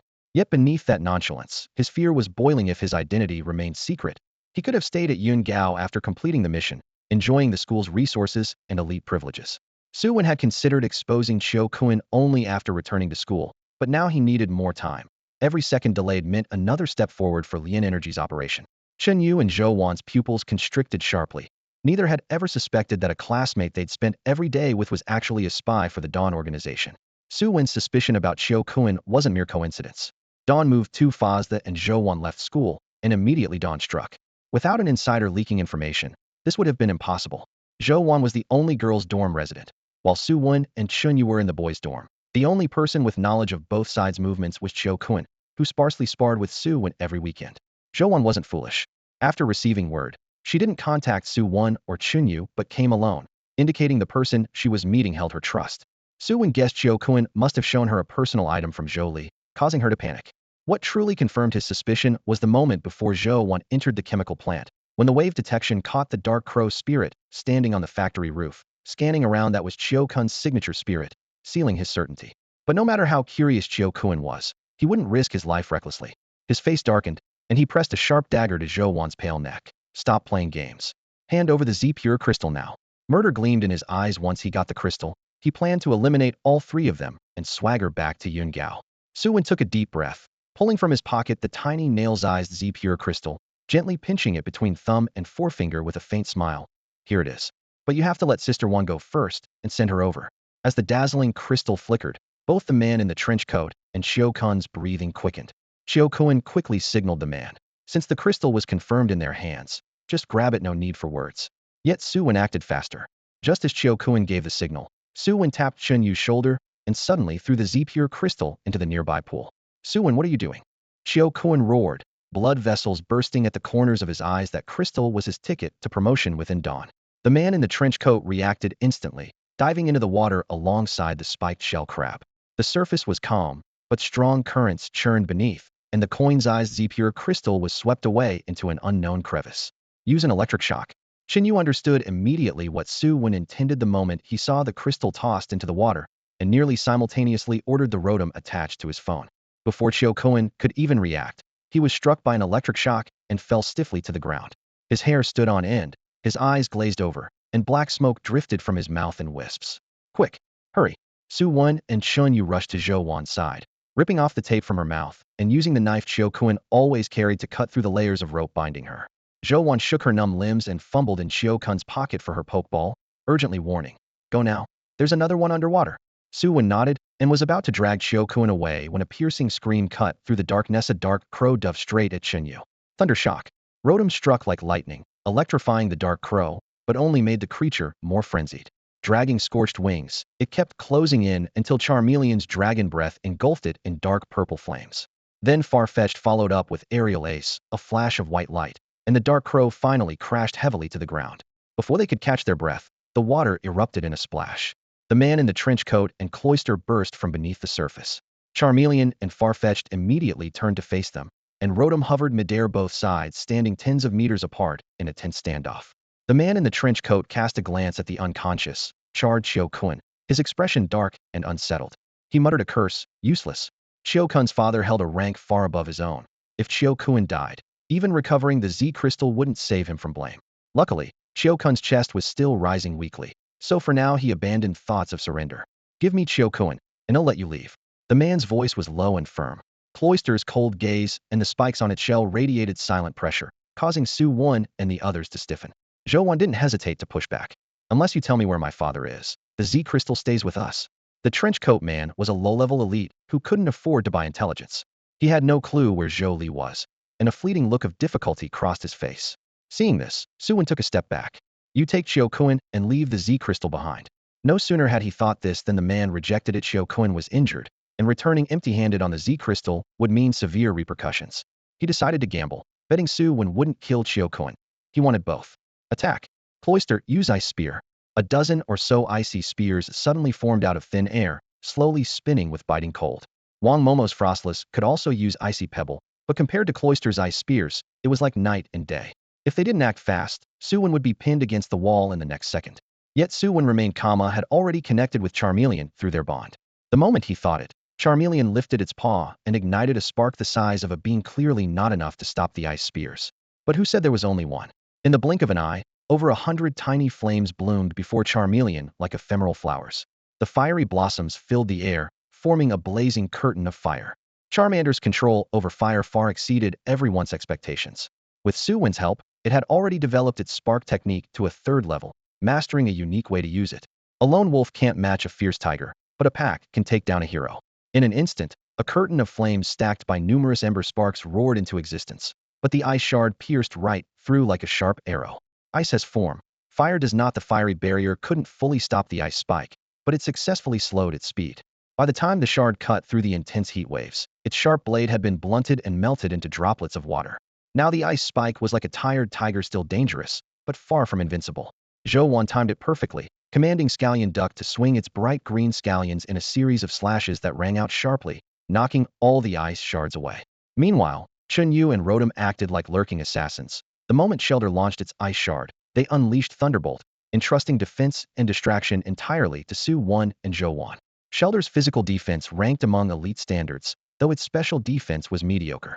Neither the physically offensive Scallion Duck nor Charmander, which hadn't yet mastered any special moves, posed a decisive threat. Moreover, the team was effectively fighting on two levels at once. If Shelter simply closed its heavy shell, Charmander and Scallion Duck attacking all day wouldn't crack it. That was why, The moment Shelder appeared, the plan was clear. Charmander and Scallion Duck would focus on defense and harassment, while Rotom would be the true armor breaker. Thunder roared, and lightning tore through the air. Shelder was caught off guard, hit heated by Thunderbolt, sending silver-white arcs crackling across its shell. Even an elite Pokémon, faced with a strong attack exploiting its weakness, had to endure this sudden blow. The man in the trench coat hadn't expected the trio to coordinate so smoothly. His mind raced as he shouted, "You shall break." Though lacking formal training, his brutal battles in the Dawn organization had honed a sharp instinct. If an attack isn't enough, hit harder. Instantly, Shelder's shell cracked with sharp pops, each fissure radiating intense power. While a wild Pokémon might retreat under such pressure, Rotom's second Thunderbolt erupted the moment the command was given. A thunderstorm, not just like lightning, but lightning itself. The raging electric serpent surged, nearly swallowing Shelder whole. Yet Rotom was still mid-stage first level. The explosive flash faded quickly. Just as Shelder caught its breath, Charmander and Scallion Duck charged from opposite sides. If they hadn't aggressively surged full speed from the start, their coordinated assault wouldn't have flowed so seamlessly.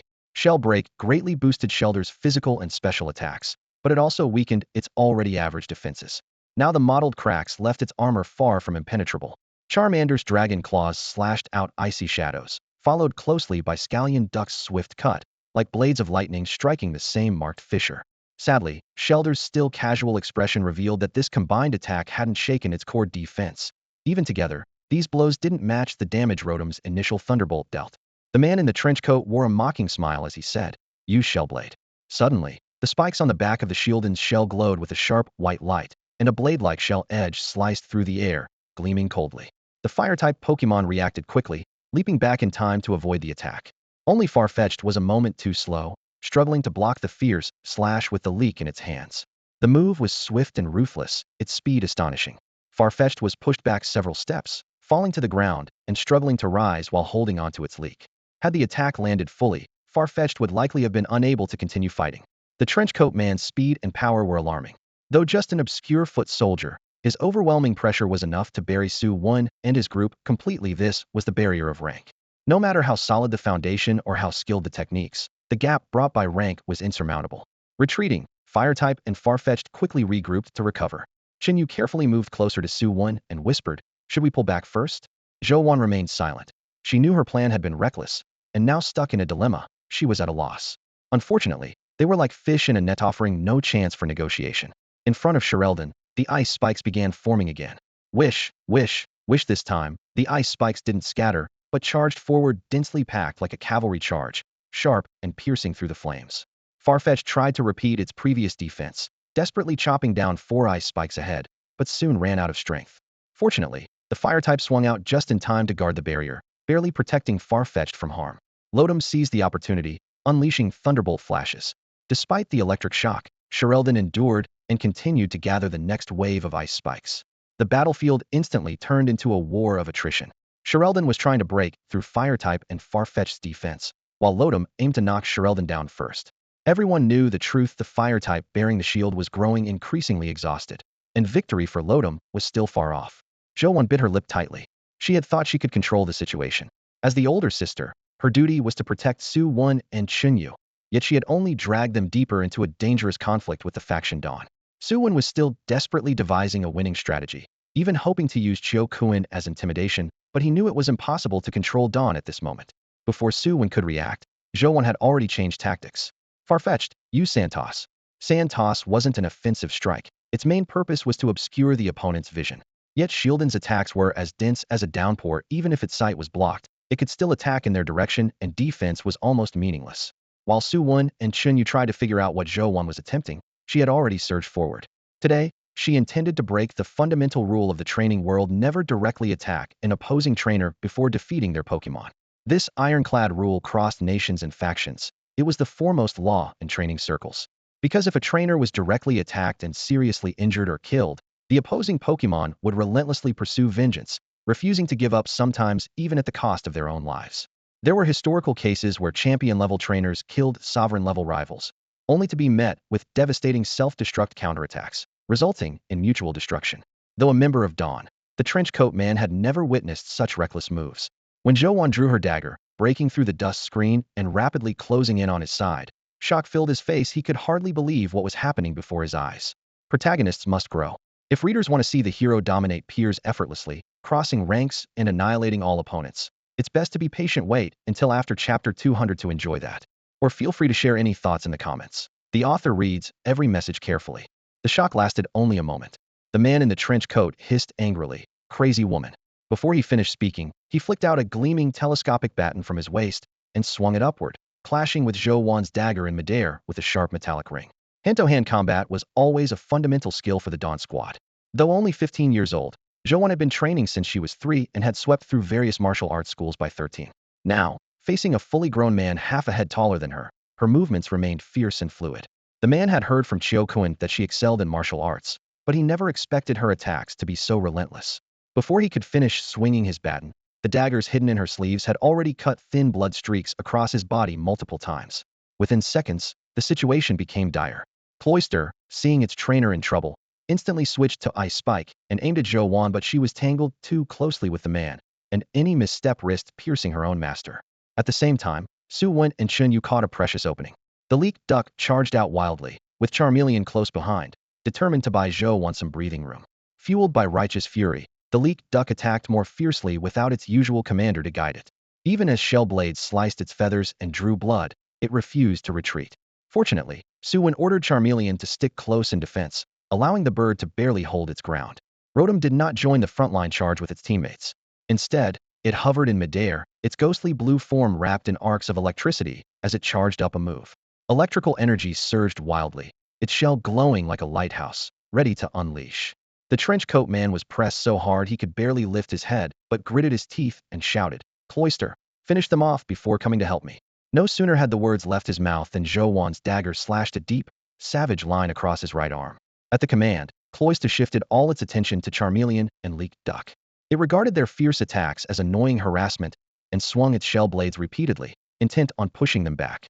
But Charmeleon and Leaked Duck refused to yield an inch, enduring wounds and bleeding feathers, waiting for the decisive thunderstrike that could end the fight. In the next instant, a blinding white light exploded, causing even Su Wen to instinctively shield his eyes. Chen Yu, usually focused on agility and speed, abandoned finesse and relied solely on raw power. The electricity inside Rotom erupted from within, crackling loudly. The dim chemical warehouse let in almost no sunlight, yet now felt brighter than outside in the electric glow. The lightning columns swept across the space. Even though Charmeleon and Leaked Duck rolled away early thanks to Su Wen's warning, the charging lightning snakes tore violently through their scales and feathers. Death-threatening energy shifted, and turned Cloister screamed in agony for the first time. Unable to withstand the torrential current, it shut its shell tightly to minimize damage. After releasing its massive electrical load, Rotom dimmed and trembled slightly, clearly pushed near its limit. The Leaked Duck leaned heavily on its battered leak blade to stay upright, severely injured by its recent assault and holding itself together by sheer willpower. Even the strongest Charmeleon was battered and bruised, but the fierce flame burning at the tip of its tail showed it was still in decent shape. In the center of the scorched ground, the fading crackle of electrical sparks flickered amid the cracks. Shelmet lay motionless on its back, as if unconscious. On the other side, Zhou Wen sheathed her hand blade, having knocked out the man in the trench coat with a single strike. Although a few whip marks were visible on her, her injuries were minor. Did we win? Chen Yu dared not relax. Not yet. Su Wen's hair stood on end as he shouted a warning. Before his words had fully left his mouth, Shelmet's cracked shell slowly opened, revealing its blackened, weakened form barely able to open one eye. It glimpsed the fallen trainer and let out a desperate low growl before its entire body glowed with a blinding white light. Run. It's about to self-destruct. Su Wen dashed off without hesitation. The abandoned chemical factory was dilapidated. This explosion could bring the whole building down, killing everyone inside. In the nick of time, a streak of electrical light tore through the night, not an ordinary thunderbolt, but a condensed pillar of violent thunder, striking Shelmet with pinpoint precision, leaving not even a spark to escape. After the roar faded, the white glow on Shelmet died out as it collapsed heavily to the ground. Awesome, AU. Su Wen looked back excitedly, but the next second, he sensed something was wrong. The sheer force couldn't have come from Rotom. An electric-type move could it be? What are you talking about, Chen Yu? You'd better properly thank your teacher, Wu, for saving the day. A voice spoke with a hint of exasperation from the shadows. Wu Yan dusted off his pants. Standing beside him was a small Pokémon whose skin was yellowed, with a red orb embedded in its tail and forehead, a snow-white belly, and ears and tail speckled with yellow and black stripes. Wu Yan's ace, Electivire. It turned out that when Dark Crow retreated, Wu Yan had already slipped into the factory unnoticed and had been watching the battle from the shadows. curious to see how far his students could push themselves. Zhou Wan's hand blade move had startled him, but had thankfully caused no trouble. Until Shelmet was about to self-destruct, Electivire intervened to end the fight. Thank you, Teacher Wu, for saving our lives. We owe you big time. Su Wen finally caught his breath and half-joked next to Charmeleon. Yu looked almost ready to cling to Wu Yan's leg. Whining, Teacher Wu, if you hadn't come, I'd be done for. Wu Yan pushed him away disdainfully, then fixed his complex gaze on Xiao Kun and the man in the trench coat. The school letting people from Dawn mix, and that's a problem. Su Wen gently touched Charmeleon's charred scales. You worked hard. Charmeleon raised its bicep with spirit and roared, roar. I could still fight 10 more. Zhou Wan timidly approached Su Wen. Sorry for dragging you all into this. Su Wen pretended to be angry. Wan, don't talk like that. Your problem is our problem, right Xinyu? Of course. Xinyu's eyes sparkled. And catching a Dawn member definitely means a reward from the League. What about the Z crystal? Did you get it back? Wu Yan asked. Zhou Wan nodded and pulled the crystal from the pocket of the man in the trench coat. Here it is. Keep it safe. People at the League Center are guarding all waterways. First, hand it over, then get your Pokémon treated, Wu Yan instructed. At this moment, the real urgent issue was treating the Pokémon's torn wounds and burns to prevent lasting damage. He had Su Wen and Xinyu tie up the man in the trench coat, and Xiao Kun securely with the rope they had used on Zhou Wan. From their bodies, he also confiscated the Pokeballs holding Shelmet and Dark Crow. By the way, Teacher Wu, what should we do with these two? Su Wen asked. Treat their injuries first, then release them deep within the Forbidden Zone, Wu Yan said, pocketing the Pokeballs. Pokemon only follow their trainer's will. They carry no inherent morality of good or evil. With Wu Yan's help, they successfully handed Xiao Kun and the man in the trench coat over to the Alliance Center. The police officials immediately insisted on taking Su Wen, Zhou Wan, and Xinyu back for a detailed inquiry. As a few of the little elves had sustained injuries, the three agreed and decided to accompany them to the Elf Center for treatment. Wu Yan had no urgent matters at the moment, so he went along as well. When they arrived at the Elf Center, Director Wang had been waiting for some time. To him, Su Chuan and his son were like lucky stars. During the last Secret Realm incident, Su Chuan's effective coordination minimized the losses, and now Su Wen had personally captured a member of the Dawn organization. Such young heroes. He warmly shook everyone's hands and praised them repeatedly with no hint of official stiffness. Director Wang's enthusiasm caught Su Wen off guard. Even the usually thick-skinned Xinyu hesitated, unsure what to say. Zhou Wan, on the other hand, responded gracefully. Director, you flatter us. After some polite exchanges, Director Wang went off to handle his busy schedule. He had to report numerous matters to superiors now that the Dawn organization had resurfaced in Xia country. Before the formal questioning began, the trio handed their injured little elves to the nurses, then followed two officers into the police precinct. The two officers conducting the interrogation, a man and a woman, were meticulous to the point of almost digging into every detail about their ancestors. At first, it felt routine, but the questions gradually sharpened. May I ask, is this pure crystal currently on your person? The male officer suddenly asked. Taken aback, Su Wen's gaze sharpened. Unprepared, Zhou Wan nodded. Yes, it's on me. The male officer showed a professional smile, his tone calm but firm. Ms. Zhou, this pure crystal is related to the Dawn organization. We intend to temporarily take it into the possession of the Alliance. Once the investigation is complete, it will be returned. Is that acceptable? Temporarily? Taken by the Alliance? Zhou Wan's expression stiffened instantly. How long would the investigation last? A year, 10 years, or forever? They had just reported the possession of this pure crystal, and already, someone was coming to claim it. Chun Yu's anger flared up. Are you really police officers, or robbers? He recalled how they had barely escaped death to protect this very crystal, and now someone wanted to take it away with a few words. The female officer's cheeks flushed slightly, and she lowered her head, unable to respond. The male officer remained composed, and said coolly, Mr. Chun, please watch your language. You are insulting a public servant. Even as a minor, you will be held accountable. Xinyu wanted to explode, but Su Wen pressed firmly on his shoulder. The injured little elves were still in the treatment room. If things escalated, who would end up suffering? When bullied, what's the best response? Of course, call your parents. Su Wen gave the male officer a deep, piercing look that made him uneasy. Then Su Wen said sharply, Teacher, stop playing act. Your student is about to be tortured into confessing. The room instantly fell silent, so quiet you could hear a pin drop. The other four people exchanged glances. Xinyu frowned.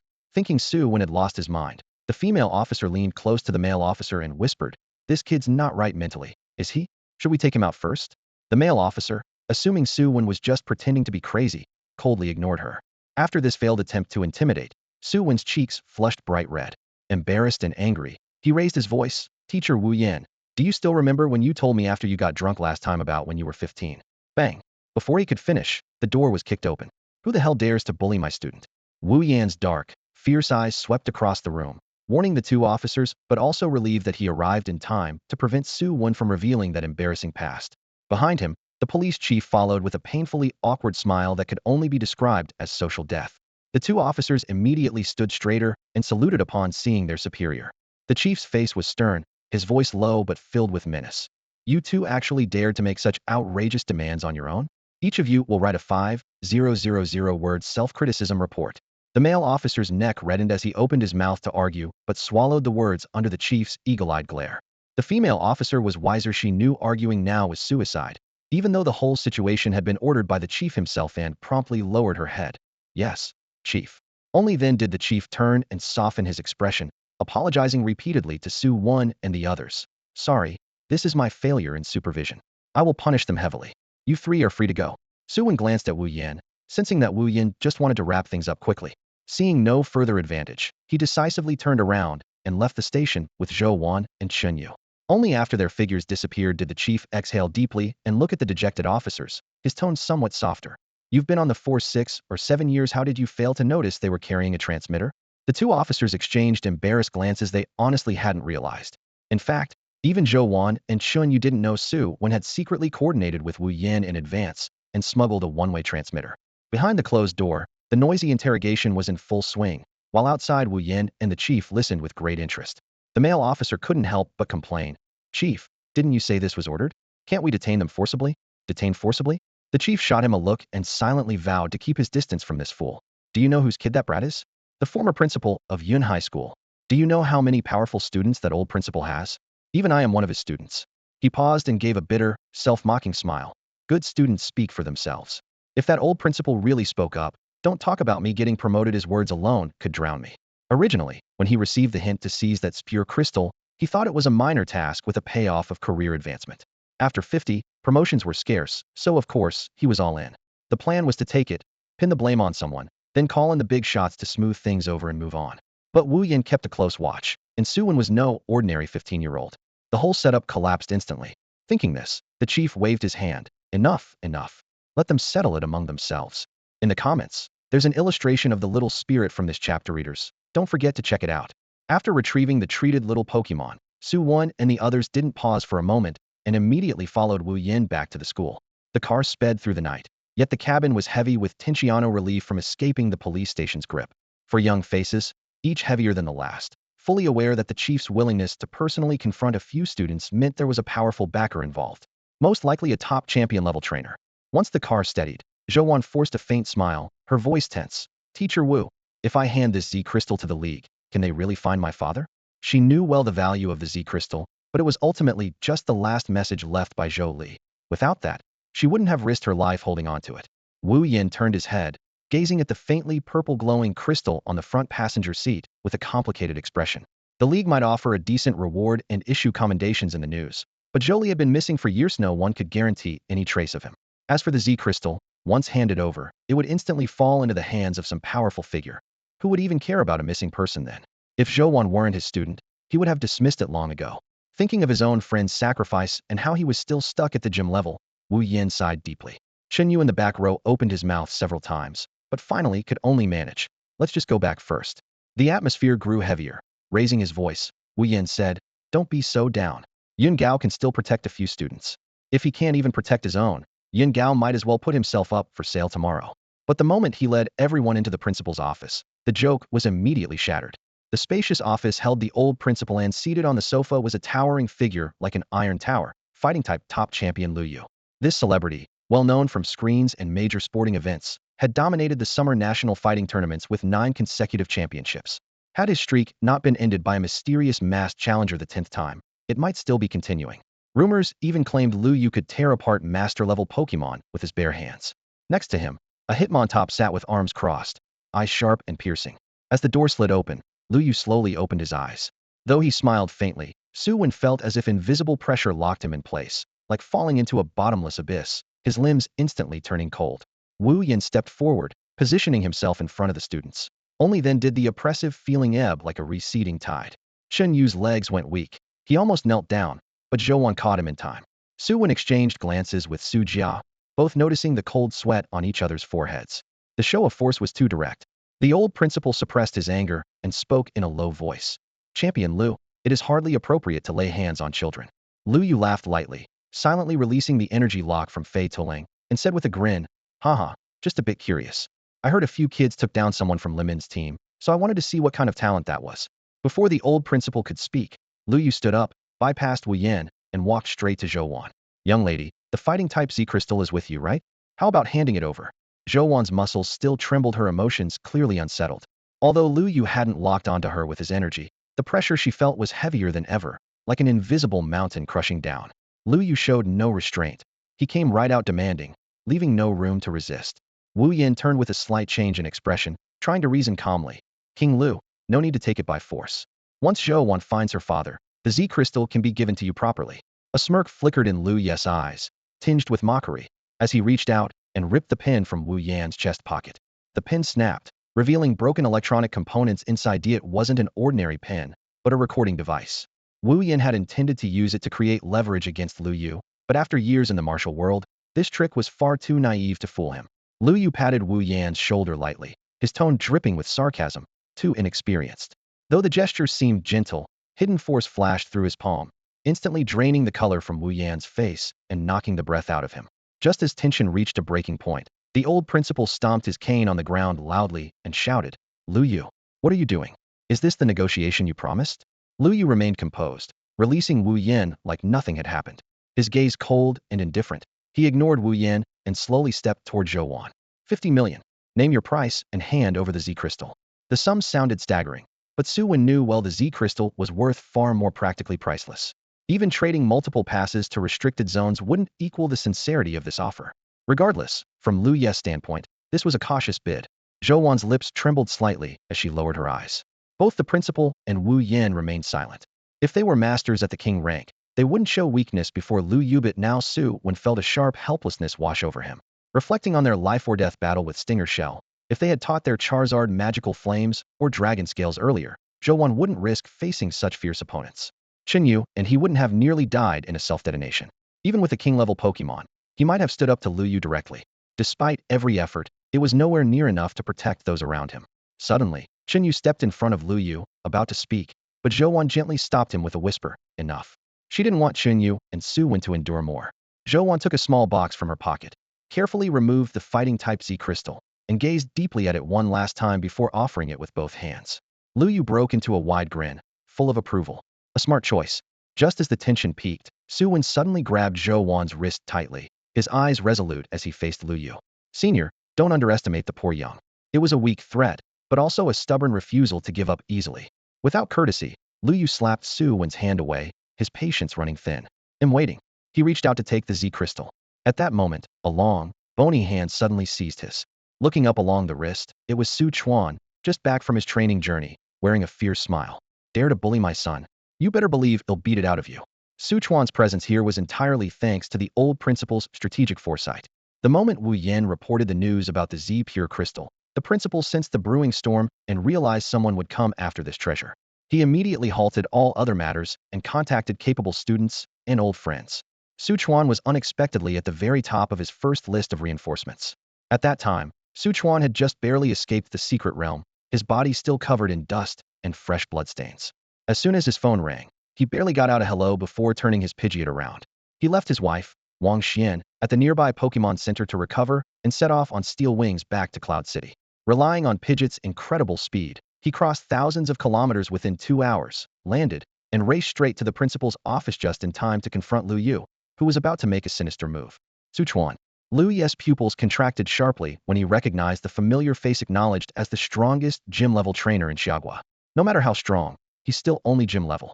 Suddenly, Lu Yu shook his shoulder fiercely, trying to pull back his left arm from Su Chuan's grasp, but that hand, taut with sinew, held as firmly as an iron clamp, immovable. In that instant, a flash from the past struck Lu Yu's mind. The masked warrior who ended his 9-win streak. Su Chuan's silhouette overlapped with that figure. Red veins burst at the corner of Lu Yu's eyes, and he roared, Flying Leg Lang. Seated cross-legged on the couch, Flying Leg Lang sprang into action at the command, appearing beside Su Chuan in a blink. His whip-like legs swept horizontally with the force of a mountain-cleaving axe, aiming straight for Su Chuan's face. Pikachu, help! Suchuan shouted back. A red glow burst from the Pokeball at his waist as Pikachu appeared. It lazily pressed forward with its left paw, seemingly slow but perfectly precise, effortlessly catching and supporting Flying Leglang's powerful kick. Flying Leglang felt as if his foot had struck a thick rock layer, his full-strength strike unable to move a millimeter. Pikachu casually brushed the two tufts of white hair atop its head, eyes full of disdain. Luya's heart pounded wildly. Pikachu has broken through to the Elite Four level? Suchuan grinned. You tell me. As soon as he finished, his murderous intent surged. Throw it out, crush it no matter what. The fierce command froze the air instantly. Pikachu whipped its wrist, swung Flying Leglang around like a rag doll, and hurled him with a thunderous crash. The sturdy office wall shattered in an instant, leaving a gaping rift. Flying Leglang plummeted from the third floor through the debris. Pikachu followed right behind, legs pumping fiercely like a cannonball in pursuit. My wall, the old principal's heart bled, but he could only stare helplessly. At the same time, Suchuan didn't hesitate. With his left arm clamped on Luyu like a steel vise and his right hand around the man's neck, he dragged him out through the hole and leapt from the third floor together. Su Wen and the others peeked over by the broken wall, glanced down at the height, and silently withdrew, giving up on the urge to jump after them. Bang! The ground shook. Though Lu Ye's physique was strong, the hard impact left him momentarily dazed. As he tried to struggle up, he was met by a howling flurry of punches. Suchuan's fists rained down on Lu Ye's forehead like raindrops, splattering blood with every blow. His attacks grew fiercer by the second until he grabbed Lu Ye's head with both hands and roared, smashing it repeatedly into the ground. Nearby, Pikachu rigorously carried out the no mercy order, as well locking Flying Leglang by the throat with one paw while punching with the other. With every strike, the air seemed to explode. Within just a few breaths, Flying Leglang's limbs stiffened, his strength spent, reduced to only blocking with no chance of fighting back. Although Lu Yu was pinned to the ground and beaten mercilessly, what he found even harder to endure than the physical pain was being trampled in the mud in broad daylight, for everyone to see. The burning sensation on his face reminded him that his shame was festering. Suddenly, he whipped out 6 Pokeballs from his pocket.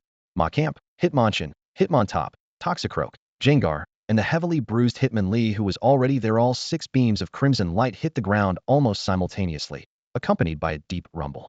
6 powerful elite-level Pokémon instantly formed a tight circle around him, their aura overwhelmingly intense. Suchuan rolled to the side to dodge, keenly sensing that a moment's delay would mean being blasted away by Machamp's punch. The severely beaten Hitmonlee was casually tossed aside, while Machamp marched over to Suchuan with heavy, explosive steps. At the elevator entrance, Su Wen and the others also arrived downstairs. Wu Yan, can you help me block one of their Pokémon? Suchuan asked, tilting his head slightly. Crushing elite-level opponents? Now that's exciting. Wu Yan's shoulders still throbbed painfully, but his fists itched with anticipation. He answered crisply, got it. Lu Yu gritted his teeth, his voice hoarse as he shouted, you all die here today. Machamp, Jengar, Hitmonchan close combat. Hitmontop clapping ambush. Toxicroak mud bomb. Toxicroak took on long-range interference. Hitmontop harassed continuously, and the remaining 3 charged aggressively. His tactical deployment was nearly flawless. Even if Wu Yin successfully distracted one, a Furinone assault was enough to wear down Suchuan indefinitely. However, Suchuan tossed out another ball. Amid the deafening roar, a large brown bear slammed its fists against its chest, the yellow rings on its belly thundering like war drums. Ursaring, a top-tier elite Pokémon, and Suchuan's second major prize from the secret realm. Su Wen sent out a faint wave of psychic energy and reached out with his aura.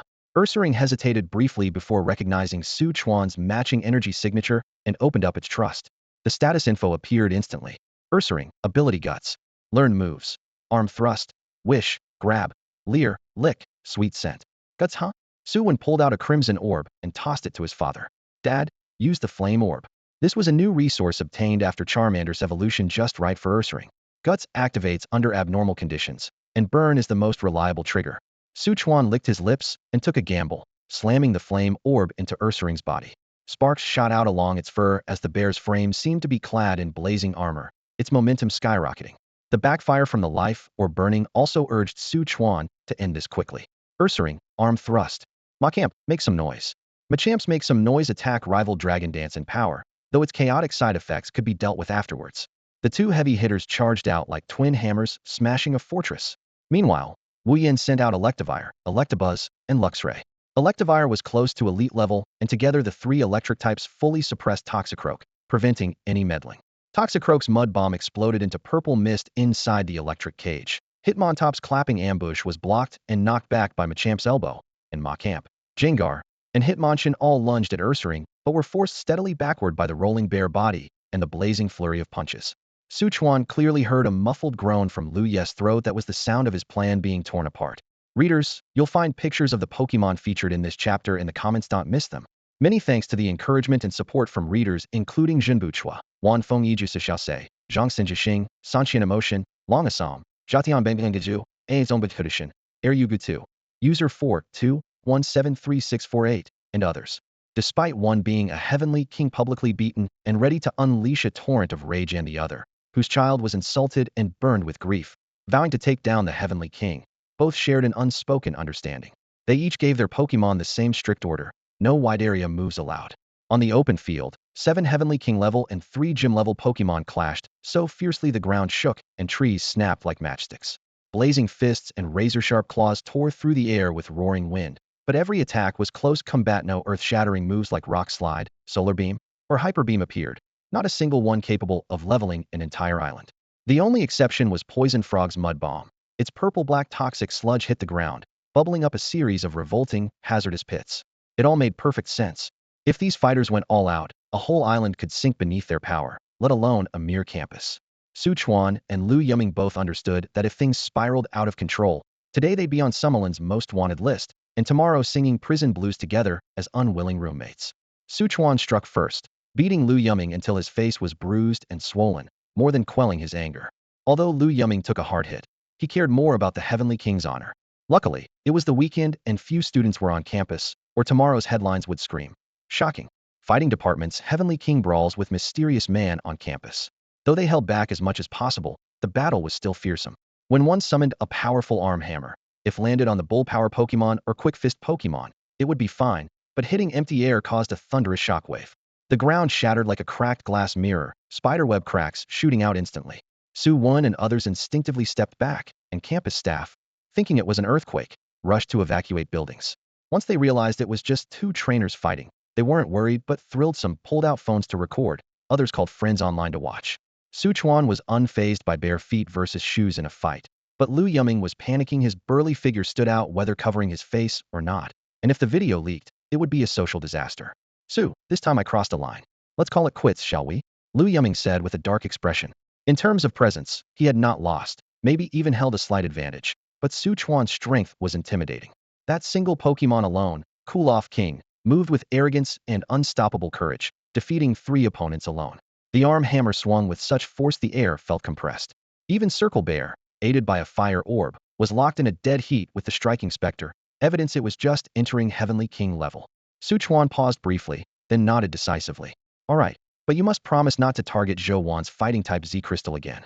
If Lu Yuming had known Su Chuan commanded 2 terrifying Heavenly King level Pokemon, he never would have been so reckless. Now, all he could do was grin bitterly. Agreed. Their Pokemon immediately separated at the command. One after another, they withdrew their power into Pokeballs, which glowed red as each was called back. Lu Yuming glanced meaningfully at Su Chuan, then scanned Su Wen and the others before tossing a Pokeball that released Steel Cloak Raven. The Pokemon flapped its wings and carried him gently into the sky, had to move fast to use his influence to contain the fallout before it spread any further. Su Chuan exhaled deeply. A champion was still a champion even though he had taken out the opposing flying Kicklang early in the fight. He still had no real chance of defeating Lu Yu. Pulling the Fire Flame orb out from inside Quan Bear, he casually recalled both Lever Quest King and Quan Bear's Pokeballs back to his waist. Brushing the dust off his clothes, he headed straight for the principal's office, planning to apologize to the old principal first thing. Sorry, principal. I'm sorry for turning the campus into such a mess, he said, still holding on to that cocky attitude from before, scratching his head and grinning foolishly. The old principal leaned on his cane, lightly tapping Su Chuan's head and chiding gently. After all these years, your temper hasn't changed one bit. He then glanced around at the collapsed fences, shattered tiles, and the trench dug through the playground, a complete disaster. Yet, a smile crept onto his lips. Well, the school hasn't had repairs in a long time. Now the league has no excuse not to approve the funds. Though the champion wielded great influence, the Pokemon League was not controlled by Lu Yu alone. Causing such a commotion meant compensation was inevitable. As for the repair expenses, the old principal could easily speak up for the school. Lu Yu had truly lost out this Timino Z Pure Crystal obtained, plus now a debt to bear. Money wasn't an issue for a champion, but the loss still stung. Su Chuan was equally frustrated. Had he kept his strongest moves hidden today, he could have emerged next time's champion qualifier as a dark horse. But now his strength was exposed. Lu Yu had seen through his hand, so there was no sneaking by. The old principal might profit from getting repair funding, but being confronted in his own office was a blow to his pride and left him uneasy. The three of them, standing apart, sighed simultaneously as if silently acknowledging the shared hardships of life. Dad, don't we need to take Lever Quest King and Quan Bear to the infirmary? Su Wen frowned, recalling the fight. Lever Quest King had taken 2 close-range hits plus a roof-splitting strike. Quan Bear had exchanged brute force with the hit ghost. They're fine, Su Chuan waved him off. Both know the move Sleep. It heals almost as fast as going to the Pokémon Center. In the Pokémon world, unless a creature was near death, Sleep could handle nearly all wounds. If someone was truly on the brink like that flying kick Lang, they had to visit the center for healing moves like Heal Pulse or Life Drop. At that moment, Zhou stepped forward solemnly and said, Uncle Su, thank you so much for your help this time. Su Chuan waved a hand. Hey, you and Qin are like family to me. No need to be so formal. I heard about your father's situation. I'll look into it thoroughly. Zhou smiled gently, then handed him the fighting-type Z Pure Crystal with both hands. Uncle Su, please keep this Z Pure Crystal safe for now.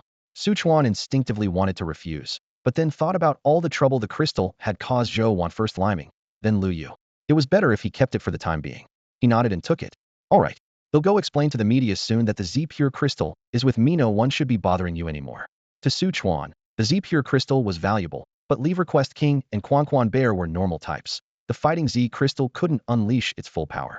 Besides, a Pokémon couldn't hold other items when using a Z move, and his 2 main fighters already had their best equipment. So, in his eyes, the Z Pure Crystal was more of a burden than a benefit. While Su Chu and Zhou were still exchanging polite remarks nearby, Su Wen noticed something was off. Dad, where's Mom? He blinked, looking towards Su Chuan, who was about to start some casual chatting. Su Chuan paused for a moment, then slapped his forehead heavily. Oh no, I left your mom back at the Spirit Center.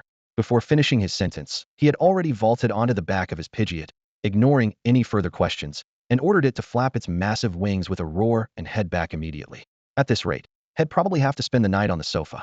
Su Wen, Zhou, and everyone else standing there exchanged looks, then burst out laughing together. Early the next morning, students began arriving on campus one after another. The uneven playground, pockmarked like it had been hit by a meteor shower, scared them so much they hesitated even to cross the threshold. After checking the school sign repeatedly to make sure they were in the right place, they cautiously stepped inside. Funding problems were solved swiftly. The former principal's application to the Spirit Center was approved almost immediately. Teachers and students who witnessed the battle between Lu Yu and Su Chuan were strictly ordered to keep quiet, and no videos appeared online, demonstrating how fast the Spirit Alliance acted. As for Chiu Kun's sudden departure, Class 3's homeroom teacher brushed it off casually as a transfer, causing no ripple of gossip. Wu Yan's shoulder injury from Lu Ye's strike had healed completely under the care of the school's beautiful nurse and didn't delay his classes. However, during today's training, Wu Yan broke with routine. Instead of letting the students train individually, he gathered everyone in the middle of the playground for a theory lesson. How's the training been going lately? He asked casually, like a friendly older brother next door. 2 months of time together had taught the students that their seemingly aloof teacher was approachable, so they started chattering excitedly. The noise buzzed loudly across the playground until Wu Yan raised his hand for silence, smiling gently. I just want to confirm one thing: none of you have hit any roadblocks in your spirit training, right? No. All answered in unison. Wu Yan nodded, a smile tugging at his lips. Well, you're about to. As puzzled expressions spread, he suddenly posed another question. Are you all clear on the current spirit rating system versus the old one? Everyone knew well. The new system had 7 levels from Amateur to Heavenly King, while the old system had 8 ranks from level 0 to level 7. But when Wu Yan asked, why was the rating system updated? The playground fell so silent that even the leaves rustling in the wind could be heard. You might wonder why I'm asking this. It's because the fastest progressing spirit in class is about to break through the first layer of the rank-breaking wall, Wu Yan said, and all eyes immediately turned to Su Wen. His Charmeleon was advancing rapidly, far ahead of anyone else. This barrier was clearly targeting it first. The rank-breaking wall is the very reason the World Spirit Alliance was willing to go to great lengths to revise the rankings, he explained. In the old system, progressing from level 0 to level 1 was smooth sailing, but from level 1 to level 2 and onward, every breakthrough meant crashing into this wall. Humans cannot personally experience what it feels like when a spirit hits this barrier. Fortunately, some spirits with telepathic abilities can convey in simple mental images to humans the impact of being blocked by this wall. Though humans can't directly know what a spirit's breakthrough feels like, telepathic spirits help bridge the understanding. Some little spirits say that breaking through is like a volcano blocked at its outlet. The pressure builds up constantly until it finally erupts, shattering the barrier to the next stage. Others compare the breakthrough wall to an actual wall, one you chip away at bit by bit every day until, naturally, the breakthrough happens. No matter how differently they describe it, every little spirit agrees on one thing: this invisible wall is incredibly hard to break through. Across Xiaogua, there are tens of thousands of spirits at the gym leader, master, and even overlord peak levels, yet none of them advance any further in their entire lives because they are trapped behind the wall of stage breaking. Only when their lifespan ends do they finally give up. By the edge of the training ground, Wu Yan's voice suddenly grew cold. On the first day of school, we've already screened out a group. Those who can't determine their daily energy absorption limit have been transferred to other departments. Now comes the second round of selection. His gaze swept across the class with an icy tone. If anyone here can't get their little spirit past the amateur to intra-level breakthrough wall within 5 days, my advice is to change your major early. It's still less than 3 months in a first year, so there's time. All right, dismissed. The once relaxed atmosphere instantly became heavy. Students broke up in small groups and went off to practice. Wu Yan, however, acted nonchalantly, clapping his hands and turning back to command the electric strike beast training with a completely no mercy, no apologies style. Su Wen waited until his Charmeleon finished today's drill, then placed his right hand on the rough scales in a soothing gesture before walking over to Wu Yan. The sun blazed over the training ground while arcs of electricity danced across the fur of the electric strike beasts, the faint smell of burning hair wafting in the air. The electric beast evolved so quickly? Su Wen looked at the towering creature, surprised. Had thought last night's fierce battle had drained it too much to evolve so soon. Wu Yan shrugged with a smile. Once it accumulates enough, evolution naturally follows. Why, any problem? Su Wen averted his gaze and finally voiced the question had been holding back. Teacher, how long does it usually take for your little spirit to break through from entry level to regular level? His tone held a slight nervousness, palm still resting on Charmeleon's broad forehead. Wu Yan thought a moment, holding up 2 fingers. On the slow side, 1 day. On the fast side, he nodded toward Charmeleon with a chin lift. This guy broke through in less than an hour back then. Seeing Su Wen still tense, Wu Yan softened his tone. A rare occurrence, don't worry. Although I don't know exactly what your abilities are, judging by Charmeleon's energy absorption rate, the only real obstacle left for you to worry about is the Titan level barrier. Su Wen nodded, then changed the subject. Teacher, there's one more thing. I remember the 3 starters each have exclusive moves. May I ask where Charmeleon's exclusive move can be obtained? The reason the 3 starters are world-renowned is exactly because of their unique move sets. 1. The 3 oaths: Flame Oath, Water Oath, Grass Oath, that can be combined for special effects. 2. Ultimate moves: Blazing Explosion, Cannon Hydroblast, Frenzied Flora, devastatingly powerful, but with serious side effects. Su Wen had scoured the web, but found no source on how to acquire these moves. Weighing his options quietly, he finally decided to seek help. Su Chuan was thousands of kilometers away, traveling by high-speed train with Wang Xian, so he couldn't rely on him. Naturally, Su Wen pinned his hopes on Wu Yan standing right in front of him. Wu Yan paused at that and blinked. How do you know about those exclusive moves? Then he suddenly realized. Oh, the gym leader Su Chuan must have told you. Wu Yan's assumption spared Su Wen the trouble of explaining further. The reason Su Wen couldn't find any exclusive moves was that the special techniques of the 3 great clans couldn't be recorded in the skill machines through normal means, so they remained largely unknown. Wu Yan had actually considered this a long time ago, and wanted Su Wen's Charmeleon to learn those 2 moves, but he knew it wasn't easy. First, the conditions to acquire exclusive moves were almost ridiculously strict. Second, Charmeleon hadn't even fully mastered its current moves yet. He shook his head with a sigh. That's a bit like reaching too far. There's actually no need to learn the Fiery Oath without the other 2 types of oath powers working together. It's even less useful than Ember. And as for Explosive Flame, Charmeleon definitely can't learn that now. Don't even think about it. Su Wen gave a helpless smile. Teacher, I was just asking ahead of time to be prepared mentally. Wu Yan studied his expression carefully, worried Su Wen might have been shaken by the setback from a few days ago, and might be tempted to take reckless risks to improve. After probing a little and confirming Su Wen was still rational, he finally relented. The 2 exclusive moves of the 3 great clans can only be exchanged for merit points. They aren't available on the market at all. Merit points? Su Wen recalled Su Chuan mentioning that term before. Wu Yan nodded. Once you're promoted to elite trainer rank, the league will unlock the merit system. You take league missions, complete them, submit proof, and earn merit points. The more Su Wen heard, the more it sounded familiar. He silently thought, isn't this just like playing a game? Slay monsters, level up, complete quests and stop service. Don't oversimplify it. Wu Yan snorted and lowered his voice, sounding annoyed. In your games, missions only need you to do them solo. The league missions can be claimed by unlimited people, hundreds competing for the same task. Plus, you have to put down a deposit. It's small, but if you fail the mission, you lose it. Sometimes you just paid the deposit and the mission gets snatched up by someone else immediately. Even game companies don't scalp players this blatantly. Su Wen's mouth twitched. That really was ruthless. At least game companies show some restraint when exploiting players. The league was outright mining merit points shamelessly. But from another perspective, the league was encouraging trainers to take adventures, since chasing away gophers at your front door got boring fast. So, the exclusive moves can only be redeemed with merit points? He already guessed the answer. Wu Yan gave a subtle smile. Don't rush. You probably already have enough merit points to exchange for explosive flame. Su Wen was surprised. Where did he get merit points from? Could it be from the Chiu Kun and the man in the trench coat incident? His eyes brightened. Teacher, how many do I roughly get? How should I know? Wu Yan rolled his eyes. It depends on how much the league can squeeze out from Chiu Kun and that guy. If they manage to dismantle several outposts completely, there will be lots of merit points. If they find nothing, just basic rewards. Oh, and there's also Chun Yu and Zhou Wan. You three have to split the points, so it might not be enough. Su Wen weakly reminded. Isn't there also your cut, teacher? After all, you were the one who dealt with the stabbing shell in the end. Wu Yan smiled and said, it's the thought that counts. Merit points are meant only for your own use. Trading them is not allowed. It's much easier for me to earn merit points than for you. By the way, aren't you supposed to treat me to a meal? Hearing that, Su Wen recalled how he had used Wu Yan's VIP status at yesterday's auction to successfully bid on that dark green bracelet and promised to treat him then. But with all the chaos yesterday, the matter had completely slipped his mind. I want to go too. Me too. A clear voice interrupted. Chen Yu suddenly appeared out of nowhere, followed by Zhou Wan. She patted Su Wen's shoulder and called out loudly, Sister Wan, I haven't told you yet this guy spent 100,000 on a worthless stone yesterday. Then she grabbed Su Wen's left arm and rolled up his sleeve. Inside the bracelet, the evolution key stone shimmered with a rainbow halo under the light. The spiral DNA pattern at the center slowly moved, as if alive.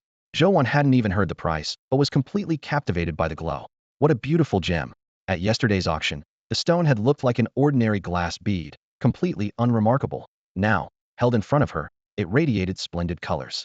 Chen Yu's eyes widened as she muttered in disbelief. Why does it look different? Yesterday, it was just a plain glass bead. If such an extraordinary effect had appeared last night, it definitely wouldn't have sold for only 100,000. Even a decent jade bracelet costs tens of thousands. A stone like this could easily fetch over 1,000,000. Recalling last night, Su Wen had just gotten home and removed the Charizard's Mega Evolution X stone attached to its neck. The two originally dull stones flashed bright rainbow hues simultaneously under his aura control. Luckily he was at home then, or it would have attracted too much attention. Startled by Chun Yu abruptly pulling up his sleeve, Su Wen instinctively pulled back his hand and put up a finger, whispering. He looked around, and seeing others busy with their own training and not paying attention, he quietly instructed, from now on, if you see stones like this one, or bigger ones with similar patterns, grab them for me. Even if you think they aren't worth it, bring them anyway, I'll pay double. The last sentence was clearly a joke, but it effectively made Chun Yu and the others realize the true value of the evolution key stones and mega evolution stones. They memorized the instructions carefully, then dispersed to continue their training under Wu Yan's urgent. It was a training session, not a tea party. Su Wen was left behind by Wu Yan for unknown special training. So far, the three core elements of cultivation, energy absorption, skill development, and potential allocation had been progressing steadily for Charizard in the first two areas. As for potential distribution, Su Wen vaguely noted that Charizard's physical attack seemed to be approaching a stage limit. Wu Yan's advice was straightforward. If you want to improve stamina, do physical training. If you want to improve physical attack, use physical moves repeatedly. The key rule: don't try to do too much at once in one stage. Maximize one ability first before moving on to others. But Su Wen believed his Charizard could become even stronger. Although resources from Charizard Valley wouldn't be available until promotion to the regular rank, he decided to grind all attributes through the most direct approach: constant battles. Unfortunately for his classmates, facing Su Wen's Charizard Unknown was easy, so he made it go Unknown 2, Unknown 3, even Unknown 4. But other students were already busy just absorbing energy and developing skills, and couldn't handle so much extra training. Complaints filled the classroom. In the end, Wu Yan had no choice but to serve as Su Wen's dedicated sparring partner, still unpaid, of course. As evening settled in, accompanied by the soft strains of music, most students had already left the training hall, returning to their classrooms to pack up and head home. Only Su Wen moved steadily against the sparse flow of people, leading his battered but still spirited Charizard toward the medical room at the end of the hall. The light at the corridor's end was gentle, and the air carried a faint scent of medicinal herbs. Before he reached the door, a round, pink shape caught Su Wen's eye. The tiny figure was tiptoeing, craning its neck, glancing side to side, nearly pressing its white belly against the glass door. It was that familiar Cleffa, who came every day. Spotting Su Wen and Charizard, it immediately chirped a cheerful Cleffa, Cleffa, waving its stubby arms as it hurried over, bouncing with excitement like a rubber ball. After days of intense battles, Charizard had become a regular at the medical room, and Cleffa diligently worked overtime to take care of it every day. Feeling guilty, Su Wen had specially developed unique energy cubes as a gift for each visit. Ever since, a watchful egg had appeared by the clinic door, faithfully keeping an eye on Charizard's dependable paycheck. "Thanks for your hard work again today," Su Wen said, reaching out to gently ruffle Cleffa's soft, curly hair, then offered a warm energy cube to its mouth. Cleffa closed its eyes in contentment, humming softly, "Cleffa," as the fiery energy spread warmly inside. It seemed to lie once more in the warm embrace of its mother. Still yearning for more, it opened its mouth again and dutifully led Charizard to the bed. Without needing a word, Charizard hopped up, flicked its tail, and closed its eyes to await treatment. "Yunjia," Su Wen greeted the beautiful female doctor reading inside. After multiple visits, he already knew her name, Morong Yun. He had once thought she was an aloof, cold beauty, but later discovered she was adorably airheaded, been scammed out of tens of thousands in an online romance, and was obsessed with fangirling over all sorts of strange fictional couples. The sound of closing pages caught Su Wen's attention, and he glimpsed the cover 108 positions of a wealthy woman. Instinctively, he covered his face, thinking, "Yikes." Morong Yun beckoned him over, flashing a knowing smirk as she looked over Charizard and Cleffa, and casually remarked, "Don't you think Cleffa and your Charizard are perfect for each other?" Su Wen's knees nearly buckled, almost overwhelmed by her wild imagination. "Yunjia, what have you been reading again?" Cleffa is a fairy egg group. Charizard's a monster plus dragon egg group. They're basically from different worlds. Morong Yun shrugged, unimpressed. "How boring. Cross-species love stories are way more fun." "Yunjia, Cleffa's not even 2 years old, still a kid. Please go easy on her," Su Wen said, part exasperated, part amused. Morong Yun threw herself back into the chair, legs kicked up, sighing with boredom. "Lives so dull. You can see the ending from a mile away." Su Wen sat on the edge of the bed beside her, curious. "By the way, Yunjia, from what I've seen, Cleffa does all the work. What do you usually do?" In his eyes, Morong Yun seemed to slack off all day.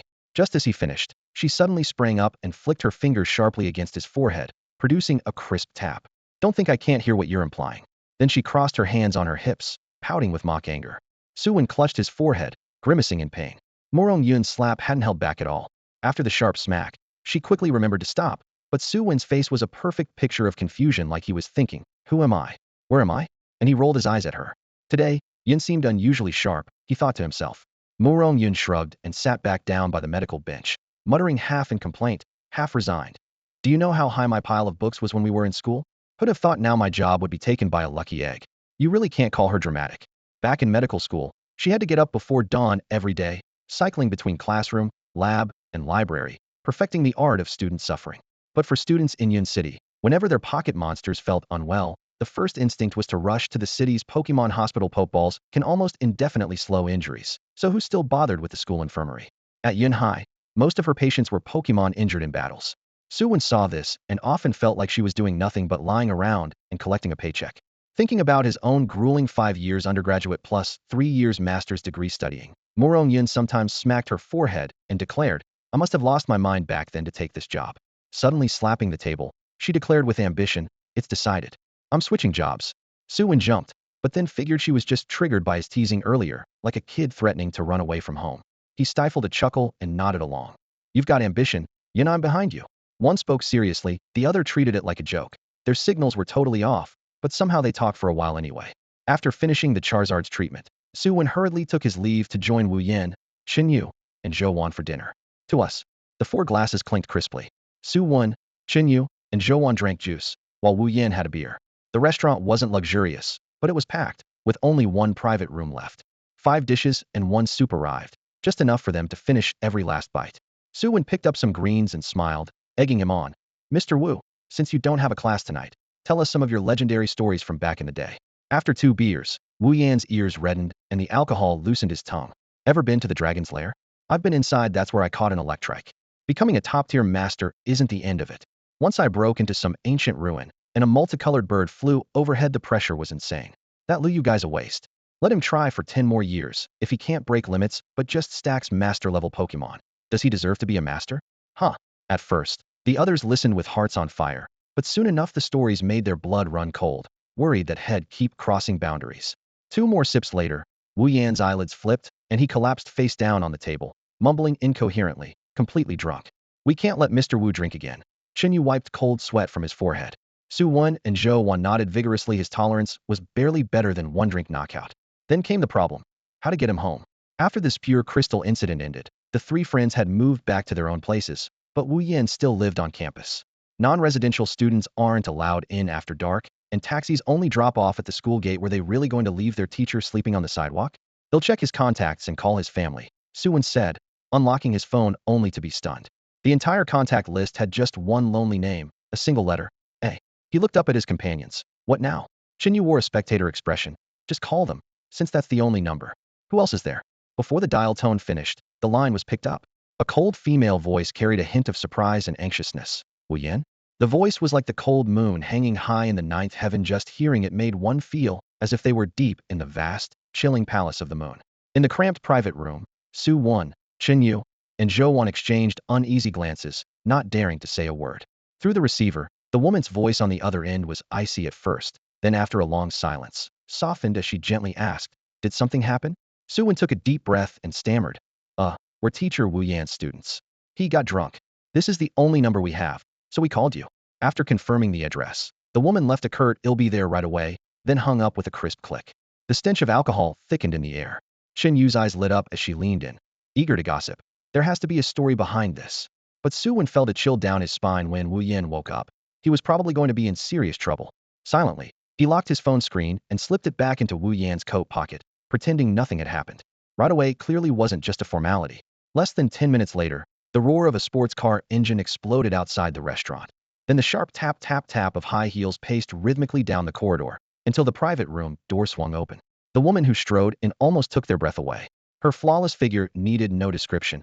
Every detail from her brows and tips of her hair to her lace socks and skirt hem seemed meticulously crafted. But what was even more striking was the chill she carried, as if she could freeze all the restless butterflies in place. Only when her gaze fell on the drunken Wu Yan slumped over the table did the frost thaw into warmth. Chin Yu, on some wild impulse, blurted out, "Madam." Everyone knew Wu Yan was still single. Su Wen expected the woman to be angry, but instead she looked surprised for a moment, then nodded with a gentle smile, like moonlight. "Thank you for taking care of Wu Yan." That simple thanks left Su Wen and the others feeling deeply honored. Together with Zhou Wan, Su Wen lifted Wu Yan into the back seat of the flashy sports car parked by the door. The woman pulled a business card from her handbag and handed it to Chin Yu. "If you need any help, contact me. My number and address are on there." With that, the taillights flashed and the car sped away, leaving Wu Yan behind. "Xiao Jiyue. It's Xiao Jiyue." Zhou Wan stared at the name on the card, exclaiming. Su Wen was stunned. "Who is Xiao Jiyue?" Zhou Wan anxiously stomped her foot, grabbed her phone, and quickly searched, shoving the screen in front of Su Wen. "See for yourself." At the top of the encyclopedia page was a photo of Xiao Jiyue with the Ice Nine Tails. Below was a dizzying list of titles: PhD graduate from Magic City University, youngest associate professor, grand champion of a prestigious contest, countless awards. But what caught Su Wen's eye most was a single line. Narrowly defeated the Ice-type Heavenly King in a challenge, almost becoming the youngest Ice-type Heavenly King herself. She's a Heavenly King level trainer? Su Wen couldn't believe it. Zhou Wan opened the battle report. Narrowly defeated wasn't just a polite phrase. Xiao Jiyue fought the Ice-type Heavenly King to the last Pokémon, losing by one move. The Heavenly King even publicly declared within 3 years, she would surpass him. Zhou Wan sighed watching Su Wen and Chun Yu's clueless expressions like they were aliens. "You two don't know her? She's the national goddess your father admires, you admire, and someday your son might admire too." Chun Yu said weakly. "I knew right away when the goddess walked in. I recognized her immediately. That's why I said the wrong thing, but I didn't dare ask her for an autograph." Su Wen had no thoughts of being out of touch with the world. In his mind, a man without a woman is naturally spiritless. Back home, he saw Charizard sprawled flat on the bed. He took out the massage techniques he had just studied and started giving it a spa treatment. Su Wen's hands rhythmically kneaded along Charizard's powerful tail. "How's that? Comfortable?" Charizard lazily lifted a claw and made a circular gesture, signaling very comfortable. It had seemed a bit sluggish during training earlier, so Su Wen decided to help his partner completely relax. After about 10 minutes, Charizard's breathing became long and steady. Carefully, Su Wen lifted it into its little nest, covered it with a blanket, and whispered, "Good night, sweet dreams." After turning off the lights and getting into bed himself, Su Wen found himself tossing and turning, worrying about Wu Yan. He didn't know how Teacher Wu was doing tonight, or if he might get sent back to school. Suddenly, there was a rustling noise in the room. At first, Su Wen thought it was little Rattata sneaking in, and he was about to get up to catch the mouse. Then he realized the sound was actually coming from Charizard. Pretending to be asleep, he squinted to watch. Charizard approached the bed, checked to see if he was asleep, then carefully twisted the doorknob and left the room. "Don't you think Chansey and Charizard make a perfect pair?" Murong Yun's teasing from earlier that afternoon echoed in Su Wen's mind. Suddenly, he jolted his Charizard had a dog. He ground his teeth in frustration. So young and already not self-controlled, no wonder it was sluggish during the day. Determined to catch them in the act, he quietly followed. But Charizard didn't leave the house. Instead, it went straight to the backyard. The yard was empty now. Su Chuan had taken all the little Pokémon when he left.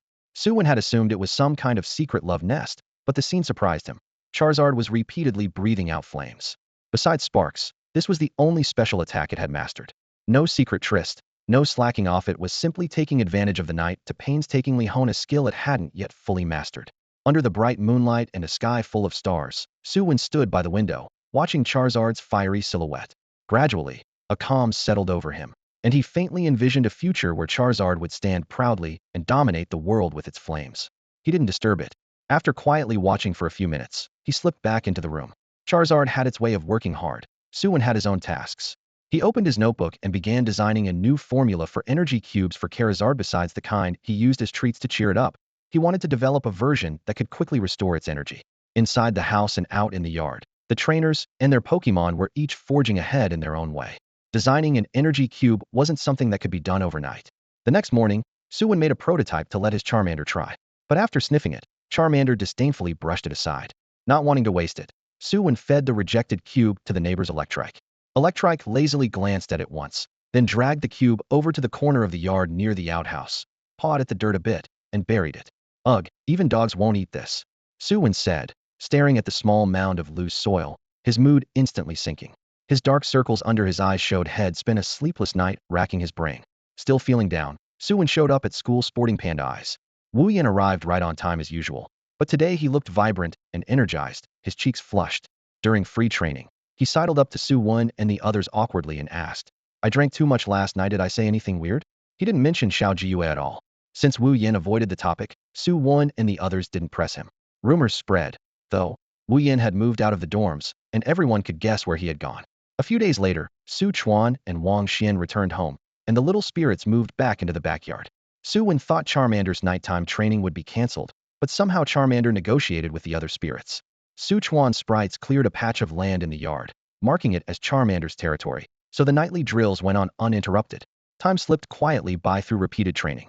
Charmander's power grew stronger day by day, slowly edging closer to the threshold of the ordinary rank. One evening, Su Wen clearly sensed through the bond that Charmander had reached that barrier. Normally calm as a rock, Charmander grew tense from Su Wen's repeated checks and let out two sharp cries to say, "I'm ready."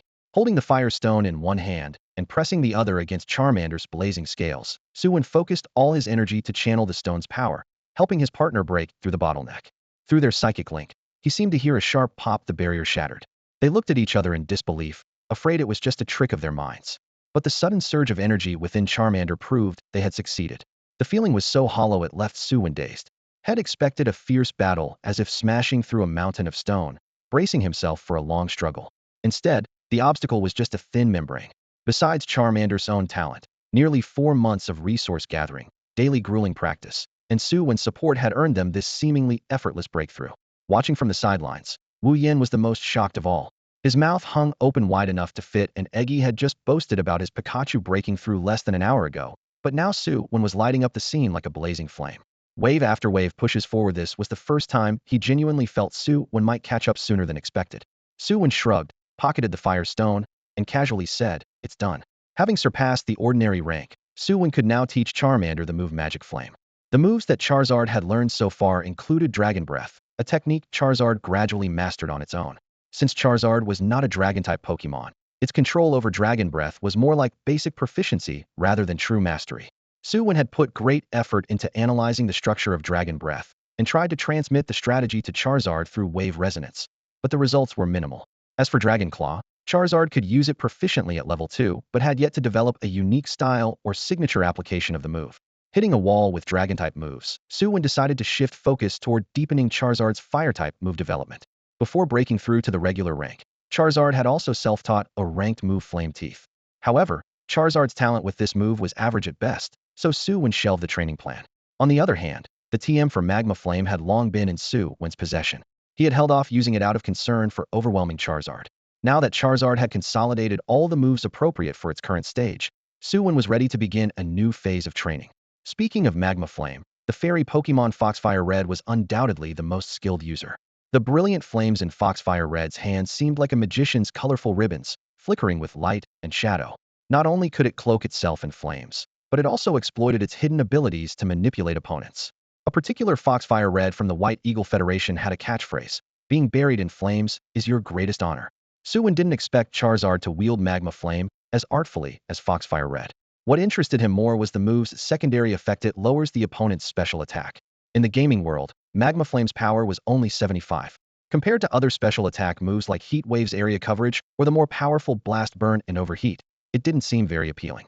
But in real battles, Magma Flame had its niche. In a drawn-out fight, it struck silently like Will-O-Wisp, gradually wearing down the rival's special attacking capability. Many Pokemon, if careless, could lose most of their special attack in just a few turns, truly a tactic that drained bones and shattered spirit. Charizard's flames were known for their raw power and straightforwardness, always charging heat in. Su Wen, however, liked to employ variety. He planned to exploit opponents' expectations of Charizard's direct approach by sneaking in a Magma Flame attack, often catching them off guard with surprisingly good results. The challenge was figuring out how to train for this. The Magma Flame exercise required a suitable live target. After pondering for a while, Su Wen set his sights on Wu Yan. "What are you up to now?"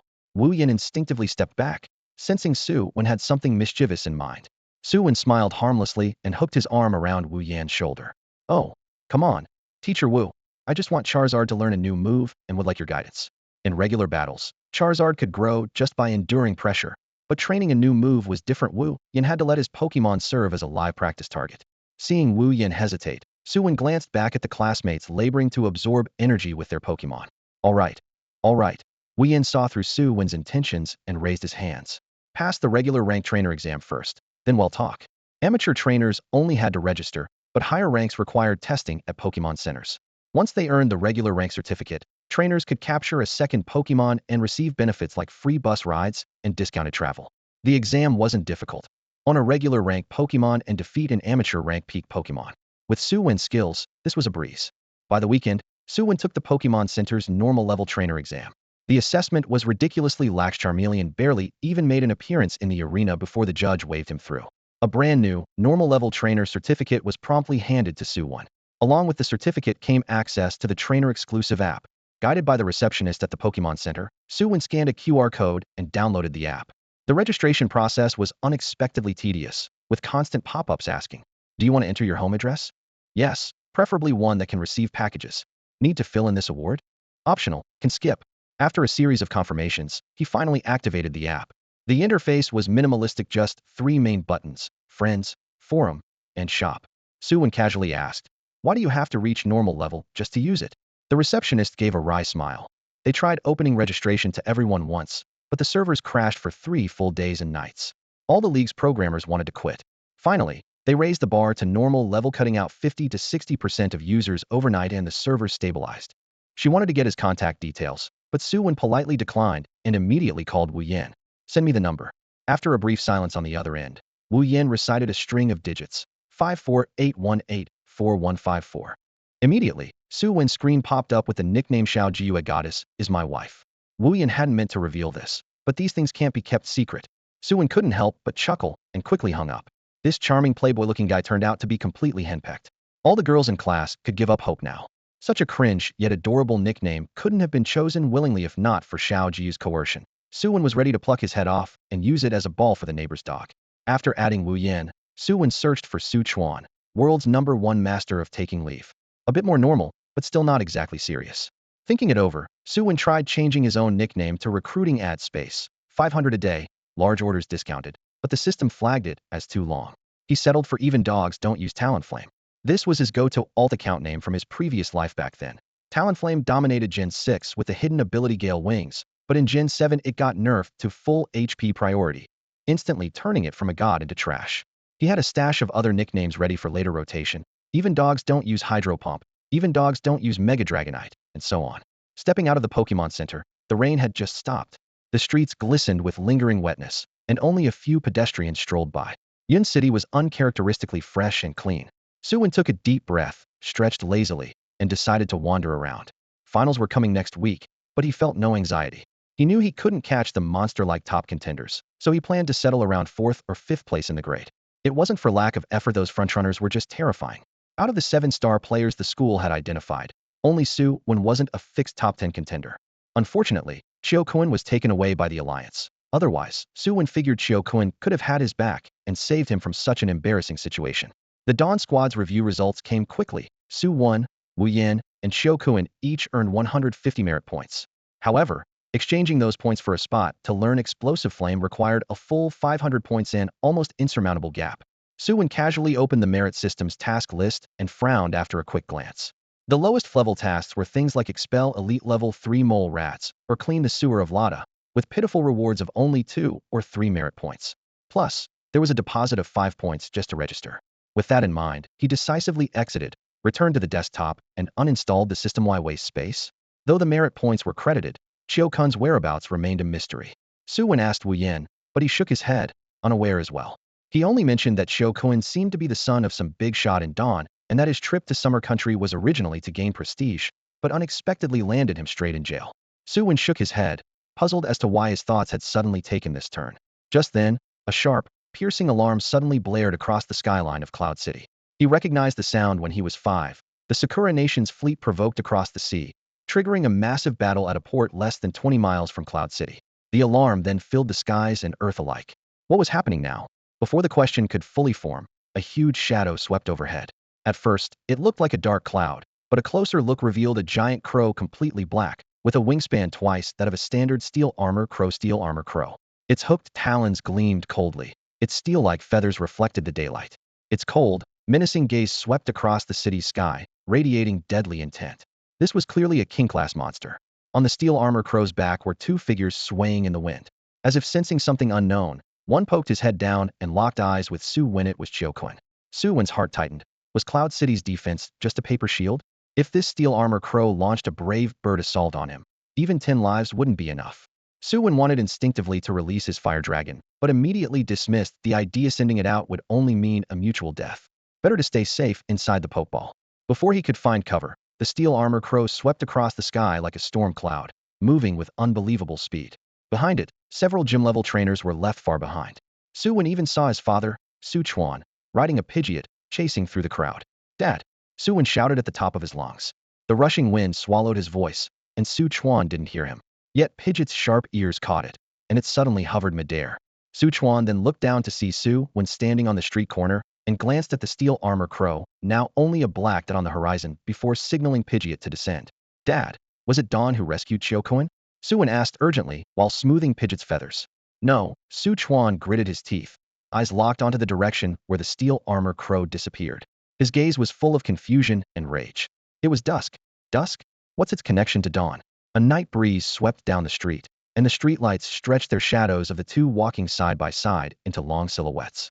Su Wen was certain these 2 names must share the same root, the same source. Otherwise, how else could one be dusk and the other dawn, echoing each other from afar? Su Chuan glanced at his phone. The monitoring feed from the Spirit Center showed no further signs of intruders, then stopped rushing to leave.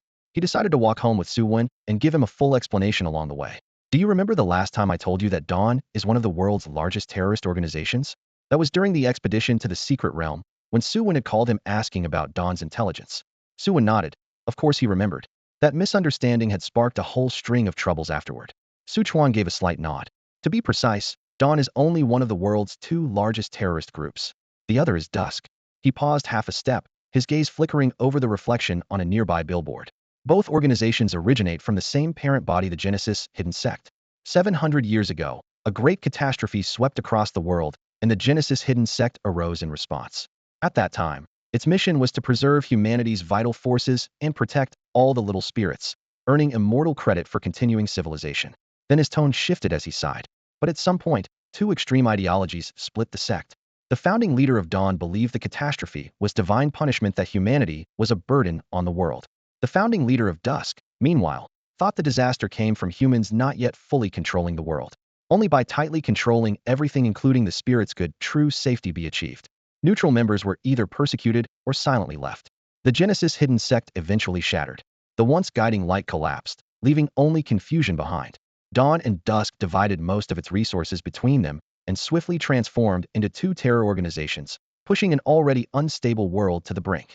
Fortunately, the coalition led by the five nations suppressed them just in time, then founded the World Spirit Alliance. Working together worldwide for 700 years brought about the stability we have today. Under the lamplight, Su Wen frowned. Then how are you sure it was someone from Dusk who saved Chiokuen? That steel-clad raven? Su Chuan's tone grew complicated. I know its owner. I dealt with him before. Su Wen shot a sideways glance at his father. That tone didn't sound like he was talking about an enemy. More like an old flame, lost in memories and unaware of his son's look. Su Chuan continued, the current leader of Dusk is interesting. He didn't carry on the old doctrines, but advocates harmony between humans and spirits. He even secretly reached out and cooperated with various countries. So although Dusk's name is still on the Alliance's wanted list, many nations actually have quite ambiguous attitudes toward them. Night deepened, and the traffic light at the intersection flickered red.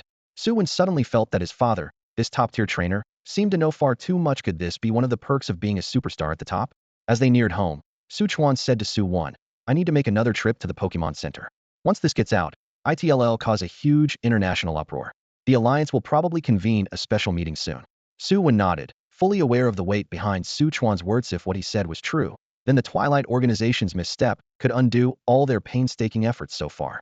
Meanwhile, deep overhead, a steel-armored Corviknight cut through the wind, its sharp metallic feathers glinting coldly, less than 100 kilometers from Xia's border. Intelligence estimated that Xia had already set a deadly trap here. 12 champion-level trainers had arrived first, with more of their level and even true champions rapidly rushing in as reinforcements. Are our orders to bring them in alive or dead? A trainer riding a Boltund muttered, bored. With 12 champion trainers collaborating, the outcome was nearly certain. Besides, any rewards would have to be split. Seemed like a waste of time to him.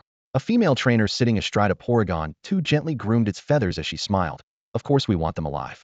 Having Twilight's own Black Feather come to rescue Summoning, no matter why Twilight is intervening or why they're risking so much for an amateur trainer, is something worth digging into. Enough chatter. Targets incoming. A stoic trainer in the group warned lowly, his eagle eyes spotting the Corviknight's shadow far above. The 12 champion trainers instantly mounted their flying Pokémon, forming a precise line blocking the airspace.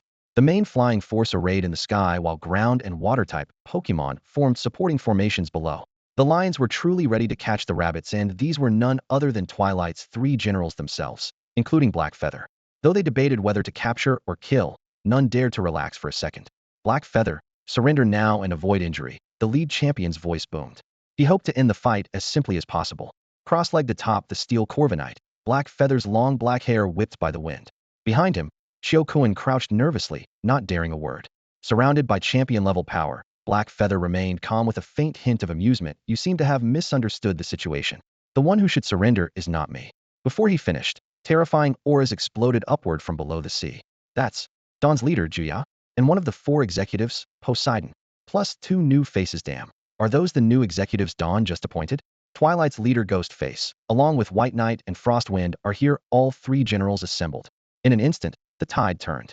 The 12 champions, originally surrounding Black Feather, pulled back tightly, back-to-back in a defensive ring, eyes locked on the sudden top-tier arrivals. Black Feather raised an eyebrow, casually saying, everyone, please stand aside. Twilight has no intention of making enemies of Xia or the entire world. All of Xia's champions' gazes snapped to their leader. If they stepped aside, the crisis would end immediately, but at the cost of Xia's alliance losing face. A tense silence followed before the leader's eyes hardened in resolve. Champions battle. Battle. In the year 716 of the new Pokémon era, a world-shaking war erupted. Dawn and Twilight organizations united to invade Xia territory. After fierce fighting, all 12 of Xia's champion trainers were severely wounded. 18 champion-grade Pokémon were lost or badly injured. Enraged, the Xia Alliance's influence extinguished any hopes. The Global Pokémon Alliance had to remove Twilight from the wanted list. Instead, they organized a worldwide coalition to launch a sweeping purge campaign against both Dawn and Twilight organizations. Near the border of Tianju lay an endless stretch of snow-capped mountains, towering peaks piercing the clouds and forming a natural barrier. No one could have imagined that after the Dawn and Dusk factions brazenly kidnapped Chiokuen on the east coast, they would detour through Tianju and openly return to their own base, a reckless act worthy of madmen. Shuangfeng sat on the mobile medical table, cursing under his breath while the medic stitched the torn wound on his shoulder. The opposing trainers had suffered heavy casualties, and their side wasn't faring much better. Out of over 40 champion-level Pokémon controlled by 8 people, 4 had died and 5 were severely injured. If not for the fear that the local champions and other elite trainers would arrive, they would have chosen a quick strike or simply retreated later, minimizing losses further. But even so, suffering such a cost against double the enemy's numbers was hard for anyone to accept. Inside the temporary command tent, Dawn leader Jioya reclined in his chair, flicking a silver coin between his fingers. The crisp clinking of metal echoed through the tent. His hoarse voice cut through the silence. Ghostface, why are you stopping me? Why won't you let me kill those trainers? The leader of Dusk, Ghostface, true to her name, wore a blue demonic mask with fangs. Through its narrow slits could be glimpsed a pair of cold, emotionless eyes. Slender and clearly female, she commanded respect from everyone present, quashing any thought of underestimation. Without directly answering, she spoke evenly. You should be thinking instead about how to face our wrath if you betray Dusk. Hades, a newly promoted Dawn officer, sneered. What? Ghostface intends to keep cooperating with the World Pokémon Alliance, doesn't she? Before the words were finished, a flash of steel appeared, Black Feather's dagger pressed against his neck, a thin trickle of blood seeping. Poseidon and Apollo sprang to their feet, clutching pokeballs. Schwangfeng and Bei also tensed, eyes sharp. The air seemed stretched into a razor blade, ready to snap at any moment. Hades, you are too brazen. Jioya didn't even look up, the coin flicking on. Sweat appeared on Hades' temple as he bowed his head low. Apologies, Lady Ghostface, I misspoke. Ghostface waved her right hand lightly. Black Feather sheathed the dagger, spinning it elegantly before tucking it back at his waist. The group finally settled again. She ignored Hades' apology and tilted her head slightly, her gaze fixed on Jioya, the true object of her concern. Jioya pocketed the coin and led the others through thick curtains into a brightly lit underground research center. Test tubes and data panels gleamed on lab benches. White-coat researchers moved busily between instruments. At the center, a wall-sized display screen shone like daylight, projecting a world map. Pull up the energy burst points in the Shitsu secret realm, Jioya ordered. The researcher's fingers flew across the keyboard. After a crackling flurry, a region spanning several countries was highlighted clearly. Jioya raised a hand again, pointing to a vast blue sea on the screen. If we detonate the energy points we planted across these locations, it will create a stable entrance to the secret realm here. He paused, a cold light flashing in his eyes. Shiokun's real mission wasn't about the so-called Pures crystals, they were just a distraction. The true goal was to install devices that activate the energy points. That's why the Dawn and Dusk factions mobilized all their forces to prevent Shiokun from revealing the location of the device. Under the flickering light, the mask of the ghost face trembled slightly. Her voice wavered for the first time. So the creator god is actually slumbering within this secret realm? Jioya kept his hands clasped behind his back, eyes fixed on the holographic projection on the wall. The words, Shitsu, a secret realm, circled in red, almost bleeding. Yes, his hoarse voice scraped like gravel. This is the conclusion Dawn has reached after years of repeated simulations. I even suspect that the disappearance of the first head of the creator's hidden sect is connected to the Shitsu secret realm. How long will it take to activate the energy point? Ghostface struggled to contain her emotions. For years, she had longed to uncover the truth about the great disaster, and this new intelligence was a crack of light in the darkness. It could be as short as 2 or 3 years, or as long as 4 or 5. Julia looked up, shadows lurking in his eyes. When the next solar flare erupts, that will be our chance to activate the energy point. By then, I want you to bring Bikatini. Ghostface fell silent, her fingertips tapping softly on the pokeball at her waist. I will discuss it with him when I return. After Ghostface and the 3 generals left, the base grew quiet except for the low hum of machinery. Duan approached Jioya and lowered his voice. Leader, are you sure it's safe? If Ghostface discovers our true intentions.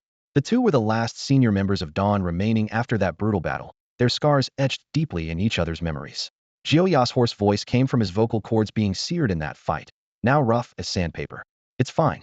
Her obsession with the secret realm runs deeper than ours. Mian disappeared there. The fact that she can stay calm for her father's sake is a miracle. He raised his gaze toward the back of the base where a heavy alloy gate concealed Dawn's final ace. Besides, we still have it, don't we? Meanwhile, Su Wen had no idea about the storm brewing ahead. After hearing Su Chuan's recap of the border battle, he nearly jumped out of his seat. You just let them escape? Where was the Heaven King? What were the other trainers doing? Su Chuan's face darkened, as if rain could fall from it. If I'd known it would come to this, I swear I would have chased Yu to the end. The fight ended too quickly. Su Wen clenched his fists. By the time the White Heaven King arrived, Dawn and Dusk's forces were already gone. The frustration settled deep in his heart. The Honchcrow's speed couldn't catch up to a heaven-level steel crow, and silently he vowed, I will train my Honchcrow to reach that level no matter what. And now? Any idea where they went? Su Wen frowned. They supposedly crossed into Tianju territory. Su Chuan exhaled sharply, grinding his teeth. The alliance is negotiating, but Tiansa, as one of the world's most eccentric countries, Tiansa's antics no longer surprised anyone. Its leaders only wanted to protect their own land from disruption. The fate of commoners didn't matter. Letting dawn and dusk continue to cause trouble for other nations played perfectly into their plans. At a meeting, an irate fire-type Heaven King slammed the table, threatening to lead a direct assault only to be scolded outright by the Alliance chairman. So what now? Su Wen asked, equally frustrated but powerless. A cold glint flashed in Su Chuan's eyes. The Alliance has decided to thoroughly inspect every inch of land Xiaokuan ever passed through. Even if we have to dig 3 feet underground, we will uncover the true purpose behind their actions. Worried that Su Wen might cause trouble, Su Chuan warned, don't even think about stirring things up. It's not your time to shine yet. Su Wen scratched the back of his head and gave an awkward smile. He did plan to talk to Wu Yan, hoping to glean some clues from the forensic expert any new lead could earn him a nice chunk of merit points. Seeing that Su Wen didn't object, Su Chuan took a sip of tea and softened his tone. By the way, have you decided which second Pokémon you want to catch? Not yet. Su Wen shook his head. The Summer Country Pokémon Alliance had strict rules about capturing new Pokémon, much stricter than some nations where you could catch whatever you wanted. Every new capture had to be carefully considered. Leaning back on the sofa, Su Chuan gave sincere advice. How about Colossal? Preferably with the drought ability. You could build a sunny day team with it, and your Charizard as the core. No way. Su Wen rejected the idea without hesitation. He had studied Colossal before, but if he wanted to run a sunny team, it was better to have Charizard learn Sunny Day itself. Besides, his Charizard didn't have the solar power ability, so he didn't prioritize a sunny team. Su Chuan hesitated a moment, then changed tactics. The Alliance is shifting its focus in training trainers, emphasizing truly elite Pokémon in the future. Even if you skip Colossal, don't pick a resource-hungry glutton. It's most efficient to put all your resources into Charizard. This wasn't just idle talk. The Alliance had encountered gods several times and witnessed overwhelming power firsthand. Though Summer Country boasted many top-tier trainers, even 4 or 5 teaming up could barely withstand Long Zust Dragonite with its Dragon Star cluster move. Fighting-type champion Lu Yu had stalled. Wu Yan often called him useless not without reason. Lu Yu just hoarded champion-level Pokémon to defend his spot, but gave up pushing to higher levels. Even the so-called strongest Dragon-type champion, Long Su, could only barely hold up against Reshiram, let alone others. The Alliance finally realized that concentrating resources into elite Pokémon capable of breaking past champion level was the only hope to protect everyone in a real crisis. Su Chuan knew only fragments of these core secrets, but he kept in touch with Long Su, who occasionally shared insights with the senior. He spoke now hoping to help his son avoid unnecessary detours. Half listening, Su Wen thought to himself, this isn't some competitive game, you don't have to stack the optimal setup.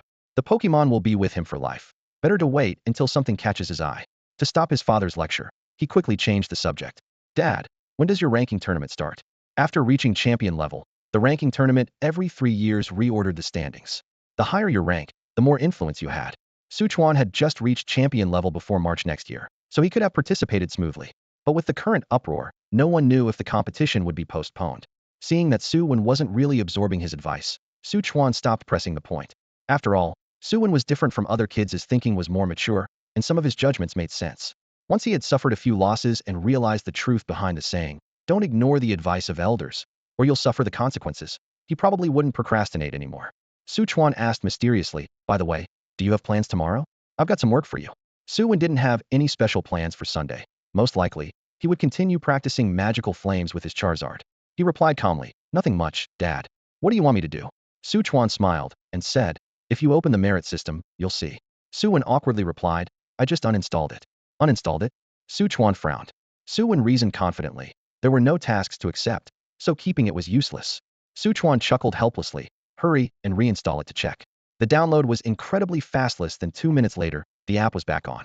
After logging in, a red exclamation mark appeared before Su Wen, reading, you have a new task. Do you accept? Su Wen was stunned and glanced at Su Chuan. What's going on?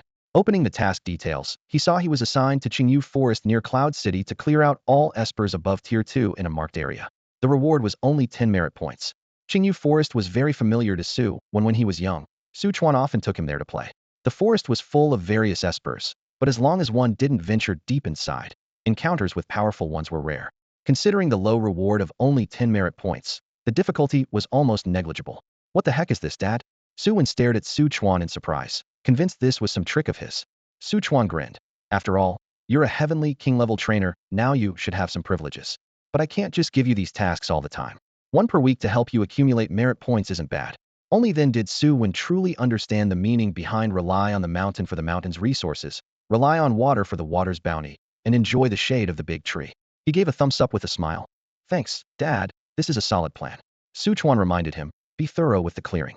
Don't miss anything. This area will be used for next week's practical classes for several primary schools in Cloud City. There will be accompanying trainers for protection, but if anything slips by, you're responsible. Su Wen patted his chest confidently. Don't worry, they'll be meticulous. After that, he went to his room to pack. It was late December, and even though Cloud City was in the south, temperatures had clearly dropped, so proper warm clothing was necessary. Since Charizard hadn't learned the Feather Rest skill yet, he had to prepare healing potions to handle any emergencies. He also packed various tree fruits that cured abnormal statuses, just in case. Better bring the compass and map to what if my phone breaks? Su Wen talked to himself while packing carefully. He hadn't been to Qingyu Forest in a while, so he wanted to avoid any oversights. He even asked Wang Xian for advice to cover everything. Seeing Su Wen carrying a heavy hiking backpack, Wang Xian smiled and teased, "Pack lighter, or Charizard will be exhausted carrying it." "It's not that easy." She patted Charizard standing nearby. Charizard flicked out a small flame from its mouth and thumped its chest with both claws as if to say carrying the pack was no problem. Mostly, Su Wen had given it a heads up that many of the supplies inside were its food. Charizard, usually picky, wasn't about to give up these tasty treats. That evening, Su Wen politely declined Chen Yu and Zhou Wan's invitation to train at school and focused on waiting for the early morning to catch the bus to Qingyu Forest. The second Esper will be making an appearance soon. Everyone, start guessing. To avoid any mishaps, Su Wen got up early and took the same sleepy Charmeleon onto the bus headed for Qingyu Forest. The bus interior was lined with special heat-resistant materials, and Su Wen gently covered Charmeleon's tail flame with a fireproof shield to prevent accidentally burning anyone nearby. Since this road often had wild Pokémon wandering around, the driver was only a basic-level trainer. Passengers were allowed to bring their Pokémon along, but due to size restrictions, if someone tried boarding with a giant Onix, they'd most likely be asked to get off immediately. Whether it was lucky or unlucky, Su Wen hadn't seen a single Pokémon shadow on the entire trip. Maybe these creatures were used to the passing vehicles and had hidden themselves deep in the forest early on. The bus stopped at the entrance to Qingyu Forest, where rows of tents had been set up, bearing flags that read Yun City Pokémon Center Temporary Camp. "Hello, please show your identification."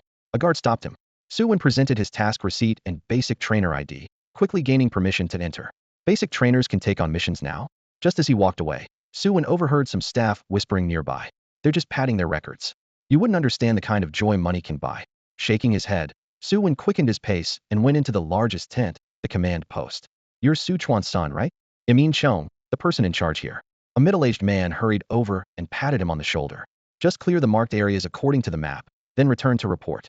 "Hello, Uncle Ian." "Got it." Su Wen reviewed the mission details once more before leaving the camp. No sooner had he left than Ian Chong called over a guard. "Find an elite trainer to double-check the areas Su Wen clears." "Yes, sir." The guard saluted. Everyone had already written off Su Wen as just a connected rookie trying to boost his merits. Resigned to that, Su Wen focused on completing the task earnestly. Crunching through soft fallen leaves, he and Charmeleon gradually went deeper into the forest. Human voices faded behind them, dry leaves clinging to branches, and dappled sunlight breaking through the canopy to cast scattered shadows. Most of the tree fruits had been completely eaten by wild Pokémon, leaving only a few crooked fruits hanging high up, waiting for a lucky picker. "Stay alert, Charmeleon." Su Wen gently patted the Pokémon's head. Though he possessed psychic wave abilities, he couldn't keep them activated constantly to scan the surroundings. Charmeleon had never truly entered a forest before. In Dragonfire Valley, it faced cliffs and steaming hot springs. At Yun City, it was skyscrapers and cramped rooms. Now stepping into the woods, it was like a bird entering the mountains or a dragon returning to the sea, excited, nostrils flaring, greedily sniffing the damp earth and resin scents. Suddenly, a rustle came from the bushes to their right. "Roar!" Charmeleon stepped forward to shield Su Wen, its large eyes fixed tightly on the shrubbery. Then, out darted a small, brown, oval-shaped Pokémon, its long tail dragging on the ground, mouth clutching a mulberry fruit. Wurmple. Wurmple, spotting the much larger Charmeleon before it, instinctively clutched the mulberry with its hands and stood upright on its tail, trying to appear taller and more intimidating. A Wylord that hadn't yet reached the first breakthrough stage, Su Wen smiled softly, crouching down and extending his aura probe to show he meant no harm. But the Wylord remained cautious, slowly backing away with its tail curled tightly before turning around and disappearing into the dense bushes. It was already late autumn, yet Qingyu Forest was still lush and green as ever, with branches and leaves densely intertwined. Su Wen shook his head with an amused smile and called for the Charmeleon to continue forward. Along the way, forest Pokémon appeared in a steady stream. Caterpillars nibbled tender leaves on tree trunks. Weedles hung suspended in midair, swaying on their silver threads. Groups of Pidgeys startled by the footsteps fluttered their wings and darted into the higher branches. The highest level among them was a golden Pikachu nearing late first stage. It wasn't shy at all, rubbing against Su Wen's hand. After receiving an energy cube, it hopped away contentedly. Dad can't be seriously making me tour the scenery here, can he? Su Wen muttered, still uneasy, keeping his aura probe fully active the entire time. Whenever they reached their limit, they'd stop to rest while Charmeleon stayed on alert. But so far, not only had they seen no second stage Pokemon, not even any on the cusp of second stage appeared. Charmeleon was having a blast, currently cornering a trembling Hoot Hoot against a tree, making funny faces with bared teeth and waving its claws. Su Wen flicked its forehead. No bullying. Roar. Charmeleon covered its head, looking wronged as it seemed to want to apologize, only to be caught off guard by the Hoot Hoot bouncing on one leg as it fled in a panic. Charmeleon glanced at Su Wen with shifting eyes, clearly not wanting to take the blame. Just as Su Wen was about to scold it again, Charmeleon suddenly perked up its ears, growing serious.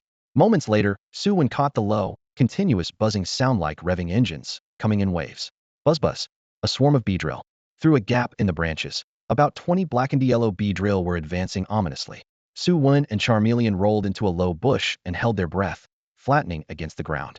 Before entering the forest, he had sprayed both himself and Charmeleon with a scent-masking agent, proving that these fierce insects weren't targeting them specifically. But Beedrill were notorious for their explosive tempers, often rivaling Pinsir. If they crossed paths, being stung and chased far away wouldn't be surprising. If there were any beyond the normal level among them, Su Wen would have to face them heat-in per his mission. But since they were only first stage, it was better to avoid trouble if possible. The three pressed close to the earth, minimizing their breathing. Fortunately, the Beedrill swarm roared overhead, causing only a rustle of shaking leaves before heading straight deeper into the forest. When the buzzing faded, Su Wen and Charmeleon brushed leaves off and stood up. Charmeleon clearly disdained their hide and seek, flicking its tail in a fit of silent sulking. Just a few Beedrill, not scared if it came to fighting. Su Wen soothed it while furrowing his brow. Beedrill were fiercely territorial and rarely engaged in large-scale migrations. They wouldn't swarm like this unless driving off an enemy or hunting something specific. Su Wen looked toward the direction the swarm had vanished in, a vague sense of doubt stirring in his heart unless there was something there that could attract them. After careful consideration, Su Wen decided to temporarily give up on following the Beedrill. His first mission couldn't risk any unexpected turns. The Beedrill had flown roughly in the same direction as the area he was currently clearing. Once he finished tidying up this section, he could always circle back to check later. Deep in the forest, intertwined shrubs and fallen logs blocked the way.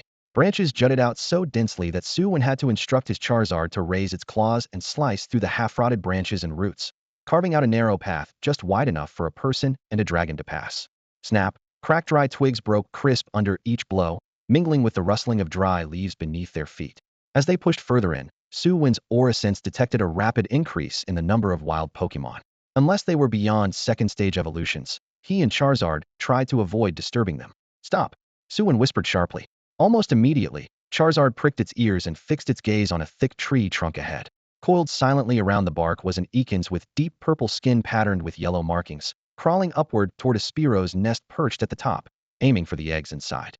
Though it had not yet evolved into Arbok, Su Wen recognized it as a second-stage Pokémon, likely to evolve within 10 to 15 days. Before evolving, Ekans lacked venom sacs, so its bites only left a faint mark at worst. However, it was still a poor hunter and largely depended on stealing eggs from Pokémon like Pidgey and Spearow to survive, sometimes choking on eggs too big to swallow and fainting outright. Two Spearow fluttered anxiously in the canopy, flapping and yelling desperately to scare the intruder away. But the Ekans spun around, glaring with a massive reptilian stare, and with a sharp crack sound, it froze the pair on their branches, paralyzing them. Thick saliva dripped from its mouth, clearly intent on devouring the clutch as a snack. Su Wen generally didn't interfere with nature's ruthless law of the survival of the fittest, but the Ekin's back was turned, presenting a perfect angle for a surprise attack. He lowered his voice. Charizard, Dragon Claw. Though it had rained a few days ago and moisture still soaked the ground and trees, Su Wen dared not risk using Fire-type moves. Starting a blaze amid all this dry, dead foliage during this season would be catastrophic, and no simple apology could fix it. Charizard shot forward like an arrow from a bow, its red shadow hugging the tree trunk as it closed to the Ekin's vulnerable spot. Its claws glinted coldly. Smack! Scales shattered and muscle tore with a muffled crack, splattering blood. The Ekins didn't even have time to cry out before it tumbled from the tree, writhing in pain on the ground. Quickly, Su Wen pulled out a specially marked Pokeball issued by the League and lobbed it accurately. Beep beep beep. The ball flashed thrice before the Ekins transformed into a white light and was captured inside. He slipped the Pokeball into his backpack. These special balls needed to be surrendered to the League for treatment before the Pokémon could be released back into the wild forest. Though the procedure was cumbersome, it reflected the strict, consistent practices of the Xia Kingdom. The pair of Spearow in the tree still hadn't recovered from their shock. They cautiously peeked out with only half their heads visible, staring intently at Su Wen and Charmeleon. Their round eyes were filled with tension. The scorching aura emanating from Charmeleon was more direct and terrifying than the instinctive pressure from Arbok, making the bird couple too frightened to even rustle a branch. However, Su Wen and Charmeleon paid them no attention, simply continuing to clear the designated route. Nice job, Charmeleon. Accurate and decisive, starting to show some of the Charizard clan leader's style. Su Wen praised with a laugh as they walked. Charmeleon raised its little head proudly, puffing a wisp of hot air from its nostrils, as if to say, of course. With this kind of understanding between them, the last trace of tension in Su Wen's heart completely dissipated as long as they didn't make any rookie mistakes. This mission was basically in the bag. Around noon, the blazing sun hung high overhead. The clearing progress was more than halfway complete. Su Wen first gave Charmeleon an energy cube to replenish its strength, then sat down to rest in the shade of a large banyan tree, discussing their next move with his partner. Charmeleon, should we head back once we finish the mission, or go check out what those Beedrill discovered? Su Wen's inclination was to play it safe. Even if there were ripe berries in the forest, they'd mostly be useful for grass-type or bug-type Pokémon, not particularly valuable for Charmeleon. But Charmeleon clearly had other ideas. It didn't care much about resources, but having a swarm of Beedrill roar past overhead, while it could only yield the path that indignity stuck in its throat. Rory. It gestured with its claws, the meaning crystal clear. This score must be settled. Su Wen laughed and rubbed its horned forehead. True enough, Beedrill are bug and poison type, so you have a major advantage. One flame burst would be more than enough to teach them a lesson. How about Thistlets? Look for them later, and if they're in an open area or by the river, I'll let you take them on. Sound good? To cultivate an invincible presence, one must first cultivate an invincible mindset. He certainly wouldn't dampen his partner's competitive spirit. Roria, the flame on Charmeleon's tail blazed even brighter, its mood soaring. To encounter the Beedrill as soon as possible, Su Wen quickened the clearing pace. By 2:30, all designated areas were complete. Simple barriers had already been erected around the perimeter, with several security personnel and their various Pokémon patrolling back and forth. Exit permitted, entry forbidden. Pokémon inside could leave at will, but outsiders shouldn't dream of breaking in. Excuse me, did a swarm of Beedrill fly out from here this morning? After identifying himself, Su Wen approached a patrolman. Beedrill. The patrolman thought carefully. Given that Su Wen, a mere ordinary rank trainer, could take on this mission, his background must be significant, so the patrolman was naturally willing to do him a favor. Yes, quite a few bug-type and grass-type Pokémon did head that way this morning. Probably some berries ripened. He pointed toward the deeper forest, his tone carrying a hint of regret. If I weren't on duty, I'd have gone with friends to investigate. Thanks. Su Wen looked in the direction indicated, gazing into the deep tree shadows. After a moment's hesitation, he still led Charmeleon forward. Seeing this, the patrolman raised his hand to stop them. Hey, that area isn't under our jurisdiction. There might be powerful Pokémon dwelling there. What are you planning? Su Wen explained. Don't worry, I won't go deep. I just want to take Charmeleon for a look around. It's been a while since we've been to Qingyu Forest. Stopping people wasn't really the patrolman's responsibility. After a moment's hesitation, he lowered his hand, but still cautioned. If anything seems off, get back here quickly. Silence was the only thing Su Wen felt as he ventured deeper into the forest. The further he went, the more likely he was to encounter high-level Pokémon fiercely protective of their territories, so he scarcely saw a single creature along the way. To avoid getting lost, he set his phone to vibrate every 5 minutes to check that the signal and map were still working. If navigation failed, he couldn't be sure he could retrace his steps. Following directions from the patrol, Su Wen searched ahead, but wave motion couldn't detect any trace of Beedrill. Just as doubt crept in, his Charmeleon suddenly lifted its snout, let out a low growl, and clawed toward the northeast. Su Wen glanced at his map. Not far ahead was a small river, a common watering spot for local Pokémon. He thought it through. The rain had just stopped 2 days ago, so water wasn't scarce. It seemed unlikely that the Beedrill would fly all this way just to drink. Silencing his phone, he decided to trust Charmeleon's instincts and press on. As the minutes ticked by, Charmeleon grew unusually restless, its tail flame flickering more intensely.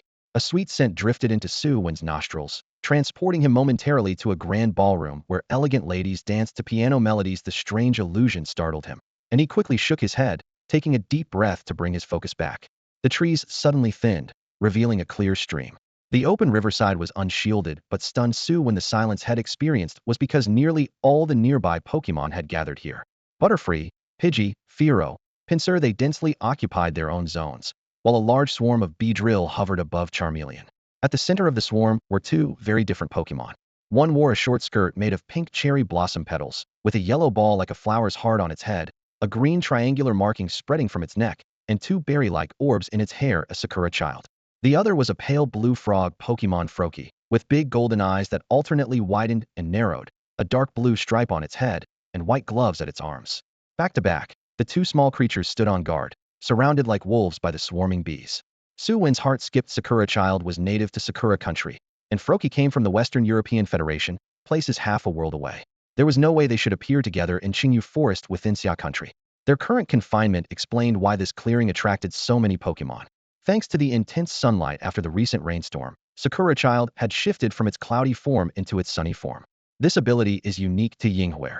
Under clear skies, it releases a peculiar pollen energy through photosynthesis. This energy not only temporarily boosts the attack and special defense of nearby Pokémon, but, with prolonged exposure, it can unlock even greater potential in these two stats. At this moment, the Pokémon gathered around the clearing each have their own motives. Grass-type and other Pokémon simply want to soak up the buff and enjoy Yinghua's floral blessing. Meanwhile, bug and flying-type Pokémon gaze coldly, treating the fragrant Yinghua as a sumptuous feast. Because of this deadly allure, Yinghua is extremely rare in the Sakura Kingdom. If found in the wild, they usually travel in groups. Without the presence of many Pokémon here, and considering Yinghua's relatively strong late-stage abilities for a common species, the bug and flying types would have already swarmed in and devoured it. Among all the predators, the most blatant is a peak-level common Kairos.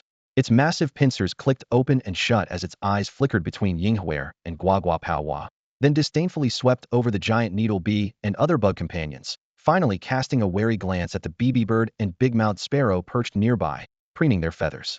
On the other side, the Charizard, originally clamoring to restore pride for the giant needle bee, now lowered its tail flame. Confident but not arrogant. Even with two more Charizards arriving, this lineup required careful consideration. Yet if a fight did break out, it would not back down, instead quietly awaiting Su Wen's decision. Su Wen's gaze was bright. Yinghua matched his expectations almost perfectly. In regular training, its gift of the flowers provided constant buffs to teammates. In battle, it could use moves like Trouble Seed, Helping Hand, and Lucky Chant for disruption. Its pollen and grassy terrain made it a capable healer, and teamed with a future Charizard under Sunny Day, it could elevate the team's attack and special defense even further. It was truly the core support he had dreamed of. He took a few deep breaths and quietly guided his aura around the jumbled Pokémon, gently reaching out via aura to Yinghua and Guaguapaohua. Compared with the relatively weak Guaguapaohua, he temporarily ignored its threat and focused exclusively on Yinghua. Without rushing to communicate verbally, Su Wen first sent subtle waves of goodwill through the aura. The sudden aura caused Yinghua and Guaguapaohua to shudder, initially mistaking it for an attack. But sensing the gentle kindness, they gradually calmed and no longer resisted the energy. Once their emotions steadied, Su Wen used the aura to convey, "I can help you escape," while gesturing toward the giant needle bee, proposing cooperation as a way out. Neither Yinghua nor Guaguapaohua fully trusted this human yet, but given the circumstances, they had no other choice. Almost simultaneously, Yinghua accepted Su Wen's plan to cooperate. Surrounded by a pack of predators, how could they let their cooked duck fly away? This was the shared sentiment of all the wild Pokémon eyeing Sharim. Watching Sharim and Froakie charge forward, attempting to break through the encirclement of over 20 Beedrill with nothing but a primitive tackle, the predators leisurely retreated to the side, waiting to watch the two groups of prey turn on each other. No one believed these Beedrill would fall easily. However, at the very moment of collision, roaring waves of fire suddenly erupted from behind the swarm. What should have been sinuous, cunningly transforming magical flames was expelled by Charmeleon with savage ferocity, like the true flames of purgatory itself. The inferno swept through the Beedrill formation just as a fierce wind howled through the mountain forest. The fire borrowed the wind's momentum, surging into a blazing sea of flames in one sweep. Charmeleon had only intended to tear open a path for its companions, but hadn't expected this breath of fire to nearly consume all the Beedrill present. Charred shells clattered to the ground in a symphony of crackling, leaving only 2 or 3 relatively stronger Beedrill swaying unsteadily, already having lost all interest in competing for Sharim. Taking advantage of the roaring, rolling waves of fire, Sharim and Froakie squeezed through the narrow gap left by Charmeleon's flames and threw themselves into Su Wen's arms. "Run!" Su Wen clutched the two little ones tightly, not daring to look back. His backpack had long been abandoned, leaving only his essential valuables. With a single push of his foot, he sprinted along the escape route they had planned beforehand. The fire gradually died down, leaving only a large expanse of charred beedrill corpses in the forest. The other Pokémon who had been watching covetously suddenly discovered that Shayrim had completely vanished, erupting on the spot into furious screech-esque duck at their mouths had actually flown away. Screech. Pidgeotto and Fiero were the first to take wing and soar into the sky, locking onto Su Wen and Charmeleon's figures from above. More Pokémon gave chase in a frenzy. A berserk pincer waved its massive pincers atop its head, severing obstructing tree trunks at their roots. Wood chips flew everywhere, as if in the next moment it would cleave Su Wen in two like dead wood. Su Wen held Shayrim in his arms while Froakie clung to his shoulder, watching their rear. He stumbled through the forest, sharp branches tearing his clothes and leaving cuts of varying depths on his skin. Sweat mixed with blood, trickling down the side of his neck. His chest heaved like a bellows, and the air was filled with a rust-like sweetness, but he dared not slow his pace in the slightest. A sharp cry pierced the air. The first Fiero to arrive dove down fiercely, its steel needle-like beak aimed straight at the back of Su Wen's head.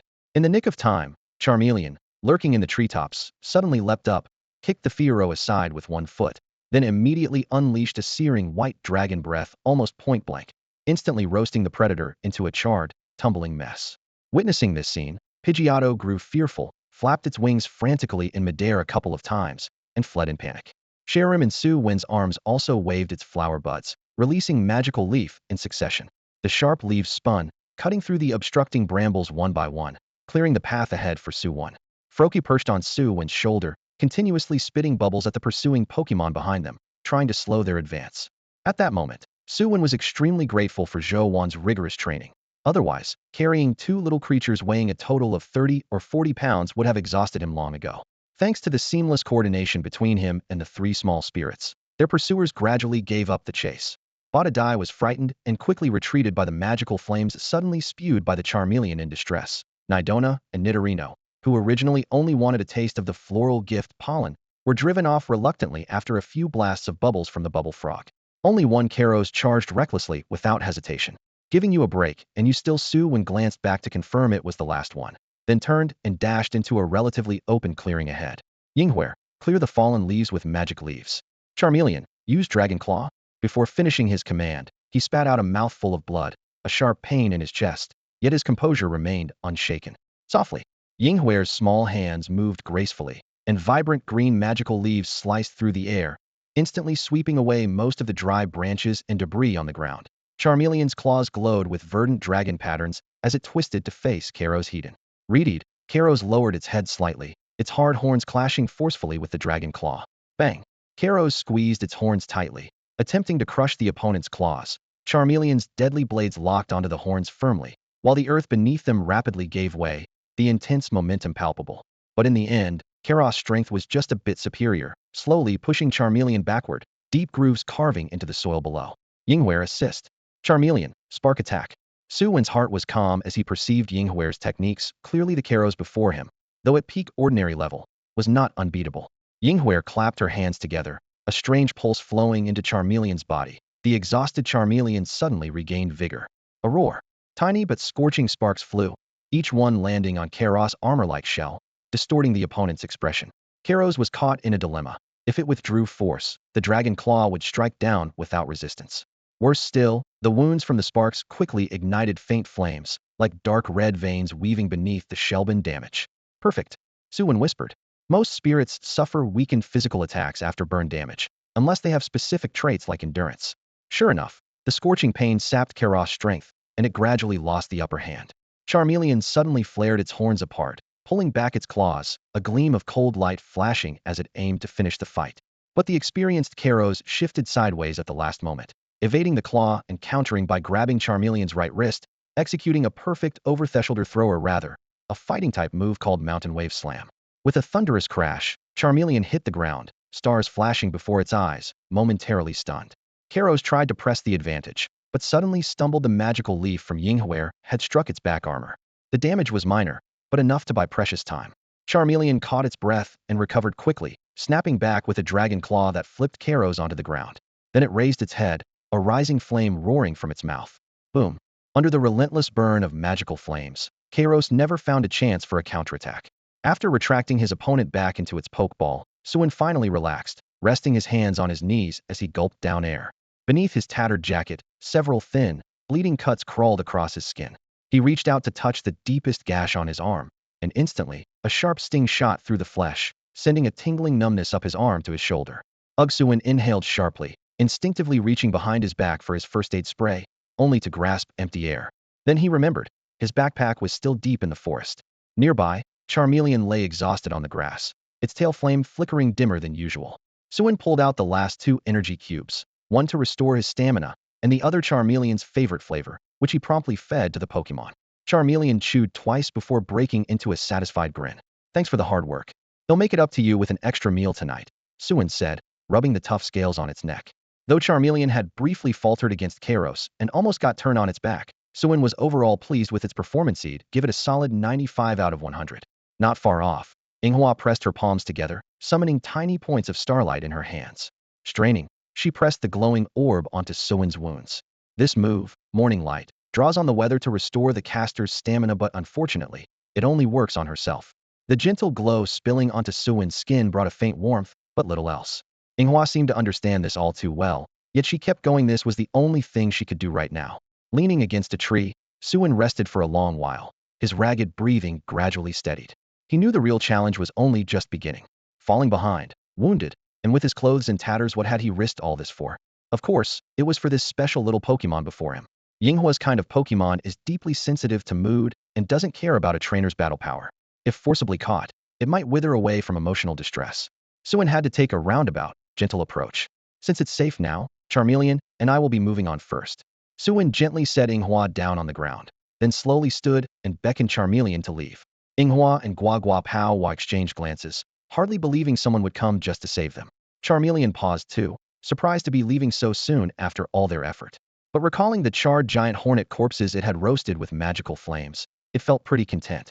It gave a claw wave to Yinghua and Guagua Pow as a farewell. Charmeleon, what do you want for dinner tonight? Su Wen raised his voice deliberately, while sending a telepathic message through their bond. Time to play along. Charmeleon instantly caught the cue and raised its head, roaring loudly. In translation, it meant, 1. I want a special Pokémon meal. 2. Fresh milk from the big dairy tank. 3. A soak in a hot spring tonight. 4. Redecorate my little den after the soak. 5. Plenty of passion fruit flavored energy cubes. 6. And more besides. Su Wen nodded knowingly, replying in kind while deliberately slowing their pace, making sure every word they exchanged floated clearly into the ears of Yinghua and Guagua Pow. Sakura was doing okay. She could survive by photosynthesis, basically living on sunlight alone. But Guagua the frog had gone many days without a proper meal. He licked his cracked lips and swallowed hard. Yet with astonishing willpower, he kept his feet from moving forward and fixed his gaze on Sakura. Sakura hesitated as well. She had always been wary of humans, but this boy felt different somehow. Besides, his Charmeleon looked energetic and well cared for. As the 2 Pokémon struggled with their dilemma, Su Wen anxiously scratched his head from a distance. Why hadn't Sakura and Guagua come over yet? Was the Charmeleon's introduction not enticing enough? Suddenly, an idea struck him. Sakura was a grass type. What she needed most might not be food, but sunlight. Su Wen called out, "Hey, my backyard gets plenty of sunshine all afternoon. It's perfect for sunbathing." Sunbathing? Those simple words unlocked something in Sakura's heart. She never dared switch into her sunny form in the forest. Activating the flower ritual always attracted other Pokémon's covetous stares, as the earlier chase had shown. The thought of basking safely in a sunlit backyard shattered her hesitation instantly. She turned back to Guagua and softly chirped, "Ing ing." Guagua nodded eagerly. Guagua. After a brief whispered exchange, the 2 Pokémon leapt towards Su Wen. Sakura raised her tiny hand, signaling she wanted Su Wen to take her in and not to leave Guagua behind. Su Wen was ready to agree, but then pretended to hesitate and waved a hand awkwardly. "Ah well, I already have a Charmeleon at home. Maybe I don't need any more Pokémon." Sakura and Guagua froze instantly. They were both cherished within their own groups, especially Sakura, who had faced countless rejections from trainers, but never been turned down herself. Yet this only made her more certain Su Wen was a good person. Unaware had already earned that label. Su Wen watched as Sakura pulled Guagua over and whispered something again. The boy quietly waited. Soon, Sakura summoned enough courage for a second try, hoping Su Wen would become their trainer, taking both of them together. Su Wen suddenly recalled the old tale of selling oneself to bury one's father, berating himself for feeling like a spoiled rich kid forcing someone into a bad deal. He quickly threw the thought away. After all, he risked his life to save them and was responsible for their Futuria model top student. He crouched down and extended his pinky finger. "Then, let's take good care of each other from now on, Sakura." Sakura grasped his pinky with both hands. Ing ing. As the sun set, The golden light bathed the three Pokémon. Su Wen finally led them back to camp just before dusk. What took you so long? Who are these Guagua and Sakura? At the camp entrance, Inchong gaped at Su Wen's tattered clothes and hurriedly called for a medic. Just small wounds. Su Wen waved off the concern and passed over two Pokeballs. Chief In, Sakura is the one I caught. Guagua is temporarily registered under my dad. And these two Ekans and Pinsire are the higher-level Pokemon I caught in my assigned area. Please log them in.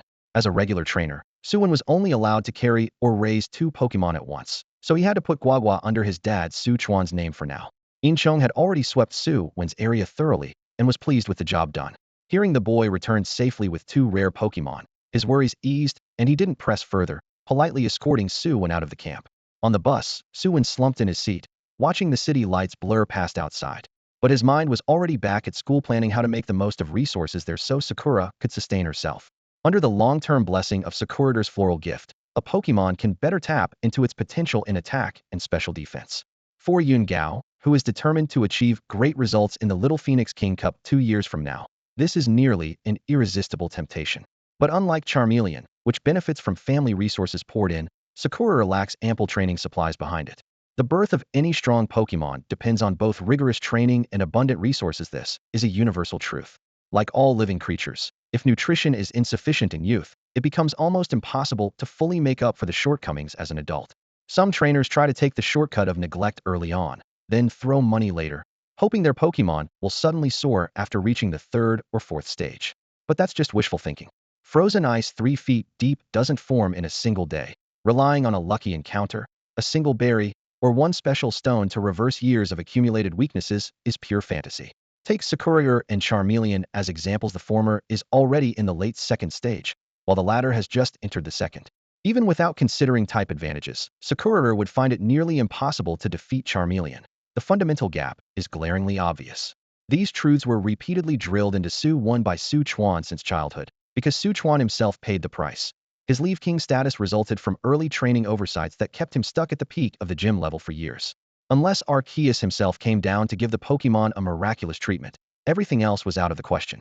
At this moment, Su Wen sat half asleep on the bus, jolted all the way to their doorstep by the vehicle's bumps. The moment he stepped inside, he heard Wang Xian's exclamation, "Xiaowen, what happened? Are you hurt?" She rushed over and checked him from head to toe. Fortunately, at the camp, Inchong had already arranged emergency treatment. Apart from a few deeper wounds not yet healed, all the bloodstains were gone. After confirming her son was unharmed, Wang Xian's fury erupted as she dragged Su Chuan out. "You let your son go on his first mission all alone. Is that how you act as a father?" Rarely so fierce, she grabbed Su Chuan's ear and scolded him harshly. Su Chuan looked innocent, had confirmed with Inchong beforehand that there would be no powerful Pokemon in the mission area, but now it was no use arguing. He could only press his palms together and beg his wife, meanwhile giving Su Wen a look. "Do you still want to accept missions or not?" Seeing his mother so volatile for the first time, Su Wen swallowed nervously, hesitating between honor and life. He ultimately decided to deploy a shield. From behind his back, he pulled out Sakura. "Mom, you scared Sakura," he said, gently tapping the little creature's back. Sakura understood immediately and began to act cute. That was its specialty. Its soft, plaintive crying Yinga successfully drew Wang Xian's attention. Women were always the most vulnerable to adorable little Pokemon like this one, and she exclaimed happily, "Ah, is this Sakura?" Carefully, she lifted it to her eyes and couldn't help but cuddle it close. But in the next moment, Sakura's petals slowly folded closed, and two purple leaves wrapped tightly around itself, leaving only the deep pink stem on its head visible. Wang Xian felt momentarily at a loss. Cradling the rapidly closing, ever-changing cherry blossom sprout in her arms, she was unsure what to do. Put it down. No. Keep holding it. No either. So she looked up, puzzled, and asked, "What's going on with it?" Compared to Su Chuan and Su Wen, who were more familiar with the little spirits, Wang Xian, busy with daily household chores, knew little about their nature and was naturally even more confused now. Su Chuan stepped closer and quietly explained, "Don't worry.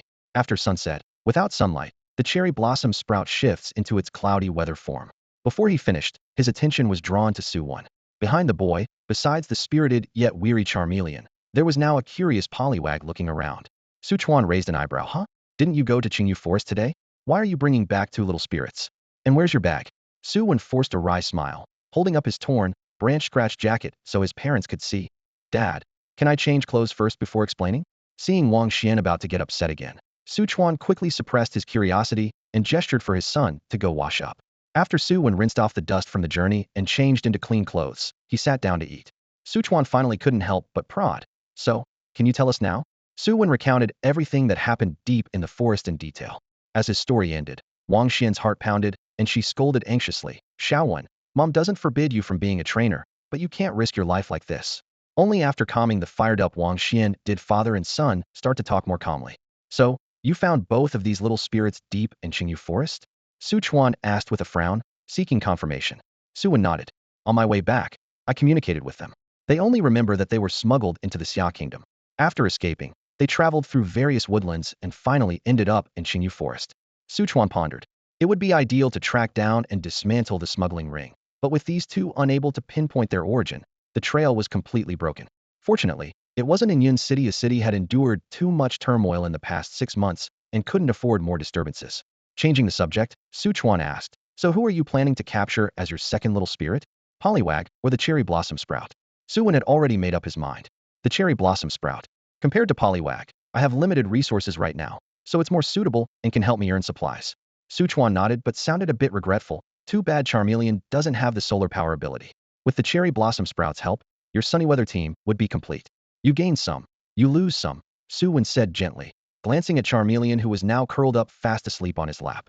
He stroked its head softly. Besides, I'm satisfied with him now, and I think he's happy too. Sensing his owner's touch, Charmeleon turned over and kept sleeping soundly. Today's battle and long trek had exhausted him, so he even skipped his usual nighttime training. Su Chuan smiled at the tender scene, inwardly relieved. This was what a true trainer looked like. However, Su Wen's brow suddenly furrowed and his voice dropped. But there's another problem.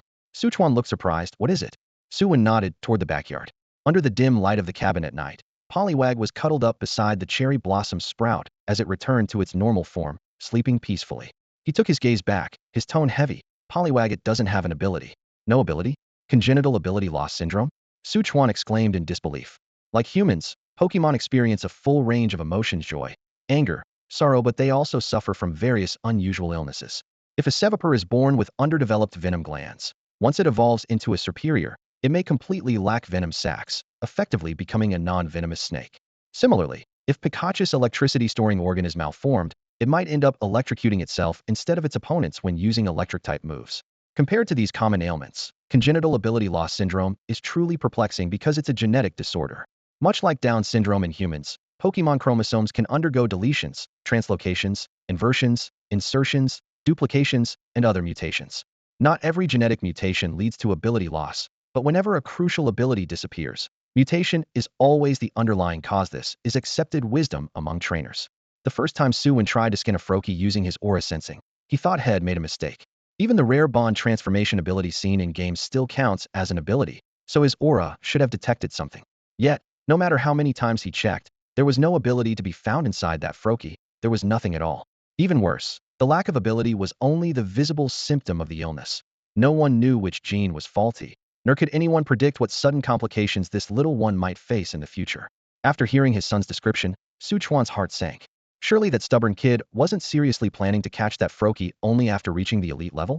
Historically, some trainers had attempted to raise Pokémon with such conditions, but the endings were uniformly tragic. Either the Pokémon died young, or training was forced to stop due to uncontrollable complications.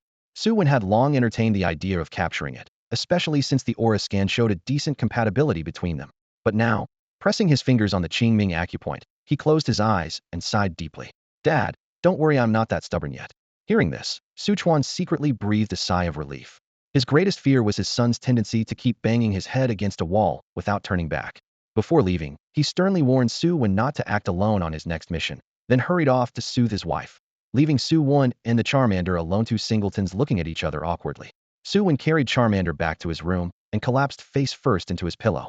After a long heart-to-heart with his father until late last night, he was already so exhausted his eyelids were heavy. The next day at noon, as soon as theory class ended, he headed straight for the administration building. When he found Wu Yan, Su Wen asked first, "Is the old principal in his office?" Receiving a yes, he immediately strode upstairs. Hey, why do you always have to come find my old man? Why not just talk to me?" Wu Yan grabbed him playfully. Clearing his throat and shrugging, Su Wen replied, "Mainly because I don't think this is something you, Teacher Wu, can decide." That hit Wu Yan like a punch. His face turned grim. At Yin Hai, whenever it comes to Pokemon matters, I have the final say? Really? Su Wen gave him a skeptical sideways glance. with absolute authority.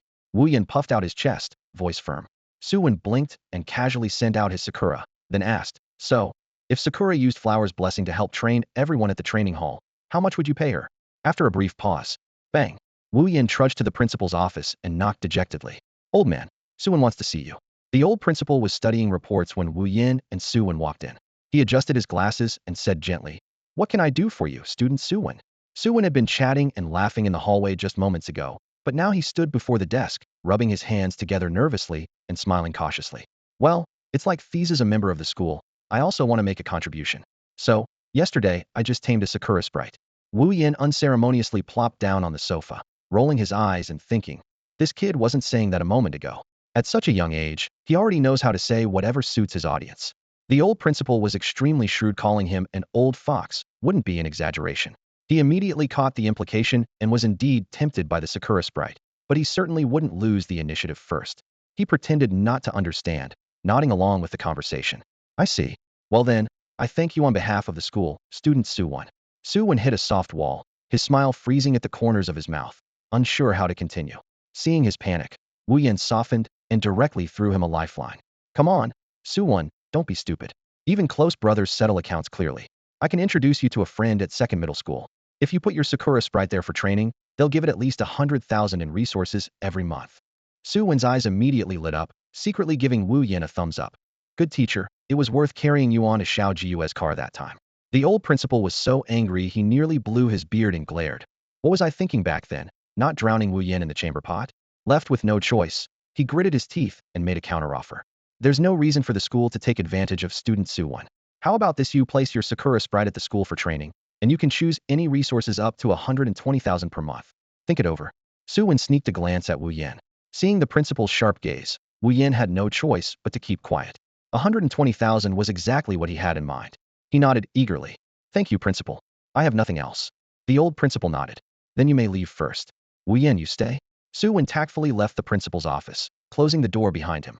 Inside, there was none of the expected storm, only the old principal's voice, disappointed and frustrated.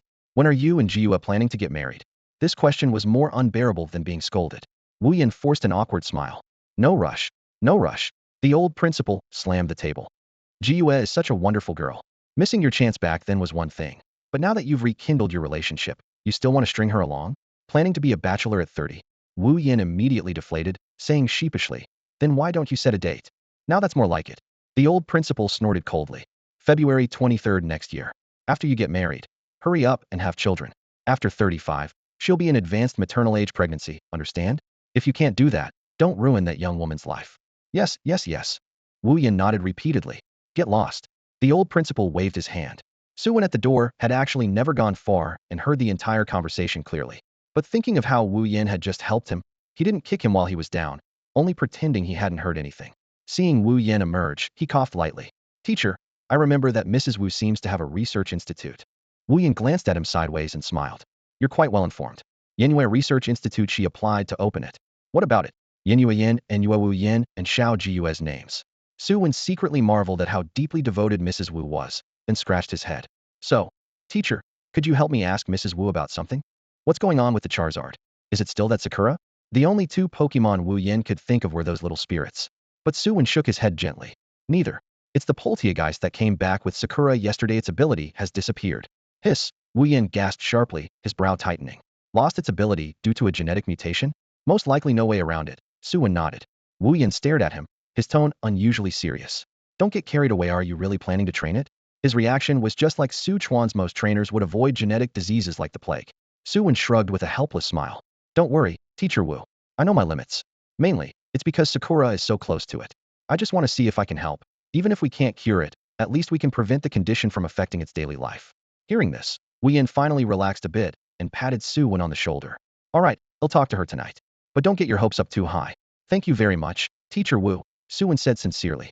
With the mood softened, Wu Yin suddenly wrapped his arm around Su Wen's neck and laughed heartily. "It's no big deal. This afternoon, let my Tynamo and Cyndaquil hang out near Sakura for a while."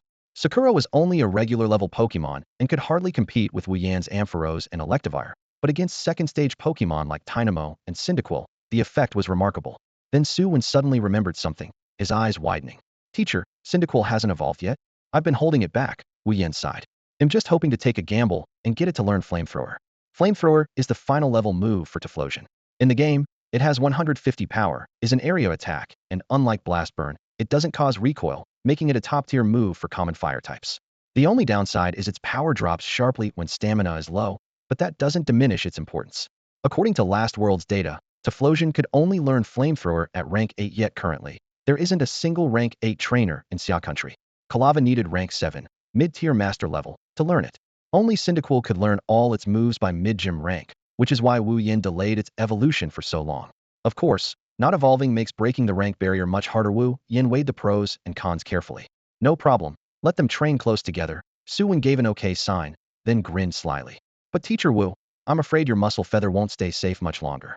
He had planned to challenge Cyndaquil after the final exam and claim that feather, but since Wu Yin helped out so much today, he decided not to embarrass him publicly just yet. You brat. Wu Yin laughed in mock annoyance, utterly helpless. Still thinking about it? Fine, bring it over tomorrow. Su Wen chuckled and eagerly accepted had coveted the muscle feather for a long time. After Charizard reached level 20, the resources in Flamethrower Valley were indeed adjusted.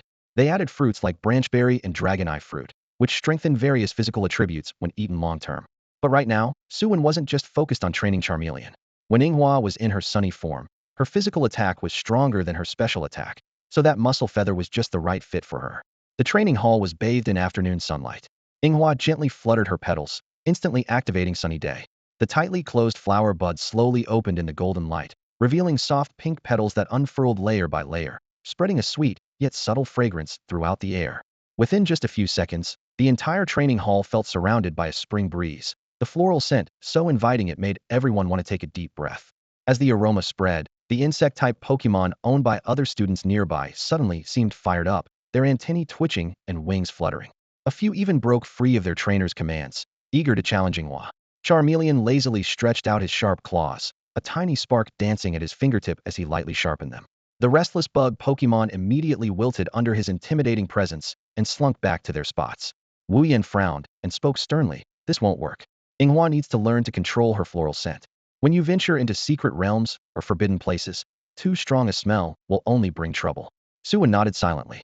Charmeleon could still act as bodyguard for now, but in those dangerous realms, whether he could protect himself was uncertain, let alone shielding Yinghua. He couldn't always have her stay in cloudy form. That was only a temporary fix. With this new understanding, he quickly readjusted the training plan. Daily energy absorption remained the foundation. That afternoon, he had Charmeleon, aided by a fire stone, rapidly reach his absorption limit, then rushed to assist Yinghua. Without the firestone's boost, Yinghua's energy flow was slow and congested, like inching through a crowded street. No matter how Su Wen guided her, she was always just shy of a breakthrough.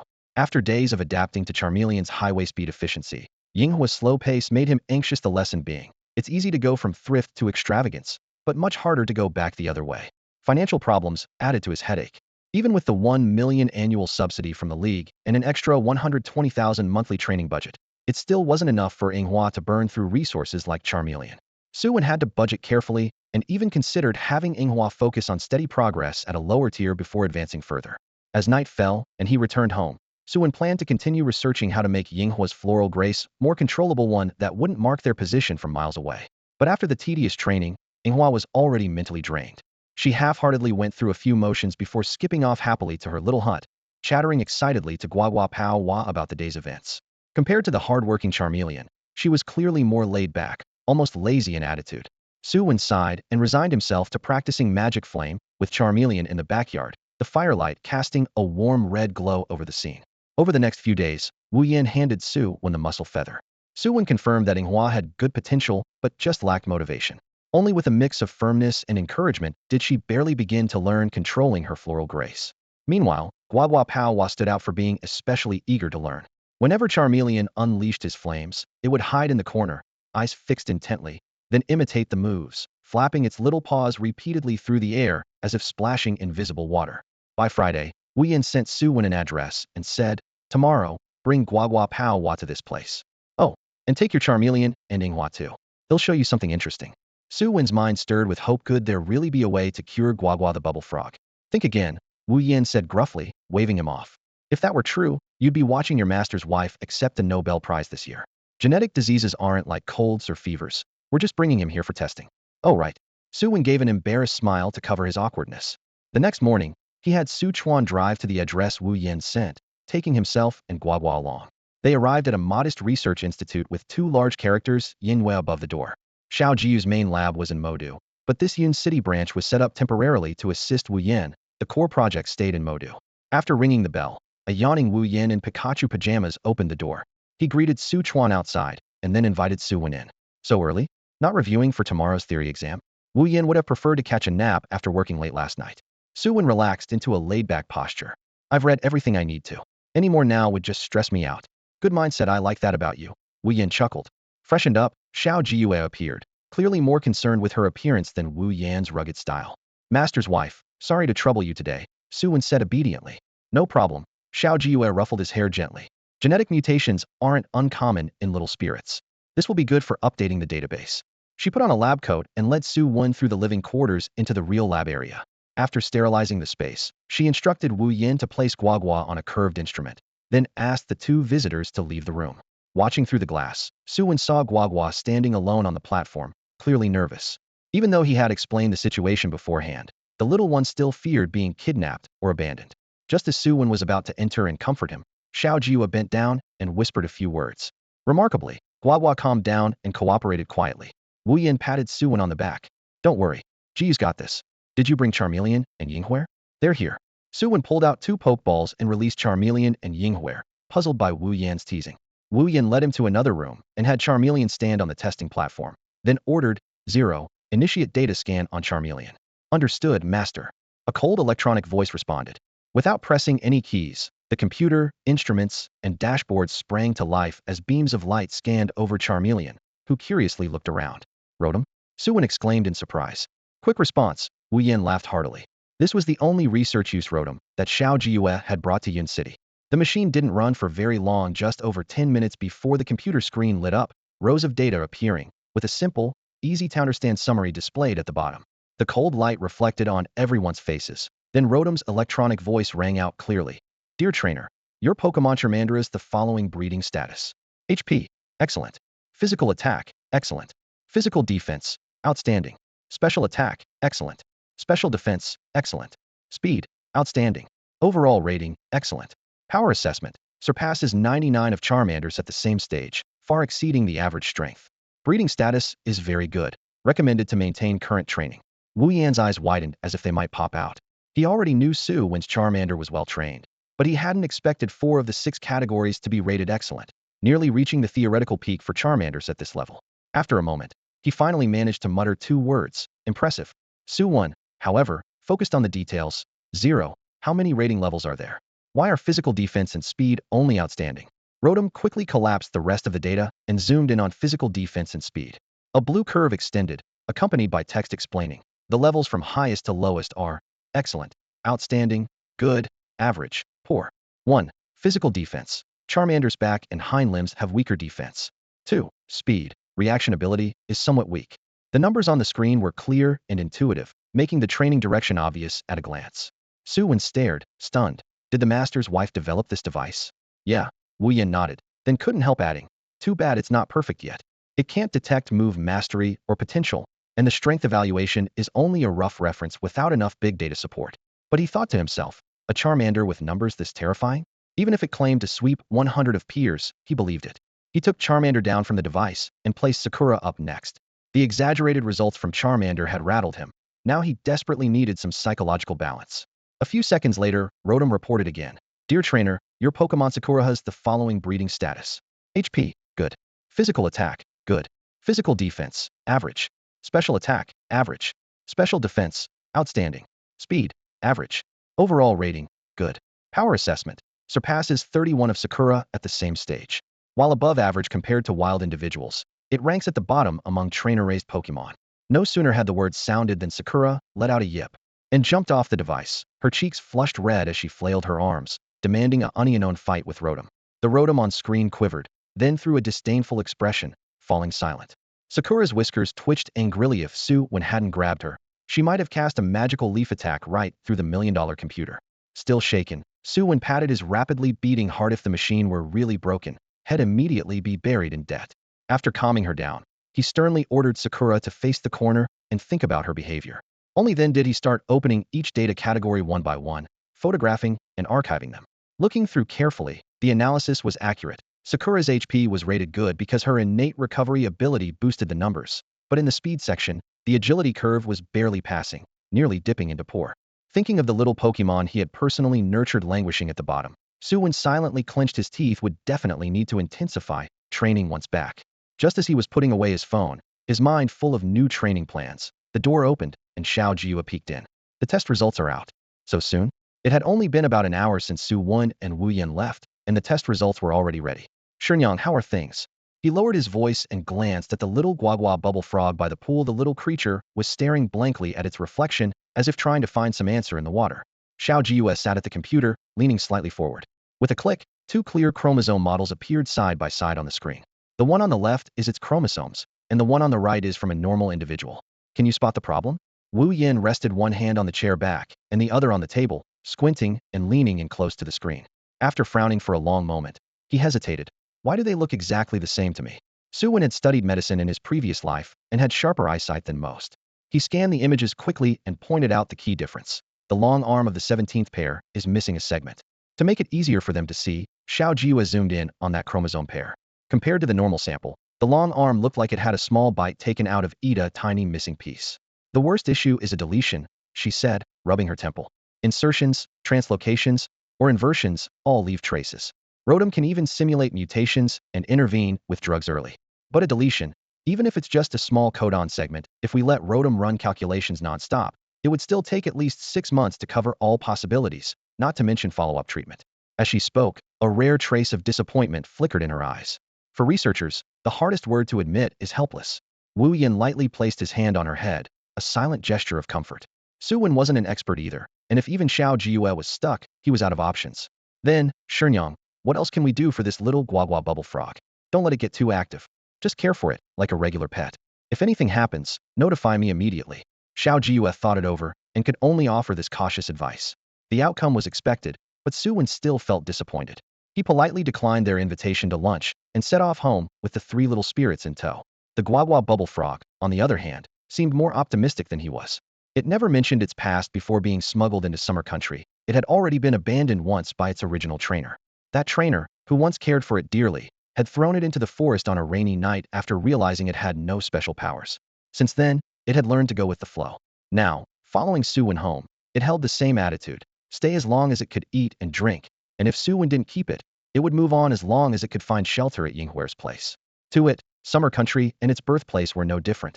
It understood things more clearly than most humans. But Su Wen hadn't chased it away after learning it had no special powers. Instead, he had brought it for treatment. For the guagua bubble frog, that was already more than enough. Perched on Su Wen's right shoulder, Guagua, the bubble frog, rubbed against his cheek. It was clear the little creature still craved its trainer's affect-iona, truly heartwarming feeling. Su Wen caught the tenderness in that gesture and paused for a moment before smiling warmly. This little guy really was amusing. Seeing this, the cherry blossom on Charmeleon's head grew a bit jealous. With a quick leap, it landed steadily on Su Wen's left shoulder, stretching out its petals as if staking its claim, and pressing Su Wen's other cheek firmly. All right. All right. You too, Su Wen chuckled, pulling both Pokémon into a hug. Charmeleon watched from the side, feeling an unexpected grumble of dissatisfaction. Turns out evolving too fast isn't always a good thing.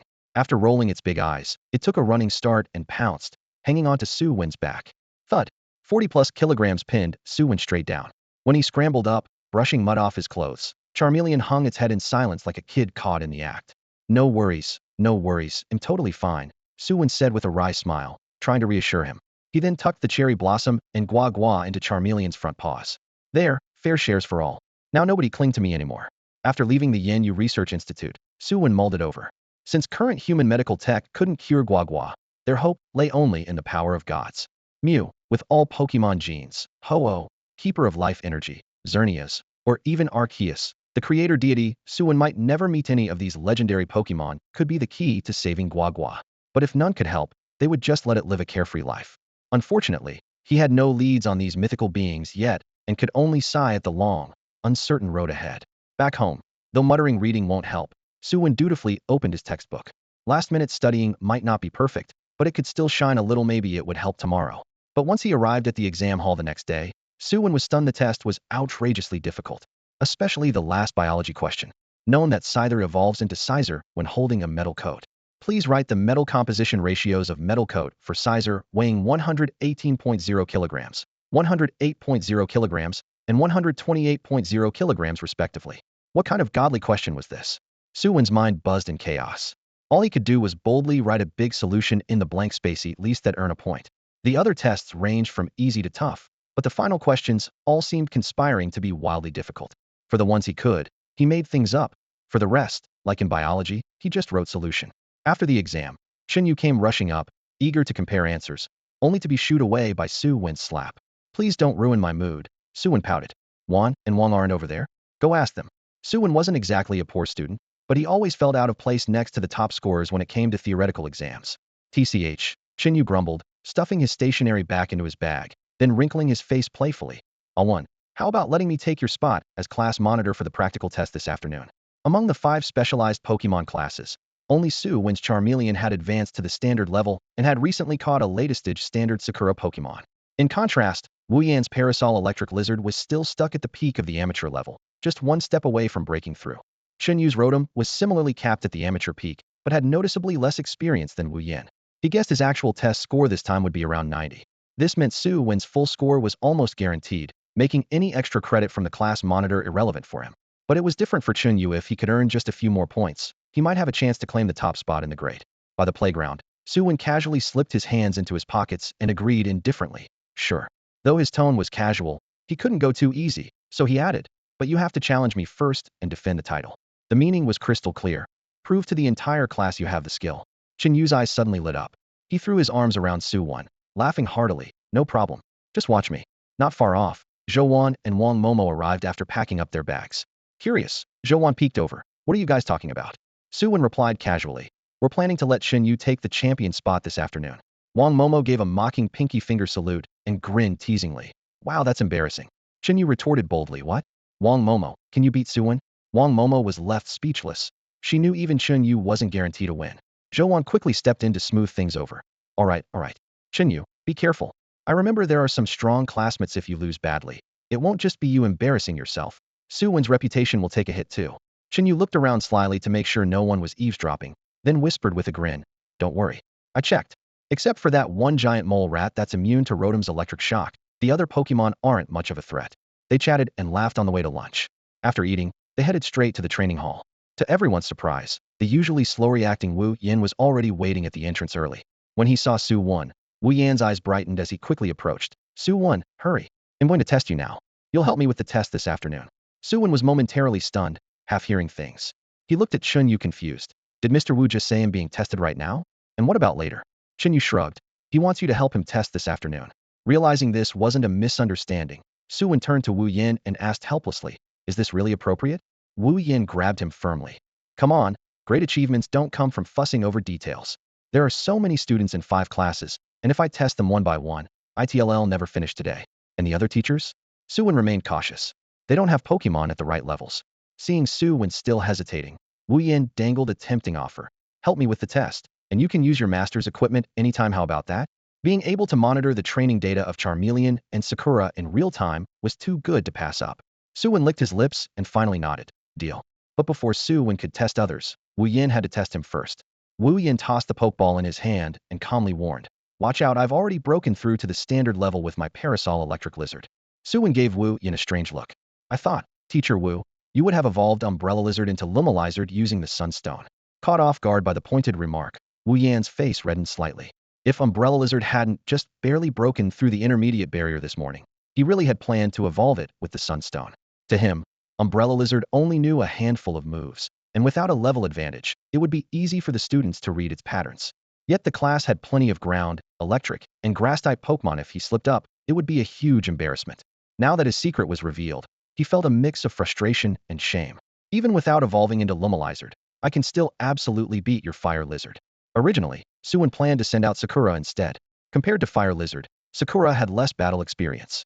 But Wu Yan's Umbrella Lizard had the solar power ability, which meant Sakura would have to use Sunny Day first to enter Clear Sky's form. That would just give Umbrella Lizard free access to sunny weather, boosting its special attack and wasting Sakura's turn. After weighing the pros and cons, Su Wen ultimately chose Fire Lizard to take on the challenge and aim for a win. The battle from 4 months ago was a thing of the past. Wu Yin now dared not underestimate his opponent even slightly. If he had the same mindset as when he used Firestarter against Fire Lizard back then, he was certain he'd lose badly. Comparing their stats, the only advantage Umbrella Lizard had over Fire Lizard was speed. In strength and stamina, it was clearly inferior. It would have to rely on Hitandran tactics retreat when the enemy advances, harass when they fall back. With a plan in mind, Wu Yin struck first, Flash Spark. Umbrella Lizard glowed a bright white, but didn't charge at Fire Lizard directly. Instead, it circled rapidly, waiting for an opening. Set the field ablaze with spark. Su Wen gave no chance to counter. Fire Lizard opened its mouth, spewing flames, its tail swiping out tongues of fire. The burning sparks scattered and quickly covered the entire battlefield, aiming to trap Umbrella Lizard's movements. That's a dirty trick, Wu Yin muttered with a twitch of his mouth. Su Wen clearly didn't care about energy consumption and was just trying to suppress with overwhelming firepower. But when Umbrella Lizard cautiously stepped into the sea of sparks and only suffered minor burns, Wu Yin immediately sensed something was off. Expanding the area meant weakening the power. Confirming this quickly, he changed tactics. Don't avoid the flames, use electric web. Electric currents crackled across Umbrella Lizard's arms, instantly weaving a net that it hurled at Fire Lizard. But Fire Lizard stayed calm. With a swipe of its dragon claws, it shattered the net in an explosion of sparks. Its tail kept swishing, maintaining the fiery spark blanket over every corner of the battlefield.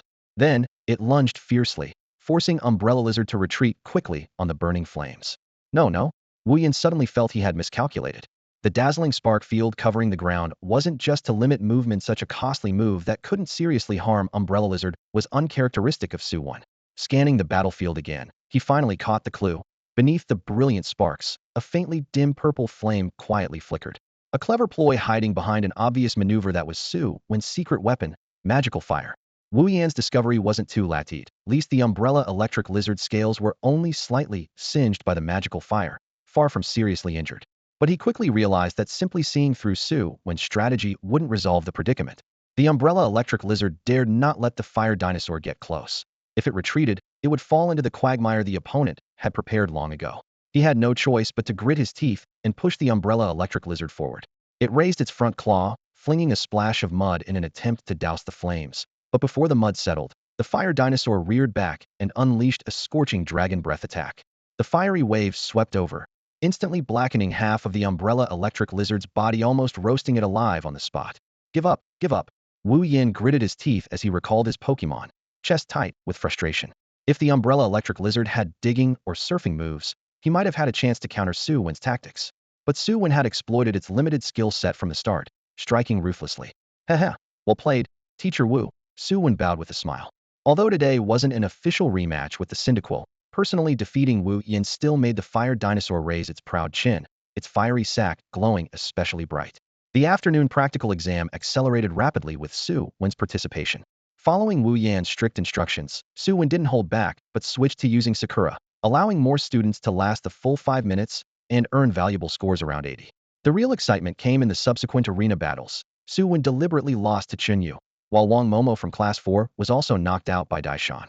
Daishan's dark black Crocs quicksand hell was executed cleanly and decisively. After trapping Yatongzi, he calmly buffed with Scratch before finishing with a decisive bite. Perfect scores go to Su Wen, Chunyu, Daishan, Zhou Wan, Deng Hanming, and Ni Xuanya. Wang Momo earned 90 points, Wu Yin said, holding the scorecard and sweeping his gaze around before adding, "Others, check the leaderboard yourselves. Congratulations everyone, the practical exam is over. Official winter break starts now. Stay safe over the holiday, and contact the school promptly if any issues arise." Cheers erupted, shaking the roof of the training hall. Then within moments the huge venue emptied out. "Teacher Wu, is the training center open over winter break?" As the students dispersed, Su Wen tugged at his backpack strap and asked. The fire dinosaur's training didn't require much equipment, but Sakura could benefit a lot from the specialized devices in the hall. "No," Wu Yin replied, tucking the scoreboard under his arm and handing over a blue access card. "I reserved the back door's small training ground for you. Want to train? Swipe this card to get in." Su Wen's eyes lit up when he accepted the card. "Teacher, you're off during the holiday?" "No need," Wu Yin chuckled lightly. "I'm heading to your master's wife's family for a visit. The wedding's on February 23. Ridwell, send invitations to you and Master Sichuan. TSK. Now that the master's wife is getting married, I wonder how many people will be heartbroken," Su Wen teased. None of them were ever serious anyway," Wu Yin retorted, turning his head with a proud look. During winter break, aside from the pile of homework dumped by the theory teachers, Su Wen filled his time thoroughly. daily routine training for the fire dinosaur and Sakura, between sessions, poring over various ancient texts and forum posts searching for clues about the legendary little Pokémon with only scales and claws. But whenever he finally caught a lead and followed the trail, it suddenly ran cold. Obviously, the league was deliberately blocking related information. Even consulting Su Chuan yielded nothing but a helpless shrug. Frustrated but determined, Su Wen resolved to rely on himself. Enlisting Chun Yu's Rotom to help keep an eye on forums and major websites for any relevant news whenever possible. There were plenty of strange and supernatural tales, with faint traces of legendary little spirits, but Su Wen hadn't found what he was really looking for.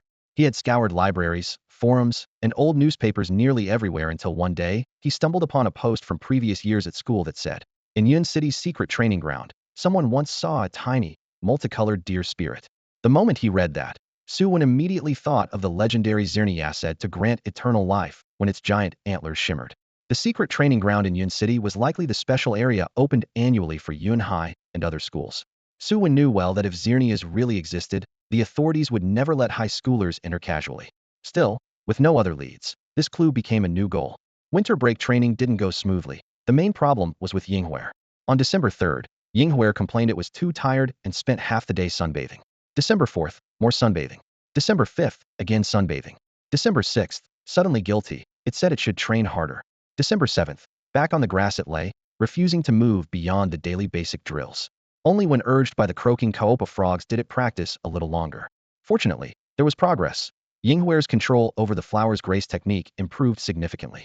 While it still couldn't limit the buff to only some spirits, at least it contained the floral scent within 2 to 3 meters, instead of spreading over 10 miles like before. To keep the battles going between Huolong and Yinghuer, Su Wen asked Su Chuan for a part-time job to be a sparring partner for elite level and below spirits in the gym. The pay was lonely enough for 2 Wenyu fruits per match, but it gave his 2 spirits more exposure to different opponents. The stronger ones went to Huolong, and the weaker to Yinghuer. In just over 10 days, his solid performance earned him the nickname New Little Gym Leader among the trainees. However, Su Wen was a bit disappointed by the high repetitiveness of spirits at the gym. It wasn't uncommon to face several matches all against Pidgey in one morning.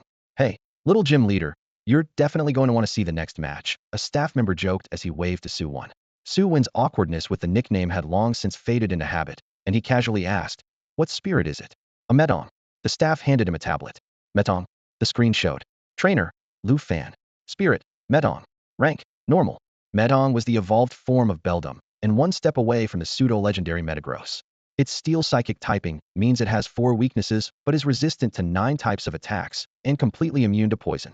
Su Wen had yet to meet any trainer with a Metagross-level spirit. The staff added, "And that young man specifically requested to challenge you." Su Wen was even more surprised. He didn't know Lu Fan at all. "I got it. Set the battle in the rock field," Su Wen said, handing back the tablet. He decided it was time to meet this Metong trainer named Lu Fan. Unlike what Su Wen had imagined, he originally thought Lu Fan would be a flashy rich kid decked out in gold and silver, walking around arrogantly. But Lu Fan was only wearing a plain white down jacket paired with light blue jeans, dressed as plainly as could be. Su Wen. Lu Fan spotted him among the crowd, but wasn't quite sure at first. Their eyes met and confirmed each other's identity. Su Wen smiled and extended his hand. "Hello. I heard you specifically wanted to meet me. What's on your mind?" "There is something." Lu Fan relaxed his expression but deliberately kept it mysterious. "He'll tell you after the battle. You'll definitely find it interesting. Oh, and I hope you give it your all." Since there was clearly a hidden meaning in Lu Fan's words, Su Wen wasn't in a hurry. He would face whatever came his way steadily. And since his opponent requested full effort, he gave up the idea of sending out Inghua. "Go, Charmeleon." Metal Claw. With a crisp clanging sound as it landed, Lu Fan's Pokémon appeared. It was a mechanical life form formed by 2 iron dumbbells.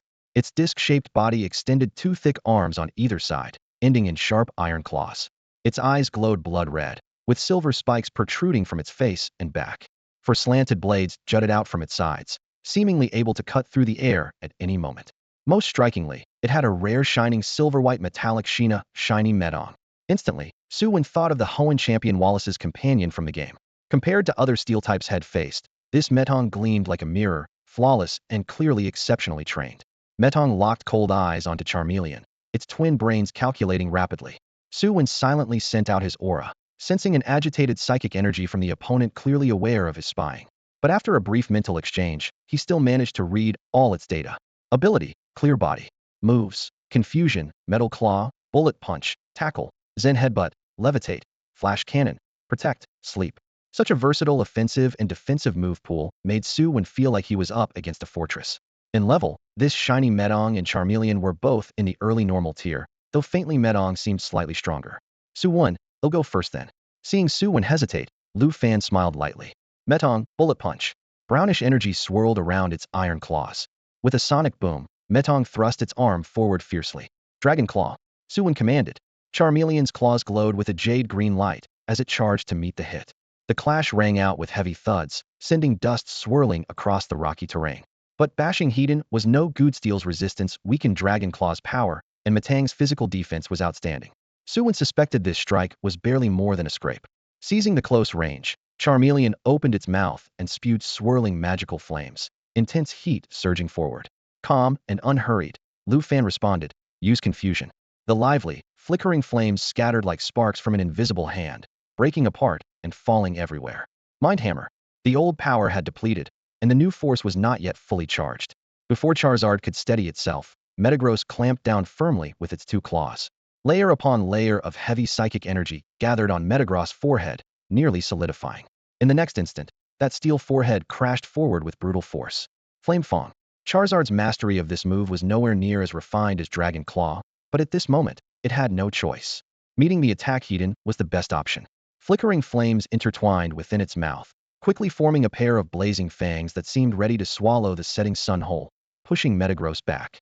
Psychic power and fire clashed once more, the scene even more spectacular than before. Half the battlefield was engulfed in a swelling sea of fire, scorching waves rolling like a heat storm. Riding the recoil, Charizard stepped back several paces to release tension. Metagross was forced to loosen its grip. Although both were nearly spent at the same time, Metagross held the slight advantage. Charizard's lips twitched painfully, the sensation like biting into refined steel. Fortunately, type advantage worked in Charizard's favor, and Metagross, scorched by the flaming assault, was temporarily unable to pursue. The first round ended in a stalemate between the two Pokémon. Outside the battle arena, Su Wen breathed a quiet sigh of relief for not sending Sakura into the fray, but his mind was troubled despite holding the type advantage. Controlling the situation proved challenging. He quickly reviewed Charizard's known skills in his Mind Dragon Breath. Ember, Magic Flame, Flame Fang, Protect, but none could deal a decisive blow to Metagross. Yet, the path to breakthrough was not lost. Through the bond of their wave motion connection, Su Wen synchronized with Charizard's mind. Instantly, a wild blaze surged and enveloped Charizard's entire body. The crimson flame shimmered like the sun itself, so dazzling it nearly blinded onlookers. Lu Fan instinctively raised a hand to shield his eyes, feeling as if the sun itself had shifted. Blazing charge. Charizard became a fiery sun plunging into the ocean, bursting forward with a thunderous roar. The ground beneath scorched into a charred trail, as if mountains and seas were stirred and shattered for miles around. Fly, fly! Lu Fan shouted in alarm, hoping Metagross could lift itself by psychic power to evade the strike. But the fiery comet moved with unbelievable speed, arriving in the blink of an eye. Refusing to surrender, Metagross' cold steel gleamed as its iron claws coated in metallic sheen shot forward in a hurried defense, trying to block the charge. But this thin layer of protection was as fragile as paper. Charizard barely faltered before slamming it, claws and armor, straight against the battle barrier. Wild flames surged up, completely engulfing Metagross' form. When the fire dimmed, Charizard staggered backward, nearly falling to the ground. The backlash of blazing charge was still heavy and not yet fully mastered. Even so, Metagross was drained beyond fight. Its powerful psychic shield instinctively guarded during the impact, but couldn't stop its metal shell from charring black and melting in places. Now it could only lean on its iron claws, half kneeling on the scorched, cratered battlefield. The outcome was clear. Seeing the metal monster defeated, Lu Fan didn't rush. Instead, he applauded, clearly impressed. After clapping, he leaned forward and ordered, "You sleep." The metal monster, still struggling, immediately crossed its legs and lay down upon hearing the command. Its silver-blue body slowly sank into slumber, the cracks on its armor visibly sealing, and the dented plating gradually swelling back into shape. On the other side of the arena, Su Wen's palms were slick with cold sweat. This was the first time he had used Blazing Flame Charge in an official match. If that ultimate move had been taken heat-in by the metal monster, he'd be the one lying down and conceding now. He exhaled quietly, crouched down to check the Charizard's scorched scales, verified that its limbs and tail were not broken, and only then called over the staff to take Charizard to the treatment room. Does your metal monster need medical attention? Although it can sleep to recover, it's safer to let the doctor give it a thorough check, Su Wen offered politely. The gym's medical fees were included in the challenge charge anyway, so it wouldn't cost extra. Lu Fan shook his head in refusal. No need. One good sleep, and ITLL be back to peak condition. But little gym leader, do you have time to chat with me? He deliberately emphasized little gym leader, and Su Wen immediately picked up on the teasing tone. Clearly, Lu Fan had done his homework. The title gym leader was only used internally. Please. Su Wen led him down the corridor and opened the door to the guest lounge. After helping Lu Fan settle onto the sofa, he went to the cabinet and turned back, asking, "Want something to drink?" "Just bottled water," Lu Fan replied after a brief pause. 2 bottles were placed on the coffee table. Su Wen opened one and handed it over, then sat opposite him. "Now you can tell me that's the reason for the visit?" Lu Fan took the bottle, sipped once, then set it down with a polite, confident smile. "First, a bit of introduction. I'm Lu Fan. But Su Wen, you might be more familiar with my father's name. Lu Feng. Lu Feng." Su Wen's heart skipped a beat. Almost everyone in Xiagua knew the founder of Tungfeng Group, a business empire spanning food, medical care, transportation, and nearly every industry imaginable. Even the muscle feather Wu Yin once showed was a Tungfeng product. Although the alliance had curtailed their influence by fragmenting the conglomerate, Lu Feng was still unquestionably the face of the entire group. No wonder Lu Fan had such a flawless, shiny metal monster. Su Wen even had a fleeting, dark thought. If he kidnapped Lu Fan, a hefty ransom could be squeezed from Lu Feng, then they could disappear.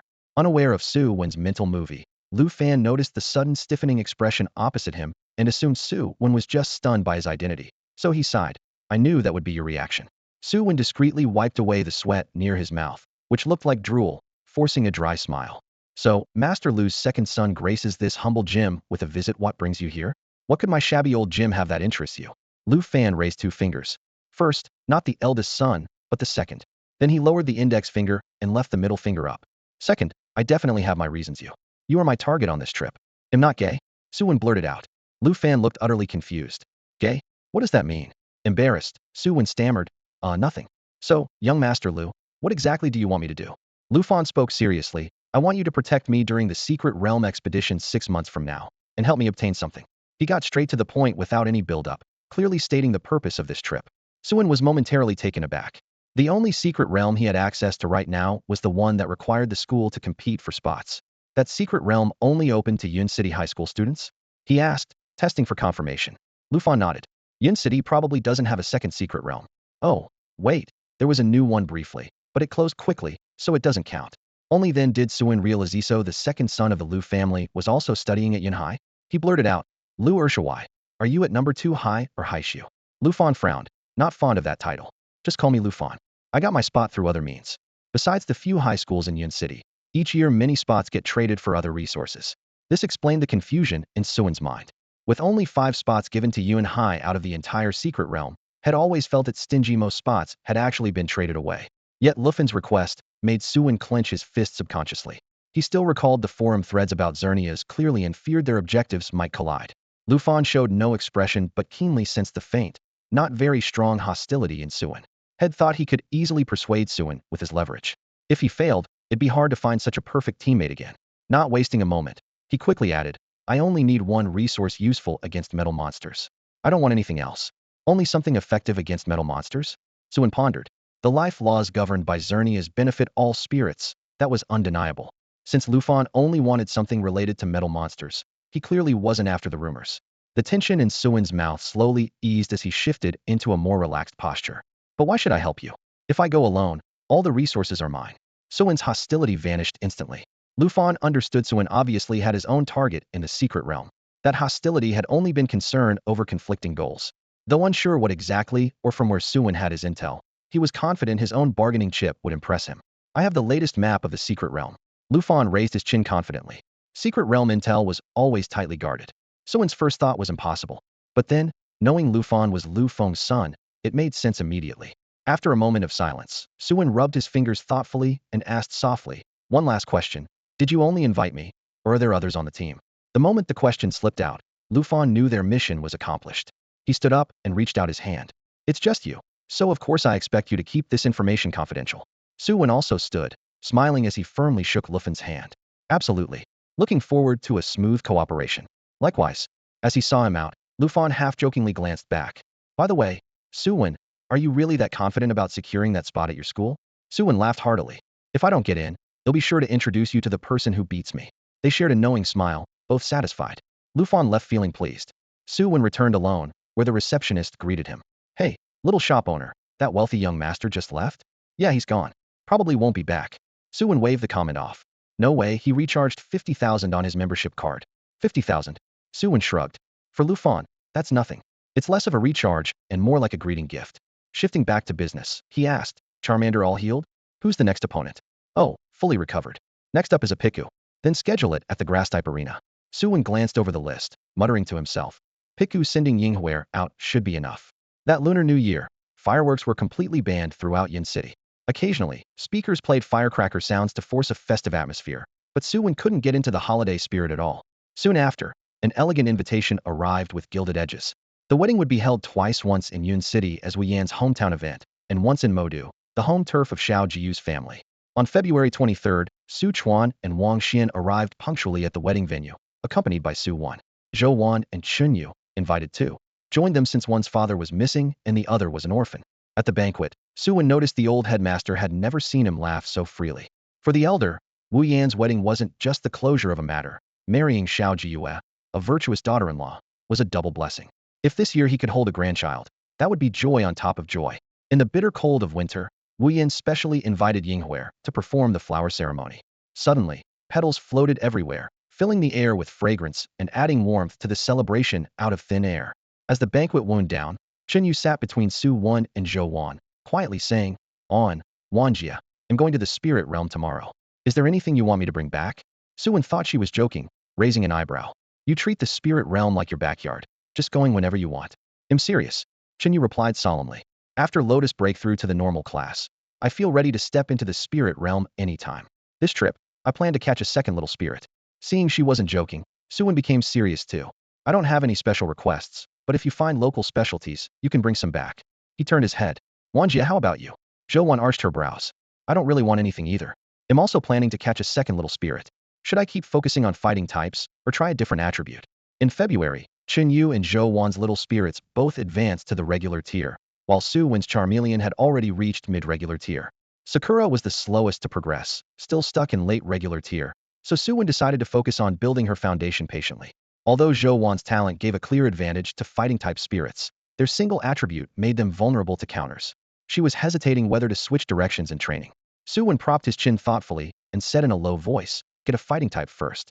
It's more stable to specialize in one type when resources are tight. When conditions improve, you can consider other attributes. Zhou Wan didn't argue but kept her head down, pondering. Chun Yu's abilities also surprised Su Wenha. Had thought Chun Yu had only stumbled into the spirit realm by chance, but now it seemed like the spirit realm was essentially his backyard. Just as Su Wen was about to ask more, Wu Yan led Xiao Jiyue over to propose a toast. Xiao Jiyue was dressed in a striking red wedding gown that added extra charm beyond her usual look, causing Chun Yu to stare in admiration. Su Wen leaned toward Wu Yan and teased, Teacher, don't drink too much, you still have your wedding night ahead. Wu Yan had an impressive tolerance for alcohol and kept a calm expression, waving off the concern. Relax, your teacher Wu has been around for years. There's no way he'll be the one on my knees.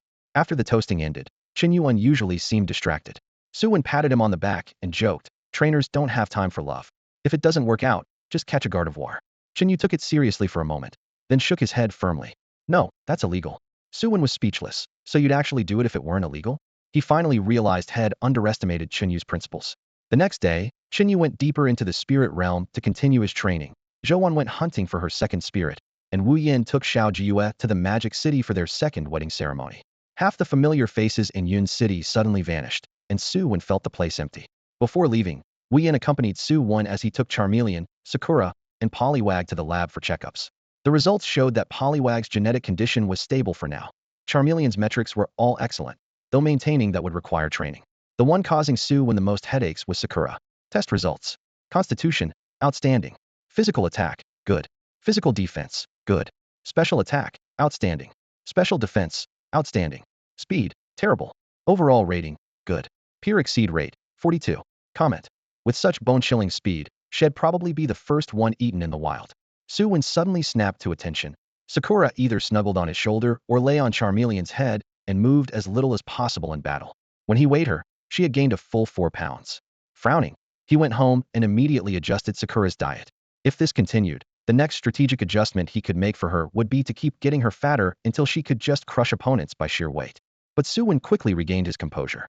A skilled trainer shouldn't lose control and frustration. Instead, he should adapt his strategy based on his Pokémon's characteristics. Since Sakura disliked constant movement, he decided to slot her into the anti-space lineup. Against teams relying on space-based moves, this lazy Pokemon could stand her ground and dish out damage, perfectly compensating for the team's high speed but weak counters. Considering endurance and tankiness, he quickly planned 2 sets of gear in his mind, either equipping leftovers to boost recovery and serve as a proper tank, or swapping for a assault vest to take hits and reflect damage. Stroking his chin, Su Wen felt more convinced by the idea the more he thought about it. At that moment, Sakura sat before her plate, frowning with worry. Half of her dinner had been forcibly taken away. Suddenly, a chill ran down her spine. She nervously looked around. There was no one on either side. Resigned, she shook her head and nibbled on her food in small bites. Little did she know, her role had shifted from a delicate, cute support to a front-row tank capable of surviving hits and healing teammates. Too bad she couldn't learn draw attention, otherwise she could forcibly attract enemy attacks and create more openings for her teammates. Meanwhile, Charmeleon's abilities had been pushed by Su Wen to their current limits. To level up faster, he slowed down on attribute training and focused solely on gaining experience, using the chance to teach Charmeleon a very basic yet practical move: rest. In contrast, Sakura's burden was clearly heavier.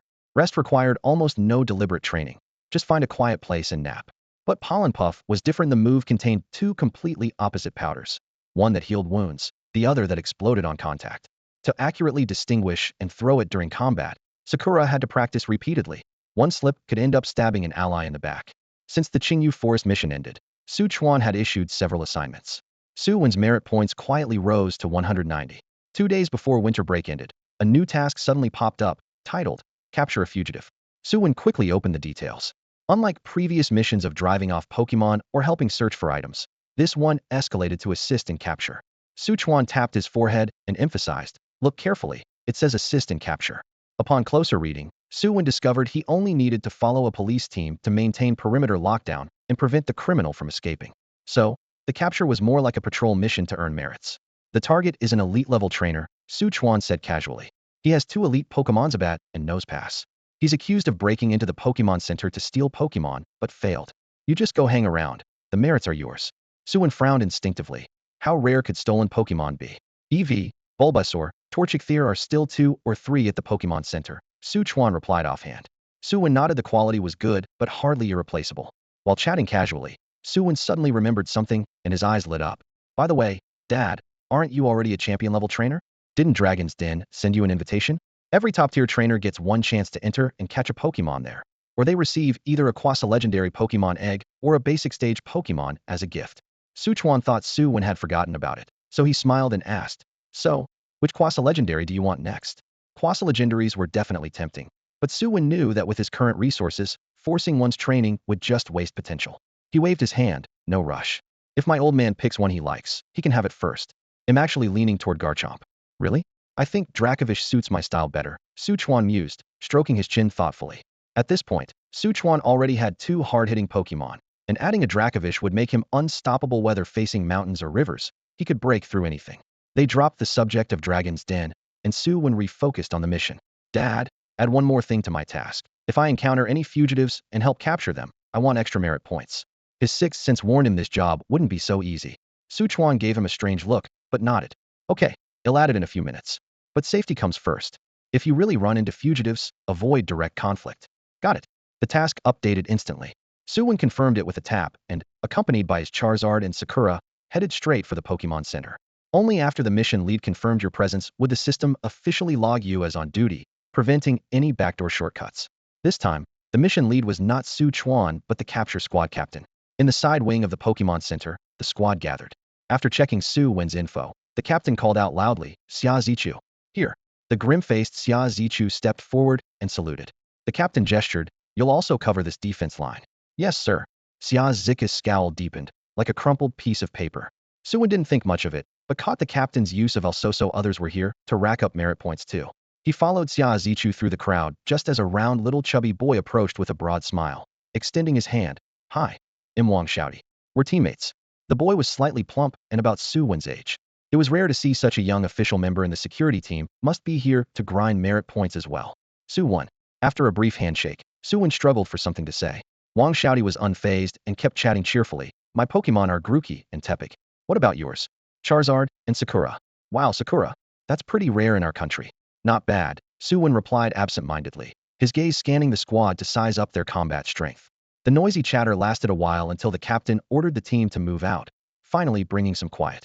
Xia Zichu got Su Wen and Wang Xiaodi into the car and drove silently to an intersection, ignoring Wang Xiaodi's chatter completely. The officer was burning with frustration. Because he had to watch over Su Wen and Wang Xiaodi, he was barred from joining the frontline capture and missed out on a rare chance to make a heroic impression. Missions this dangerous and high-profile only came around a few times a year, yet he was stuck in the back playing babysitter. It was impossible not to feel resentful. The intersection had already been cordoned off, with civilians evacuated. The place was empty except for the three of them. Xia Zichu reclined his seat, popped in one earphone, and put his feet on the steering wheel, ready to nap until the mission ended. With no one paying attention to him, Wang Xiaodi took Shulin Gui and Cao Cao Zhu and hid in a corner, entertaining himself with little tricks. Su Wen stepped out of the car, letting Huolong and Yinghua get some fresh air. He set up a folding chair and focused on studying the wanted poster of the fugitive. The wanted poster showed a man just over 30, with tousled hair on his forehead, wearing a neat blue plaid shirt, smiling warmly, looking nothing like a hardened criminal. The sky was clear anyway, so Yinghua effortlessly switched to her sunny weather form, petals fluttering boldly. But the late February chill still bit sharply, so she cautiously nestled close to Huolong's burning tail, hoping for some warmth. So this is Yinghua. First time seeing her up close. She's so cute. Wang Xiaodi had somehow sneaked back, with the round-bodied Shulin Gui and Cao Cao Zhu flanking him, a perfect match for his lively self. The battle marks on Cao Cao Zhu's belly reminded one of a blaziken, but their sizes were worlds apart. Talking about his Pokémon, Su Wen brightened and explained with a smile, she's in sunny weather form now. If it were cloudy, she'd look like an eggplant. Hey, Yinghua pouted, flaring her cheeks. Master's the bad one. You're the eggplant. Wang Xiaodi burst out laughing, recalling the eggplant-like cloudy form from the Pokédex and finding it hilarious. Suddenly his expression turned serious. He pinched his chubby fingers and asked cautiously, Su Wen, your dad is Master Sichuan, right? He's my idol. Well, you picked the right Cao Cao Zhu, Su Wen said, shaking the wanted poster. My dad likes Pokémon that punch hard and fight heated. Wang Xiaodi's face twitched, clearly remembering Sichuan's fierce battle style. He chuckled awkwardly. Idol or not, I want to live my own way. Before Su Wen could reply, his peripheral vision caught a suspicious figure, a man wearing a flat cap hunched over but walking fast. He hesitated noticeably when he saw the police car by the roadside, then quickened his pace casually towards them. Su Wen licked his lips and lowered his voice. Wang Xiaodi, quietly wake Officer Xia. The fugitive might be coming. Wang Xiaodi shuddered, theatrically looking around before locking eyes on the man with the flat cap. Obviously, Wang Xiaodi completely ignored Su Wen's subtle warning about being quiet. Like a charging boar, he rushed straight at the police car. Watch out. Su Wen's reaction was almost instinctive. He lunged forward and pinned Wang Xiaodi firmly to the ground. Just as they tumbled, a streak of crisscrossing purple light, sharp as a blade, scraped past the police car boom. The entire vehicle went up in flames instantly, a scorching blast of heat and thunderous fire erupting in all directions. Thick black smoke billowed straight into the sky. A small purple spirit hovered above the man's head, its thin wings beating rapidly. That deadly cross-shaped poison blade had come from it. 3 sharp claws adorned the wing tips, while its head and abdomen almost merged into one. Its blood-red eyes gleamed coldly, and 2 backward curving horns added to its fierce appearance. Clearly, this was no ordinary big-mouthed bat, it was a forked crossbat. Wang Xiaodi narrowly escaped with his life.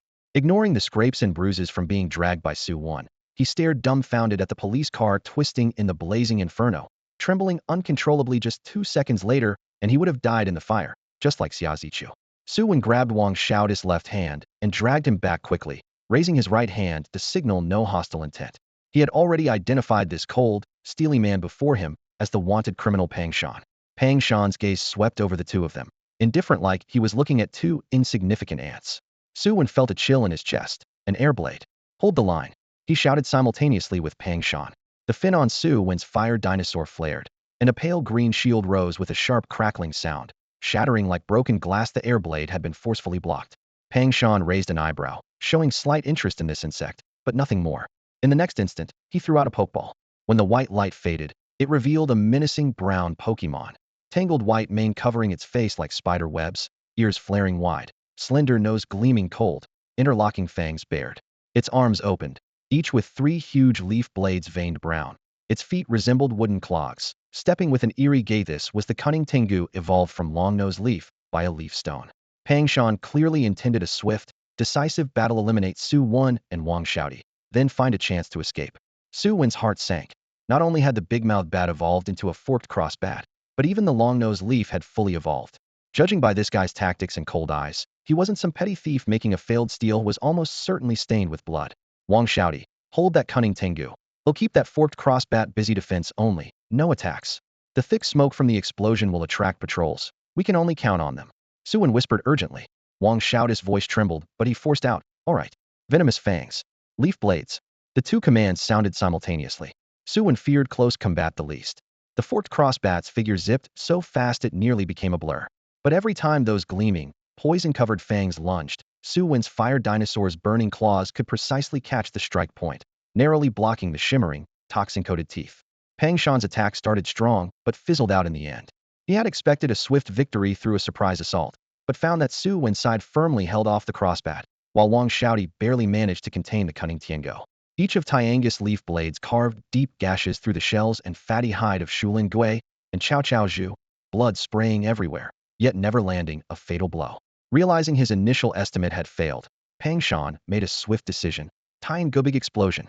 Sacrifice the pawn to save the king. The moment he spoke, Su Wen yanked Wang Xiaodi back behind a broken wall and shouted sharply, "Everyone use survival skills now." Several Pokémon immediately activated their shields. In the next instant, a crimson fireball wrapped in thick black smoke blasted upwards, erupting into a fierce fiery peony that dazzled and overwhelmed the senses. The shockwave swept through the area, sending stones flying and deafening everyone nearby. When the dust settled, only a pit about 10 feet wide remained where Tiango lay collapsed and barely conscious. Pang Shan and the crossbat had vanished without a trace. Because they were farther away, Huolong and Yinghuer only suffered minor scratches, but Chao Chao Zhu and Shulin Gui were flung several meters away, their bodies charred and blackened. Fortunately, their thick hides absorbed the worst of it, sparing their vital organs. Su Wen stayed crouched behind the wall, carefully peeking out to confirm the danger had passed. Only then did he exhale deeply. Huolong, rest. Yinghuer, morning light. The two Pokémon immediately began healing themselves. Wang Xiaodi collapsed on his backside, huge beads of sweat covering his forehead, clearly shaken and exhausted. Within 2 minutes, a dozen inspector officers in uniform arrived, following the smoke trail. The leader's expression darkened at the sight of the police car reduced to scrap metal, and he urgently demanded, "Where's Pang Shan? What about Xia Zichu?" Though he already feared the answer, he still hoped for a miracle. Su Wen's face was filled with sorrow. Officer Xia was killed in action. After ordering Tiango to self-destruct, Pang Shan disappeared. Strictly speaking, Xia Zichu was negligent in duty. Labeling it as such would reduce compensation for his family and tarnish his name. Though not a saint, Su Wen chose to cover for him. Sometimes mercy is the better path. The captain clenched his fists, biting back his grief, saluted formally, then ordered his team to split up and pursue the suspects. He assigned an officer to escort Su Wen and Wang Xiaodi to safety. At this stage, the situation was out of their hands. "Su Wen, your brother's a real stand-up guy," Wang Xiaodi said nervously, giving a thumbs up. Su Wen gave a bitter smile, whispering, "Maybe if we hadn't come, Officer Xia would still be alive." Wang Xiaodi was silent for a long moment, guilt gnawing at him. "It's my fault I made too much noise back then. When we get back, they'll ask my grandpa to increase Officer Xia's compensation." "What does your grandpa do?" Su Wen asked curiously. "He runs the Pokémon Center," Wang Xiaodi answered, pride coloring his voice. Su Wen nodded, finally understanding how Wang Xiaodi ended up on this Miss Iona. Little green light from the head of the Yun City Pokémon Center was no surprise. "Leave me your contact info. When you get back, ask your grandpa discreetly about the full story behind this mission. Then we can talk again," Su Wen suggested. The full story? Wang Xiaodi still hadn't pieced it all together. Su Wen patiently explained. The mission report said that Pang Shan only attempted to steal from the Elf Center's minor spirits, but failed. Think about it. Judging from that person's behavior just now, can he really be just a petty thief? And it was only an attempted theft. As he finished speaking, Wang Xiaodi's expression changed sharply. "We're not caught up in some major case, are we?" He suddenly raised his voice, drawing curious glances from passers-by. "Shoo." Su Wen quickly covered his mouth and lowered his voice. "Keep it down, everyone's watching." Sure enough, several pairs of curious and wary eyes fixed on them in unison. Wang Xiaodi sheepishly shrank back and added quietly, "Then he'll go ask my grandfather. Remember, be subtle about it," Su Wen solemnly reminded him. After parting ways, Su Wen immediately dialed his father Su Chuan and recounted every detail of what had just happened. Just from the tone on the other end, Su Chuan sensed the gravity of the situation. "Go home first. I'll investigate," Su Chuan said with unusual seriousness before ending the call. He never expected that a seemingly routine task chosen casually for his son would almost cost Su Wen his life. Su Chuan promptly used internal channels available to trainers to uncover the mission's truth, only to be met with 2 words: top secret. This level of secrecy meant that even Heavenly King trainers were not authorized to see all the details. Such information was either controlled directly by the League or overseen by a Heavenly King himself. Normally, Su Chuan wouldn't press further, knowing too much only hastens one's death. That's the old rule. But since it involved his own son, it struck a personal chord. I believe I have the right to know who's in charge, Su Chuan said firmly over the phone. Long silence followed on the other end before finally came the reply. The flying-type Heavenly King, Bai Ling, is the overall lead for this mission. Upon learning this, Su Chuan ended the call and opened the trainer app's contacts. Since his own promotion to Heavenly King, the system had automatically added all 200-plus Heavenly King trainers nationwide as friends, including Bai Ling. After a few seconds of hesitation, he dialed the number. The cheerful ring tone somewhat eased Su Chuan's tension. Hello, is this Director Su Chuan? Bai Ling's voice was gentle. Greetings, Heavenly King Bai Ling. Su Chuan took a deep breath. My son nearly died today on a mission under your command. I need to understand what really happened. Su Chuan wasn't accusing anyone, but no father could accept his son's life being endangered without even knowing it. There was a moment of surprise. On Bai Ling's end was currently in charge of just one mission. So how could it involve Su Chuan and his son? Please hold on. I'll verify this. Bai Ling ended the call. At that moment, he was at the League's confidential city, a command center specially built for this mission. Stepping out, he called to his young assistant who was sorting through documents. Xiaofeng, help me check any connections today's mission has with Su Chuan and his son. Usually, routine mission reports aren't compiled until 6 p.m., but the Heavenly King's direct order instantly set the entire facility into motion. Data streams surged, indicator lights blinked on one after another, keyboards clattered, and the whole operation bustled with urgent activity. In just 20 minutes, Lu Xiaofeng knocked on Bai Ling's door. Bai Ling looked up from a thick stack of files and asked succinctly, have you figured it out? Yes. Lu Xiaofeng straightened his back and quickly reported, the whole incident started from the pursuit of Pang Shan. To avoid attracting attention, the Yun City inspection team issued a wanted notice under the guise of chasing a theft suspect. They meant it as a mere formality, but things went wrong. Su Chuan, a Heavenly King-level trainer, and Wang Defa, the director of Yun City, assigned their son Su Wen and grandson Wang Shaodi a merit mission, hoping they could rack up some glory points. On the day of the incident, at 2:13 a.m., the frontline inspectors stormed the target location, only to find it empty. Pang Shan had already escaped through a secret passage. At 2:15 a.m., Pang Shan ran into Officer Xia Zichu, Su Wen, and Wang Shaodi. Once discovered, he had his cunning Tengu cover the rear while he broke through a side alley with a crossbat. During the firefight, Xia Zichu was killed. By 2:27 a.m., we successfully captured Pang Shan. Lu Xiaofeng paused. Bai Ling frowned, displeased with the vague report. Anything else? Tell me. Also, Lu Xiaofeng lowered his voice. Although Su Wen claimed Xia Zichu died during the struggle, the signs at the scene suggest that Xia Zichu was likely struck down inside the patrol car while wearing headphones, listening to music.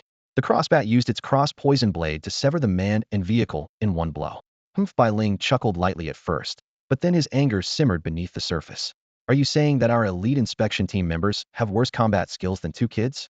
Lu Xiaofeng dropped his gaze, voice even softer. Then how do we report this to the public? Knuckles rapped the desk in a heavy, impatient rhythm. After a moment, Bai Ling sighed. We'll report it as a heroic sacrifice. Understood. Lu Xiaofeng bowed slightly and exited the room. After the door closed, Bai Ling was left alone. He picked up his phone but put it down again, his frown deepening. How could he explain such a major slip-up to Su Chuan? This mission was top secret, known to only a handful of Heavenly Kings and high-ranking officials besides himself. And Su Chuan was no easy person to appease. Bai Ling had witnessed the fierce battle at Yunhai where Su Chuan clashed with fighting-type Heavenly King Lu Yu. So intense, it darkened the skies. Though the video was quickly taken down, the Heavenly Kings had already watched it in private. Fellow Heavenly Kings often said with admiration that Su Chuan was the most likely to replace them, describing him as brimming with potential. Maybe he could cover it up for now, but there was no guarantee he wouldn't need Su Chuan's help down the road.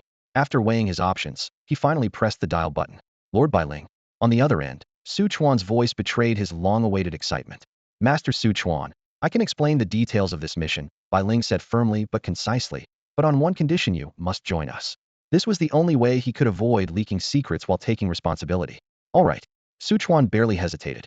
Bai Ling sighed softly. Had actually hoped Su Chuan would stay distant, but now that the words were out, he pressed on. Come to the Anshan City Pokémon Center. We'll discuss it face to face. After hanging up, Su Chuan briefly told Wang Xian he wouldn't be home for dinner, then pushed open the door. Outside, his Pidgeot flapped its wings and let out a loud cry, stirring a strong breeze. Su Chuan vaulted onto its back and gripped tightly between its silver-gray feathers as the giant bird soared into the clouds. Right away, Su Chuan set off for Anshan City astride his Pidgeot. Anshan City wasn't too far from Yin City. After just an hour and a half of flying, Su Chuan arrived at the Pokémon Center in Anshan. To his surprise, Bai Ling was already waiting for him there in person. Lord Bai Ling, Su Chuan greeted quickly as soon as he landed, a hint of apology in his tone. Sorry for the delay on this trip. It's because this matter concerns my Sony, simply couldn't stay out of it. Bai Ling didn't blame him. Instead, he grasped Su Chuan's wrist gently to show camaraderie and spoke with a warm voice. I understand. Let's go to my office. They'll explain everything from the beginning. The two of them weaved through the crowd and pushed open the door to the reception room on the top floor. Only after the door closed behind them did Bai Ling take off his coat and hang it up. Bai Ling, the Fly-type king, had always been somewhat unorthodox. Originally, he aspired to earn the title of Dragon-type king. To that end, his representative team included Charizard, Gyarados, Aerodactyl, Tropius, Bastiodon, and Yanmega. Except for Yanmega, every Pokémon's name included the word dragon, yet none of them had a pure dragon attribute. Charizard, fire flying. Gyarados, water flying. Aerodactyl, rock flying. Tropius, grass flying. Bastiodon, rock steel. Due to the lack of a truly dragon-type Pokémon on his team, Bai Ling never qualified to challenge for the Dragon King title. Instead, he settled for becoming the Fly-type king. Once seated, Bai Ling's expression grew serious and his voice lowered a few tones. Actually, this mission is also linked to your son, Su Wen. My son? Su Chuan was stunned. Bai Ling nodded slowly and uttered two words, Li Ming. You're saying this involves Li Ming too? Su Chuan's pupils constricted sharply. Yes. Bai Ling slid a stack of documents across the table. You probably remember that after Li Ming and Huang Hun caused that massacre at the border, the Alliance decided to thoroughly investigate Xiao Kun's real purpose for coming to Xiaogua. That massacre had happened only 2 months ago. How could Su Chuan forget? I remember we never heard any more news after that, he said. Bai Ling opened the top file. The first page was blank except for a photo of a broken machine. It's not that there was no progress. The news was too shocking, so the Alliance had to impose a blackout. The photo showed a metal shell blown apart beyond recognition, wires scattered everywhere, with no clear shape remaining. Su Chuan stared at it for a few seconds, then asked, is this why the Alliance sealed off information and set up a special task force? Exactly. We named it Wedge. Bai Ling tapped the photo with a pen. Researchers speculate its function is like a wedge, stabilizing the energy of the secret realm and helping it merge long-term with the main world. That's impossible. Su Chuan suddenly stood up, the chair scraping noisily against the floor. All countries are still experimenting with secret realm stabilization tech. How could Li Ming possibly have that? Bai Ling met his gaze with the same shocked look Head had when learning the truth. It is true. Although we don't know how Li Ming obtained the tech, we believe they want to summon a giant secret realm. Their purpose is still unknown. Su Chuan sat back down silently, clasping his hands together as his mind raced to process the explosive news. It was like being told the national soccer team had won the World Cup, or a certain country had never cheated in short-track speed skating. No, it was even more unbelievable than that. After a long moment of thought, he finally looked up. How many wedges have you found so far? Bai Ling opened the next fillet contained a satellite photo of Pang's Han and related intelligence. This afternoon we were supposed to find the 4th wedge, but Li Ming's people captured it, yet the wedge itself disappeared without a trace. What do you mean? Su Chuan asked. At the desk, Bai Ling laid out the 3 discovered wedges and the corresponding Dawn faction member files in a neat row, his tone grave. The wedges can only be activated manually, so each one has a dedicated guard. According to the intel from captured members, Xiao Kun infiltrated Xia Kingdom, this time, to verify the wedge's security and to teach the guards how to activate them. Su Chuan raised an eyebrow. So, how many wedges are there in total? Unknown. Bai Ling shrugged helplessly, carrying a hint of streetwise toughness. We'll take down however many we can. Dawn planned this for years. All we can do now is react move by move. Su Chuan felt a knot tighten in his chest, but still asked, what do I need to do? For now, nothing. Bai Ling carefully packed up all the files into a briefcase and solemnly locked it in a drawer. You can't tell anyone about this, not even your family. If we need you to get involved, they'll order it. Meanwhile, just keep training and attending classes as usual. He thought for a moment and added, if you break into the top 50 in the March ranking, you'll get temporary access to the small secret realm. Push hard for it. If nothing urgent comes up, I won't call you. Thanks, Brother Bai. Su Chuan's address had shifted from Tian Wang to the more respectful Brother Bai Ling was well over 50, so it suited him. Bai Ling laughed and walked Su Chuan out of the spirit center. Under the night sky, the giant eagle folded its wings and soared. The cold wind blowing in Su Chuan's face only deepened his heavy thoughts. Dawn's ambition far exceeded his understanding. But he quickly found solace. Even if the sky fell, the nation stood firm, and Xia Kingdom had never let him down in major matters. By the time he reached home, it was nearly 10 o'clock. Wang Xian had gone to bed early, and Su Wen was the only one waiting silently in the living room. Dad, are you all right? Su Wen stood quickly as Su Chuan entered. Su Chuan patted his son's shoulder, his voice relaxed. Don't worry, it was just an accident. I was careless, I'll be more careful next time. Well, you're not hurt. Su Wen smiled. Go to sleep. Su Chuan motioned him back to his room. Okay, Dad. I heated up your food, it's on the table. Don't forget to eat. Su Wen nodded and left. The steam rising from the reheated dishes warmed Su Chuan's heart. Elsewhere, Su Wen messaged Wang Xiaodi from his room, but received only one word back. Accident. Wang Xiaodi's grandfather remained tight-lipped.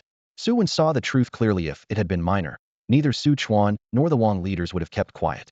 But since his father told him not to worry, he chose to let it go for now. Thousands of miles away, beneath the snowy mountains at the Tianzhu border, the atmosphere in Dawn headquarters was icy. Leader, Bat is missing. In the dim hall, a subordinate lowered his head to report. Jiao Ya's face was expressionless as he flipped a gold coin between his fingers, the metal clicking echoing in the silent chamber. After a long pause, his hoarse voice broke the stillness. What about wedge number 13? The subordinate hurried to answer. Before going missing, Bat said he hid the wedge in a place so secure that the Xia Spirit Alliance would never find it. The gold coin in Jia's hand paused for a moment before he flipped it over and clenched it tightly, leaning back against the chair. 17 wedges in total.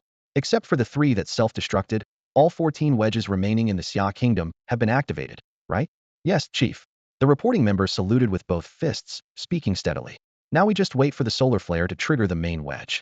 Once the main wedge is in place, all the subsidiary wedges will resonate with it, opening the Shitsue secret realm together. And what about the other locations? Jia asked casually. All intact and undamaged. Dismissed. Yes, sir. The member bowed and quickly disappeared behind the secret door. The hall fell silent once more. Only then did Poseidon on Juya's left speak. After so many years and so much effort, we finally planted a few nails in the Xia Kingdom. But in just 2 or 3 months, for have been pulled out. Truly unexpected. Juya scoffed twice, his voice low and hoarse. We've long experienced Xia's methods firsthand. My throat, your left arm, aren't they proof enough? Poseidon lowered his gaze, lifting the edge of his robe to reveal the mechanical left arm interwoven with steel and psychic cables. The metal joints glinted coldly in the light. No one knew what he was thinking at that moment. Juya slowly changed the subject. As long as 9 out of the 17 wedges ultimately sync with the main wedge, the overall plan won't be shaken. By the way, how's your boy doing? I heard he hit a rough patch in Xia this time. Poseidon chuckled softly. He's found his target now. No need to worry. Achoo. Su Wen let out a loud sneeze that made his forehead tingle. Just returned from the spirit realm. Xinyu threw his backpack to the ground and asked with concern. What's wrong? Catching a cold? Su Wen rubbed the tip of his nose. How could that be? Must be someone thinking too much about me. By the way, where's your second little spirit? Xinyu replied mysteriously, don't rush. You'll see during afternoon training. This trip to the spirit realm felt much more familiar to Xinyu than last time. Trailing behind Luotom, he almost treated the spirit realm like his backyard. Eerie mists curled at his feet, and ghost-type spirits automatically parted ways to clear a path. Along the way, he discovered rare trees and fruits like Meiji fruit and Wulian fruit that only survive deep inside the spirit realm. Xinyu immediately wanted to pick more to share with Su Wen and Zhou Wan after returning. However, a floating Jengar suddenly swooped in, blocking the tree with a whoosh. It made an exaggerated ghost face, then pulled out a dripping, wet wooden sign. Written in black letters thicker than a finger were the words, "Eat what you pick here. No takeaways." 3 huge exclamation marks dripped with saliva, glaring fiercely. Xinyu muttered to himself, guessing some predecessor must have caused trouble here, so these ghost spirits now guard like thieves. Since he couldn't take any away, Xinyu let Luotom feast freely. Luotom gobbled fruit one after another, his belly swelling into a round ball until tears almost welled at the corners of his eyes, and he shook his head begging for mercy. Only then did Xinyu hoist him onto his shoulder and storm off angrily. Back in reality, he unpacked and vented to Su Wen. After listening, Su Wen suddenly asked, remember a few years ago when ghost-type resources surged in the Xia Kingdom? Xinyu paused, glanced around to make sure Coach Muhanji wasn't nearby, then quickly pulled out his phone and searched. Found it. He lowered his voice and showed Su Wen the news. 7 years ago, the ghost-type champion pulled a massive haul of rare resources from the spirit realm in one go. Prices crashed like cabbage back then. Su Wen raised his eyebrow and said softly, looks like we found the culprit. That ghost-type champion must have almost emptied the spirit realm. After previous generations cut down the trees, later ones are left with only the ashes. Surely, if the ghost-type king hadn't gone too far back then, the spirit realm wouldn't be this cautious now. Xinyu muttered under his breath as he closed his phone, the screen fading to black. He decided to shove that annoying post out of his mind altogether. Training began, and Su Wen finally saw the second little spirit creatures of both Xinyu and Zhou Wan. Xinyu's spirit hung silently in Madeira half-meter-long ancient sword. The blade gleamed steel bright, sheathed in a brown scabbard carved with twisted ghostly faces that seemed poised to snicker at any moment. Embedded in the sword guard was a bright blue eye, cold and watchful, scanning the surroundings. A blue ribbon trailed from the pommel, splitting into finger-like ends that moved with the arm. This was the notoriously difficult to control single sword and sheath. A flash of information crossed Su Wen's mind. At its final form, the shield sword beast has two-mode shield form with impregnable defense, and sword form which sacrifices all defense for overwhelming offense. Its signature move, King's Shield, combines iron-hard body and spiritual barriers to sharply weaken enemy attacks and melee power. But this one was still mid-stage level 1, lacking both shield form and that powerful skill. To unleash such fearsome counterattacks, it needed more growth. The moment Zhou Wan's spirit appeared, the atmosphere livened immediately. A giant Hercules beetle, nearly 2 meters tall, landed with a booming thud in the center of the field. Its deep blue shell covered its entire body. A thick horn jutted from its forehead, while two slender antennae extended on either side. Its oval yellow eye shone warmly. Its forearms resembled digging pickaxes, with sharp spikes scattered over its wrists and thighs. Its back shell slightly opened to reveal hidden membranous wings for flight. Hercross, named after the mighty Heracles from Greek mythology, this species was famed for terrifying strength, solid defense, and remarkable stamina and a gentle temperament. Su Wen had long admired it. But then he remembered the major weakness. Sister Wan, Heracross is bug and fighting type. With so many trainers using flying type moves now, won't you get wrecked by quad damage? Aren't you worried? Su Wen couldn't help but warn. Zhou Wan smiled softly and ran her hand over Heracross' broad shell. Don't worry. It can learn Rock Slide and Rock Tomb. It's not defenseless against flying types. Besides, the most important thing is what suits you, right? She put great effort into finding a partner who resonated with her. That day, Heracross had been hanging on a tree trunk, drawing sap. The moment their eyes met, she knew they were meant for each other. Their bond was so deep that without even fighting, this strong warrior willingly followed her away. Though its type was a slight disadvantage, Heracross' ability to fly temporarily at least compensated for Zhou Wan's lack of aerial vision. By comparison, Qinyu had carefully considered several spirits in the spirit realm east before finally choosing to contract with this lone sword and sheath. In common, both little spirits were still in mid-stage level 1, some distance from ordinary level yet. This Heracross really stood out to Su Wen. When the cherry blossoms bloomed and scattered their petals, unlike most bug-type Pokémon that would instinctively go in a hunting mode, this Heracross showed no predatory urge. Su Wen guessed it was naturally gentle by nature, drawn only to nectar and sap, with no interest in grass-type Pokémon. After a long period of careful training, the fragrance released during the cherry blossoms flower dance became richer and more mellow, almost like a hint of sweet honey. This soothing scent helped the nearby Pokémon relax, and the training results visibly improved. What truly troubled Su Wen, though, was his inability to develop an energy cube that could strengthen the flower dance's effect. The formula was complex, but the bigger problem was the scarcity of ingredients. The cheapest fruits on the market, the Guanan fruit and Wuqing fruit, had no special effects and could only be used to make plain-tasting energy cubes as snacks. These two kinds of tree fruits formed the basic daily energy cubes beloved by Charizard. One step up were the Man-Mei fruit and Huangli fruit, which acted like skincare products for Pokémon. Man-Mei fruit enhanced the sheen of their fur, while Huangli fruit made their eyes sparkle brighter.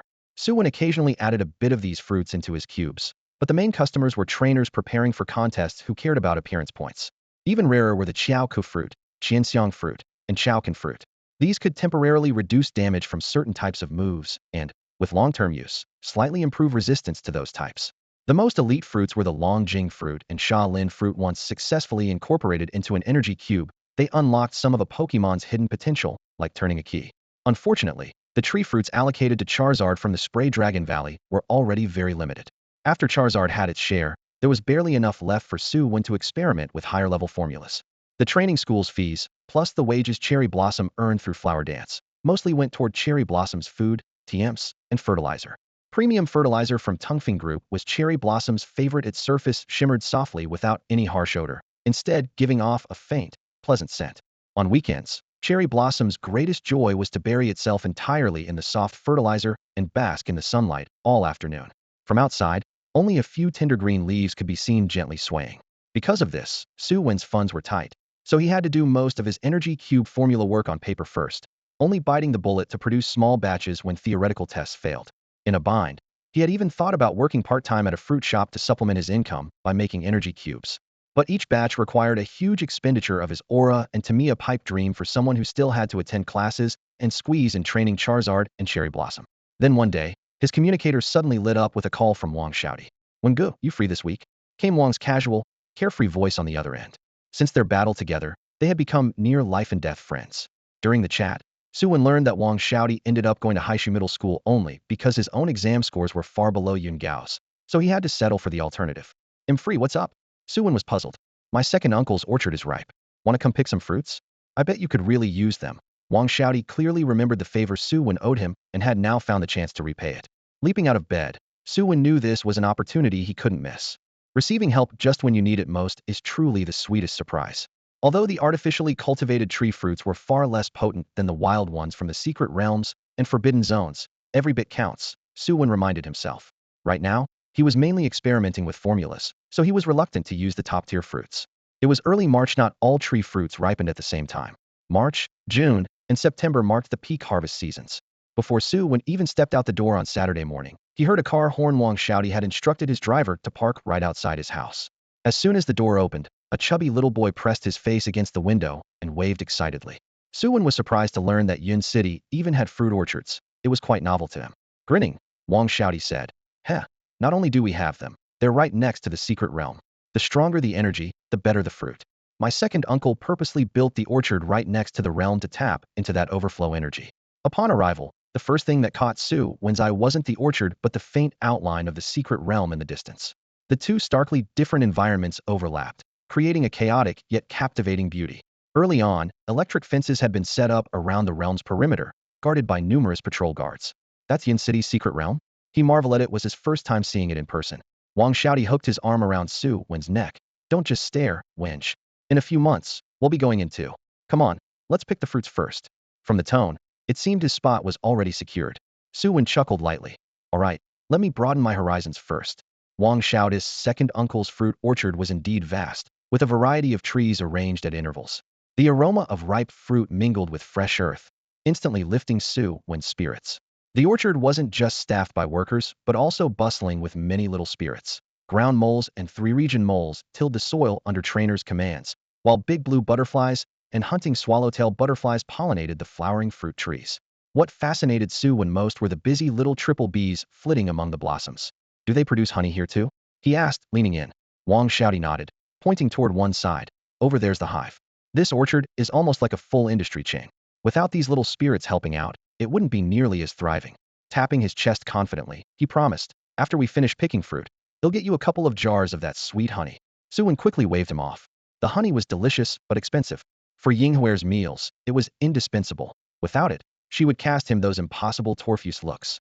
The fire dragon loved it too and often snuck into the kitchen to steal a taste. In the wild, the honey attracted swarms of little spirits, making it perfect for taming purposes. No need for formalities. Wang Xiaodi pulled him onward, and soon they arrived at the orchard where they were to harvest the fruits. Maybe it was because Wang Xiaodi had been here so many times that almost everyone working here recognized him. Just showing his face was enough to pass through smoothly. He and Su Wen first changed into disposable mud boots, then walked into the orchard carrying a stack of empty baskets. All around them, colorful fruit hung heavily from the branches, swaying under their own weight. Wang Xiaodi released Lin Shilu and Qiao Baozhu, signaling them to forage on their own. He casually pointed to the treetops and smiled. "Feel free to eat whatever you want. Don't hold back." Following his lead, Su Wen also set free Hualonglong and Yinghua. But poor Guaguapawa couldn't come along, no pokeball to carry it, so Su Wen decided to pick extra fruit later for its favorite snacks.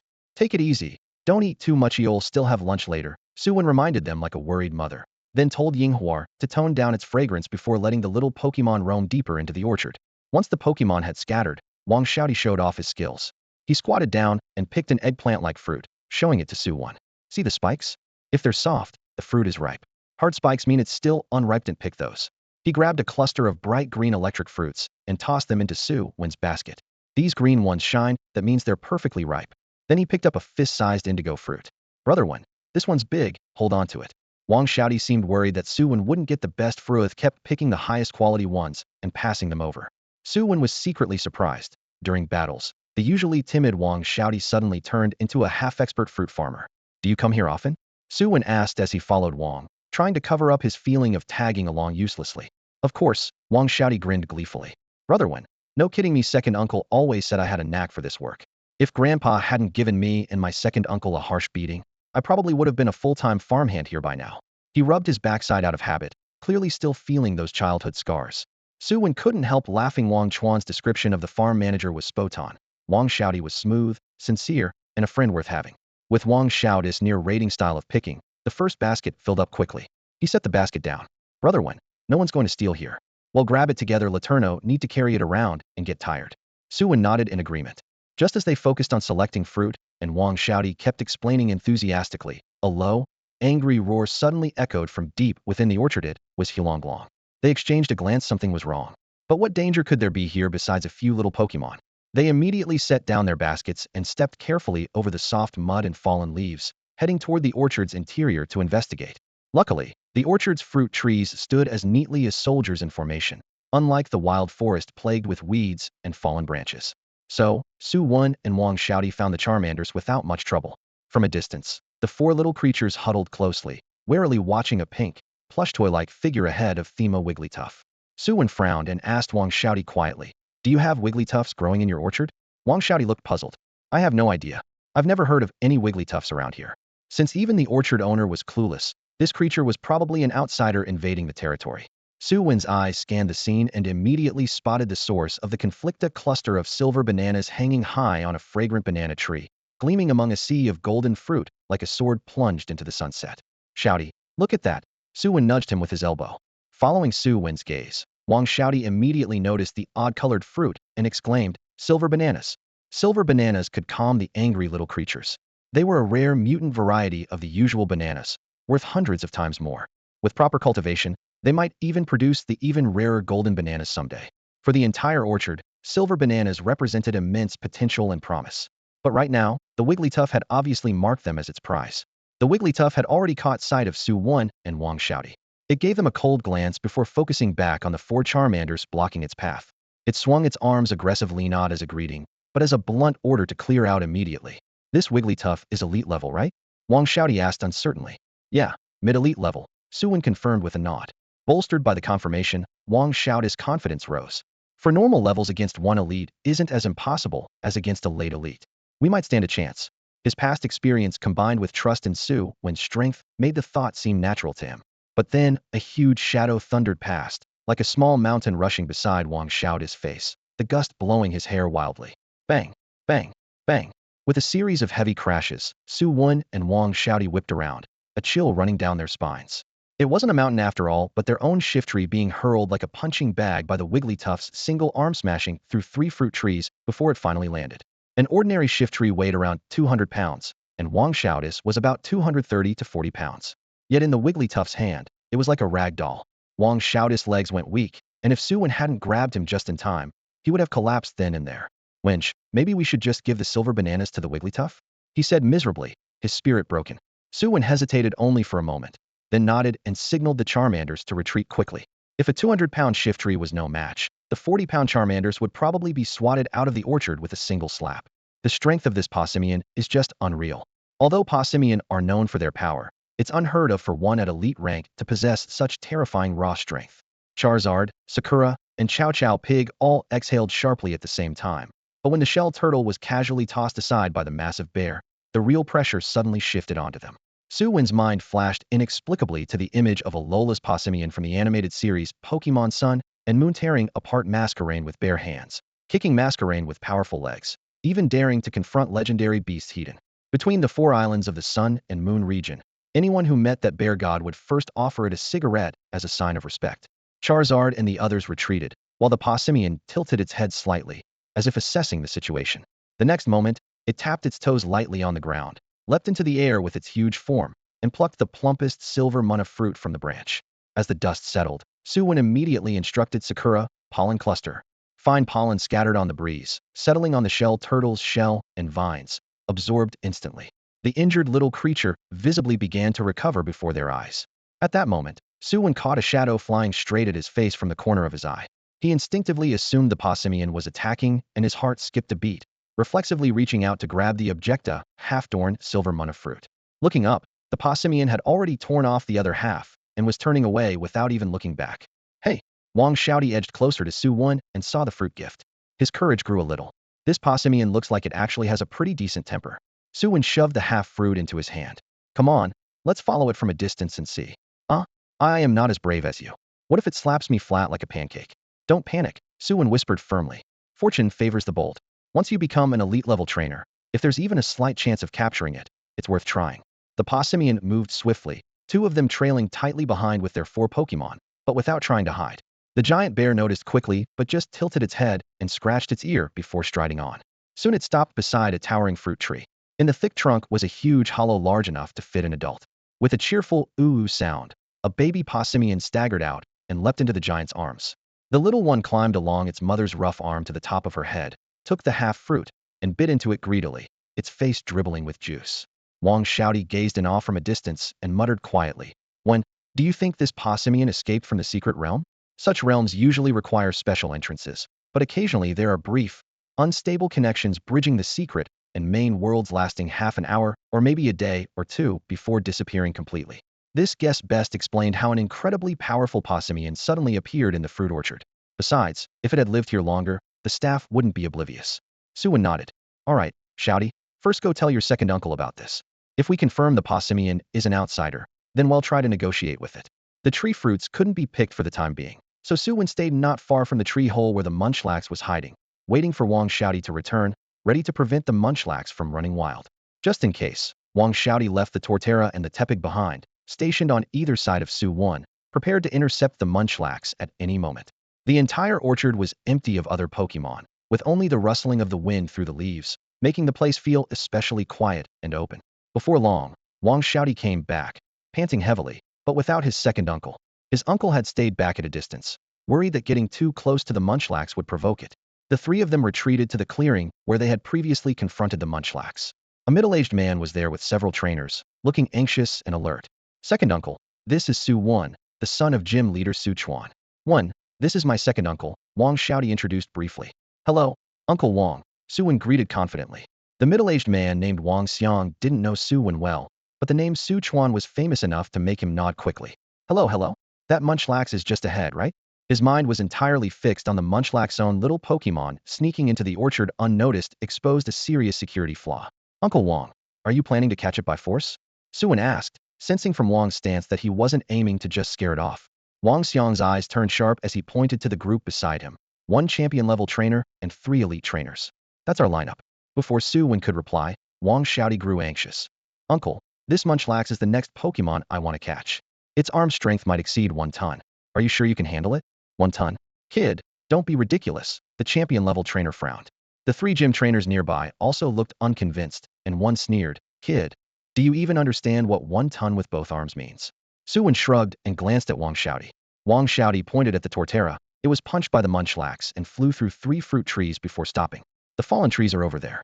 Everyone looked. The Torterra's shell still showed punch marks, and 3 fruit trees lay broken in half, branches and leaves scattered everywhere. The trainers who had just mocked them fell silent and shrank back. The champion-level trainer thought for a moment and then whispered to Wang Xiang, Boss, if we go in hard, half of these orchards will get destroyed. Wang Xiang's anxiety deepened.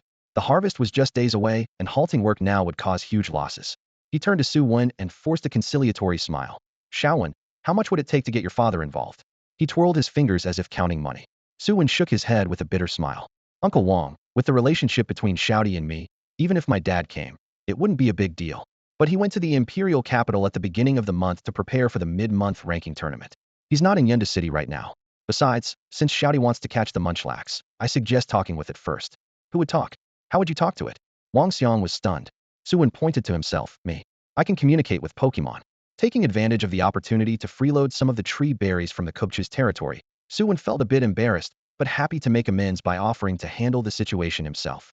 Wang Xiang eyed the dominant trainer quietly nearby with caution, and only after the other trainer gave a slight nod did he relax and say, All right, I'll leave it to you then, Xiaowen. Should I prepare anything for you? Su Wen carefully noticed Wang's hint, but didn't pay much attention. Uncle Wang, please prepare some tree berries for me. As many varieties and as plentiful as possible. For Wang Xiang, gathering those tree berries was no problem at all. Soon, a small cart was piled high with berries, like a little mountain. Su Wen took a deep breath and pushed the cart toward the Kubchu's den. Kubchu. His voice echoed through the tree hollow. The dozing Kubchu was startled awake, coming slowly to the entrance with a touch of morning grumpiness. Seeing Kubchu appear, Su Wen's Charmeleon and Sakura immediately tensed up, worried it might lash out in anger.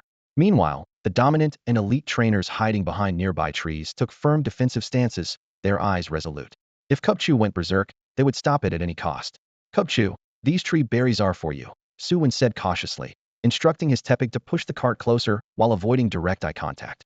Tepig, nervous and remembering the grim fate of Su Wen's Torterra, quickly placed the berries and retreated back to Su Wen. Kupchu glanced curiously at Su Wen, then conveyed a mixture of confusion and gratitude through its amapthic link. Its morning grumpiness seemed to vanish instantly, replaced by a satisfied expression as it saw the mountain of berries. Once Kupchu's mood stabilized, Su Wen gently said, "You have trespassed into our territory. I'd like to know where you came from." If not for Su Wen's sincere tone, Kupchu might have thought he was there to chase it away. Perhaps due to their empathic connection or the bribe of berries, Kupchu stayed calm and honestly explained it was lost. That day, Kupchu had taken its field companion out for some fresh air, but soon found their way home blocked by unknown hostile presences. With no other options, they slipped into this orchard and dug out a tree hollow near a fruitful tree to use as a temporary home. After a brief conversation, Su Wen confirmed that Kupchu indeed came from the secret realm and had accidentally stumbled out through a newly opened portal. The strange and oppressive presences it sensed were likely patrols and their Pokémon from that realm. Following prior arrangements with Wang Xiang, Su Wen told Kupchu, "You are welcome to stay here and help yourself to the berries, but you must not harm any humans or Pokémon here, and you should help watch over the orchard. Alternatively, we can help you return home if you prefer, though it might be complicated." The trainers simultaneously had their Pokémon emit a discouraging aura, applying enough pressure to keep Kupchu in check. As for Su Wen's Torterra, it had finally evolved into Grotle, gaining the Overgrow ability, with its hidden ability being shell armor. If it had been Kairos or Gyarados instead of the bear, Su Wen wouldn't have even considered communicating. But although the bear was terrifyingly strong, its temperament allowed for some interaction. The bear tilted its head thoughtfully for a long moment, as if weighing Su Wen's proposal: stay here or take the teddy bear and continue living dangerously in this perilous secret realm. Finally, the bear nodded in agreement. It was willing to guard the orchard, but only on one condition: one was allowed to approach its and the teddy bear's habitat without permission. Is that the deal? Hearing the translated conclusion, Wang Xiang raised his eyebrows in surprise. He had expected a lengthy back-and-forth negotiation, but they settled it in just 20 minutes. "Yes, Uncle Wang," Su Wen explained with a smile. "As long as the workers don't provoke it, the bear will help guard the orchard." Wang Xiaodi, standing nearby, could no longer contain his excitement, rubbing his hands together with eyes shining. The bear's raw wildness and innate power made it a perfect candidate for a rising star in his eyes. Su Wen caught his intentions and gave a serious warning. "Remember, it shows affection by hugging its trainer tight. If you don't teach it control, it won't just cause serious injury, it could easily crush your spine with one embrace.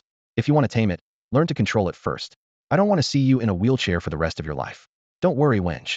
My precious life is definitely number one," Wang Xiaodi promised confidently. Su Wen trusted his caution. This guy was good at surviving.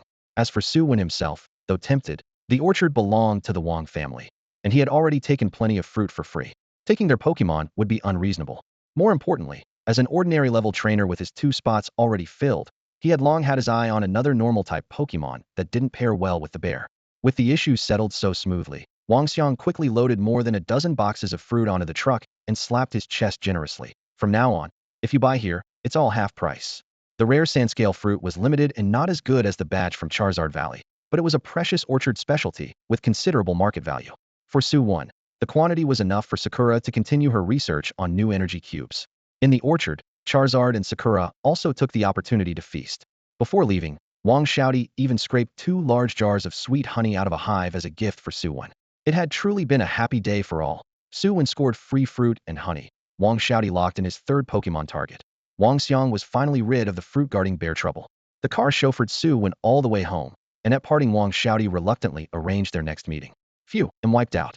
Su Wen wiped sweat from his forehead as he arrived home, and Charizard had made 7 or 8 trips carrying those dozen boxes into the backyard. The house felt empty. Wang Xian had gone to the imperial capital with Su Chuan. The couple planned to travel there for a few days after the ranking tournament, leaving Su Wen alone at home once again. A Guagua Bubble Frog had spent almost the entire day at home, either practicing moves or basking in the sun, lost in thought.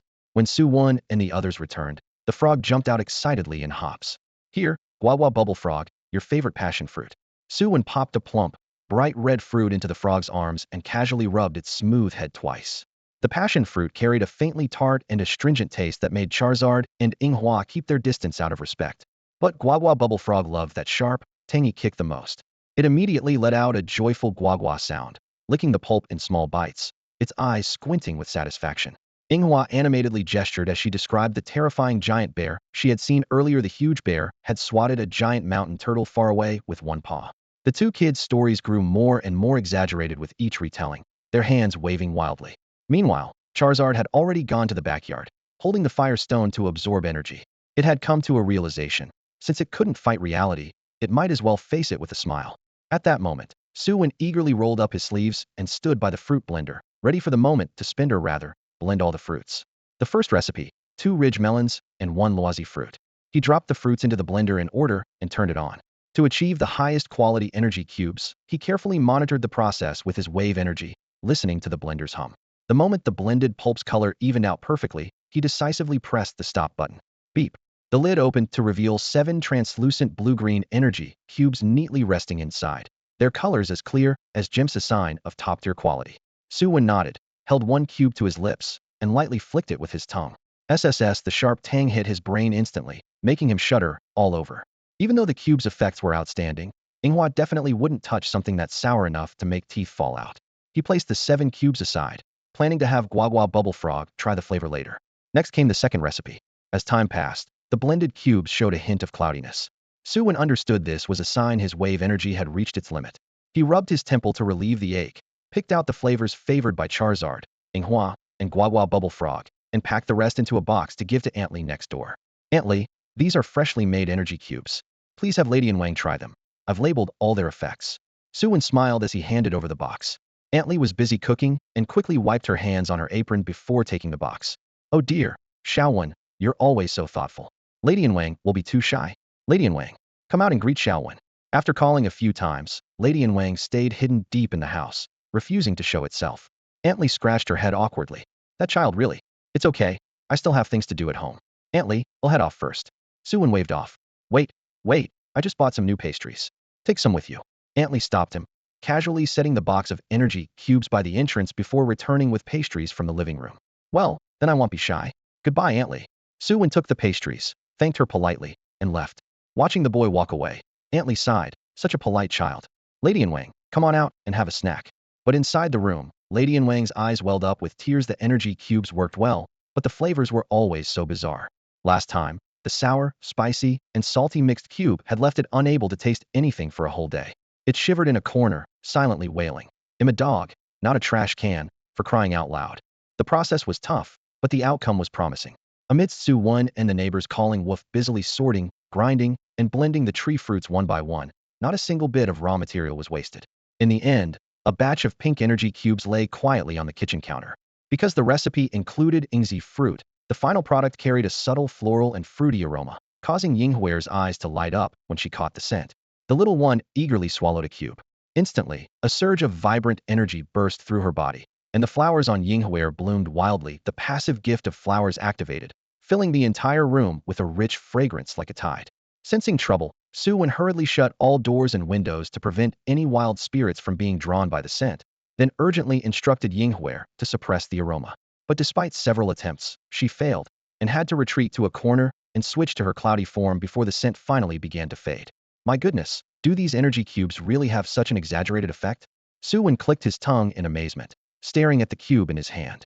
Soon he realized the problem wasn't with the cube itself, but with Yinghua. Once the gift of flowers was even slightly enhanced, she couldn't control it well.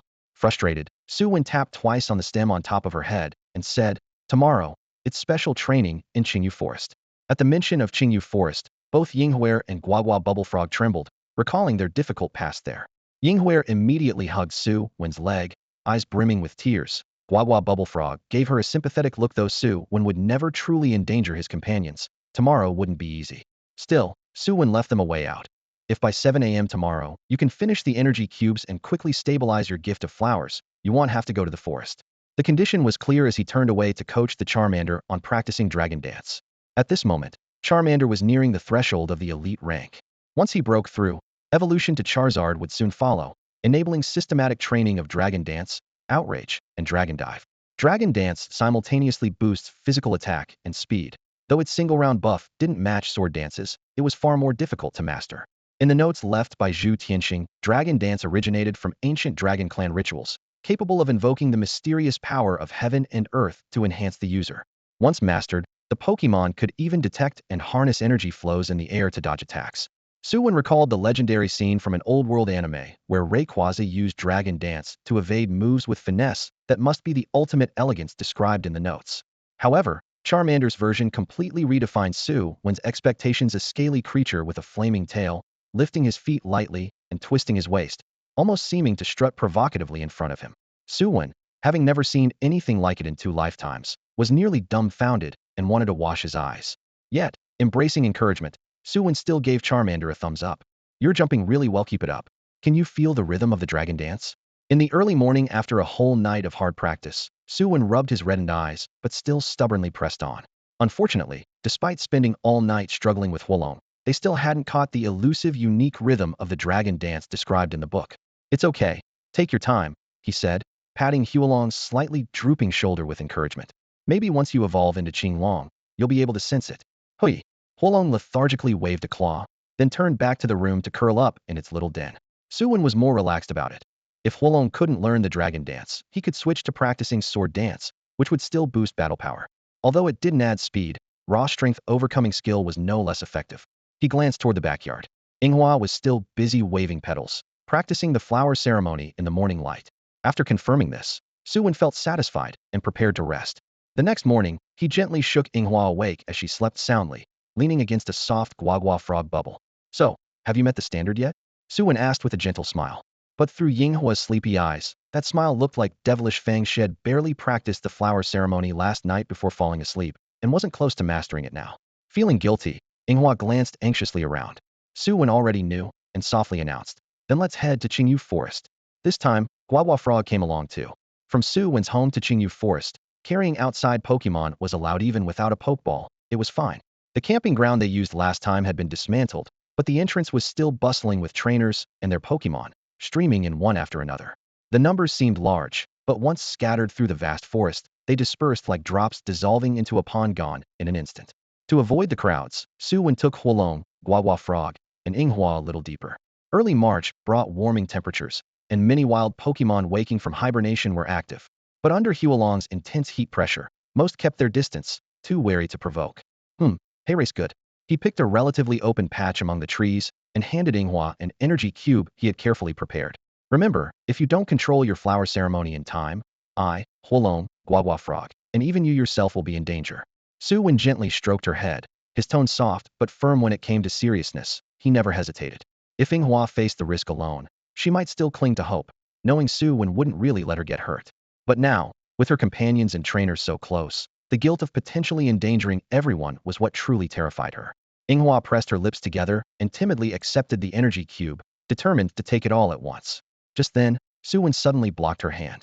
Her eyes welled up, thinking had softened, but instead, he turned to Huolong and asked, "Did you hear a cry for help?" Huolong immediately pricked up his ears. Moments later, it solemnly nodded and pointed with a claw toward the dense forest northeast. Su Wen's face darkened as he dashed off. His expression changed. "Let's go. We need to rescue someone first." Trainers entering Qingyu Forest usually decide how deep to explore based on their own strength. The wild Pokemon here are much gentler than those found in hidden realms or forbidden zones. As long as you don't provoke them, retreating safely isn't difficult. The last time Su Wen got chased all over the mountain by a group of Pokemon, it was purely his own fault, snatching food right from under their noses. Of course he got beaten up. He followed the sound of a call for help, which grew clearer by the minute. It sounded like a boy's voice. Since when did they start letting kids into Qingyu Forest? Su Wen didn't have time to wonder. He signaled his Charmeleon to lead the way, pushing through the brush faster. Breaking through thick shrubs, the scene came clearly into view. A young boy, not yet fully grown, pressed tightly against a tree trunk. His eyes were squeezed shut, and his hands wildly swung a bug-catching net. In front of him crouched 3 Weedles, staring at each other, as if wondering what the boy was trying to do. "He really is just a kid," Su Wen said, his mouth twitching. "Roar." Charmeleon stepped forward half a step, heat billowing out. The 3 Weedles shivered in fright, wriggled desperately, and disappeared into the tall grass in a blink.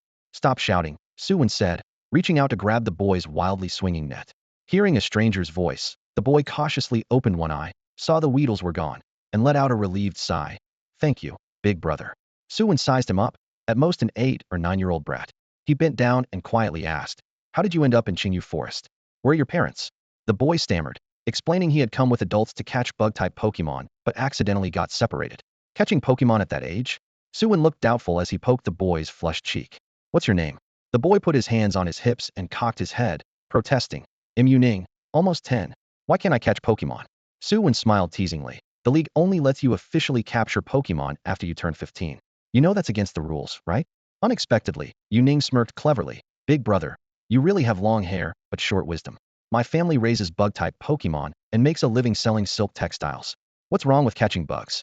The league has long unofficially tolerated families that raise Pokemon commercially. It's a well-known loophole. Many kids from agricultural or business families start interacting with Pokemon very young. Su Wen himself grew up in a gym and handled Pokemon from childhood. He gently tapped Ning's forehead. All right, sharp mouth. Let me take you to the exit so you can contact your parents. Ning rubbed his forehead and muttered, I'm not going. I want to catch Weedles and Caterpies, the two most common low-level bug-type Pokemon in Qingyu Forest. The former eventually evolves into Beedrill, the latter into Butterfree. Su Wen waved his hand in front of him. There were 3 Weedles just now. Why didn't you try to catch any? Caught out. Ning's face flushed bright red. After all, this was his first time out bug catching. Before leaving, he had confidently told his family all his plans, and there was no way he was going to slink back empty-handed. Who knows why the unicorn beetles in the forest are so irritable? They're nothing like the ones at home. Su Wen didn't bother arguing. He reached out, grabbed Ning by the collar, and half-dragged, half-pulled the naughty kid all the way to the exit, practically shoving him into the arms of a staff member. Ning looked reluctant at first, but finally gave his home phone number under the staff's urging. Less than 10 minutes later, a sweaty man dressed in outdoor gear arrived in a hurry. Ning's father. The older man bowed repeatedly to Su Wen, offering endless thanks in different words, and warmly insisted Su Wen come to their home for a proper meal. Su Wen politely dodged the invitation after a while. It turned out Ning's father had been chasing a papilio butterfly to find its nest and collect samples. That butterfly was unusually restless, and by the time he caught his breath, Ning had disappeared. Once Ning was safely back with his father, Su Wen didn't linger. He turned back toward Qingyu Forest to continue helping Yinghua complete her interrupted trial. But as soon as he stepped into the woods, he noticed the air felt subtly warm, as if someone had quietly turned up the thermostat. The forest breeze carried an unusually thick, vibrant energy. Yinghua, do you feel something's off? Su Wen asked quietly. As a grass-type spirit, Yinghua was especially sensitive to natural fluctuations. Her ears twitched, and she quickly answered. The energy concentration in the forest was surging. An energy tide? Su Wen's eyes lit up. The world's energy wasn't constant. It ebbed and flowed like ocean tides. Normally, when it ebbed, everything was quiet and still. But when it surged, it swept across the region like a tsunami. This tidal energy didn't instantly boost a spirit's power, but refined and stabilized the energy inside their bodies. For Yinghua, who wasn't great at energy control, it was a rare chance to train and strengthen herself. Unfortunately, this phenomenon only happened once a year at most, and lasted no longer than 2 days. Today's trainers had hit the jackpot. No wonder the forest spirits were all so excited. Su Wen admired Yinghua's luck. Her first training was interrupted by Ning, and now she had run right into an energy tide. The special training plan was destined to be scrapped. Let's go find a surge point, he ordered decisively. Yinghua led the way immediately, running while reading the scattered energy flows. Su Wen quickly sent messages over the comm to Wu Yin, Yu, and Zhou. They had to come drink from this energy tide, even if they couldn't catch the first surge. Soon, a trainer and 3 spirits each arrived at the nearest core zone of the tide. The bushes were already packed with all types of spirits. Arbok coiled like a ring with half-closed vertical pupils. Sandshrew curled into a spiky ball, waiting silently. Nidoran's ears twitched. Beedrill hung from branches, and Oddish swayed its leaves in the past fierce enemies, now peacefully guarding their corners. Su Wen settled Yinghua, Katie the dog, and the unicorn rhino on a clean rock, and sat cross-legged himself. Some spirits glanced over curiously, while more closed their eyes to rest, even syncing their breathing with the forest's rhythm. Time seemed to stretch, and the forest's energy slowly climbed. Finally, when that invisible index broke a threshold, Qingyu Forest exploded like a volcano. The milky white, jade green, and soft gold energy streams burst open simultaneously, flooding every corner. His Arbok murmured lowly. Xiaomi Oddish emitted a long nasal sound. Pika electricity flashed as Pikachu's fur stood on end with delight. Huri the unicorn rhino tilted its head back and roared deeply. At first listen, it sounded like the spirits were collectively high and singing together, the joyful calls coming in waves. Even for the humans least compatible with these energies like Su Wen, warm currents coursed through his meridians, surging and pulsing. And that was nothing compared to how it affected the spirits themselves. The energy tides surged endlessly, truly as boundless as the ocean.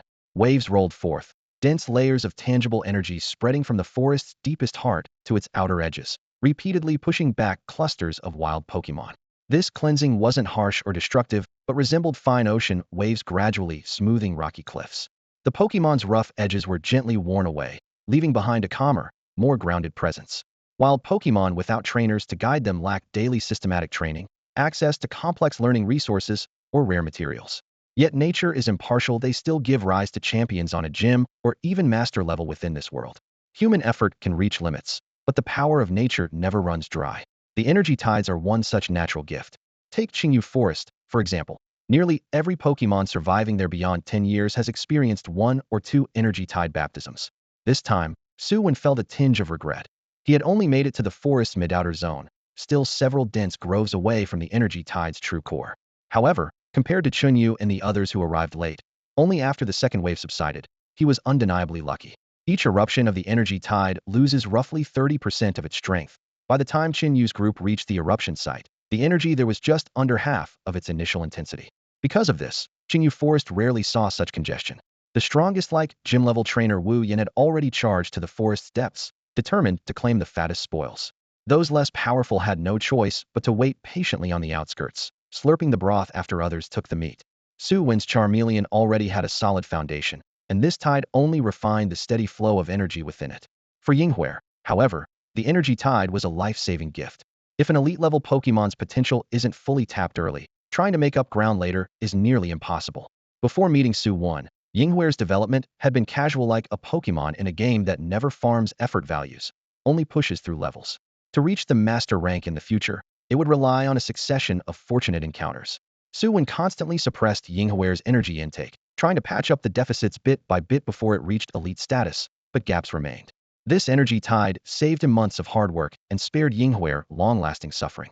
As for Guagua, Su Wen had long been frank. To go further, one must take one steady step at a time. Its rank advancement was slow but solid. Unfortunately, genetic illness lingered unresolved. Otherwise, it would be his third key Pokemon for focus training. Though the energy tide couldn't cure the illness, it laid a firmer foundation for Guagua's future path. Even Su Wen himself benefited greatly. Yesterday, in his research on energy cubes, he nearly exhausted his own aura and felt a dull headache all day.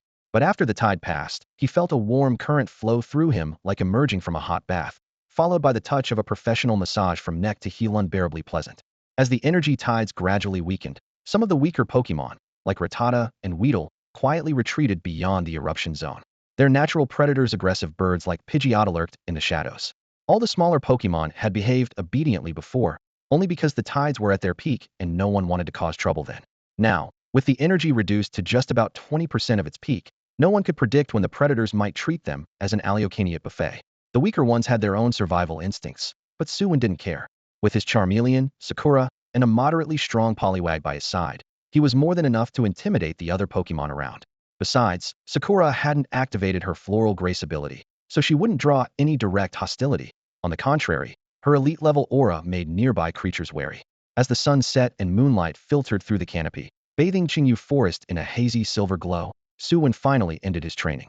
The remaining tidal energy was less than 1 or 2% of the initial surge, so lingering any longer wouldn't do much good.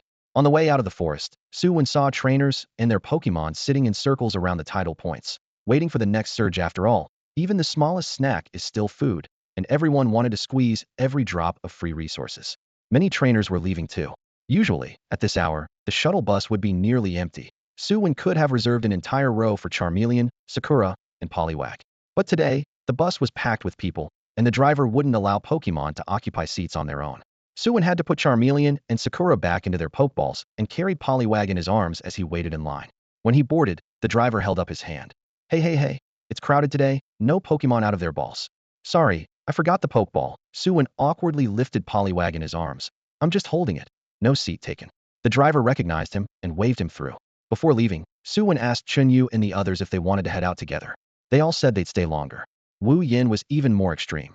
During a phone call, loud sounds of fighting erupted beside him, as if he was clashing with the forest's top predator.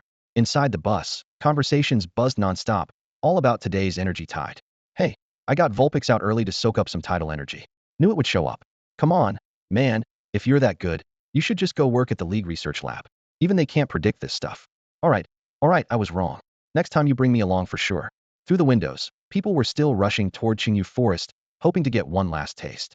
Su Wen had originally planned for Charmeleon to break through to elite level first, and Sakura to wait a bit longer, but now it looked like both Pokémon could advance simultaneously. Having two elite-level Pokémon to enter the secret zones of Yun City together would certainly be a safer bet. After getting home, Su Wen first prepared dinner for the little Pokémon, then made himself a bowl of noodles. The broth simmered in the pot, and he specially cracked two soft-boiled eggs into it, along with a fragrant sausage. The steam rose, mixing the rich aroma of eggs and meat quickly filling the kitchen, making the late-night meal feel as lavish as one from a wealthy household. Compared to lunch, when the little creatures just gulped down some energy cubes and Su Wen himself nibbled on dry bread bought from the mall, this was the first time they had truly full stomachs today. Charmander, Wang, and Pakagu sat around the table, heads down, eating greedily. The clatter of cutlery and their heavy breathing rose and fell in waves. Having long been fed carefully cooked meals by Su Wen, they were used to the good food, but afternoon's plain energy cubes had reminded them how precious delicious really was. After dinner, Charmander even licked his plate spotless. Watching him slurp so contentedly, Su Wen couldn't help but smile, recalling how reserved this little one was when it first arrived. He washed his hands, then carrying the bowl of noodles, started a video call with his father, Su Chuan. Today was the first day of the Elite Trainer Ranking Tournament. By association tradition, the matches in the elite tier were not broadcast publicly. After all, except for those on important missions, most elite trainers from Xia country gathered in the imperial capital, where any stir would draw unwanted attention. The call connected quickly. Su Chuan's broad face filled the screen instantly. "Dad, what are you up to? How's the match today?" Su Wen asked, hearing only cheerful music in the background but not seeing the surroundings. "I'm at the most famous revolving restaurant in the imperial capital with your mother." Su Chuan pulled the camera back to reveal luxurious chandeliers and rotating floor-to-ceiling windows. The capital was dazzling at night. Then the camera panned to Wang Xiansu, Wen's mother, who waved hello at the lens. Next, it focused on the table. Abalone, lobster, wagyu steak, black truffle, foie gras, a showcase of rare delicacies that seemed to send tantalizing aromas even through the screen. Glancing down at his own steaming bowl, Su Wen suddenly felt the egg's aroma wasn't quite so strong anymore. "How was the tournament?" "Stop showing me the food, Dad," he said suspiciously, thinking his father was teasing him with the feast. Su Chuan chuckled. "We fought twice today. Both opponents only had one elite Pokémon. The first match was a bit tricky, a level elite Noivern flying around non-stop, using boom-burst guerrilla tactics. Guess how it went? Noivern, a giant bat-like creature with black and purple wings and gleaming red claws, its white fur collar trembling slightly, sent out sonic waves from its huge ears that could shatter mountains. Its flying and dragon types made it incredibly fast and difficult to pin down. "Well?" Su Wen prompted. "Hee hee, I had Wang use Rock Tomb first to trap it, then started Blizzard to slowly wear it down. Let's see who still says I rely on brute strength." Su Chuan said proudly, lifting his chin. Noivern was 4 times weak to ice, and even though Wang's special attack wasn't remarkable, the steady Blizzard hits were enough to teach it a lesson. Su Wen nodded. "So you think you'll make the top ranks? What's your target placement?" Su Chuan considered carefully before replying. "It's hard to say. There are many strong challengers. They'll try to get into the top 50 to qualify for the minor secret realm. Too bad, Dad. You're not in Cloud City today. There was an energy tidal surge in Qingyu Forest, you know." Su Wen murmured softly into the communicator. On the other end, Su Chuan chuckled heartily, his tone as cheerful as ever. "No worries, no worries. The Alliance really went all out this time. When the qualifying tournament kicks off, they're planning to artificially generate an energy tidal surge at Feng Nest. It's going to be even more spectacular. All right, Dad. Have fun with Mom. Bye." Su Wen decisively ended the call, tossed his phone on the table, and then listlessly slurped the last few noodles in his bowl, the soup tasting completely bland. In the days that followed, he dedicated all his time to the training ground. 1. Charmeleon and Sakura both entered a steady growth phase. Su Chuan nearly won every match at the qualifiers. With the pace of contests intensifying, these two Pokémon were just one step away from breaking through to the elite tier. 2. Xunyu and Rotom. Following Wu Yan's advice, Xunyu focused Rotom's main training form on the Heat Rotom, nicknamed the Fireclad Machine. Its levitating ability grants it complete immunity to ground-type attacks, leaving only rock and water as weaknesses, making it highly prized in battle. 3. Zhou Wan and Farfetch'd. She was struggling to figure out how to evolve Farfetch'd into Surfetch'd. On their blue star planet, evolution didn't simply require 3 critical hits. It demanded profound mastery of the leek Farfetch'd wielded. Farfetch'd had reached mid-stage of the standard rank, but showed no signs of evolving, much to Zhou Wan's frustration. Wu Yan suggested fight more battles, since most Farfetch'd on England Earth had broken through during intense fights. Su Wen secretly knew that many Farfetch'd never evolved at all, so Zhou Wan practically dragged him and Xunyu into sparring every day. Farfetch'd went from reckless and aggressive at first to now timid, barely making a sound. They weren't the only ones. And Aishuanya, Daishan, Wang Momo, Deng Hanming, and others were all desperately pushing their strength. The school had officially announced, by the end of April, 5 students would be selected through internal competition to enter the secret realm. Su Wen was far ahead without question, but the other 6 remained closely matched, often trading wins and losses. If one insisted on ranking, Chen Yu and Dai Shan held a slight edge. Chen Yu, with 2 high-potential Pokémon born in the spirit realm, combined with her own abilities, her overall combat strength was marginally higher. Dai Shan, his Sandile had an uncanny mastery of ground energy control. Rumors swirled that his scientist father had subjected it to some special experiment. Su Wen knew Dai Shan's father was indeed a researcher, but since Pokémon modification was strictly banned in Xia Nation and the World Alliance, he just took the rumors as amusing gossip. Everyone was fighting tooth and nail, but ultimately, the real threats for the 5 slots were still just Su Wen, Chen Yu, and the other 5 top contenders. In his 11th battle, Su Chuan suffered his first defeat, and it was none other than the Banquila's trainer who had previously risen above him that dealt the blow. What was expected to be a sure win quickly turned dangerous from the start. Su Chuan sent out King Jiawang to face Banquila's. Unexpectedly, during the fight, that legendary Pokémon broke through its limits and ascended to the Titan rank. With its Sand Rush ability activated, a raging sandstorm swept over the arena. However, Banquila's had just advanced and was still unstable at this power level. When it unleashed a dark blast, King Jiawang erupted into a berserker fury, hammering it repeatedly until Banquila's rocky shell cracked and it was knocked unconscious. The crowd erupted the victory, cemented King Jiawang's reputation as the first true gym-level Pokémon. This time, Zhang Hao didn't put all his hopes on Banquila's. He brought out 3 Titans lined up, Banquila's, Long Tudashu Dragon Head Mole, and Tiangsawang Scorpion King. But the real heavy hitter was the Dragon Head Mole. As Banquila's set the sandstorm in motion, Dragon Head Mole burrowed underground, empowered by the power of sand, while Tiangsawang used Sand Veil to blend with the swirling dust, appearing and disappearing like a ghost. Su Chuan misjudged the key threat and focused his efforts on Banquila's, causing the balance of the battle to shift instantly. King Jiawang remained ferocious, smashing rocks and tearing through the sandstorm, knocking out one Pokémon and severely damaging another, but its stamina quickly drained. When Quanquangxing Circle Bear entered the field, Tiangsawang toyed with it amid the swirling sand, evading multiple claw attacks before finishing it off with poison needles. The sandstorm continued to rage while Long Tudashu took advantage of the cover, launching devastating ground fissure strikes.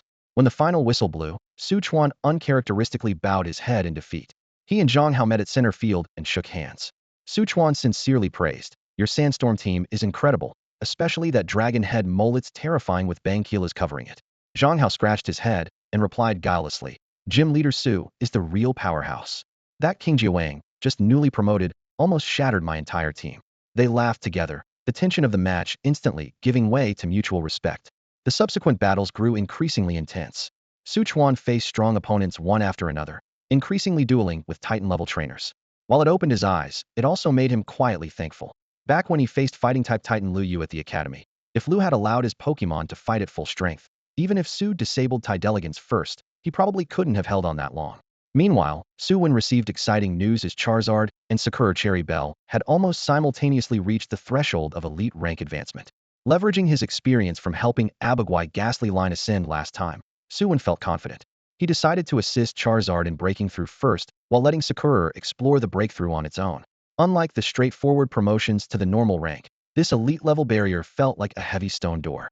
Su Wen channeled his wave motion energy, gently guiding the latent flames within Charizard bit by bit, as if pushing open a window. Energy surged, muscles bulged, and red flames flickered through the gaps in its scales. At the same time, the rank barrier was no longer a mere obstacle. It seemed to reach out with invisible hands trying to erode Charizard's focus. But Charizard's will was like a blade forged from molten lava. It wavered for only an instant before regaining stability. It lifted its head and, responding to Su Wen's guidance, roared fiercely as it rammed repeatedly into the barrier. Boom! Under the combined assault of spirit and energy, the barrier cracked from the center, and flames burst forth. Pushed back a half step by the heat wave, Su Wen clenched his fist and continued pouring his wave force into Charizard, helping it break through in one final push. As Charizard's energy wildly escalated, it uncontrollably spewed highly concentrated, intensely hot flames from its mouth.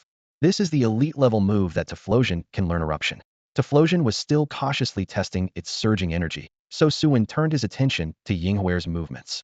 He had expected her to be striving fiercely to break through, but to his surprise, she was just toying with the petals in her hand. Well, caught you slacking off."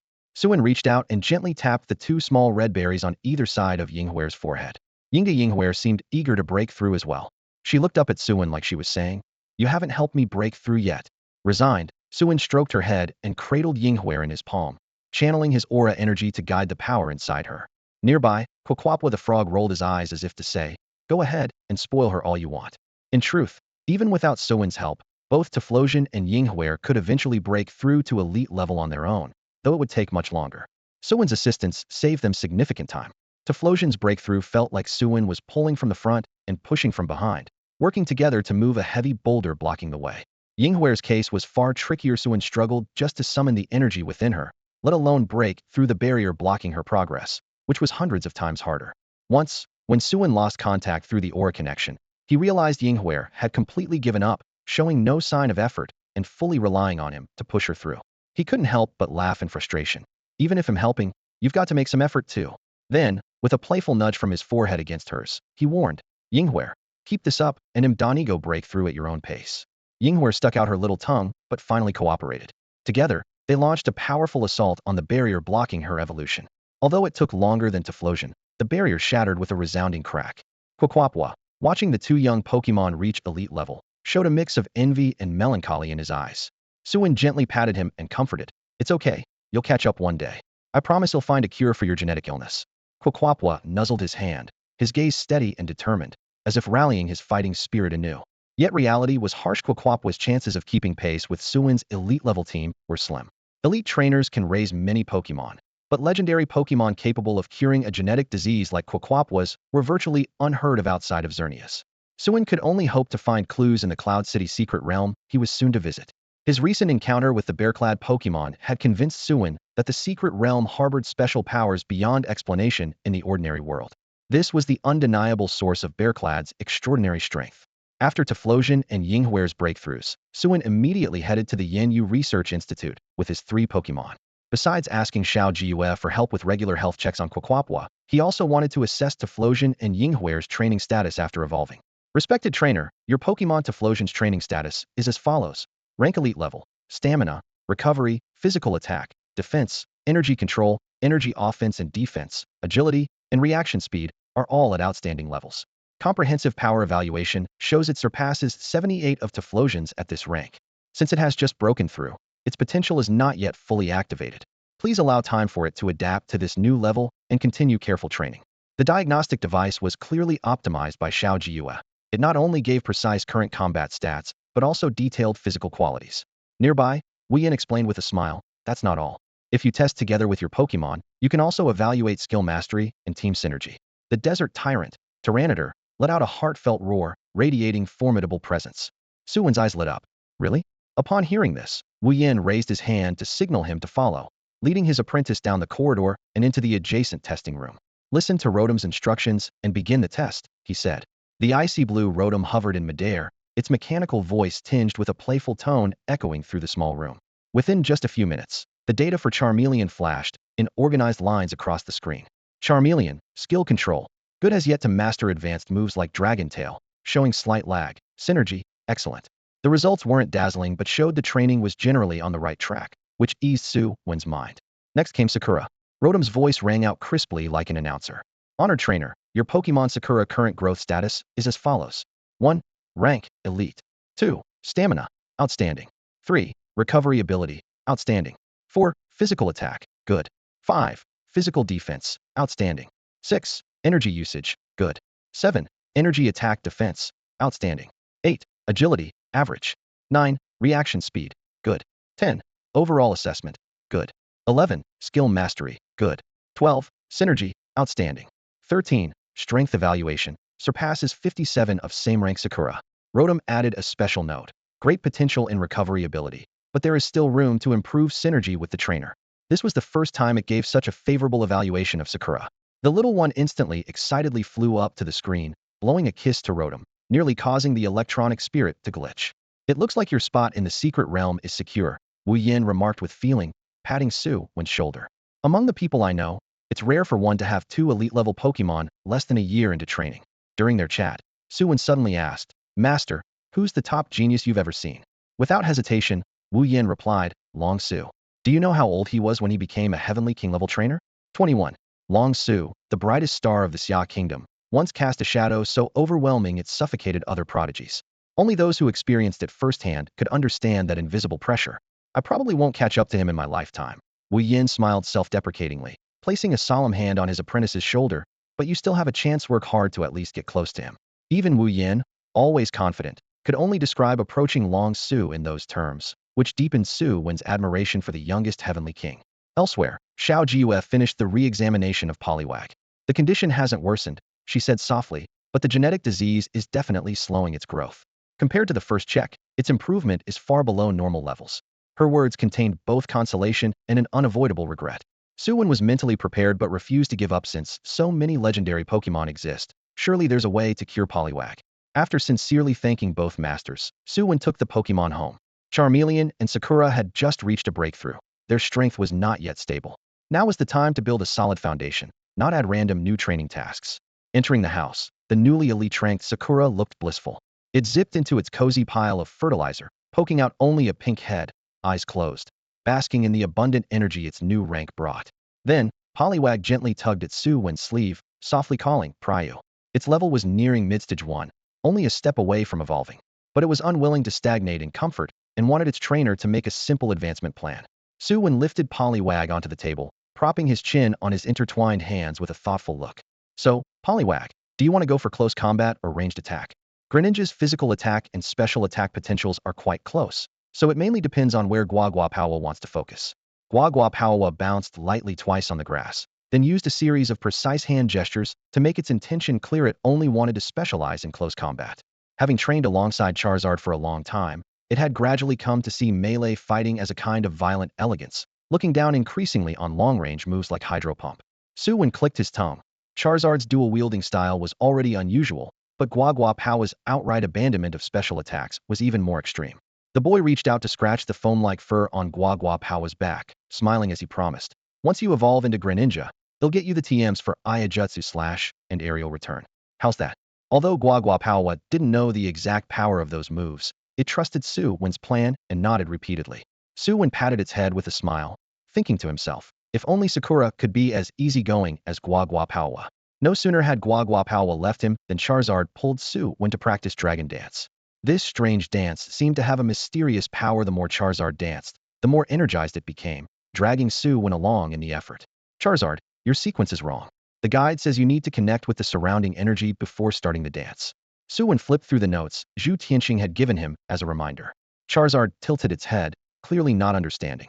Su Wen settled cross-legged in front of it and patiently explained, Dragon Dance isn't about you forcing yourself to move. You first communicate with the dragon energy and let that energy guide your movements. To him, Charizard's approach trying to find energy through the dance completely misunderstood the priority. Seeing Charizard still hadn't grasped the point, Su Wen took the lead himself, quietly channeling his aura to link his rhythm with Charizard's. Let me help you feel it. Dragon Dance was undoubtedly the toughest skill Charizard had to master right now, and Su Wen didn't dare imagine how difficult learning Outrage and Dragon Rush would be later. Almost every trainer struggles with these high-difficulty, high-power moves, but fortunately Su Wen understood them better than Charizard. His human capacity for abstract thought gave him a huge edge. Once he roughly figured out the key, their training efficiency shot up dramatically. Afternoon sunlight bathed every corner of the backyard. Su Wen and Charizard focused intently on mastering Dragon Dance. Sakura closed her eyes, soaking up sunlight and fertilizer. Guaguapaowa silently practiced punches and kicks nearby, naturally strong-willed and never giving up. The three Pokémon and their trainer coexisted quietly, a harmony beyond words, a scene every Pokémon enthusiast dreams of. The ranking tournament ended a bit later than Su Wen had expected. As the competition progressed, the opponents Su Chuan faced grew stronger. First, a string of consecutive wins. Then mostly wins with few losses, and finally, more losses than wins. On the penultimate day, he was even beaten so badly he began to question himself. The most memorable opponent was a Maril skilled in martial arts. Its ability to neutralize Ursaring and Poliwrath with minimal effort left Su Chuan with a profound respect for the power of a dragon-slaying warrior. Su Chuan's exhaustion was clear even through the phone. His voice sounded strained, as if he were forcing himself to stay alert. It was a stark contrast to how he had sounded when Su Wen called before. Dad, are you okay? Su Wen couldn't help but ask.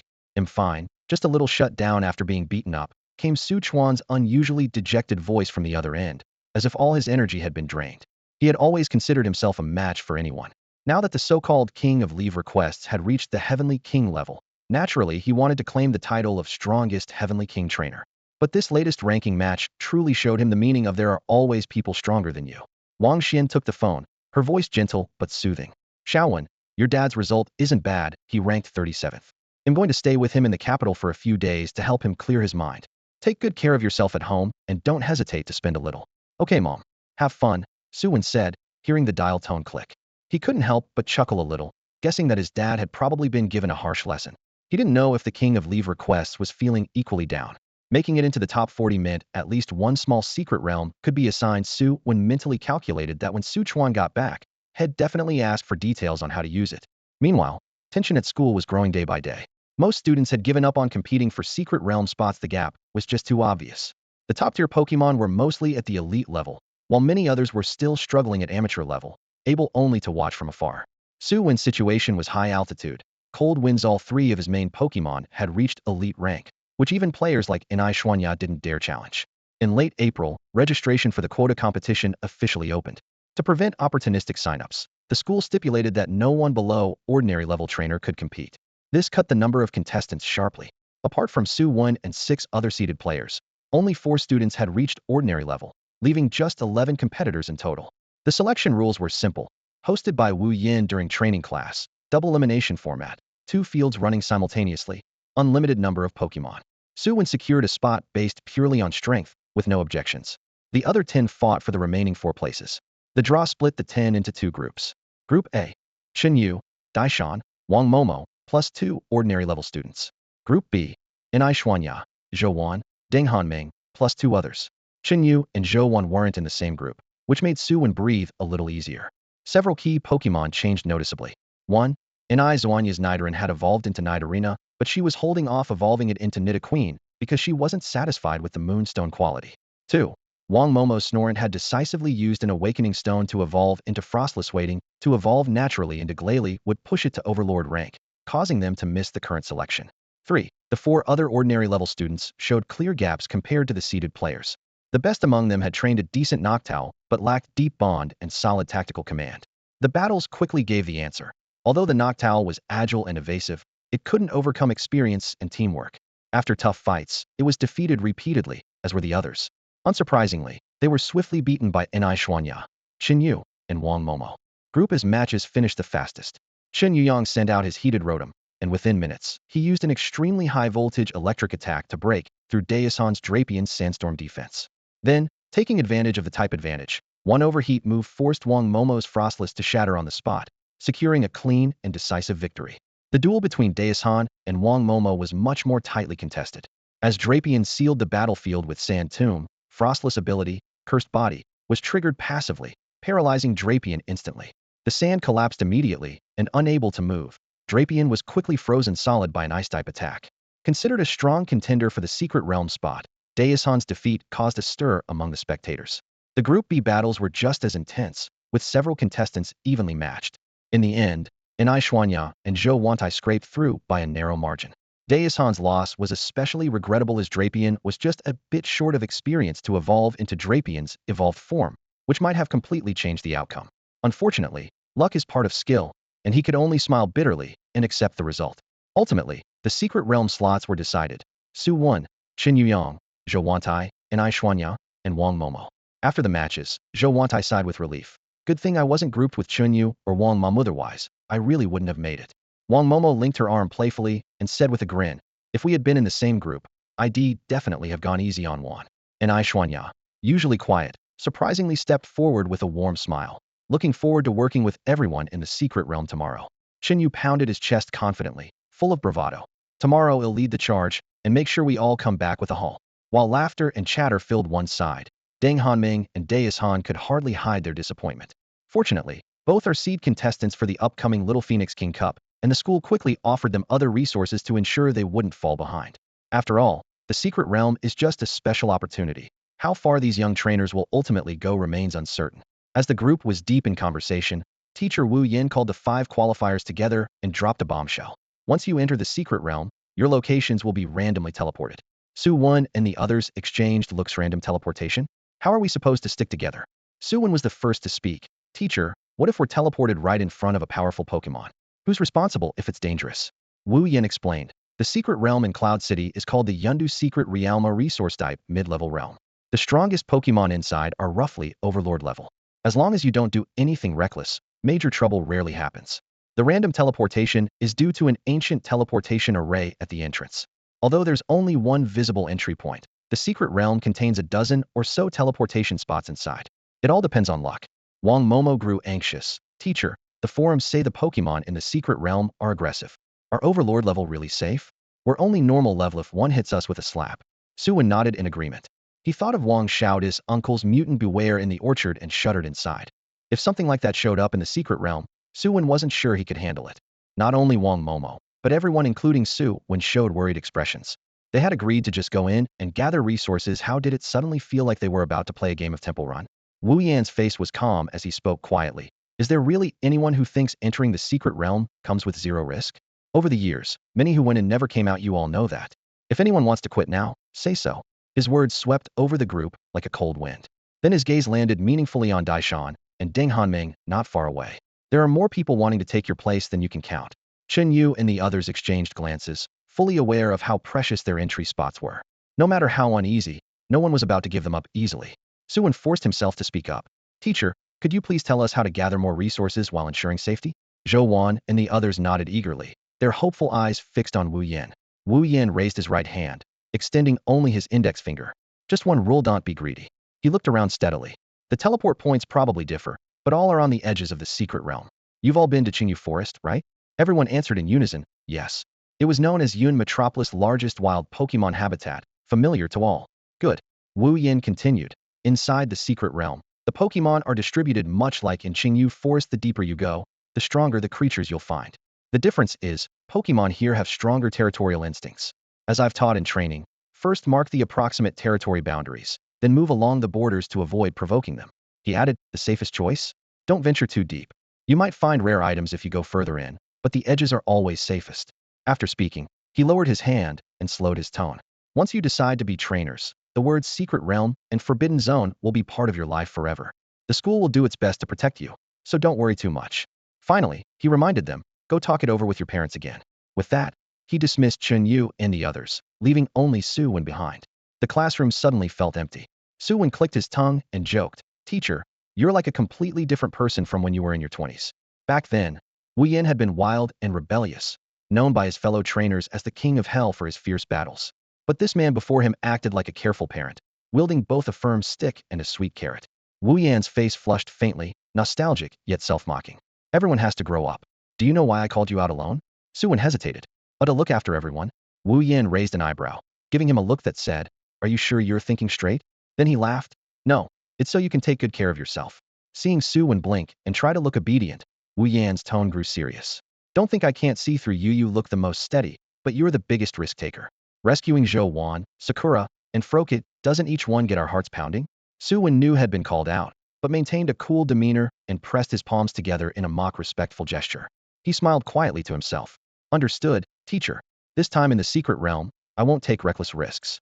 But it seemed impossible whether it was promising Lufan to help him track down the metal monster's resources or investigating the clues about Xerneas to find a cure for the Guagua bubble frog.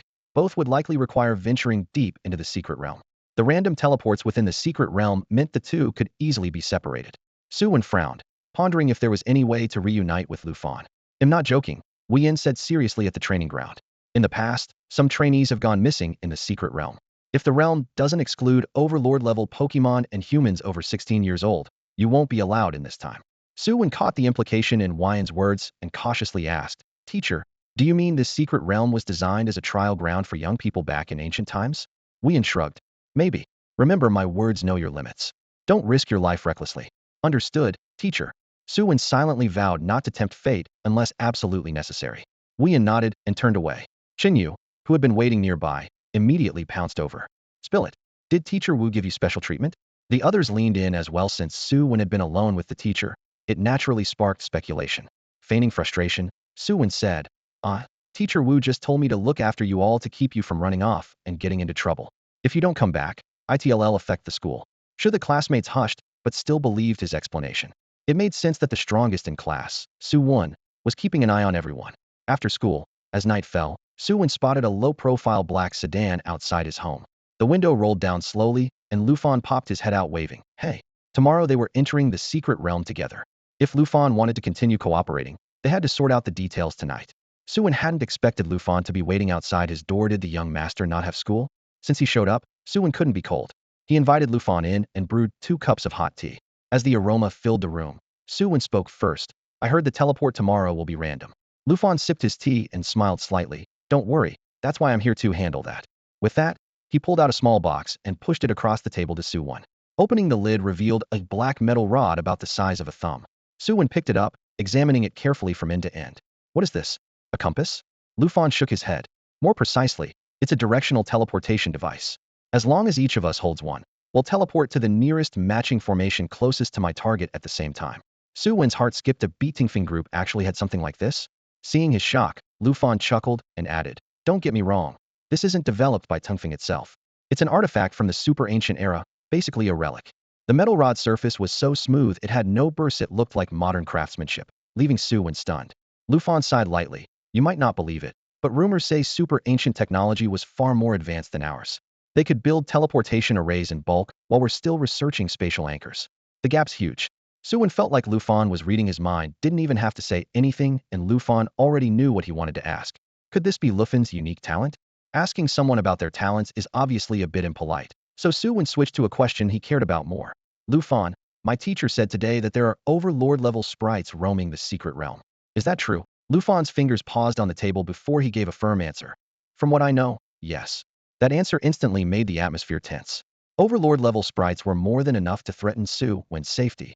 And if Lufan truly intended to venture deeper into the secret realm, the chance of encountering them would only increase. If Lufan was lying now, but they bumped into one tomorrow, it wouldn't be surprising if Su Wen lost his temper then and there. Su Wen licked his lips and stared intently at Lufan. Then I need to see the map of the secret realm first, along with the exact location you're heading to, before I decide. Adventure and suicide aren't the same thing. If this trip's too dangerous, I'm out of the deal.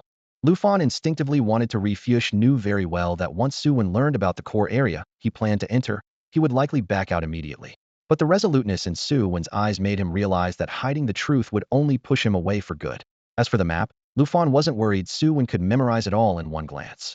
He sighed softly, pulled out his phone, and swiped swiftly across the screen. Then he laid the phone flat on the table. In the next moment, a gentle light projected a 3-dimensional holographic map.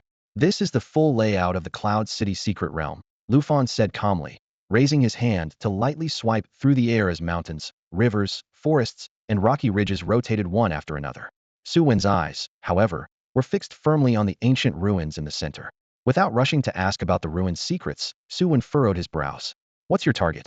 Where exactly do I have to go with you to seek resources from the metal monsters? Lufan pointed in the air, then gently dragged his fingertip.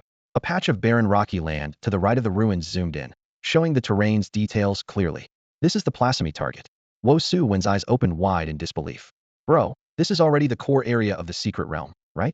Wait, rare resources usually have sprites guarding them. Is this place the territory of that overlord-level sprite? Lufan remained silent. The silence said everything. Su Wen never imagined that Lufan not only planned to delve deep into the secret realm, but to snatch resources right from under the nose of an overlord-level sprite. A mix of anger and shock surged through him. If he hadn't been so firm just now, Lufan would never have mentioned how deep he was going tomorrow to have dragged Su Wen into it blindly. Su Wen even suspected that Lufan intended to use him as bait to hold off the overlord sprite while he took the resources. Thanks, but I really can't play this game. Su Wen scoffed coldly as he stood up, motioning to end the meeting while putting the metal rod back into its box and sliding it in front of Lufan. Lufan said helplessly, Su Wen, calm down and hear me out. The dim campfire flickered between them. Su Wen crossed his arms, then suddenly clasped his hands together in a gesture meaning, I'm all ears, clearly wanting to hear what excuse Lufan could come up with. The overlord-level Pokémon in the Yunda secret realm is a giant clawed mantis, Lufan said steadily, looking Su Wen in the eye. Your Charizard has a 4-fold type advantage over it. We are not without a chance. Su Wen smirked and let out a short laugh. Haha, do you take me for a child? 4-fold advantage or not, it's still overlord level. What if it's already reached master rank? If I go in, I'd just be handing them a win. Besides, I can only believe about 30% of what you say. Don't forget, my aura can't distinguish truth from lies. His expression was cold, showing a clear lack of trust in Lufan. Lufan didn't argue. Instead, he pulled up information he had prepared earlier. The first photo was taken 15 years ago, showing a flash of blood-red shape. Though blurred, The signature giant claw was unmistakable. Light was the same giant clawed mantis. Back then, it had just entered the overlord rank. Then he switched to several high-resolution photos taken 2 years ago. Zoomed in, the mantis' dark red exoskeleton was scarred deeply, covered with cuts, yet it still looked fierce. When I encountered it 2 years ago, it was still just entering overlord rank, Lu Fan explained clearly, comparing data. According to the Secret Realm's rule forbidding any higher-level Pokémon, clearly some unknown force has suppressed it, preventing further advancement. Su Wen raised an eyebrow. If Lu Fan was telling the truth, there really was a limit inside the realm suppressing growth, otherwise the mantis would have evolved to master rank by now. In other words, they might really have a fighting chance through type advantage and close coordination. Su Wen, I know your strength best, Lu Fan said, licking his cracked lips from the cold. Charizard and Inghua are both elite level. Add my elite metallic monster and the ordinary level rapid dog. If we give it our all, it's far from hopeless. TCH, worthy of being Lu Feng's son, Su Wen thought silently. A rapid dog approaching semi-divine level was something ordinary trainers couldn't even dream of. But he shook his head. Everything you're saying is just possible. No matter the odds, it's not worth risking my life.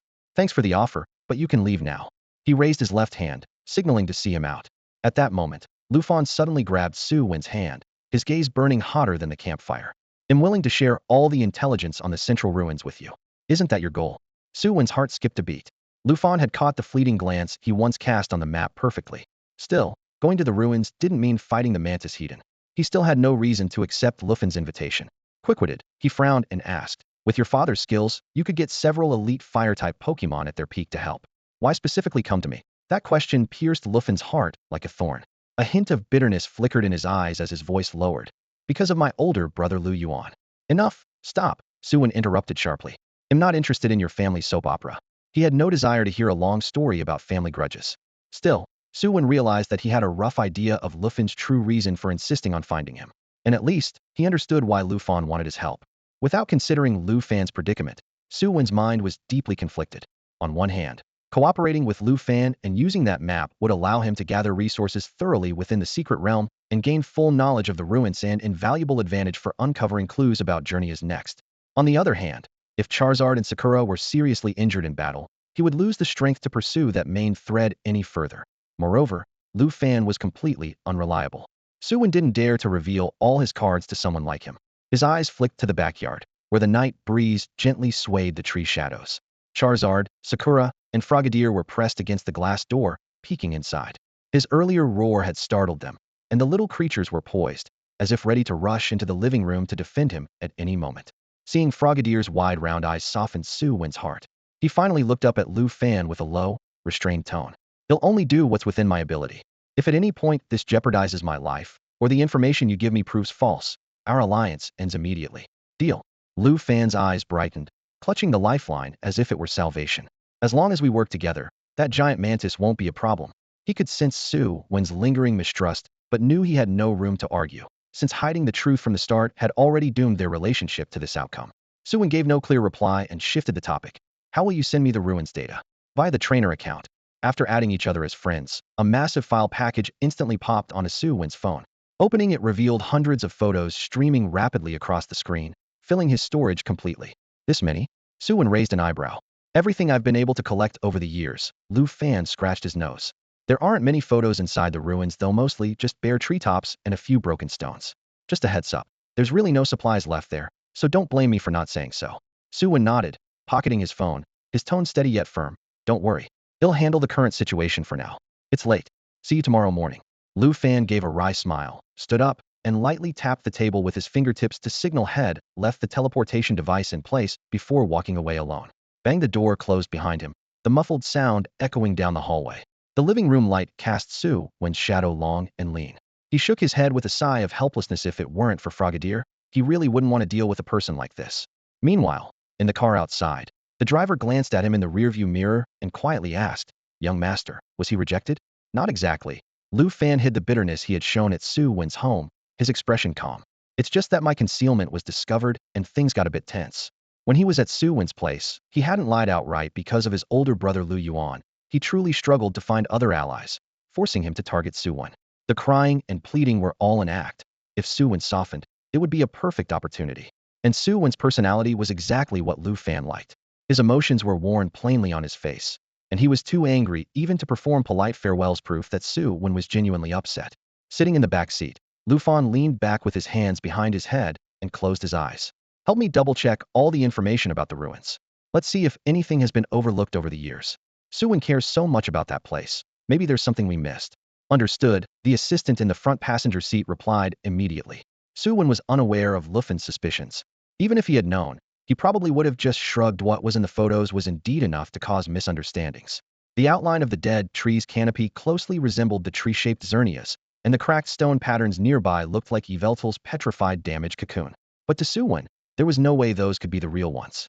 The tree-like Xerneas often gifts life energy to the earth, causing surrounding Pokémon to flourish. If a genuine Xerneas truly presided there, the secret area wouldn't only be home to dominant-level Pokémon.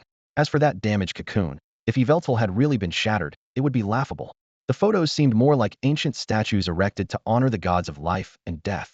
Still, traces of legendary Pokémon were enough for Su Wen to make the trip for his frog Pokémon, Guaguapopo.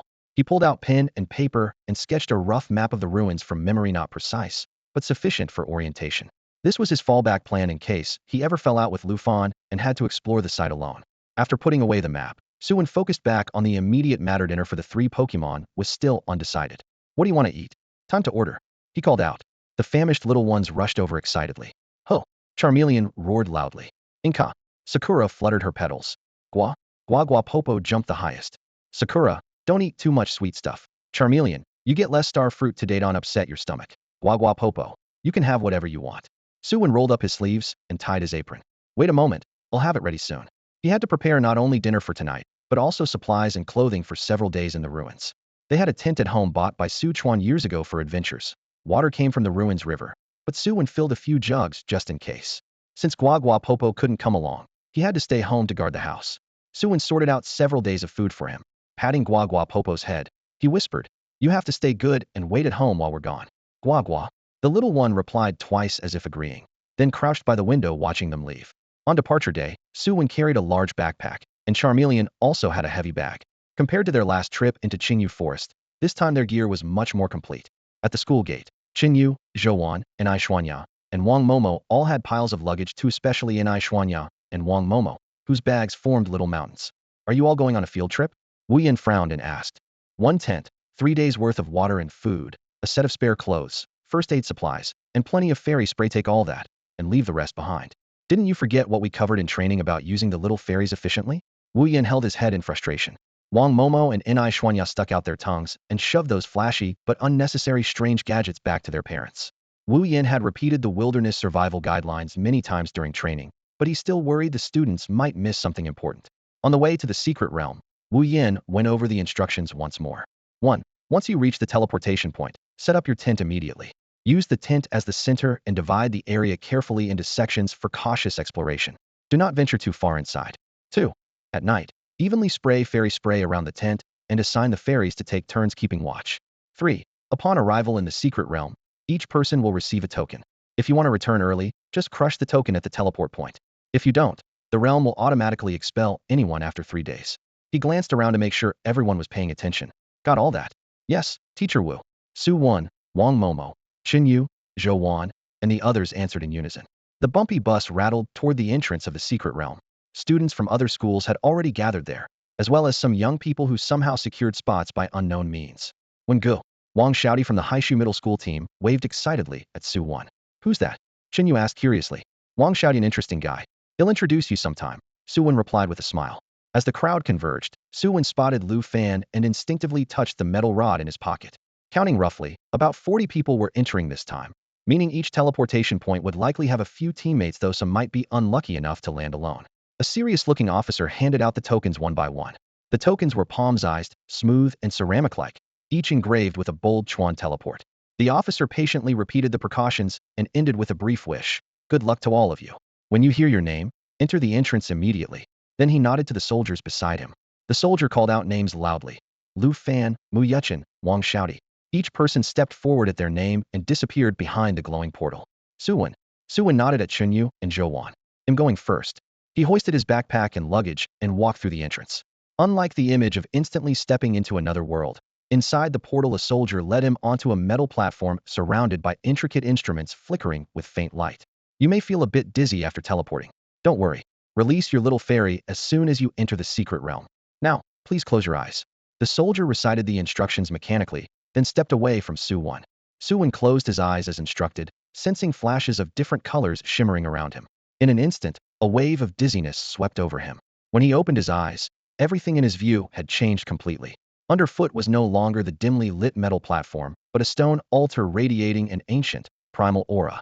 Surrounding it were several toned stone pillars, intricately carved with complex runes. A faint glow danced along the lines as if the symbols were alive.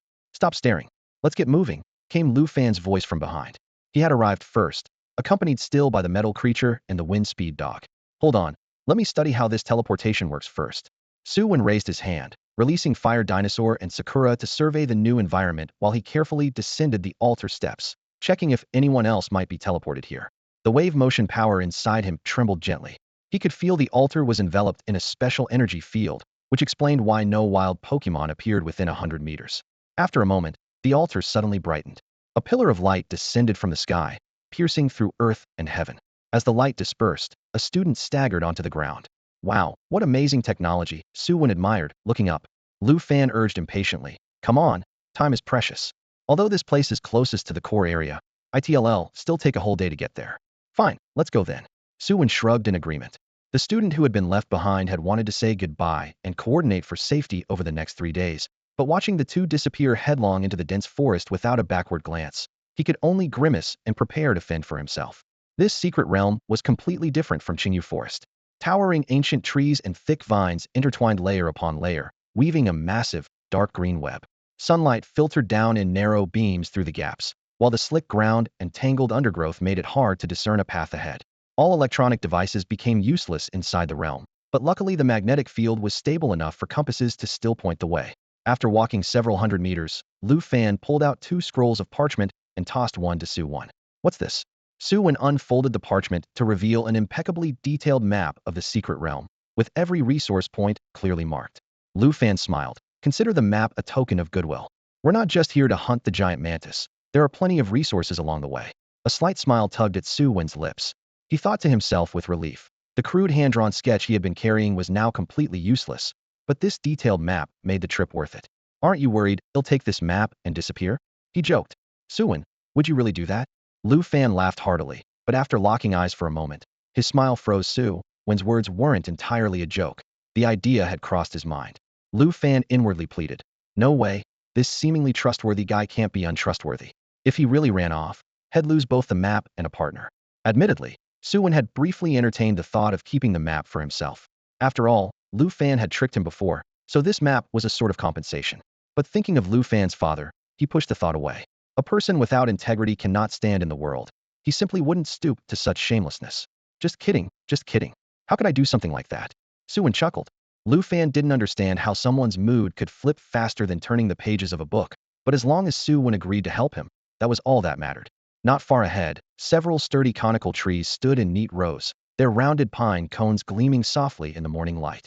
While rolling up the map and slipping it into his backpack side pocket, Lu Fan suggested they pick some cones. Pine cones were the sole raw material for making all kinds of pokeballs, and each pine cone tree was tightly monitored by the Alliance.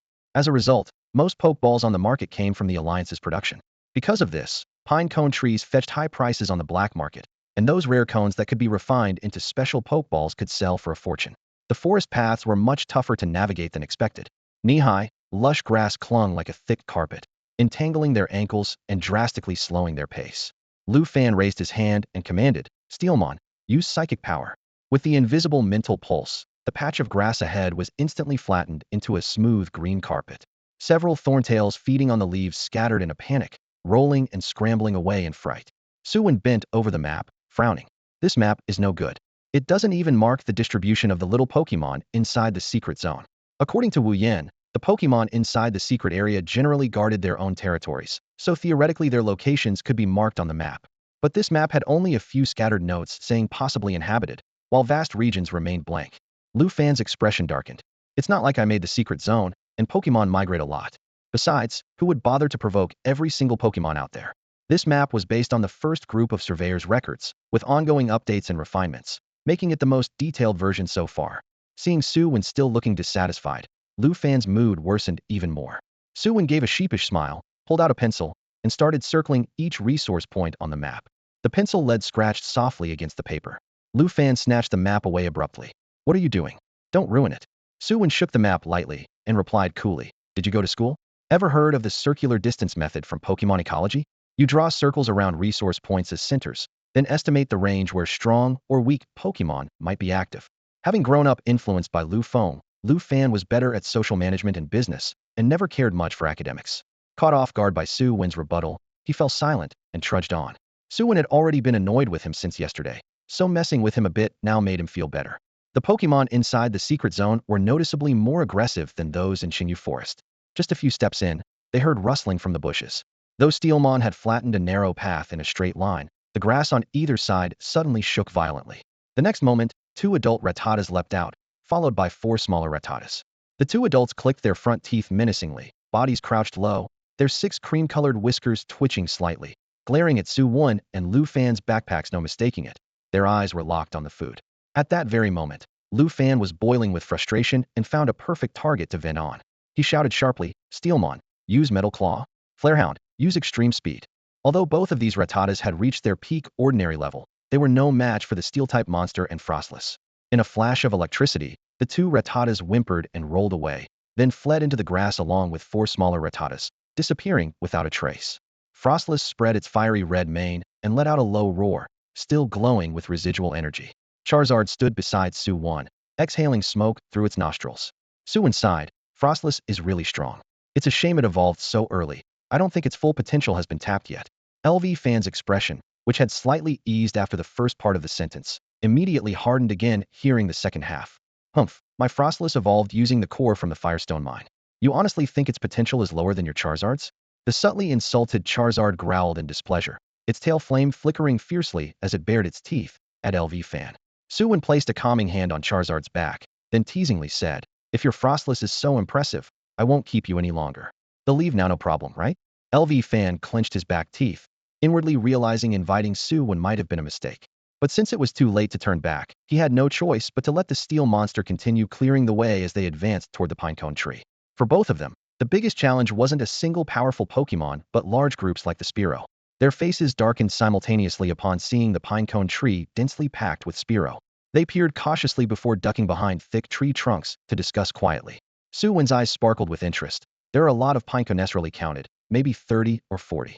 LV Fan counted more carefully, ignoring the yellow pinecones and focusing instead on the rare ones used to make advanced, luxury, or dive balls. There are about 7 or 8 rare pinecones. They'd fetch a good price on the market. Why don't you lure the Spearow away while I grab the pinecones? LV Fan suggested. Su Wen gave him a look like he was crazy.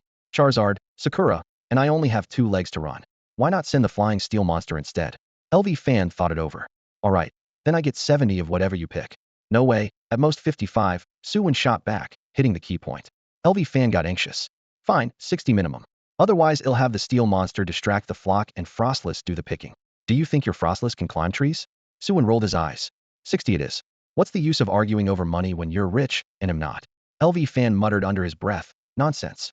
The money's not in hand, yet who knows if we'll even get it? Before leaving, LV Fan reminded Su Wen.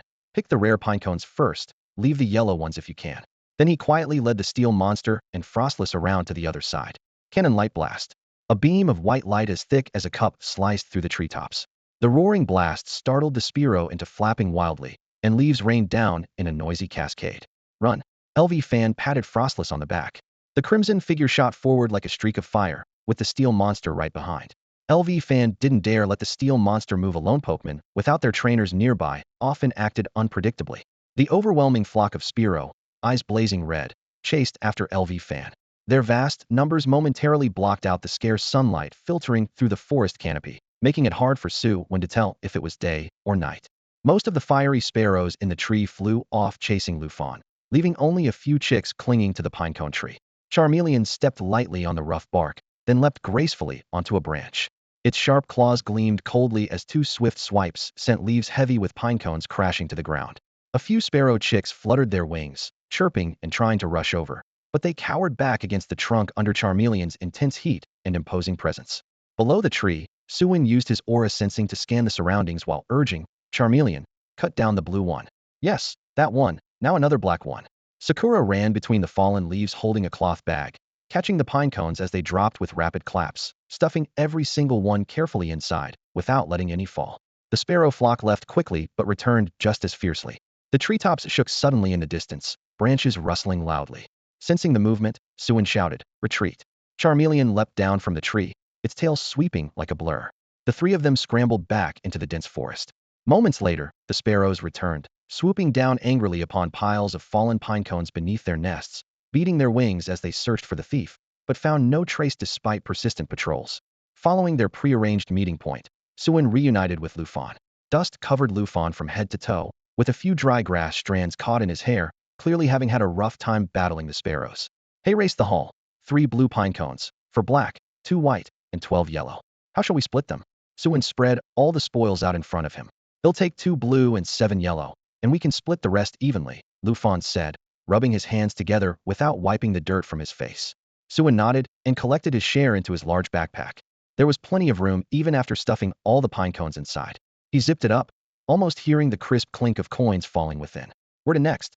Lufon unfolded a folded map and pointed to a spot. Here. Su Wen leaned in to look at marked a single dragon's eye fruit tree. He frowned. Just one tree? And we have to go out of the way? Dragon's eye fruit is rare, sure, but the Firebreath Valley delivers good quality fruit every month, and Wang Xiaoda's uncle has a pretty decent orchard nearby. One tree can't produce that many. It'd be easier to find healing herbs nearby. Lufon gasped wide-eyed. How can you be so blasé with these few pine cones, but not care about dragon's eye fruit? The orchard near the edge of the secret realm has several dragon's eye trees. They'll take you there once we leave. Pick as many as you want, Su Wen shrugged. Only then did Lufon understand Su Wen's lack of enthusiasm. If it weren't for needing Su Wen's help against the giant mantis, he would have claimed that single dragon's eye tree for himself. Noticing his gaze, Su Wen asked, "Why are you looking at me like that?" Lufon exhaled. "You really don't know the difference between secret realm fruits and blue star fruits?" Su Wen frowned. The books never mentioned this. Could he have missed something? What's the difference? He asked genuinely. Academically, Su Wen outshone Lufon, but when it came to worldly knowledge, 10 Su Wens couldn't match 1 Lufon. The secret realm was a wonderland of novelty for Su Wen, but Lufon, though not exactly a local, knew it quite well. "I thought you knew everything. Talk as we walk," Lufon said. Lufon sneered at Su Wen, then straightened his clothes a bit and helped Fong Su go tidy up his fur, which had gotten messy from running through the forest. Su Wen kept his head down and trailed closely behind, knowing that staying silent and pretending not to notice was the wisest choice right now. "What does the book say about the dragon's eye fruit?" Lufon asked casually, pushing aside some thorns as he walked. Su Wen recalled the exact words. "It contains the power of dragons and can give the little spirits who eat it dragon-like invincible defense." "Did those dragon's eye fruits you fed to the fire dragon have that effect?" Lufon mocked. Scratching his head, Su Wen replied, "The book's probably exaggerating a bit. There's no way the fruit is that amazing. The very best dragon's eye fruit isn't an exaggeration. You'll see for yourself soon." Lufon kept the mystery going, but noticeably quickened his pace. They hacked through the underbrush and fought off various small spirits attacking along the way.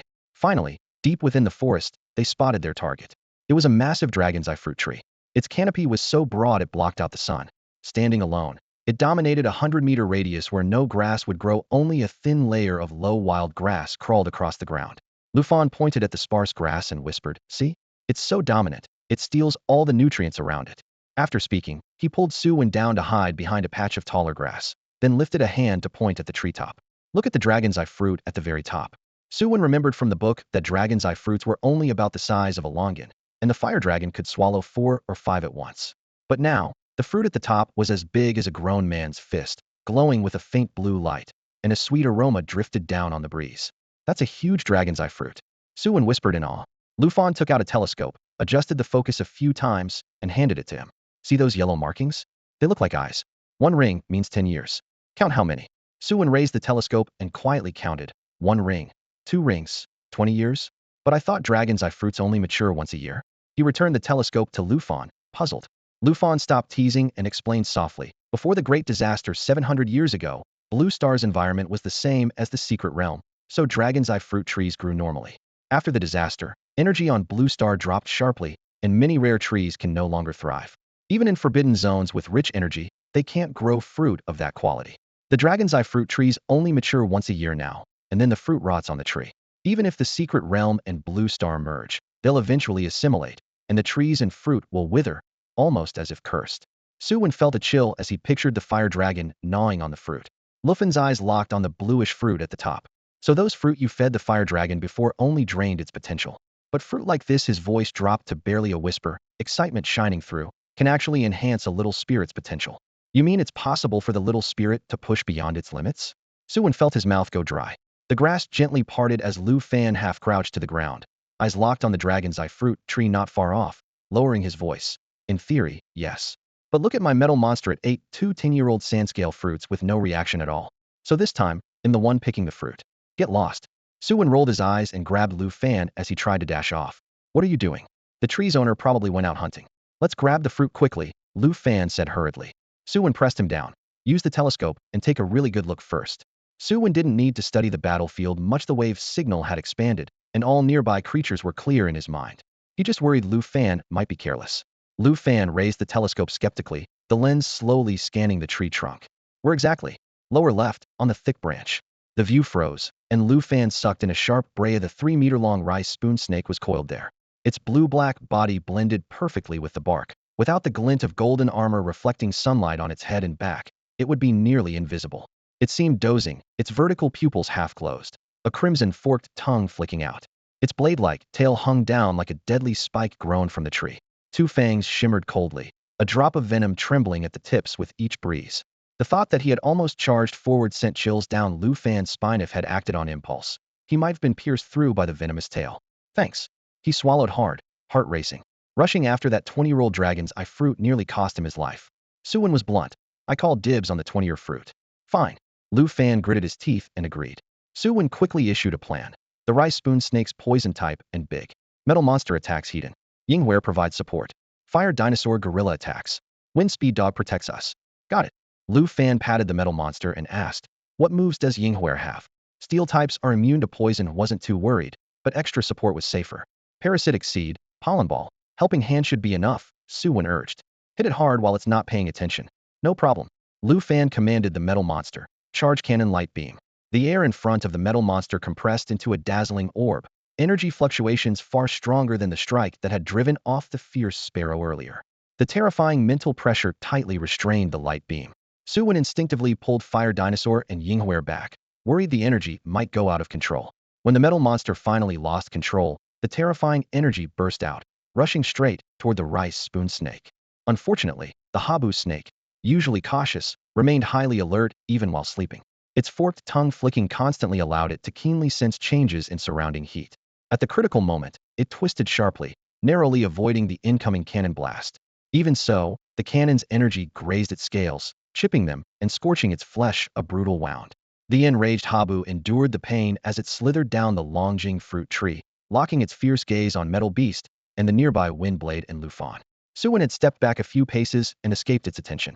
The snake's eyes were filled with blood, not a sign of the reverse scale, but a sign it was going berserk. Suddenly, torrents of purple venom poured forth like a violent storm toward Metal Beast and Lu Fan, as if a violet downpour was descending from the sky.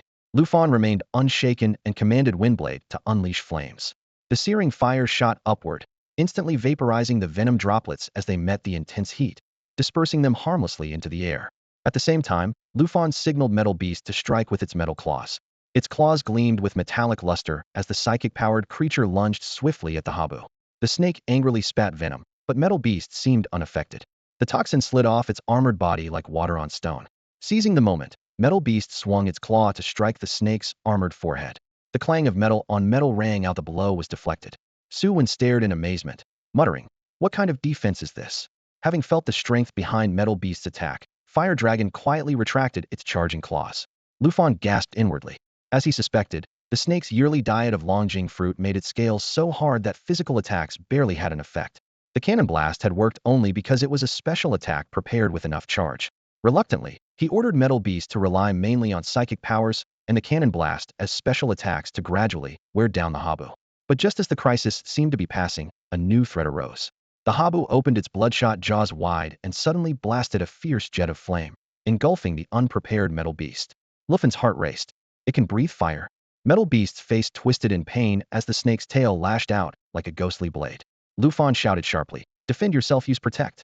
Metal Beast struggled to hold steady and formed a faint green protective shield, but the Habu's tail passed through like a phantom, smashing the shield and sending Metal Beast crashing to the ground. Su Wen immediately became alert. This was no ordinary strike height, carried a special energy capable of piercing protect. He quickly commanded, Sakura, throw a pollen ball. Fire Dragon, blast flames. Fire Dragon sped up and unleashed a scorching torrent of flames, pushing back the Habu. Simultaneously, a vibrant pollen ball landed precisely on Metal Beast and began spreading, repairing the severe damage the snake's attack had caused to its body. Thank you all for your gifts, Su Wen silently thought, though the tension in the air remained thick and unrelenting. The special attack posed a serious threat to franchise, at least enough to stop it from recklessly charging through Fire Dinosaur's flamethrower. It slithered along the edge of the wall of fire, allowing only the flickering flames to singe its scales slightly, leaving charred black patterns that emitted wisps of smoke. Yet its vertical pupils remained cold and sharp, fixed intently on the enemy nearby. Franchise was waiting. Once the flames died down, it would counterattack immediately. Flamethrower fire wasn't everlasting like the eternal blaze of a firebird. The intense white-hot flames gradually dimmed to dark red, then dwindled into scattered embers. Just as the fire tongues died away, Franchise darted forward through the gaps left behind, moving with the speed of a shadow to suddenly confront Fire Dinosaur. Its blade-like tail rose high and sliced down from above, the air ripping with a shrill whistle. Get out of the way, Su Wen shouted. He hadn't allowed Fire Dinosaur to use guard because he recognized the move's similarity to the tail strike that had toppled the metal monster earlier. A faint attack. Fire Dinosaur hammered its hooves on the scorched earth, rolled sideways and dodged, the tail blade grazing its chest and gouging a half-meter-long cut into the ground, flinging up shards of rock. Dragon claws, strike its wound, Su Wen commanded as he seized the opportunity. He noticed the injury left by the cannon light shot was still bleeding. The dragon fruit only hardened Franchise's scales, it hadn't healed the injury. Fire Dinosaur's claws glowed green as they stabbed towards the gash. Franchise abruptly twisted aside, opening its massive jaws wide. Its once red fangs now gleamed with a dark purple hue, clearly coated with a potent toxin. The steel metal monster could endure it, but Fire Dinosaur dared not risk those venomous teeth nearly a dozen centimeters long injecting poison into its body instantly. Fire Dinosaur gripped tightly with its wrists, crossing its claws to harshly brace against the fangs, sparks flying from the clash of fire and cold light. Using the recoil to its advantage, it retreated several steps, creating distance once again. At that moment, Lufan crouched beside Su Wen and whispered urgently, "Let Fire Dinosaur use that move which defeated the metal monster last time." Su Wen shook his head. Flash Flame Charge is also a physical attack. It can only burn the surface, but ITLL just lead Fire Dinosaur right into its mouth. How's the metal monster's recovery? After treatment with pollen clusters, the metal monster was mostly healed, with only the crack on its right shell sliced open by the tail blade still unhealed. Seeing this, Lufan decided to try the same tactic again. Metal monster, charge up, cannon light shot. Sakura assist. Su Wen added immediately. Sakura clapped her hands, and warm energy surged into the metal monster's body. The glowing sphere at the cannon's muzzle visibly expanded, energy layers stacking up like a blazing sun compressed within it. But did Franchise fall for the same trick twice? Although entwined with Fire Dinosaur, its vertical pupils constantly watched the metal monster that had wounded it before. Were it not for Fire Dinosaur holding it back, it would have dashed over to finish the job already. The cannon light shot, imbued with terrifying power, screamed forward again, but Franchise had anticipated it well in advance. With a flick of the rice spoon snake's tail blade, it acted like a mirror, cleverly reflecting the cannon beam toward Charizard's position. Su Wen's pupils contracted sharply, and almost immediately he ordered, "Charizard, hold your ground." In a flash, a faint green barrier materialized in front of Charizard. The cannon beam struck the shield with a thunderous force, pausing only half a second before the barrier shattered into sparkling fragments. It was precisely during that brief moment that Charizard managed to sidestep halfway, the intense white beam grazing its left shoulder and burning a bullseyed hole through a tree trunk 100 meters away. Though the beam barely brushed past, Charizard's left shoulder was scorched black, its arm hanging limp, unable to lift anymore. Medong, use telekinesis to restrain the rice spoon snake. Sakura, heal Charizard. Su Wen and Lu Fan acted in perfect sync. Medong extended its limbs, hovering midair as blue-white psychic waves tightly bound the rice spoon snake. Sakura darted over like a battlefield medic, bouncing alongside Charizard, raising her hands as clusters of glowing pink pollen covered the burned muscles. Charizard's face, taut with pain, finally relaxed. Its heavy breathing began to steady. Having learned from the last burn injury, Medong kept a constant watch on the snake's fangs. Whenever it sensed an attempt to spit flames, Medong immediately raised a protective shield. Without the intense heat to melt its metallic shell, the rice spoon snake's feints, even through the barrier, failed to inflict fatal damage on Medong. Several minutes later, with Sakura's treatment complete, Charizard rejoined the fight, creating a pincer attack alongside Medong. Under this relentless pressure, the rice spoon snake could only spit a mouthful of venom in desperate retaliation before retreating wounded into the dense forest. Phew, even though it's only a latest stage elite, this guy's tough as nails, Lu Fan patted his chest.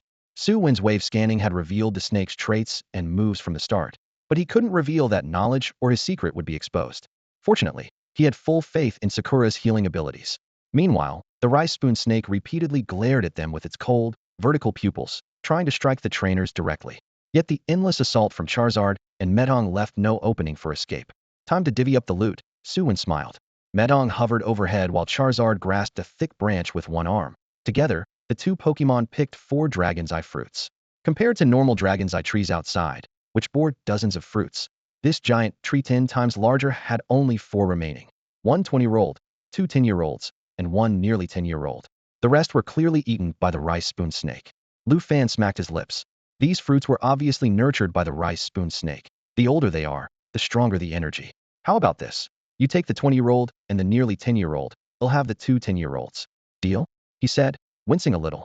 Su Wen could sense that the energy contained in this 20-year-old Longjing fruit far exceeded that of 2 10-year-old Longjing fruits combined. It was clear Lu Fan had kept Su Wen's past kindness in mind. He first cupped the Longjing fruit in his palm. Its smooth, glossy skin cracked open easily with a bit of pressure from his fingertips. With a gentle slice of his knife, translucent juice trickled down the blade like crystal threads. Su Wen quickly summoned the fire lizard to poke its head in, and with its tongue, it lapped up the sweet drops, completely wasting nothing had become his rule of conduct. After carefully splitting the fruit open, the white flesh gleamed like snow porcelain, smooth and shining with a rich luster. Its sweet aroma wafted through the forest air, making both the fire lizard and Sakura stir their nostrils instinctively. The jet black seed, about the size of a longan, was plucked out and casually tucked into Su Wen's pouch. Then he handed the 2 halves of the Longjing fruit to the fire lizard and Sakura respectively. The nearly 10-year-old Longjing fruit was set aside with reverence, reserved to be taken back to the Guagua bubble frog. Such a waste. The best effect comes from giving Longjing fruit to a little spirit. Lu Fan shook his head, but still followed Su Wen's example, giving the older fruit to the metal beast and the younger one to the speed dog. Everyone contributes according to their effort. The fire lizard and Sakura really pulled their weight this fight, Su Wen explained cheerfully, then took out a water cup to rinse the knife and wash the fruit pulp off his hands. The fire lizard, with its large mouth, swallowed the half-sized chunk of fruit in 2 bites, licking its lips and giving a satisfied pat to its small belly, letting out a low growl, roar. Sakura held the other half carefully with both hands, nibbling at it in small bites, looking much like a busy little silkworm. After they finished, Su Wen gently placed Sakura on top of the fire lizard's head. Let's go. That food scoop snake is still lurking nearby. Lu Fan shuddered. Being watched by the food scoop snake was no good news. He quickly nodded. Let's get out of here, hurry. With the Longjing fruit secured, there was no need to risk a heat and clash with the badly injured food scoop snake. Su Wen skirted around the thicket, taking another mountain path. The food scoop snake had crouched low among the grass for a long time, waiting until it was certain they had gone before reluctantly retreating to the Longjing fruit tree. It fumed in anger. The fruits it had painstakingly nurtured for years were all taken at once, but now healing its wounds was most urgent. If its nemesis, the mongoose slasher, learned how badly it was hurt, it would probably come knocking overnight, and then it might not even see the sun the next day. Damn it all, I just wanted the Longjing fruit. I would have given it to you. Why attack me? Sob sob. The food scoop snake whispered mournfully in anger. Meanwhile, having tasted the sweet fruits, Su Wen pulled out the map to see if there were any other resources like the Longjing fruit tree nearby. The map did show a Shaolin fruit tree, but it was in the opposite direction of their route. Turning back now would mean missing their scheduled time to explore the ruins. After a moment's thought, he rolled up the map. A bit of a pity, but we have to give it up for now. On the journey ahead, he relied on his self-invented circular distance method to estimate the route. Along the way, they encountered many little spirits, but cleverly avoided all local overlords. Whenever there were interesting resources, they would investigate, but unfortunately, most were either already harvested by the spirits or fiercely guarded by groups of resident spirits, making it difficult to reap great rewards anymore. Su Wen had picked some medicinal herbs along the way. These herbs, combined with chungchung fruit, could be made into highly effective healing salves. The two of them walked and gathered plants, unknowingly approaching the rocky terrain where the giant clawed mantises lurked under the glow of the setting sun. Due to the uneven landscape, trees were sparse, and jagged boulders piled up like discarded coral reefs, creating a grotesque spectacle of twisted rock formations. Let's find a spot to set up camp first, Lu Fan said, glancing up at the sun, which was half dipped below the horizon. The realm grew far more dangerous at night. Many small spirits hid by day and became active after dark. Human vision was limited, and even the most skilled explorers rarely traveled in such conditions after dusk. Su Wen checked the map carefully. They were only a short distance from both the ruins and the mantis nest by dawn, so he nodded in agreement. They chose a relatively flat rocky plateau to unload their gear. The little spirits took their positions. Utilizing the metallic creature's telekinetic power, Lu Fan quickly drove several metal support rods into the ground, forming the frame of the tent in an instant. Su Wen was no slower. Years of camping alongside Su Chuan helped him stretch and fasten the tent fabric in no time. With the last light fading, he hurried to fetch water from a nearby stream with a bucket, followed by the Charmander and Sakura. Lu Fan called forth a Rapidash and, together with the metallic creature, chopped down some dead wood, stacking it into a neat pile to fuel the fire. Protected by their aura sensing, Su Wen easily avoided the small spirits hiding along the bank and then took a thorough, refreshing bath in the mountain stream. The temperature in this realm was roughly like early summer back home, so the water was cool but bearable, washing away the stickiness and exhaustion of a long day's trek. The Charmander poked the water with its claw, flinched instantly, and pulled back, preferring hot springs. It showed no interest in the chilly stream. Haha, they'll heat some water for you to soak in when we get back, Su Wen reassured it, patting its scales. Along the way, they had found bizarre bamboo-like trees with hollow segments as wide as wash basins. Su Wen immediately told Charmander to chop down a few sections to make temporary water buckets. Now carrying 2 buckets of clear water, with Charmander balancing a third on its back and Sakura trotting behind, the group returned to camp just as Lu Fan had gotten Rapidash to spark a flame and kindle an orange fire. That took way too long, Lu Fan frowned. Sorry, took a quick bath on the way, Su Wen laughed, putting down the buckets. Lu Fan gave him a disdainful look. You didn't bring your bathwater back, did you? Don't worry, it's just clean stream water. I filled the buckets first, then washed, Su Wen explained, placing one bucket on a makeshift mud platform. He had Charmander regulate the fire's heat to warm the water, preparing to keep his promise of a hot bath. Lu Fan doused Rapidash with the remaining river water, carefully washing off the dust from the journey, then used a comb to groom its thick mane. Su Wen fiddled with some firewood. Did you finish spraying the spirit repellent? Done, Lu Fan said, putting empty bottles back in his pack. Then he added, we still need to take turns keeping watch at night. Since this is your first time entering the realm, how about you take the first half? Okay, they'll do it, Su Wen agreed easily. For him, staying awake was not a burden. He didn't need Charmander or Sakura to stay by his side. With his aura sensing always active, he could detect any movement within the area and know exactly if any spirits approached their camp. As soon as the water in the tub warmed up, Su Wen gently placed the Charmander inside. Cherry then jumped into the tub with a splash, drenching Su Wen's face. The wind speed dog, standing nearly 2 meters tall, squatted nearby, watching longingly at the Charmander lounging like a lord in the tub, only half its head and the flickering tip of its flaming tail visible as it closed its eyes to enjoy the rare bath. Wolf, it looked up at Lu Fan. Lu Fan sighed and patted its neck. With your height, that tub really isn't big enough for you. Be patient. We'll find a hot spring for you when we get back, okay? Whimper the wind speed dog lowered its body and let out a pitiful whine, clearly feeling left out since all the other creatures got to bathe, but it didn't. You two go rest first. He'll wake you at 12:30. Su Wen glanced at his watch. It was still only a little before 8. If they took turns keeping watch, they could all get 5 or 6 hours of sleep. Okay, don't doze off, but if you can't help it, just call me.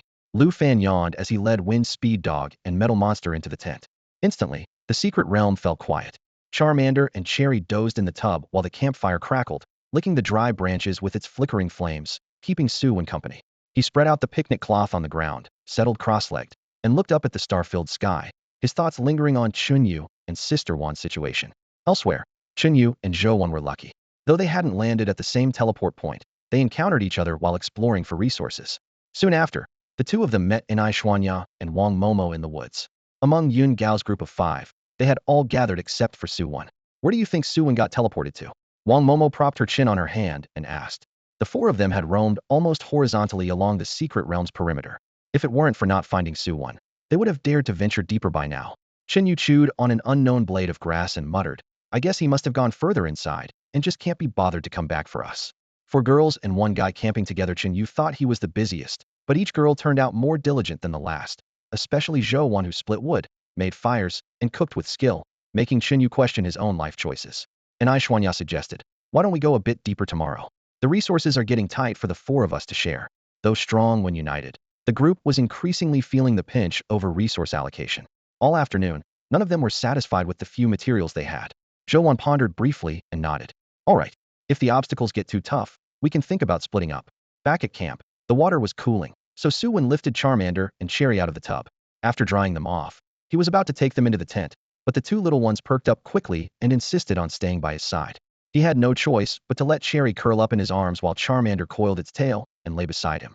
Late at night, small spirits occasionally flitted over the camp.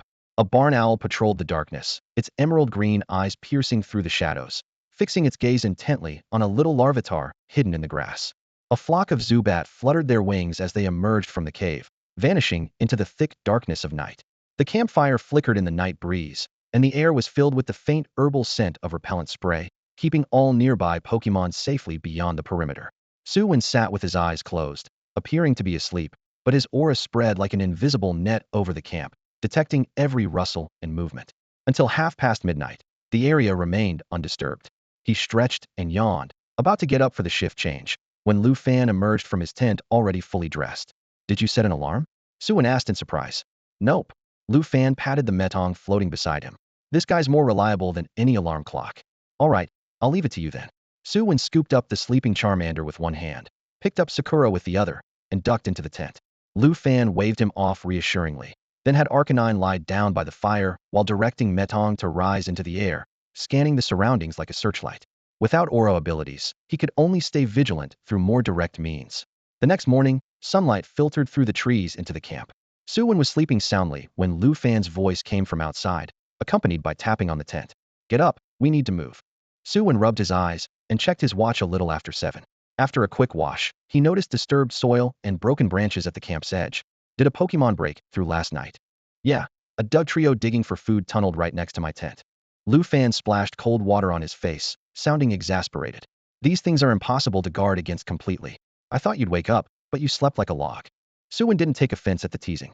If there had been any real threat, Charmander would have woken up immediately. He unfolded the map and pointed ahead. We're almost at your destination. What exactly are you after? As agreed, except for that one item, everything else is mine. This was the deal they'd struck when they first met. Lu Fan scratched his head with a grin.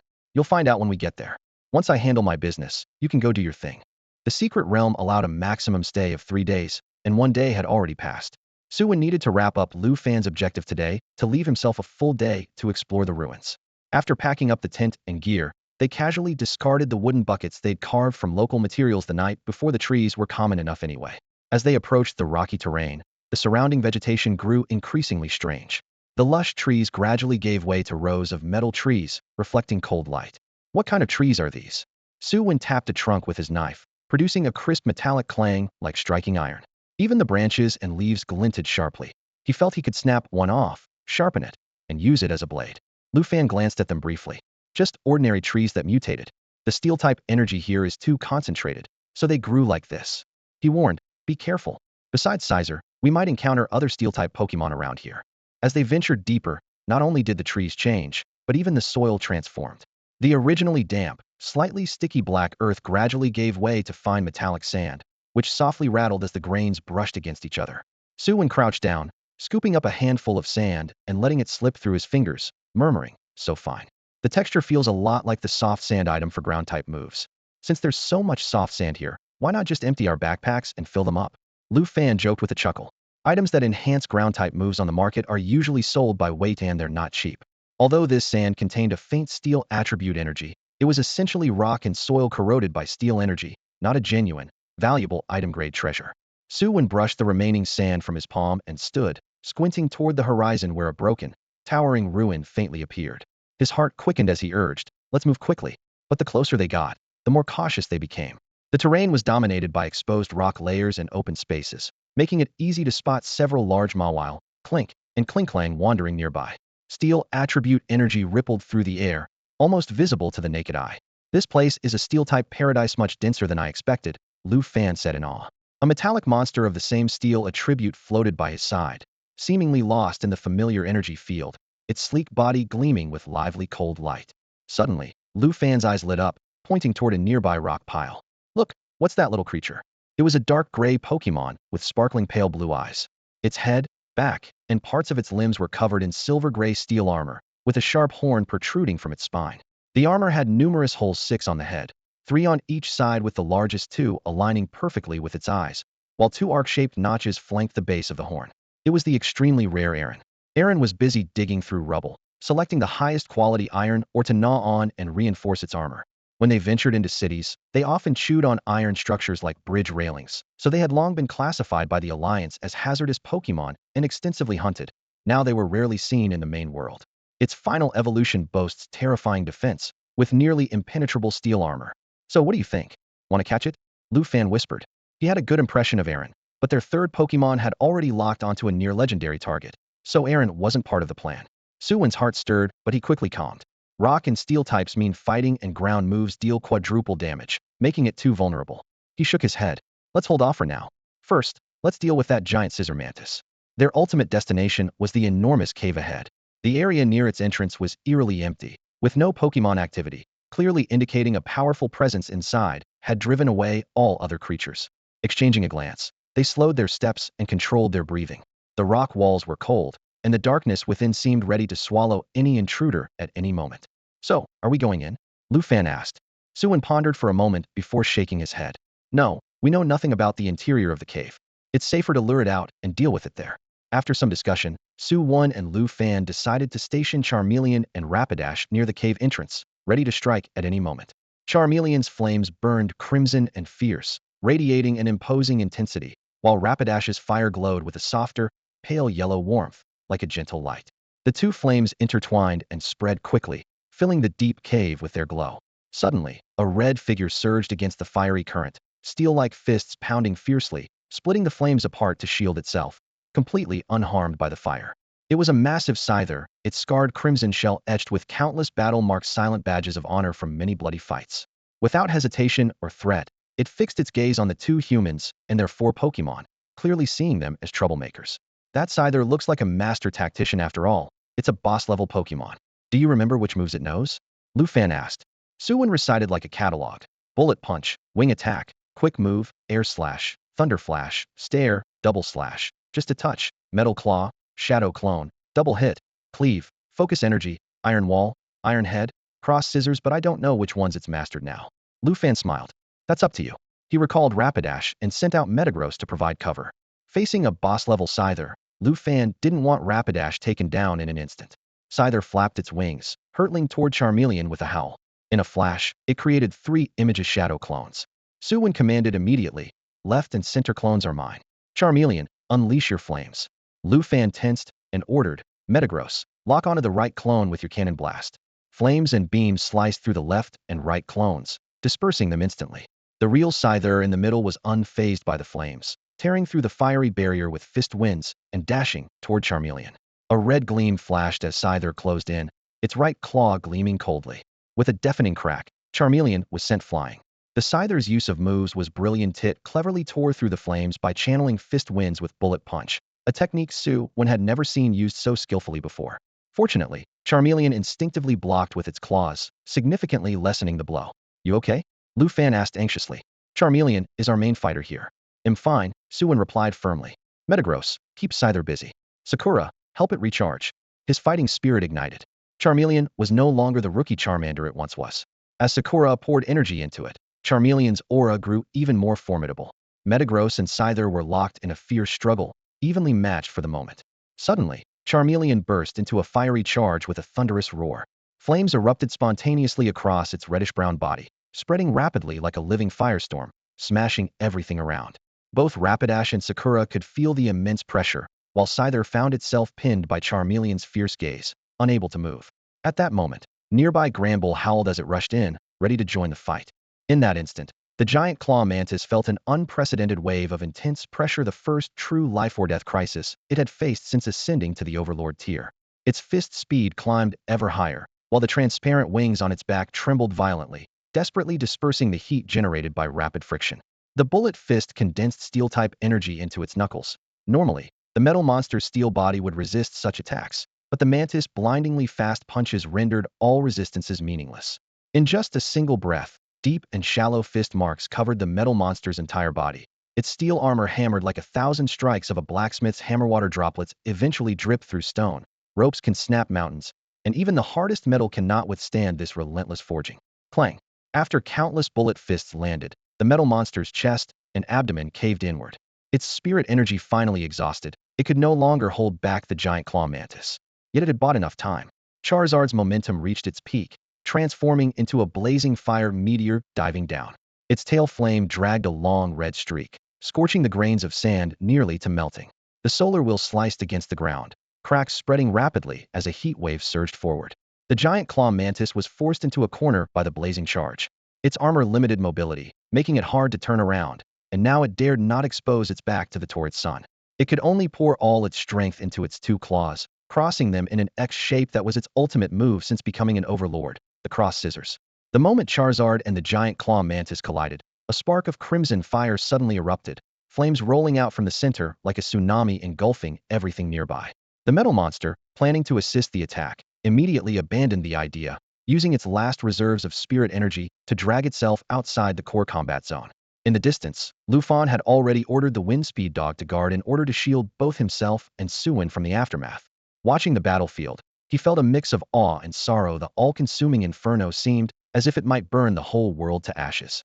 Blazing light and flowing shadows intertwined as the two little creatures struggled fiercely within the fiery storm. Charizard, empowered by Sakura's energy link, wielded even stronger flames and held a decisive elemental advantage over the giant claw mantis. But the mantis, with its overlord status, stubbornly met the firestorm heat through sheer strength. Under the solar wheel's glare, the cyan cross scissors flickered like a candle in the wind but never went out. Lufon felt both respect and fear deep inside. This flash blaze charge was no ordinary elite movie. It rivaled even overlord-level power. Had it hit the metal monster, it might have turned it into ashes before it could even fall asleep. Sakura, heal the metal monster and be ready to shield Charizard from the giant claw mantis. Su Wen whispered instructions. He knew that no matter who won this clash, Charizard was bound to be injured. The backlash from Flash Blaze charge combined with the cutting force of the Mantis Cross Scissors could easily cause devastating damage in an instant. Su Wen worried about Charizard's current state. The flames began to dissipate, and a small sprite, like a bluebird, traced a beautiful arc through the air and flew out of the sea of fire. Or rather, it wasn't flying out on its own, it was violently hurled out by a tremendous force. That was a fire dinosaur, its whole body emitting scorched smoke. Su Wen rushed forward in 3 quick steps, spreading his arms wide and catching the fire dinosaur steadily in midair. The momentum, like a violent gust of wind, sent them both tumbling across the cracked ground several times. The residual heat burned his arms, causing sharp pain. Roar! The fire dinosaur let out a faint low growl. As a fire type, it should have had high fire resistance, but the backlash from its recent flame charge left its body charred. Its shattered scales exposed raw flesh beneath, with the most prominent injury being a cross-shaped wound on its chest, clearly inflicted by the crossed pincers of the giant mantis. Fire dinosaur, rest. Sakura, use a pollen cluster. Lufon, have the metal monster guard against the giant mantis. Su Wen decided instantly. He had anticipated this. The giant mantis stuck at the early overlord stage was terrifyingly resilient, and the fire dinosaur alone was still barely holding its own. Sakura abandoned the metal monster, now more than half healed, and leapt beside the fire dinosaur. A gentle cloud of pollen instantly covered the wound. With the sleeping move activated and aided by the healing pollen, the fire dinosaur's breathing visibly steadied. At the same time, the firestorm faded, revealing the scorched giant mantis behind the smoke. It had no resistance to flames. A third of its crimson carapace was warped and deformed, and its 2 pairs of thin wings were burned off halfway. It staggered, looking like it might fall at any moment. Yet its scythe-like pincers remained firmly clenched, and its gaze was unwavering. Lufon's heart skipped a beat. This creature was far from beaten. Metal monster, use Mind Hammer. Swiftwind, quick attack. Lufon commanded decisively. Quick attack was an extremely rare move outside of Quasidivine and mythical beasts, and Swiftwind was one of the few who could master it. With a low growl, Swiftwind transformed into a streak of golden red light, instantly closing in on the giant mantis. But just as the streak was about to strike, the mantis fist moved faster than the light. A hook punch followed by a bullet punch, a flawless double strike. Swiftwind was blasted backward, crashing heavily to the ground and howling in pain. A woo. That reaction speed. Lufon's face went pale. He immediately changed tactics. Metal monster, disrupt with telekinesis. Don't rush in blindly. Metal monster, about to collide with the enemy, quickly slid back, binding the giant mantis with blue-purple psychic energy for range suppression. Meanwhile, Lufon rummaged through his backpack for medicinal supplies and herbs gathered along the way, bending down to treat Swiftwind's wounds. The giant mantis knew it would surely lose if it lingered in this skirmish. Its gaze passed over the metal monster, locking onto the calm, and commanding Su Wen capture the leader first. Feigning an attack on the metal monster, it forced the metal monster to retreat step by step. Then, suddenly twisting its foot, its pincers sliced through the air, lunging directly at Su Wen. Su Wen was not surprised at all by the movements of the giant claw mantis. He immediately scooped up Charmeleon and retreated while commanding, Inghuar, use Grass Knot. Inghuar had just learned this move Su Wen had spent over 20,000 coins on skill machines in the store not long ago for special training. The power of Grass Knot varies depending on the opponent's weight. The bigger the target, the more damage it deals. However, Su Wen didn't expect to knock down the giant claw mantis with it instead. He was buying time. Charmeleon was sleeping to recover, and it wouldn't wake up unless its wounds healed. A Pokémon that doesn't know sleep talk can barely move in this state. The metallic gravel made the ground barren, yet with Inghuar's wave of its hand, fresh green grass shoots sprang up, slithering like living snakes to entwine the mantis ankles. The grass shoots were fragile and easy to snap, but they kept coming non-stop. Just as one bunch was cut, another would pop out, firmly binding the giant claw mantis in place. If it were the flying mantis before, it could have easily cleared the area with sharp claws, but now those heavy pincers became a shackle, making it as awkward as a dragon stuck in shallow water. Seizing the opponent's restraint, the metal monster previously forced to retreat rushed forward ominously from behind.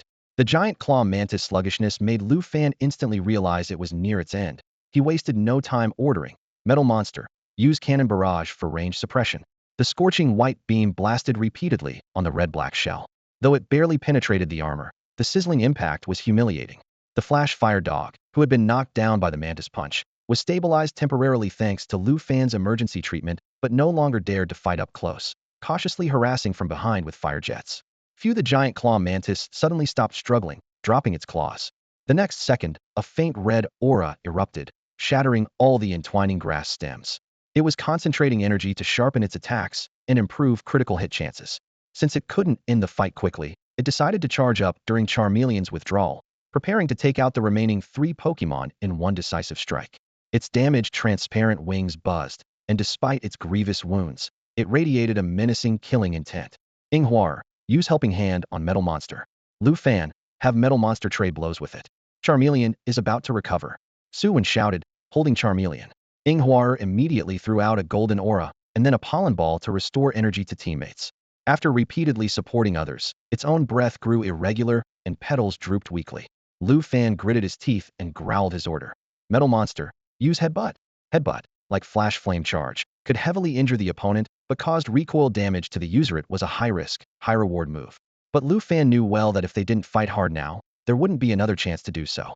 Sakura's Flower Blessing continued to envelop the Metong, and with the boost from the flower's power, its ramming attacks were far from weak. Enhanced by the pollen, the Metong used its entire body like a cannonball, charging headlong in a straight line at the pincer.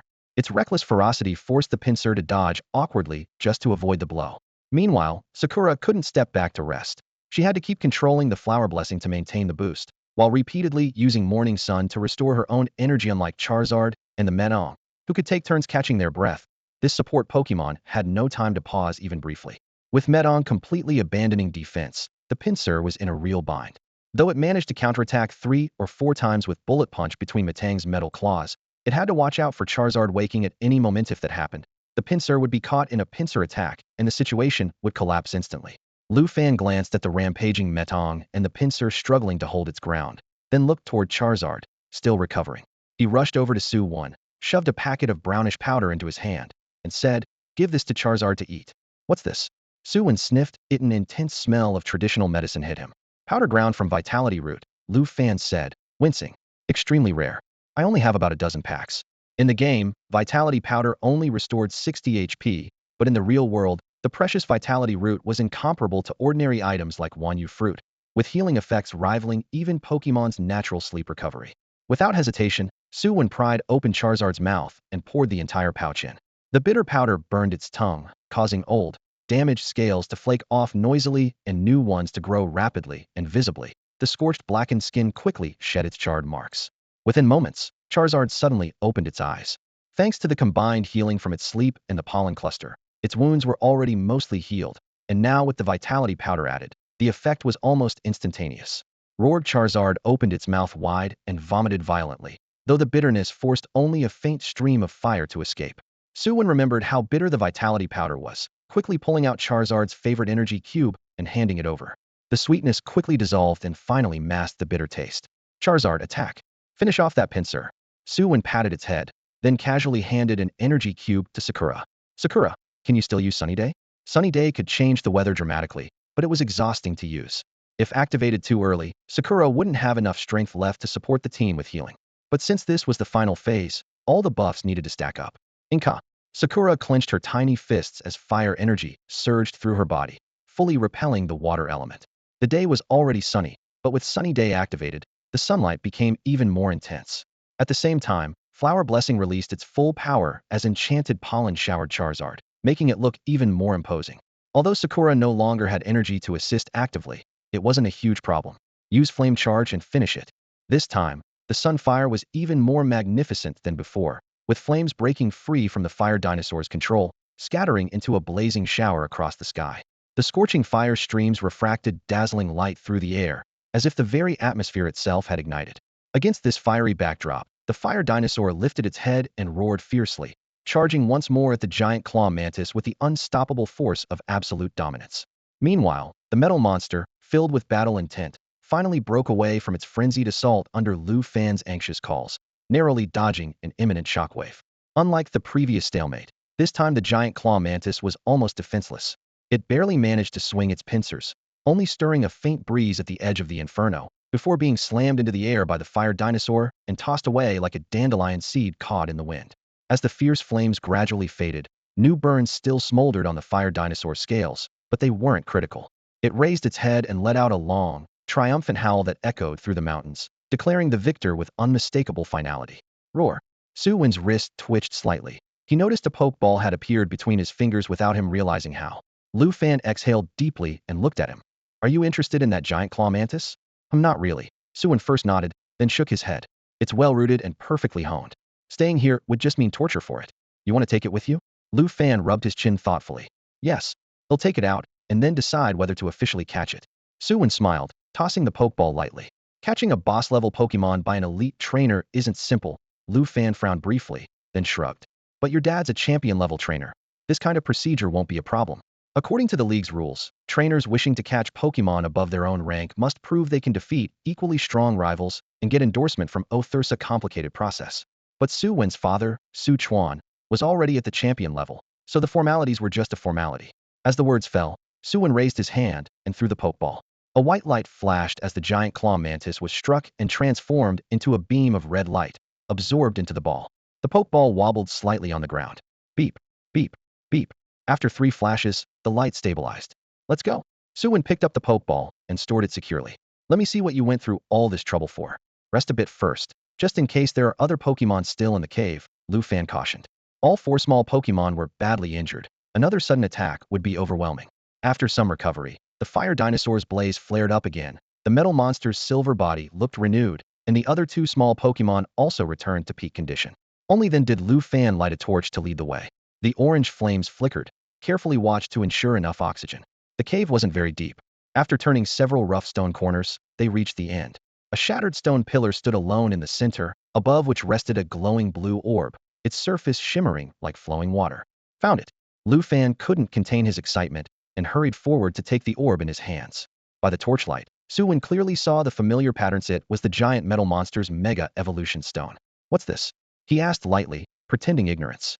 Lu Fan carefully placed the orb in a specially made box, sealed it shut, and solemnly stored it in the deepest part of his backpack, handling the giant metal monster's Mega Evolution Stone with the utmost care. I don't know for sure, but my dad said that if I can bring this bead back from the Yundu secret realm this time, he'll give me and my older brother a fair chance to compete, Lu Fan said excitedly. Hearing this, Su Wen felt a flicker of indescribable sympathy. He was almost certain Lu Fan wasn't lying. Yet he clearly had no real understanding of how valuable this Gigantamax Mega Evolution Stone was. In a world where a Pokemon's strength means everything, whoever holds such a rare treasure holds the power to speak, but Lu Fan was obviously clueless. Su Wen didn't feel it was his place to correct him, especially since he wasn't sure whether Lu Fan's father, Lu Feng, even knew the secret behind Mega Evolution. Having traveled together for a while, the two had grown noticeably closer. After hesitating for a moment, Su Wen reached out and patted Lu Fan on the shoulder, speaking softly. I saw an introduction to stones like this at my master's home. They contain incredible power. Lu Fan's natural perceptiveness caught the shift in Su Wen's mood in an instant. Surprise, then pity, finally calm. After a brief silence, he nodded and quietly replied, I understand. Lu Fan carefully put away the Gigantamax Mega Evolution Stone, but it seemed there was nothing else to find nearby. To Su Wen, it felt like this trip had been wasted. But instinctively, He was sure there was more than just this one treasure here. Logically, the Gigantamax stone would be similar to the Mega Evolution Stone for Charizard X, which attracts Steel-type energy nearby, but its effect radius was only a few meters, too small to turn the whole area into a haven for Steel Pokémon. There had to be another secret. He gestured to the Charizard.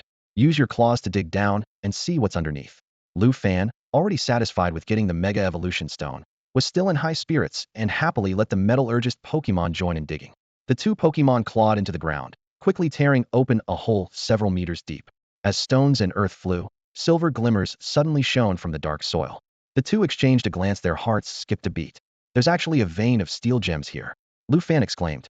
Under the firelight, the scattered steel gems sparkled like stars embedded in a black sky. Their cold gleam was dazzling, impossible to look away from. Su Wen couldn't hide his smile. Any longer, this unmined vein was sure to hold countless precious ores. Lu Fan's eyes lit up with envy. Grabbing Su Wen's arm excitedly, he said, "There's no way you can carry all these steel gems. Mind if I take some?" Su Wen gave him a sidelong look and said coolly, "Give me that bead in your bag, and the whole vein is yours." Lu Fan was speechless. Compared to the Tungfeng group, no matter how rich the vein was, it couldn't match the value of that bead. Seeing him sulk and loosen his grip, Su Wen smiled and added, "Okay, how about this? Give me the remaining energy powder and vitality root you have, and we split the vein 50-50. Energy powder was a hot commodity on the trainer market, often sold out, but compared to these steel gems priced by the ton, Lu Fan wouldn't be losing out. So he agreed readily. Deal. He pulled out 7 bags of his last energy powder and a vitality root for Su Wen, then eagerly rubbed his hands together and shouted, "Metallurgist, start digging." However, once they got to work, the reality was tougher than they expected. The deeper they dug, the purer the steel gems became, but the metal-infused earth grew as hard as steel plates. Near the end, the Pokémon claws alone couldn't cut through. Su Wen had the Charizard first scorch the metal earth until it glowed red and softened, then sliced down with its sharp claws. Toward the final part, Su Wen always had the Charizard melt the metal earth with flames before continuing to dig with its claws. The single vein of or yielded just enough steel gems to fill about 2/3 of Su Wen's and Lu Fan's backpacks. Wanting to make room for a few more, Su Wen tossed all the extra clothes from his bag on the spot. A single steel gem could buy a dozen outfit sets, and he knew the value all too well. "We're done, seriously done. We can't dig any deeper." The two of them sat panting at the edge of the mining pit. Nearby, the metal creature and the fire dinosaur also slowed, their claws worn down to near stumps from constant digging. Their 4 eyes, coated in metal shavings and dust, met briefly, then all turned to the bulging backpacks before bursting into hearty laughter. This trip into the secret realm was truly a major haul. "Stop digging. Let's leave some steel gems for the little elemental spirits that live here," Lu Fan teased, putting on a mock generous tone. Su Wen flipped him the middle finger and called him out. "You're just worn out, but pretending to be a noble hero." After the brief banter, Lu Fan wiped sweat from his forehead. "Next stop? The ruins?" Su Wen didn't hide it and nodded. "Yeah, want to check it out. I had my guys researching overnight. That place has basically been picked clean by previous explorers. Chances of finding anything good are slim. Better look for other resources. There's lots of valuable stuff in this realm." Su Wen gave him a knowing, half-smile. "You don't realize some treasures only show up when the main character is there?" Lu Fan responded with a middle finger and casually tossed over a palm-sized stone. "What's this?" Su Wen examined the stone from all angles. "Fragments the first expedition brought back from the ruins. Inspected it, it's just an ordinary stone. Consider it a gift. Put it back where it belongs for me too." With that, Lu Fan stood, dusting off his pant legs. "There's plenty to explore in this realm. I'm not wasting time with you." "Thanks, then. See you around." Su Wen chuckled, brushing off the dust and standing as well. Before leaving, Lu Fan suddenly turned serious. "You really helped me out this time. If you ever need anything, just reach out. They'll go through fire and water to return the favor." That earnestness caught Su Wen off guard. This wasn't typical Lu Fan. Before he could reply, Lu Fan strode off briskly with the metal creature and Windhound, his retreating figure as refreshing as a gust of wind. Su Wen chuckled, hoisted his heavy pack, and waved to the fire dinosaur and Sakura. "Let's go. We still need to figure out a cure for the croaking bubble frogs." The ruins weren't far from the rocky terrain where the giant clawed mantis lived. After climbing over a modest hill, the gray-white ruins came into view. Amid overgrown weeds, solitary stone columns of all shapes stood. Some were broken halfway with moss-covered cross-sections.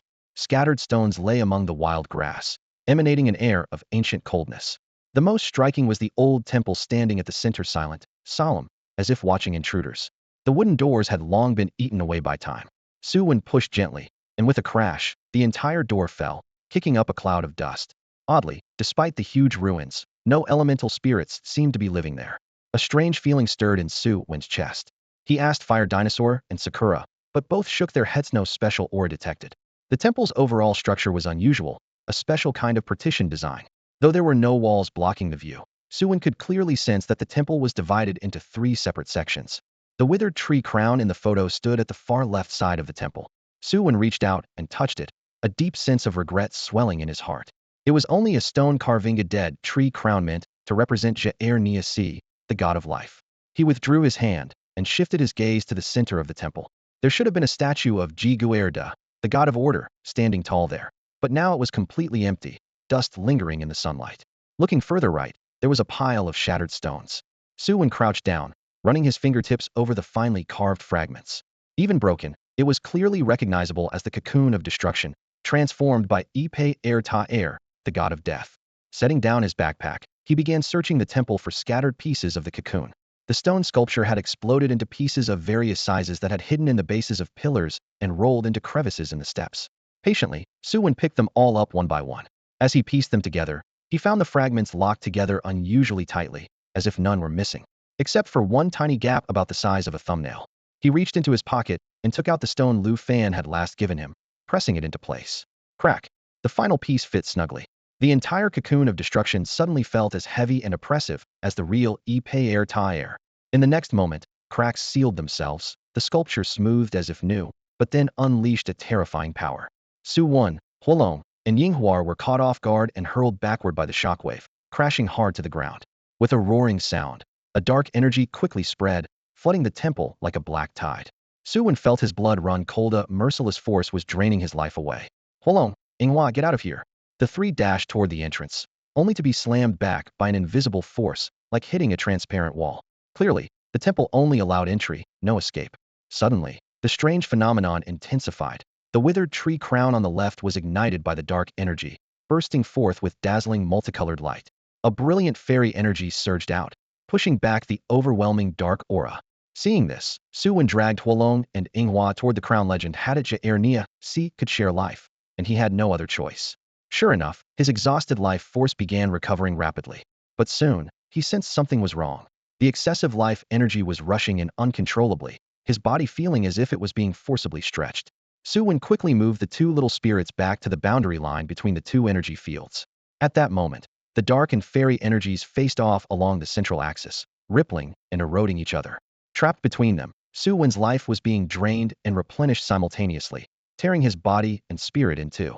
He could clearly feel his limits rapidly approaching. The giant claw mantis inside a pokeball also trembled violently. Gritting his teeth, Su Wen hurled the pokeball outward. The sphere passed smoothly through the invisible barrier and landed outside the temple. It seemed that as long as it wasn't a living creature, it could escape. Gripping the remaining 2 pokeballs, he took a deep breath. Even if he couldn't hold on himself, he had to give his partners a chance to survive. Su Wen took out the pokeballs, holding Huolong and Yinghua. At the very least, he had to keep them alive. Seizing the moment while Charizard and Sakura weren't paying attention, Su Wen quickly captured both of them into their pokeballs and then forcefully threw them. His skin felt as if it were being torn apart, his bones pierced by countless tiny needles. Su Wen could clearly sense his body breaking down bit by bit, every cell screaming in agony. He knew he couldn't hold on much longer, yet he was still relieved these weren't the true Xerneas and Yveltal. If those really were the gods of life and death, a single pulse from either would have reduced him to ashes. What stood before him now felt more like stone statues imbued with partial divine power, or perhaps just their discarded shells. The pokeballs arced through the air toward the temple doors, and Su Wen exhaled in relief. At least the 2 little ones were sent out safely. But with that came a heavy wave of melancholy. If his parents found out, they would surely be heartbroken. After 15 years struggling to be reborn, now he would return to the underworld again, uncertain whether his next life would be on Earth or this strange land. Before his emotions could settle, Su Wen's eyes suddenly widened. 2 beams of crimson light shot through the air, and Charizard and Sakura appeared once more. With a roar, Charizard spread a pale green shield in front of him, desperately blocking the dark aura of the cocoon of destruction. The sorrowful look in his eyes seemed to silently ask why his master had abandoned him. Meanwhile, Sakura, usually lazy and indifferent, raised her head unusually high, fluorescent light flickering among her petals as she gathered grass-type energy, standing firm against the life-sapping pressure from the withered tree canopy. The shield soon cracked and shattered, but Charizard immediately reinforced it with blazing flames. The 2 Pokémon stood side by side, creating a small sanctuary for Su Wen, shielding him from the divine aura's tearing force. The whole scene left him unsure whether to laugh or cry. Yet the Pokeballs had already landed outside the temple, making retreat impossible. The only one who can reconcile Xerneas and Yveltal is Zigguardith, Guardian of Order. Su Wen's mind raced through what he knew. This temple, deliberately divided into 3 sections, must be dedicated to Zigguard.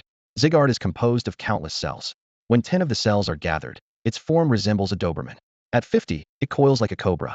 At 100, it transforms into a giant complete form, almost like a towering goddess. Spokesman fans used to jokingly call it the Gundam form, a god watching over all beings. With that thought, Su Wen looked up toward the temple ceiling. Earlier, he had thought the pure white ceiling was flawless, but now he noticed a flaw. From outside, the temple's top rose like a pyramid, but inside, the ceiling was perfectly flat, clearly leaving a hollow space between the two. Charizard, forget that side for now. Use flamethrower at the ceiling. Su Wen decided to take a desperate gamble, hoping to find another way out. Charmeleon immediately ceased resisting the dark aura and unleashed flames toward the ceiling. The scorching fire tongues licked the stone dome, leaving only a charred black mark without melting it. Charmeleon's own leaps still fell short of reaching it. Sakura, forget that side for now. Use magic leaves on the ceiling. Charmeleon, come here and use me as a springboard. Su Wen bent down, crossing his arms and locking his fingers tightly to form a makeshift human ladder. At his command, Sakura swung her arms, sending a flurry of jade-green leaf blades spinning like sudden rain, all aimed at the dome. Charmeleon nodded, stepped back a few paces, then sprinted forward. Its heavy claws landed squarely on Su Wen's palms, pressing down with such force that his knees bent slightly. But he gritted his teeth and pushed his arms upward with all his strength. Using Su Wen's lift combined with its own bounce, Charmeleon easily surged up to the ceiling. Thud! Thud! 2 sharp claw strikes dented the stone, but the recoil force bounced back. Charmeleon tumbled down. Su Wen quickly caught him steadily. A glance upward revealed crisscrossing cracks spreading across the mottled stone dome, rapidly widening under the continued attack of the magic leaves. Su Wen's eyes lit up. This is working. Charmeleon, again. At that moment, Su Wen felt a strange ebb and flow of life energy. His hair flickered between black and white, his skin instantaneously drying then smoothing out again. Charmeleon retreated farther, nearly touching an invisible barrier of air at the temple entrance. Then, in a flash like lightning and fire, it surged forward fiercely, its blazing tail leaving a trail of crimson afterimages. Leaping high, claws blazing firecrack. The stone dome shattered, spiderweb cracks rapidly extending outward from the claw marks. Immediately after, the entire ceiling seemed to trigger a chain reaction, rumbling deeply. Crash stones rained down in torrents, dust swirling everywhere. Charmeleon quickly formed a protective barrier, deflecting all the falling debris with the shield, protecting Su Wen and Sakura. Without the firm foundation, the whole temple would likely have been smashed through and collapsed. The dead tree canopy and the cocoon of destruction remained untouched, as if wrapped in an invisible air shield. All falling rocks disintegrated into powder before touching them. With the ceiling gone, the dome's true face was revealed under dim light covered in dense, wiggling worm-like murals that from a distance looked like countless eerie eyes. Fairy aura and dark energy surged and swirled around the murals. Suddenly, the worms emitted a faint green glow. A silent roar vibrated in everyone's hearts. The colorful fairy aura and pitch-black dark aura seemed to be simultaneously subdued by a higher will. The temple's domain belonging to Kegrold instantly cleared into a vast, peaceful space, like a huge transparent dome descending from the ceiling, sheltering Su Wen and the 2 little spirits in its center. The forces of life and death could only rage outside the dome, unable to penetrate. Few 3 long breaths intertwined. Sakura hopped onto Su Wen's shoulder, gently tugging a snow-white strand of hair tainted by the dark aura. A soft glow gathered in her palm, as if trying to recolor her master. Su Wen carefully lifted her down. It's okay, let's move closer to the tree canopy and absorb more life energy. Right now, both the fairy aura and the dark aura are sealed off, so Su Wen definitely wouldn't dare touch Yippertar's death energy. But he was still very interested in Xelnea's life force. Earlier, Xelnea's life force had poured uncontrollably into Su Wen and the 2 little sprites, flooding in faster than they could absorb it, nearly overwhelming them. But now, with the auras weakened, he finally had a chance to steal a bit of divine power. Fire Dragon, Sakura, let's move over that way, Su Wen said with a lick of his lips, his voice full of anticipation. Fire Dragon had just blocked the dark aura and shattered the ceiling twice with overloaded dragon claws, leaving it nearly drained. Only now was it barely recovering. Leaning against the stone wall, it caught its breath and cautiously followed Su Wen and Sakura toward the fairy aura. Along the way, Su Wen noticed that the destructive aura released by the dome-shaped Turbolarian relief hadn't completely blocked the fairy aura, only creating a concentration gradient. The closer they got to the withered treetop, the stronger the fairy aura became. He picked the spot that suited him best and stopped. He'll stay here. Watch your own limits and find the most comfortable place to absorb. Don't be greedy. With that, he closed his eyes and activated his wave guide power, guiding the life force to flow inside his body. His half-white hair gradually turned black again under the green glow. After confirming Su Wen's condition was stable, Fire Dragon and Sakura moved forward. Fire Dragon was stronger, but Sakura's nature affinity matched the life force better, so Fire Dragon focused on strengthening its body, while Sakura might grasp new techniques from it. Fire Dragon stopped at a moderately strong spot and absorbed steadily. Sakura trotted closer, coming within 10 meters of the withered treetop before plopping down, closing her eyes to refine the life force. After all, the stone carvings weren't the real Zelnias or Yipertar. Over time, both the fairy aura and dark aura gradually weakened. Sakura was the first to notice it suddenly felt like a heavy weight lifted from her body. She knew this wasn't a breakthrough but a drop in aura concentration. Besides what Su Wen and the sprites absorbed, much of the life force dissipated into the air, nourishing the entire secret realm. Sakura opened her eyes, blinked, stood up, and shuffled forward a few steps. Fire Dragon and Su Wen also sensed the change and advanced to seize more energy. The life force and death force flowing from the temple seemed to reach an unspoken agreement, one moving east, the other west, never interfering with each other. On the east side, the plants seemed flooded with water of life, growing rapidly one after another, while the sprites greedily absorbed the goddess of life's blessings. The west side was suffering. Plants were drained of their vitality and began to wither. The fairies, sensing the shift in energy, scattered like fleeing birds and beasts, retreating to safer places. Lu Fan had only been separated from Su Wen for a short while, planning to pick some fruits from the trees on the west side, when this sudden wave of panic hit him. Swarms of fairies rushed past his feet like a tidal flood, branches trembled violently, leaves fluttered down everywhere, and the air was thick with restlessness and fear. Instantly realizing something was terribly wrong, Lu Fan abandoned the fruits so close at hand, tightened his grip on the reins of his swift wind-speed dog, and dashed after the fleeing crowd. Amid the howling wind around his ears, he could clearly hear the shrill hiss of the spreading death force behind him, this black mist-like power greedily devouring every trace of life in its path. Meanwhile, at the heart of this disaster, the true culprit Su Wen remained completely unaware, quietly sitting cross-legged in the temple center. A vast life force permeated his body, seemingly remodeling his very being through his wave guide. That gentle energy intertwined and resonated with the pale blue wave guide within him, coalescing into a soft, pure new power healing. Deep in his mind, a vague thought surfaced. This feeling was somewhat like the legendary Tokawano power granted by the Tokawano forest to trainers. Although he still couldn't directly read the thoughts of the fairies, this vibrant flow of life clearly accelerated wound healing, a weaker version of the Tokawano power.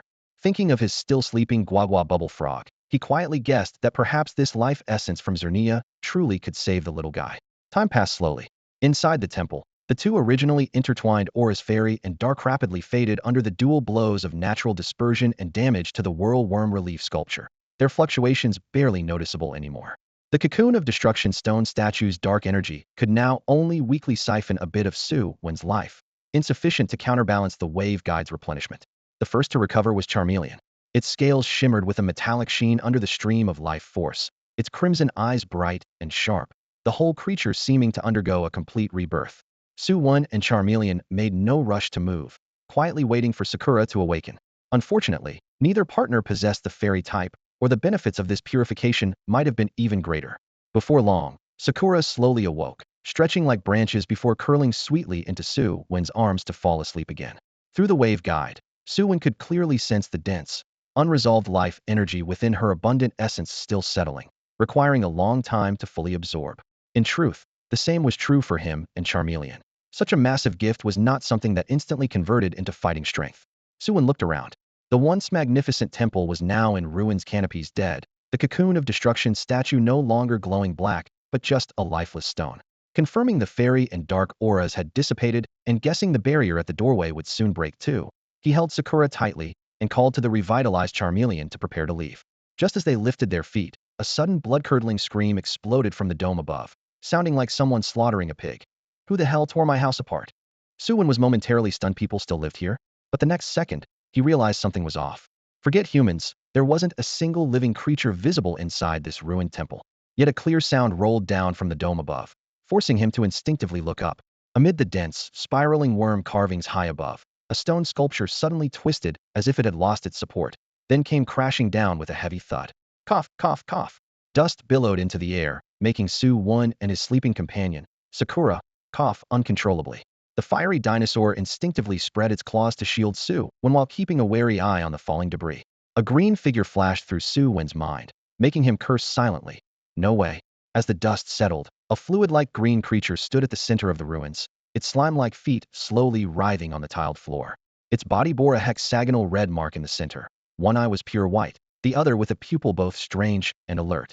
Su Wen's face darkened instantly. So this was the big trouble. This creature was the cell core of Giggard. Giggard was made up of countless cells, most of which were like parasitic worms clinging to surfaces, sun-dependent, and almost invisible, with no consciousness.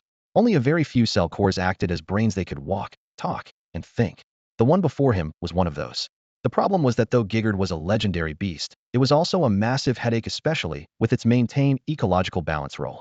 Once this core latched onto him, Su Wen would not only have to explain its origin to the Alliance, but find every way to hide it. Not to mention the bizarre duty it demanded. Watching the example of Ash's Greninja, whose cell core had been forcibly left in Kalos to cut trees and still had yet to reunite with its trainer, Su Wen absolutely did not want to get involved with this core. But the core was relentless, shouting shrill, "You smashed my home and now want to run? Stay and fix it for me." Then it kicked off with one leg and lunged at Su Wen. The fiery dinosaur growled low, claws unsheathing with a menacing aura. The cell core slammed on the brakes, clearly knowing that a single core's strength at most ranked averagely no match for the fiery beast. Yet it barked back stubbornly, "Thief, I know you're sent now. When I find the rest of my cells, I'll be back to have a good chat with you." Su Wen stopped dead in his tracks. The core grinned arrogantly. "That's right. Stay here and fix my home for me." Before it could finish, Su Wen turned without a hint of compromise or fear in his eyes, instead flashing a touch of madness. "Fiery dinosaur, beat it up." He smiled wickedly. The core's smile instantly froze. Its uneven eyes widened as its voice cracked higher. Don't come near me." A piercing scream echoed through the temple.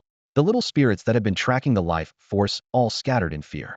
A moment later, Su Wen grabbed the back of the neck of the Zygarde cell core. "Can you speak properly?" This so-called cell core that looked like a slime wasn't slimy at all. Instead, it felt like cold latex, soft yet refreshing in the palm.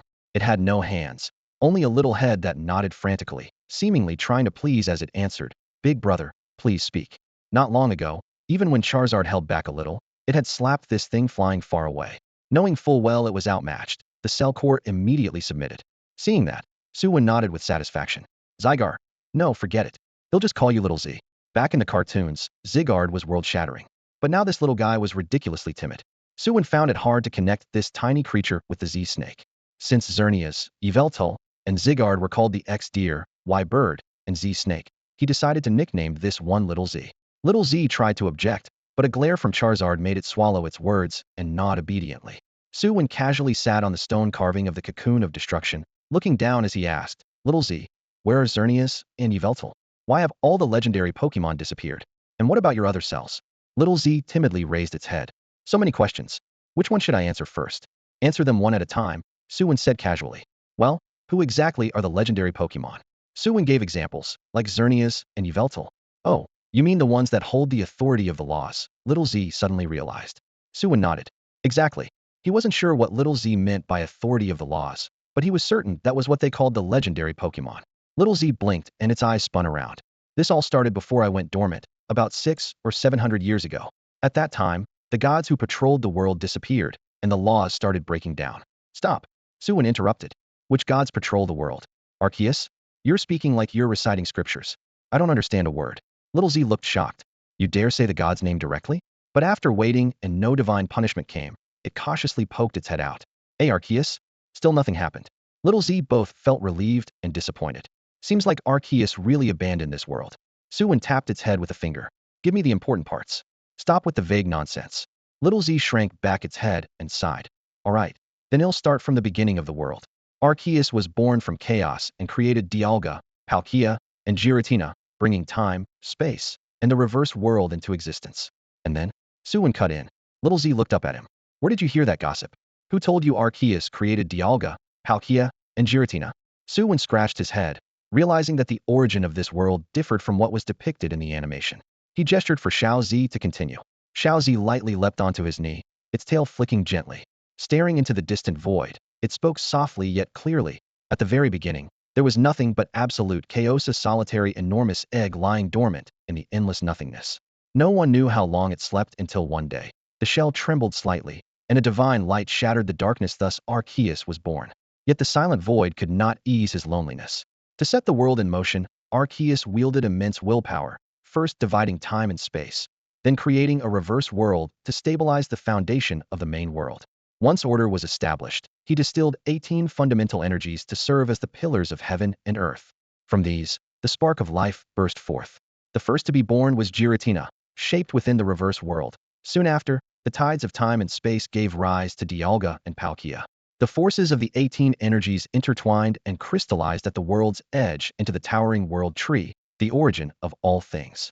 Mew resided atop it, scattering its genes far and wide, from which countless Pokémon sprouted. As the roots spread, the land rose, oceans surged, and the sky took form. Groudon stretched across the earth, Kyogre embraced the seas, and Rayquaza ruled the skies. Then, in the surge of life's emergence, Xerneas arrived, and in the quiet of death's approach, Yveltal howled. To balance their opposing powers, countless cells of Zygarde dispersed everywhere if the balance shattered. They would assemble into the complete form and mend the rift between life and death. Hearing this, Su Wen suddenly understood. It was not that legendary Pokémon created the world, but that the mighty forces of the world gave rise to the legends. His mind raced, and he couldn't help but ask, what happened next? What does it mean that Arceus disappeared?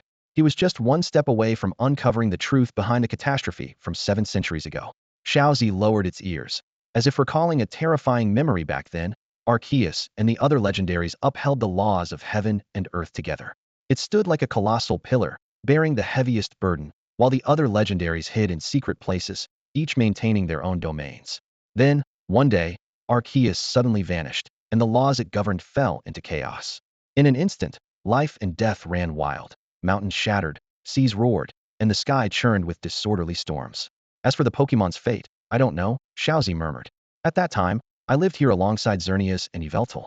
At the first moment the laws slipped away, we fought with everything we had to stabilize life and death. I bore the greatest strain, barely maintaining balance before fracturing into countless cells. Together with another core, we scattered across the world, each guarding life and death in their own form. As for Xerneas and Yveltal, they likely left this place. I haven't sensed their presence here, only remnants of their lingering power.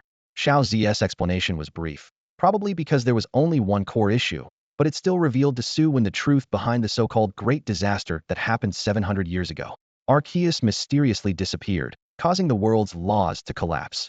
Most legendary Pokémon had to imitate Zygarde, exhausting their strength to maintain the fragmented order and subsequently falling into deep slumber. After hearing this story, a flicker of hope crossed Su Wen's eyes. He suddenly asked, can Xerneas' power cure genetic diseases? Xiaozi considered for a moment and replied seriously, if the Pokémon turns back into an egg form and hatches again, it should completely erase any genetic defects. Su Wen's heart jolted. Can I do that now? You? Xiaozi was stunned, then scanned Su Wen with his aura sensing. He laughed at the almost negligible life force. With your tiny amount of vitality, you might as well scrape some mud off that big stagantler. Su Wen's expression darkened, glancing sideways at the Charizard beside him. The Charizard immediately understood, clenched its fists, and stepped forward, looking ready to fight. Wait, I was wrong. Xiaozi quickly raised his short tentacles in surrender, but Charizard did not stop. In his panic, Xiaozi suddenly detected a faint life wave from the small Sakura Pokémon in Su Wen's arms. He hurriedly added, but that little one you're holding carries a trace of the stag antler's energy. If it absorbs enough life force, it might really work. He didn't dare be too certain, since he had no idea how much it had absorbed. Having revealed everything he knew, Xiaozi felt his mission was complete. Su Wen looked up and surveyed the ruined temple. This place isn't too damaged, just the ceiling's gone. He'll clear away the stones, then we're even. That way Zygarde won't bother us later. Unexpectedly, Xiaozi's eyes lit up and he eagerly proposed, how about you take me with you? Then we'll be even. Take you out? Su Wen was about to refuse, but thought better of it. If he could get a Goofy Cell core to tag along, that might actually be a good deal. Most importantly, Xiaozi was nothing like the slick talkers in the anime, more adorably dumb. Su Wen smiled warmly. What's in it for me if I take you? Xiaozi shivered at that gentle smile, but quickly convinced himself he was hallucinating. It was clearly kind and bright. If we ever meet Xerneas and Yveltal, they'll help you fleece them. Without hesitation, Xiaozi sold out the other two neighbors. I thought you three didn't get along. Su Wen rolled his eyes. We clash powers and haven't seen eye to eye after years together, Xiaozi admitted sheepishly. After a few moments of silence, Xiaozi tentatively offered, then how about this, you help me gather all the scattered cells. When I'm back to full strength, they'll help you take down those who bully you. Do I look that easy to fool? Su Wen rapped him sharply on the head. Free labor, and I have to wait for you to fully recharge? Find someone more reliable. Dizzy from the blow, Xiaozi jumped anxiously in place. It didn't want to be stuck in this secret realm any more alone as a single core. It truly couldn't leave. Suddenly, it froze as if struck by lightning and shouted, "I got it." What? Su Wen tilted his head slightly, confused. Little Z held its head high with an arrogant expression. "How about I gift you the whole secret realm?" Su Wen thought he misheard and rubbed his ear. "What did you say?" Little Z jumped onto his shoulder and shouted, "I said, I'm giving you this entire secret realm." The entire secret realm? Su Wen was stunned. This wasn't just a few trees or some promising little spirit, it was a medium-sized resource realm. If it really fell into his hands, it would be like a windfall from the heavens. "You yourself can't even leave the realm, and you want to just hand it over to me?" he asked, struggling to keep his voice steady despite his excitement. Little Z chuckled. "I can't leave, but I can expel everyone from the realm and seal all the exits. When you want to enter, it'll open the door." Su Wen's eyes widened. Secret realms rarely have permanent, stable entrances. If all of them were sealed, it would be like a cake locked inside a clear display case, visible but impossible to reach. He swallowed hard, forcing a serious expression. "If you can really do that, I guess I can accept it." Little Z rolled its eyes. "Stop pretending. Even though the realm shrank drastically after that disaster, it's still plenty big enough for you now." Su Wen cleared his throat twice to spare it some face and didn't argue further.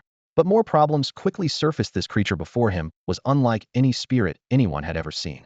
If someone noticed it, the trouble would be huge. And if anyone recognized it as the cell core of Jigard, the shockwaves would be earth-shattering. For a legendary spirit to vanish for years, Su Wen didn't believe no one in Great Xia Kingdom had heard about it. Even Su Chuan couldn't cover this mess. "They'll take you out, but outside, you do everything my way." Su Wen crouched and held up 3 fingers. "Otherwise, they'll throw you away anytime, got it?" Little Z bounced twice and said loudly, "I am the god of order. Shouldn't you be worshipping me?" "Worship?" Su Wen sneered. "Ordinary people don't even know legendary spirits exist, so worship is out of the question." Little Z was stunned and muttered quietly, "No wonder I barely get any faith power after all these years." Su Wen didn't catch that and asked, "What?" "I said I get it. Outside, they'll listen to you." Little Z instantly changed its tone. Seeing it obedient, Su Wen nodded with satisfaction, washed the dust off it with water, dried it with a towel, then stuffed the round little thing into the inner pocket of his jacket. "Stay here. Don't come out, especially when we're outside. If you cause any commotion and researchers catch you, it won't just be you in trouble, so will I." This wasn't a threat, but the reality of the situation. Even if Su Wen took Little Z out, he would have to do so stealthily. As he quickened his pace toward the exit, his mind raced through the possibilities. 1. Carrying the entire secret realm away would be quite the thrill. 2. If, after returning home, Inghua and his own wave power didn't affect the Froki, he'd still need Little Z to track down Xerneas in the future. 3. Strictly speaking, he could already consider himself a legend beast trainer. No one else knew it yet, but that gave him a secret sense of pride. Little Z poked half his head out of Su Wen's pocket, his round eyes flickering. "You're smiling in a creepy way. By the way, what's your name?" Su Wen suddenly realized he hadn't introduced himself. "I'm Su Wen. This is Charizard, and the one in my arms is Inghua." "Xiaowen." "HM." Su Wen snorted coldly. Little Z quickly corrected himself. "Brother Wen. Brother Wen." Su Wen finally nodded. "Speak. Do you want me to teleport all of you out now?" Su Wen shook his head. "We agreed on 3 days. Leaving early will make the guards outside suspicious. Let's keep a low profile." But as he stepped out of the temple, his thoughts flipped instantly. East of the temple was lush and teeming with life. To the west lay a desolate graveyard, branches withered and wind howling like a mournful call. The stark boundary laid bare the forces of life and death. Without thinking, Su Wen knew the 2 powers were leaking from the temple. The energy that had cancelled each other inside was now violently tearing the secret realm open. He cursed under his breath, "This is bad," bent down to pick up Charizard, Inghua, and the Metagross Pokeballs, and urgently instructed, "Little Z, immediately exile everyone from the secret realm. Then close the entrance." "Are you sure?" Little Z's voice was muffled. "Absolutely," Su Wen said sharply. Calculating the situation, Lufan knew he had been inside the temple, and if the realm's disturbance was investigated, he'd be the prime suspect. Sending everyone out together wouldn't remove all suspicion from Lufan, but without evidence, it would let Su Wen use him as a scapegoat. Lufeng would pressure Lufan to keep Metagross Mega Evolution Stone secret, and as long as he insisted, "I've always been with Lufan," Lufan would have no choice but to cooperate in covering things up. Little Z nodded and activated his authority. In an instant, every trainer still inside the realm felt a strange weightlessness. Lufan, one of the few who had experienced this feeling before, cursed loudly. "What the hell? We agreed on a 3-day expedition, and they're kicking us out after only 2? Had just been terrified by the death force and fled on his Boltund at full speed, and now being cast out of the secret realm like this would frustrate anyone." Su Wen felt the light and shadows flicker before his eyes, ears filled with crackling thunder, and the ground vanished beneath his feet as if he was passing through a white rift tearing through space-time. 2 breaths later, his feet touched solid ground again, and all the shaking abruptly stopped. He was already out of the secret realm, back in the main world. Su Wen had just come to his senses when familiar voices sounded around him. Su Wen. Chen Yu rushed over anxiously. Beside her, Zhou Wan and 2 other girls looked shaken and pale. A few meters away, Lu Fan covered his mouth with the back of his hand, nodding slightly, but his eyes lingered on Su Wen's face with suspicion. Was almost certain that the abnormal changes in the secret realm were somehow linked to this boy. The students had been abruptly teleported out, but even more shocked were the Alliance troops stationed outside the secret realm. Since its development, the Yun City secret realm was only open for 3 days each year, followed by a stable period of nearly a year. Yet this time, everyone had been expelled in less than 2 days, breaking all previous records. A scientist in a white lab coat stumbled into the temporary command post. Sir, all the entrances to the secret realm have been sealed shut. Sealed shut? The officer's breath caught sharply. Having the entrances sealed meant this medium-sized resource secret realm was completely cut off from the outside world. The losses would be staggering, far beyond what he could bear. Pushing past the scientist, he stormed into the monitoring room. Stationed long-term at the Yun City secret realm, he knew every reading on the various surveillance instruments intimately. On the screens, the spatial data that should be fluctuating up and down was now frozen like congealed ink, stuck dead at zero with no movement. A ringing buzz filled his head as if it were about to explode. He staggered, nearly collapsing, but a nearby guard caught him just in time. Could the instruments be broken? He clung to that last hope, scanning the monitoring room. But each technician met his gaze in silence. Equipment failures happened, but not every device all at once. The guard dragged a chair over and helped the officer sit. As his mind spun in confusion, a soldier on duty reported, "Sir, the students want an explanation." Of course, the students wanted answers. They had all prepared to spend the full 3 days inside, some returning empty-handed, others dreaming of a last-day bounty. Now they had been forcibly ejected. The officer's eyes darkened. This group of students was the only ones who knew the true situation. If he wanted to keep his position, he had to extract the truth from them. Fortunately, the high school teachers weren't scheduled to arrive until tomorrow, so for now, there was no outside interference. Have all the students come out? He asked, rising. Yes, all accounted for. Good. The officer strode out of the monitoring room. Search all their belongings, separate them for questioning, and find out exactly what happened in the secret realm. Send to the Spirit Center to summon a dream moke to assist with interrogation. Huh. The guard froze. Sir, you want to use hypnosis on the students? That method has serious side effects. The officer gave him a cold glare. Are you ordering me around? Just as the guards were at a loss, the adjutant quickly stepped in front of the officer. Sir, I don't recommend taking action like that. Among these students are the son of the Tungfing Group's chairman, the son of a top-tier trainer, and the grandson of the administrator of Cloud City. Even if you manage to solve the mystery behind the realm's closure, those big shots will definitely team up to ruin you afterward. The officer's breath caught. He swallowed his anger, leaned back in his chair, resting his elbows on his knees while rubbing his temples, muttering, "Let me think. I can't just act tough now, but how do I avoid the Alliance's punishment?" He knew very well that no one above would investigate the cause of the realm's malfunction. They'd assume the accident happened while he was in charge, meaning he'd have to take the fall unless he found someone else to pin it on. Once his thoughts were clear, he looked up and ordered, "There are only 2 things to do. First, find out why the realm shut down as soon as possible. Second, if we can shift the blame, shift it no matter how much. Organize a team immediately to record all the resources each student acquired inside the realm, focusing on those with influential backgrounds. Also, question everyone about whether they witnessed any unusual phenomena while inside." Understood. The adjutant took the order and left at once. At the registration point, the atmosphere was tense. The station staff restrained themselves from searching the students, but their gazes remained sharp and penetrating. Su Wen stood in line with his bulging backpack, while Xiao Zi had already stealthily slipped into his pocket, even losing its physical form and instinct shared by all cells of Kegel Dragon, allowing it to momentarily disperse into gas. Compared to the cold, gleaming steel gem in the backpack, the little creature in the pocket was the real danger. "Student Su Wen, please place your collected items on the table." The guard's tone was fairly polite. As Su Wen unzipped the backpack, a mass of shimmering silver-gray crystals dazzled everyone, like a sack of uncut diamonds.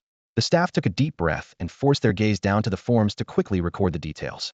"Did you notice any sudden weather changes or other strange phenomena inside the realm?" "Yes."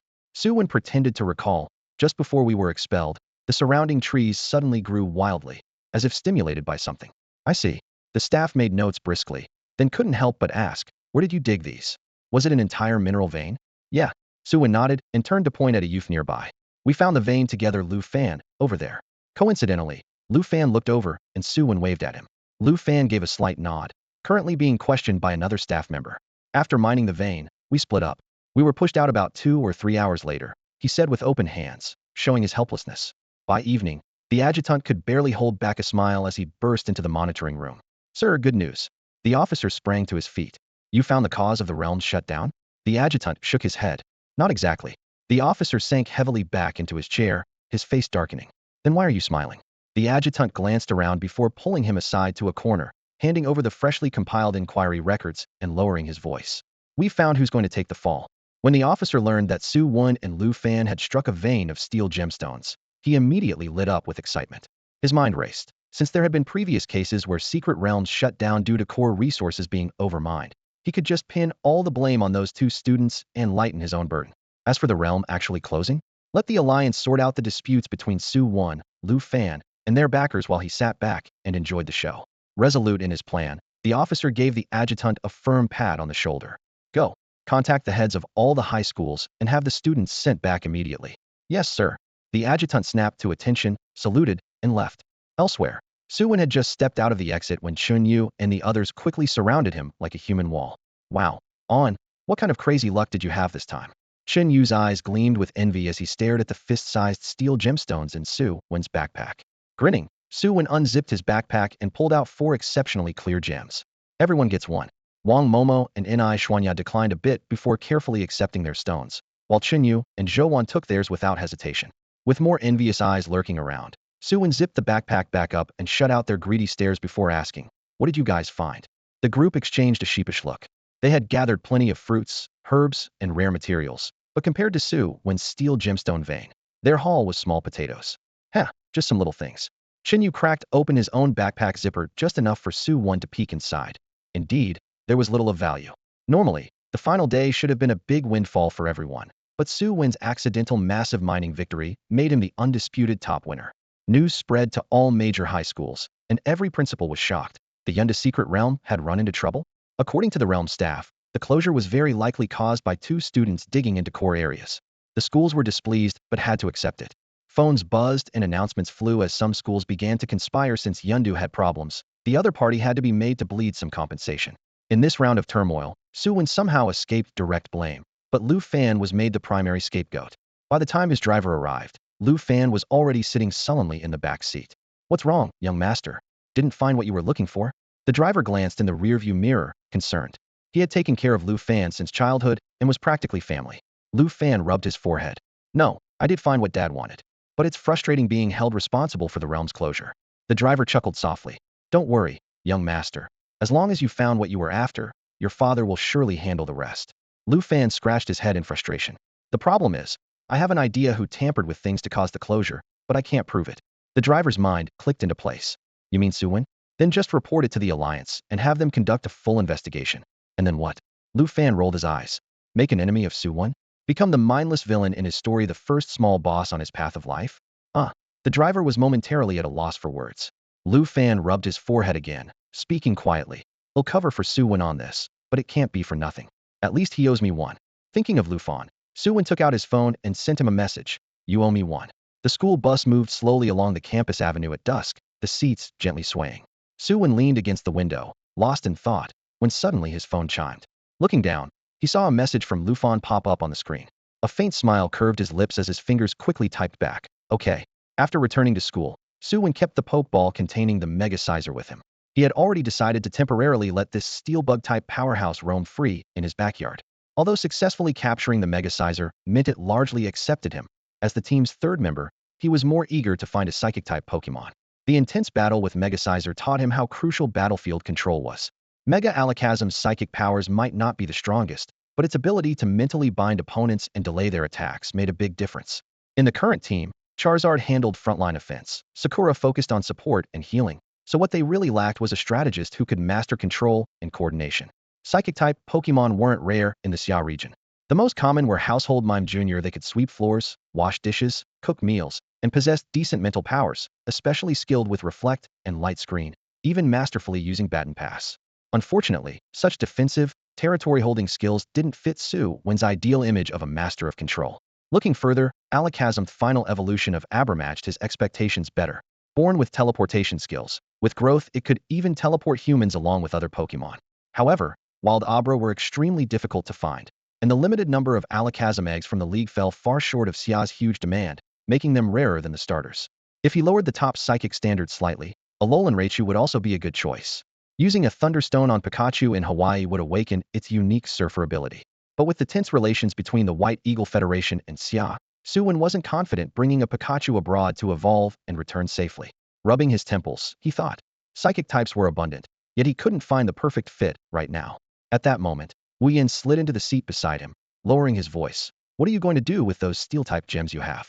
Moments later, Su Wen pushed the problem of a third Pokémon aside and turned to Wu Yin with a proposal. Teacher, what if I just sell them directly to the League?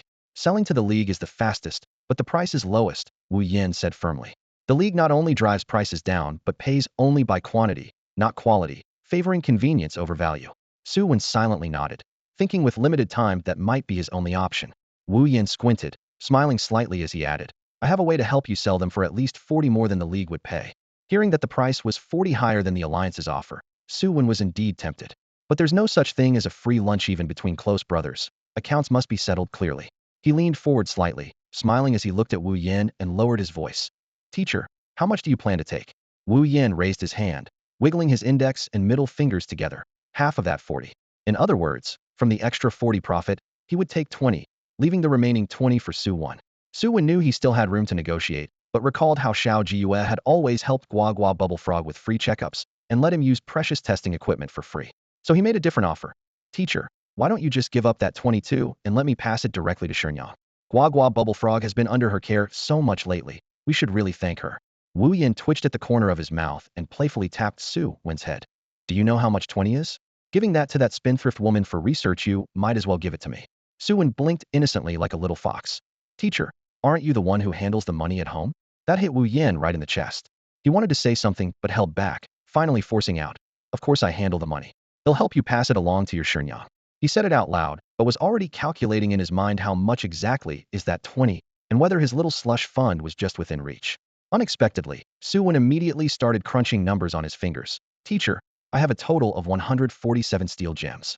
The Alliance's buyback price is 31,000 each, so that's around 4.5 million in total. The channel you found offers 40 more, so about 6.3 million. The 20 cut from the difference equals 900,000. When I visit Shenyang this weekend, he'll confirm with her. With that, Wu Yan's little slush fund plan was officially busted. His mouth twitched sharply. The slyness of Su Wen was impressive. Su Wen delivered the finishing blow. Anyway, you control the family finances, so it shouldn't be a problem telling Shenyang, right? That's going too far. Wu Yan scowled but put an arm around Su Wen's shoulder, lowering his voice. Fine, you keep the 900,000 hush-hush. In the future, if you come across deals like this, he'll give you a 50 cut. Su Wen shook his head, amused. Forget the 50. Teacher, could you please keep an eye out for an Esper-type little spirit with good qualifications for me? Esper-type? Wu Yin raised an eyebrow. Planning to make it your third little spirit? Esper-type little spirits are always the preferred choice for selective trainers. Strong field control, versatile moves, and very helpful in daily life, for example. Teleportation to travel quickly or levitation using psychic powers. Even outside of battles, these abilities bring great convenience to trainers. So Wu Yin wasn't surprised that Su Wen wanted an Esper-type as his third little spirit. But Wu Yin said regretfully, the psychic-type champion has gone to the border of Tianju. Otherwise, I could ask her at her dojo. She has quite a few high-quality psychic-type Pokémon over there. Su Wen was stunned and instinctively asked, gone to the Tianju border? What's she doing there? You don't know? Wu Yin raised his eyebrows, as if scrutinizing a hermit. You've been out of the training forums since the secret realm? Such big news, and you haven't heard? Hearing the commotion, Xin Yu in the front row immediately turned around and leaned over the chair back to interrupt. 3 No. The Dark-type champion and Tianma and Psychic-type champion Shengwan Tingyu, along with a dozen other champion-level trainers, went to a small island on the Tianju border for a champion-level drill. The forums exploded with that news. Su Wen, how could you not know? He flashed a triumphant look and rolled his eyes at Su Wen. Showing off muscle? Why? Su Wen frowned, unable to recall any recent conflicts between Tianju and the Xia nation. Then, a familiar name flashed through his mind. He leaned forward slightly, making sure Wang Momo and Ni Xuanyao were still sound asleep in the front row before quietly asking Wu Yan, is it related to Li Ming? Wu Yan, who had access to more classified info, nodded. Li Ming disappeared after entering Tianju. The Tianju alliance has been silent ever since. They have paid lip service to the World League's orders to purge the Li Ming and Huang Hun factions. Some of our high-ranking officials have finally lost patience. So isn't Tianma leading the operation, or Shengwan Tingyu? Su Wen pressed on. He knew the two champions were very different. The Dark-type champion in Tianmao was raised by Absol inside the secret realm since childhood until nearly 18, when he was rescued. Reserved by nature, rumors say he once competed with Baobao the Ursaring for Sweet Sweet, and once with Kailuo for a tree fruit. He's the strong, silent type. Thanks to his deep bond with Dark-type Pokémon, he reached champion status in just 16 years. His ace is the Absol that raised him. His cold, expressionless demeanor matches the dark Pokémon under his command. In contrast, Psychic-type champion Shangguan is almost the social butterfly of the trainer's world, radiant and widely popular. She represented Xia Nation twice at World League conferences and has a strong reputation with international leaders. If Tianma is in charge, it suggests the drill will get bloody. If Shangguan is leading, it means there's more intent to negotiate than fight. Not only Chen Yu perked up, but Zhou Wan also quietly turned, awaiting the answer. Wu Yan paused thoughtfully. Shangguan is the main leader this time, and Tianma is assisting. Su Wen nodded, already plotting. Xia's alliance still wanted talks, but sending the Dark-type champion too meant they were prepared for both outcomes. If Tianzhu didn't read the signs carefully, a bloody clash wouldn't be surprising. He whispered his conclusion. Now it depends on how the Tianzhu alliance responds. The classroom lights shone brightly, wind brushing past the window, but it couldn't hide the fire rising in his heart. Xia Nation had never been known to back down from a fight. Because of its awkward location, this island is usually deserted, inhabited only occasionally by a few amphibious sea spirits who come ashore to rest. The passing sea breeze carried a salty tang, while flocks of long-winged gulls circled overhead, their cries the most common sounds in this part of the ocean. From high above, one could see a dozen or so figures scattered across the bare rocky island, spread out in small groups between the beach and cliffs, adding a faint spark of life to the otherwise barren scene. And Tianma, dressed in black, sat silently on the edge of a broken cliff, steep gray limestone rising behind him and crashing white waves below. To his left, Absol lay on the gravel, forelegs folded as a pillow, its tail resting quietly beside it, fur ruffling gently in the sea breeze. And Tianma gazed out at the endless deep blue, lost in thought. Shangguan approached and stood beside him, arms crossed, choosing not to sit, also staring toward the distant horizon over the sea. She casually asked, "What's so interesting about looking at the ocean?" And Tianma responded with nothing more than a soft hum from his nose. Seeing this, Shangguan raised an eyebrow in resignation. Among the 18 heavenly kings, and Tianma was always the quietest, his personality a stark contrast to hers. Thankfully, she was leading the visit to Tianzhu this time. If they had to follow the silent type's lead, she might have been driven crazy. It had been nearly half a day since the group landed. Though the Tianzhu side had been sluggish, they should have responded by now. Shangguan remained silent, quietly standing within Tianma, as they both looked southward, that being the direction of Tianzhu. The other Heavenly King trainers stirred to stave off boredom. Some crouched beside damp reefs, teasing the small spirits resting ashore, while others gathered in clusters, whispering gossip. "Do you think Heavenly King and Heavenly King Shangguan make a perfect match?" A female Heavenly King whispered, glancing excitedly toward the cliffside figures. "No way," her companion shook her head. "I've always thought Heavenly King and his Absol are the real pair. By the way, is that Absol male or female?" "I think it's female." "Seriously? You dare say something like that?" "The last person who spread that rumor online must have grave weeds growing 3 meters high by now." No. I just think that Absol is really talented. I have a friend who owns one too, you know." Unbeknownst to these Heavenly King trainers, although their voices were low, every word still reached the ears of Tianma and Shangguan without missing a syllable. These two had different methods. One used the wind to carry voices to Tianma's ears, while the other directly read the trainer's thoughts through perception. "Aren't you going to say something to them?" Shangguan teased softly. She had long grown accustomed to people casually pairing her and Tianma together as a couple. And Tianma pondered for a moment before tossing out a single word: annoying. His typical, can't squeeze 3 farts out of him even with a whip, demeanor made Shangguan roll her eyes helplessly. This man had absolutely no sense of romance. The Absol that had been lying quietly on the ground suddenly rose to its feet, its snow-white fur rippling in tiny waves as it surveyed its surroundings vigilantly. "Awuru," and Tianma casually smoothed the fur along its neck, his gaze darkening slightly. "They're here." Who had arrived required almost no guessing. Trainers from the Tianzhu alliance. The crescent-shaped black horn atop Absol's head was naturally capable of detecting the most subtle fluctuations in the sky and earth, granting it the supernatural ability to sense impending disasters. Because of this, it had been mistaken for a disaster beast in the past and long suffered rejection from humans. Modern research proved it was actually warning humanity of approaching calamities, finally clearing its once tarnished name. Shangguan raised her hand and tossed out a pokeball, and a pure white Gardevoir materialized in a pale green glow. She used telepathy to transmit a message to the other elite 4-level trainers. The Tianju people are here. Stay alert. Gardevoir's slender figure resembled someone wearing an elegant, floor-length gown, virtually indistinguishable from a human noblewoman it was first discovered. It was even briefly mistaken for an entirely new human species. Some less than serious ancient texts even recorded tales of humans marrying Gardevoir and bearing offspring. To this day, such behavior has been classified as taboo, leading some countries to prohibit male trainers from capturing female Gardevoir. However, what made trainers pursue it even more than its appearance was Gardevoir's supremely powerful psychic and supernatural abilities. It could sense the emotions of humans and Pokémon, occasionally glimpse the near future, and when its trainer was threatened, unleash mental power sufficient to warp space itself. As Shangguan Tingyu's ace, it was virtually unmatched among psychic types in the Xia Nation. Throughout the camp, the other elite 4-level trainers who had been slacking off also threw out their Pokémon one after another, and the atmosphere suddenly grew tense. Before long, a series of dark silhouettes appeared on the southern sea surface. Due to the Tianju Alliance's scarcity of flying types, they relied more heavily on grass, rock, and ground-type Pokémon, and when crossing the sea, they preferred to glide across the water surface. As the shadows drew closer, everyone finally saw clearly it was a team of trainers riding Mantine. The Mantine resembled manta rays, their broad fin wings splashing up large sprays of water as they beat against the sea surface, with Remoraids still faintly visible clinging to their bodies. A Sharpied trainer called out.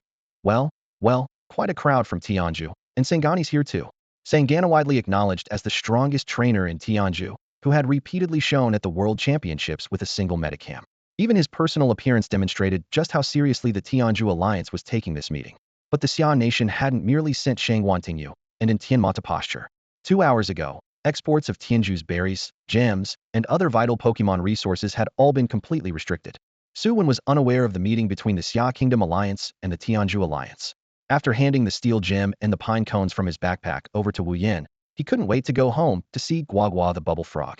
On the way, one thought consumed him: wanted to use the new power that Inghua had gained from Xerneas to try to completely cure Guagua's genetic illness. Once out of sight of others, Little Z quietly revealed itself, like a curious country kid entering the city for the first time, poking half its head out of Su Wen's pocket to stare wide-eyed at the traffic and towering buildings shimmering past. What are those tall things? They're places where people live and stores where you buy things, Su Wen explained patiently. When we get home, they'll teach you how to go online. You can find everything there. Go online. Like a spider's web? Little Z looked puzzled. Su Wen didn't quite know how to explain, so he changed the subject. Do you sense any of your cells nearby? Through their conversation, he learned that Gigolith actually had 2 cell cores.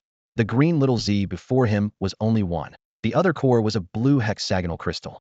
Each core controlled half of Gigolith's cells, which were now scattered across the world. Little Z wanted Su Wen's help to find the other core and as many of the lost cells as possible to restore its power. There aren't any close by, but I can sense 6 of them in this city. Little Z wagged its tail.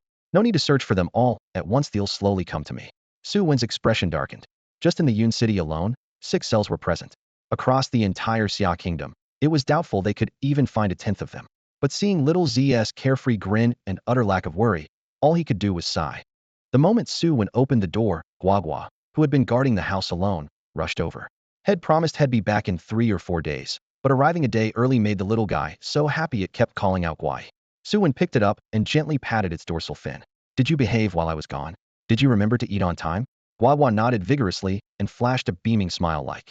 Su Wen's parents, Su Chuan and Wang Xian, were still enjoying themselves in the imperial capital, seemingly unwilling to return home without visiting every street.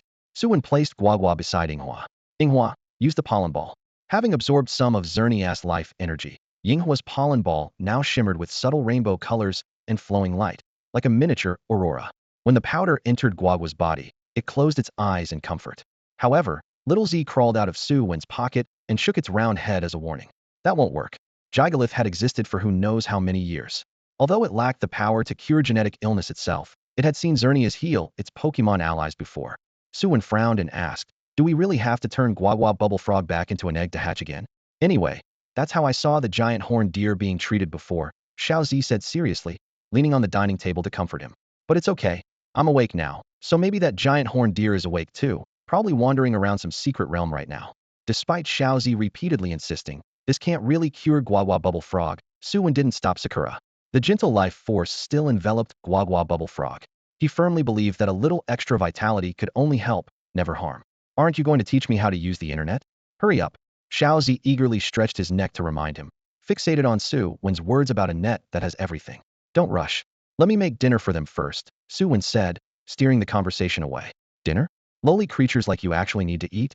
The great Zygarde only needs sunlight, Zi scoffed, tilting his head.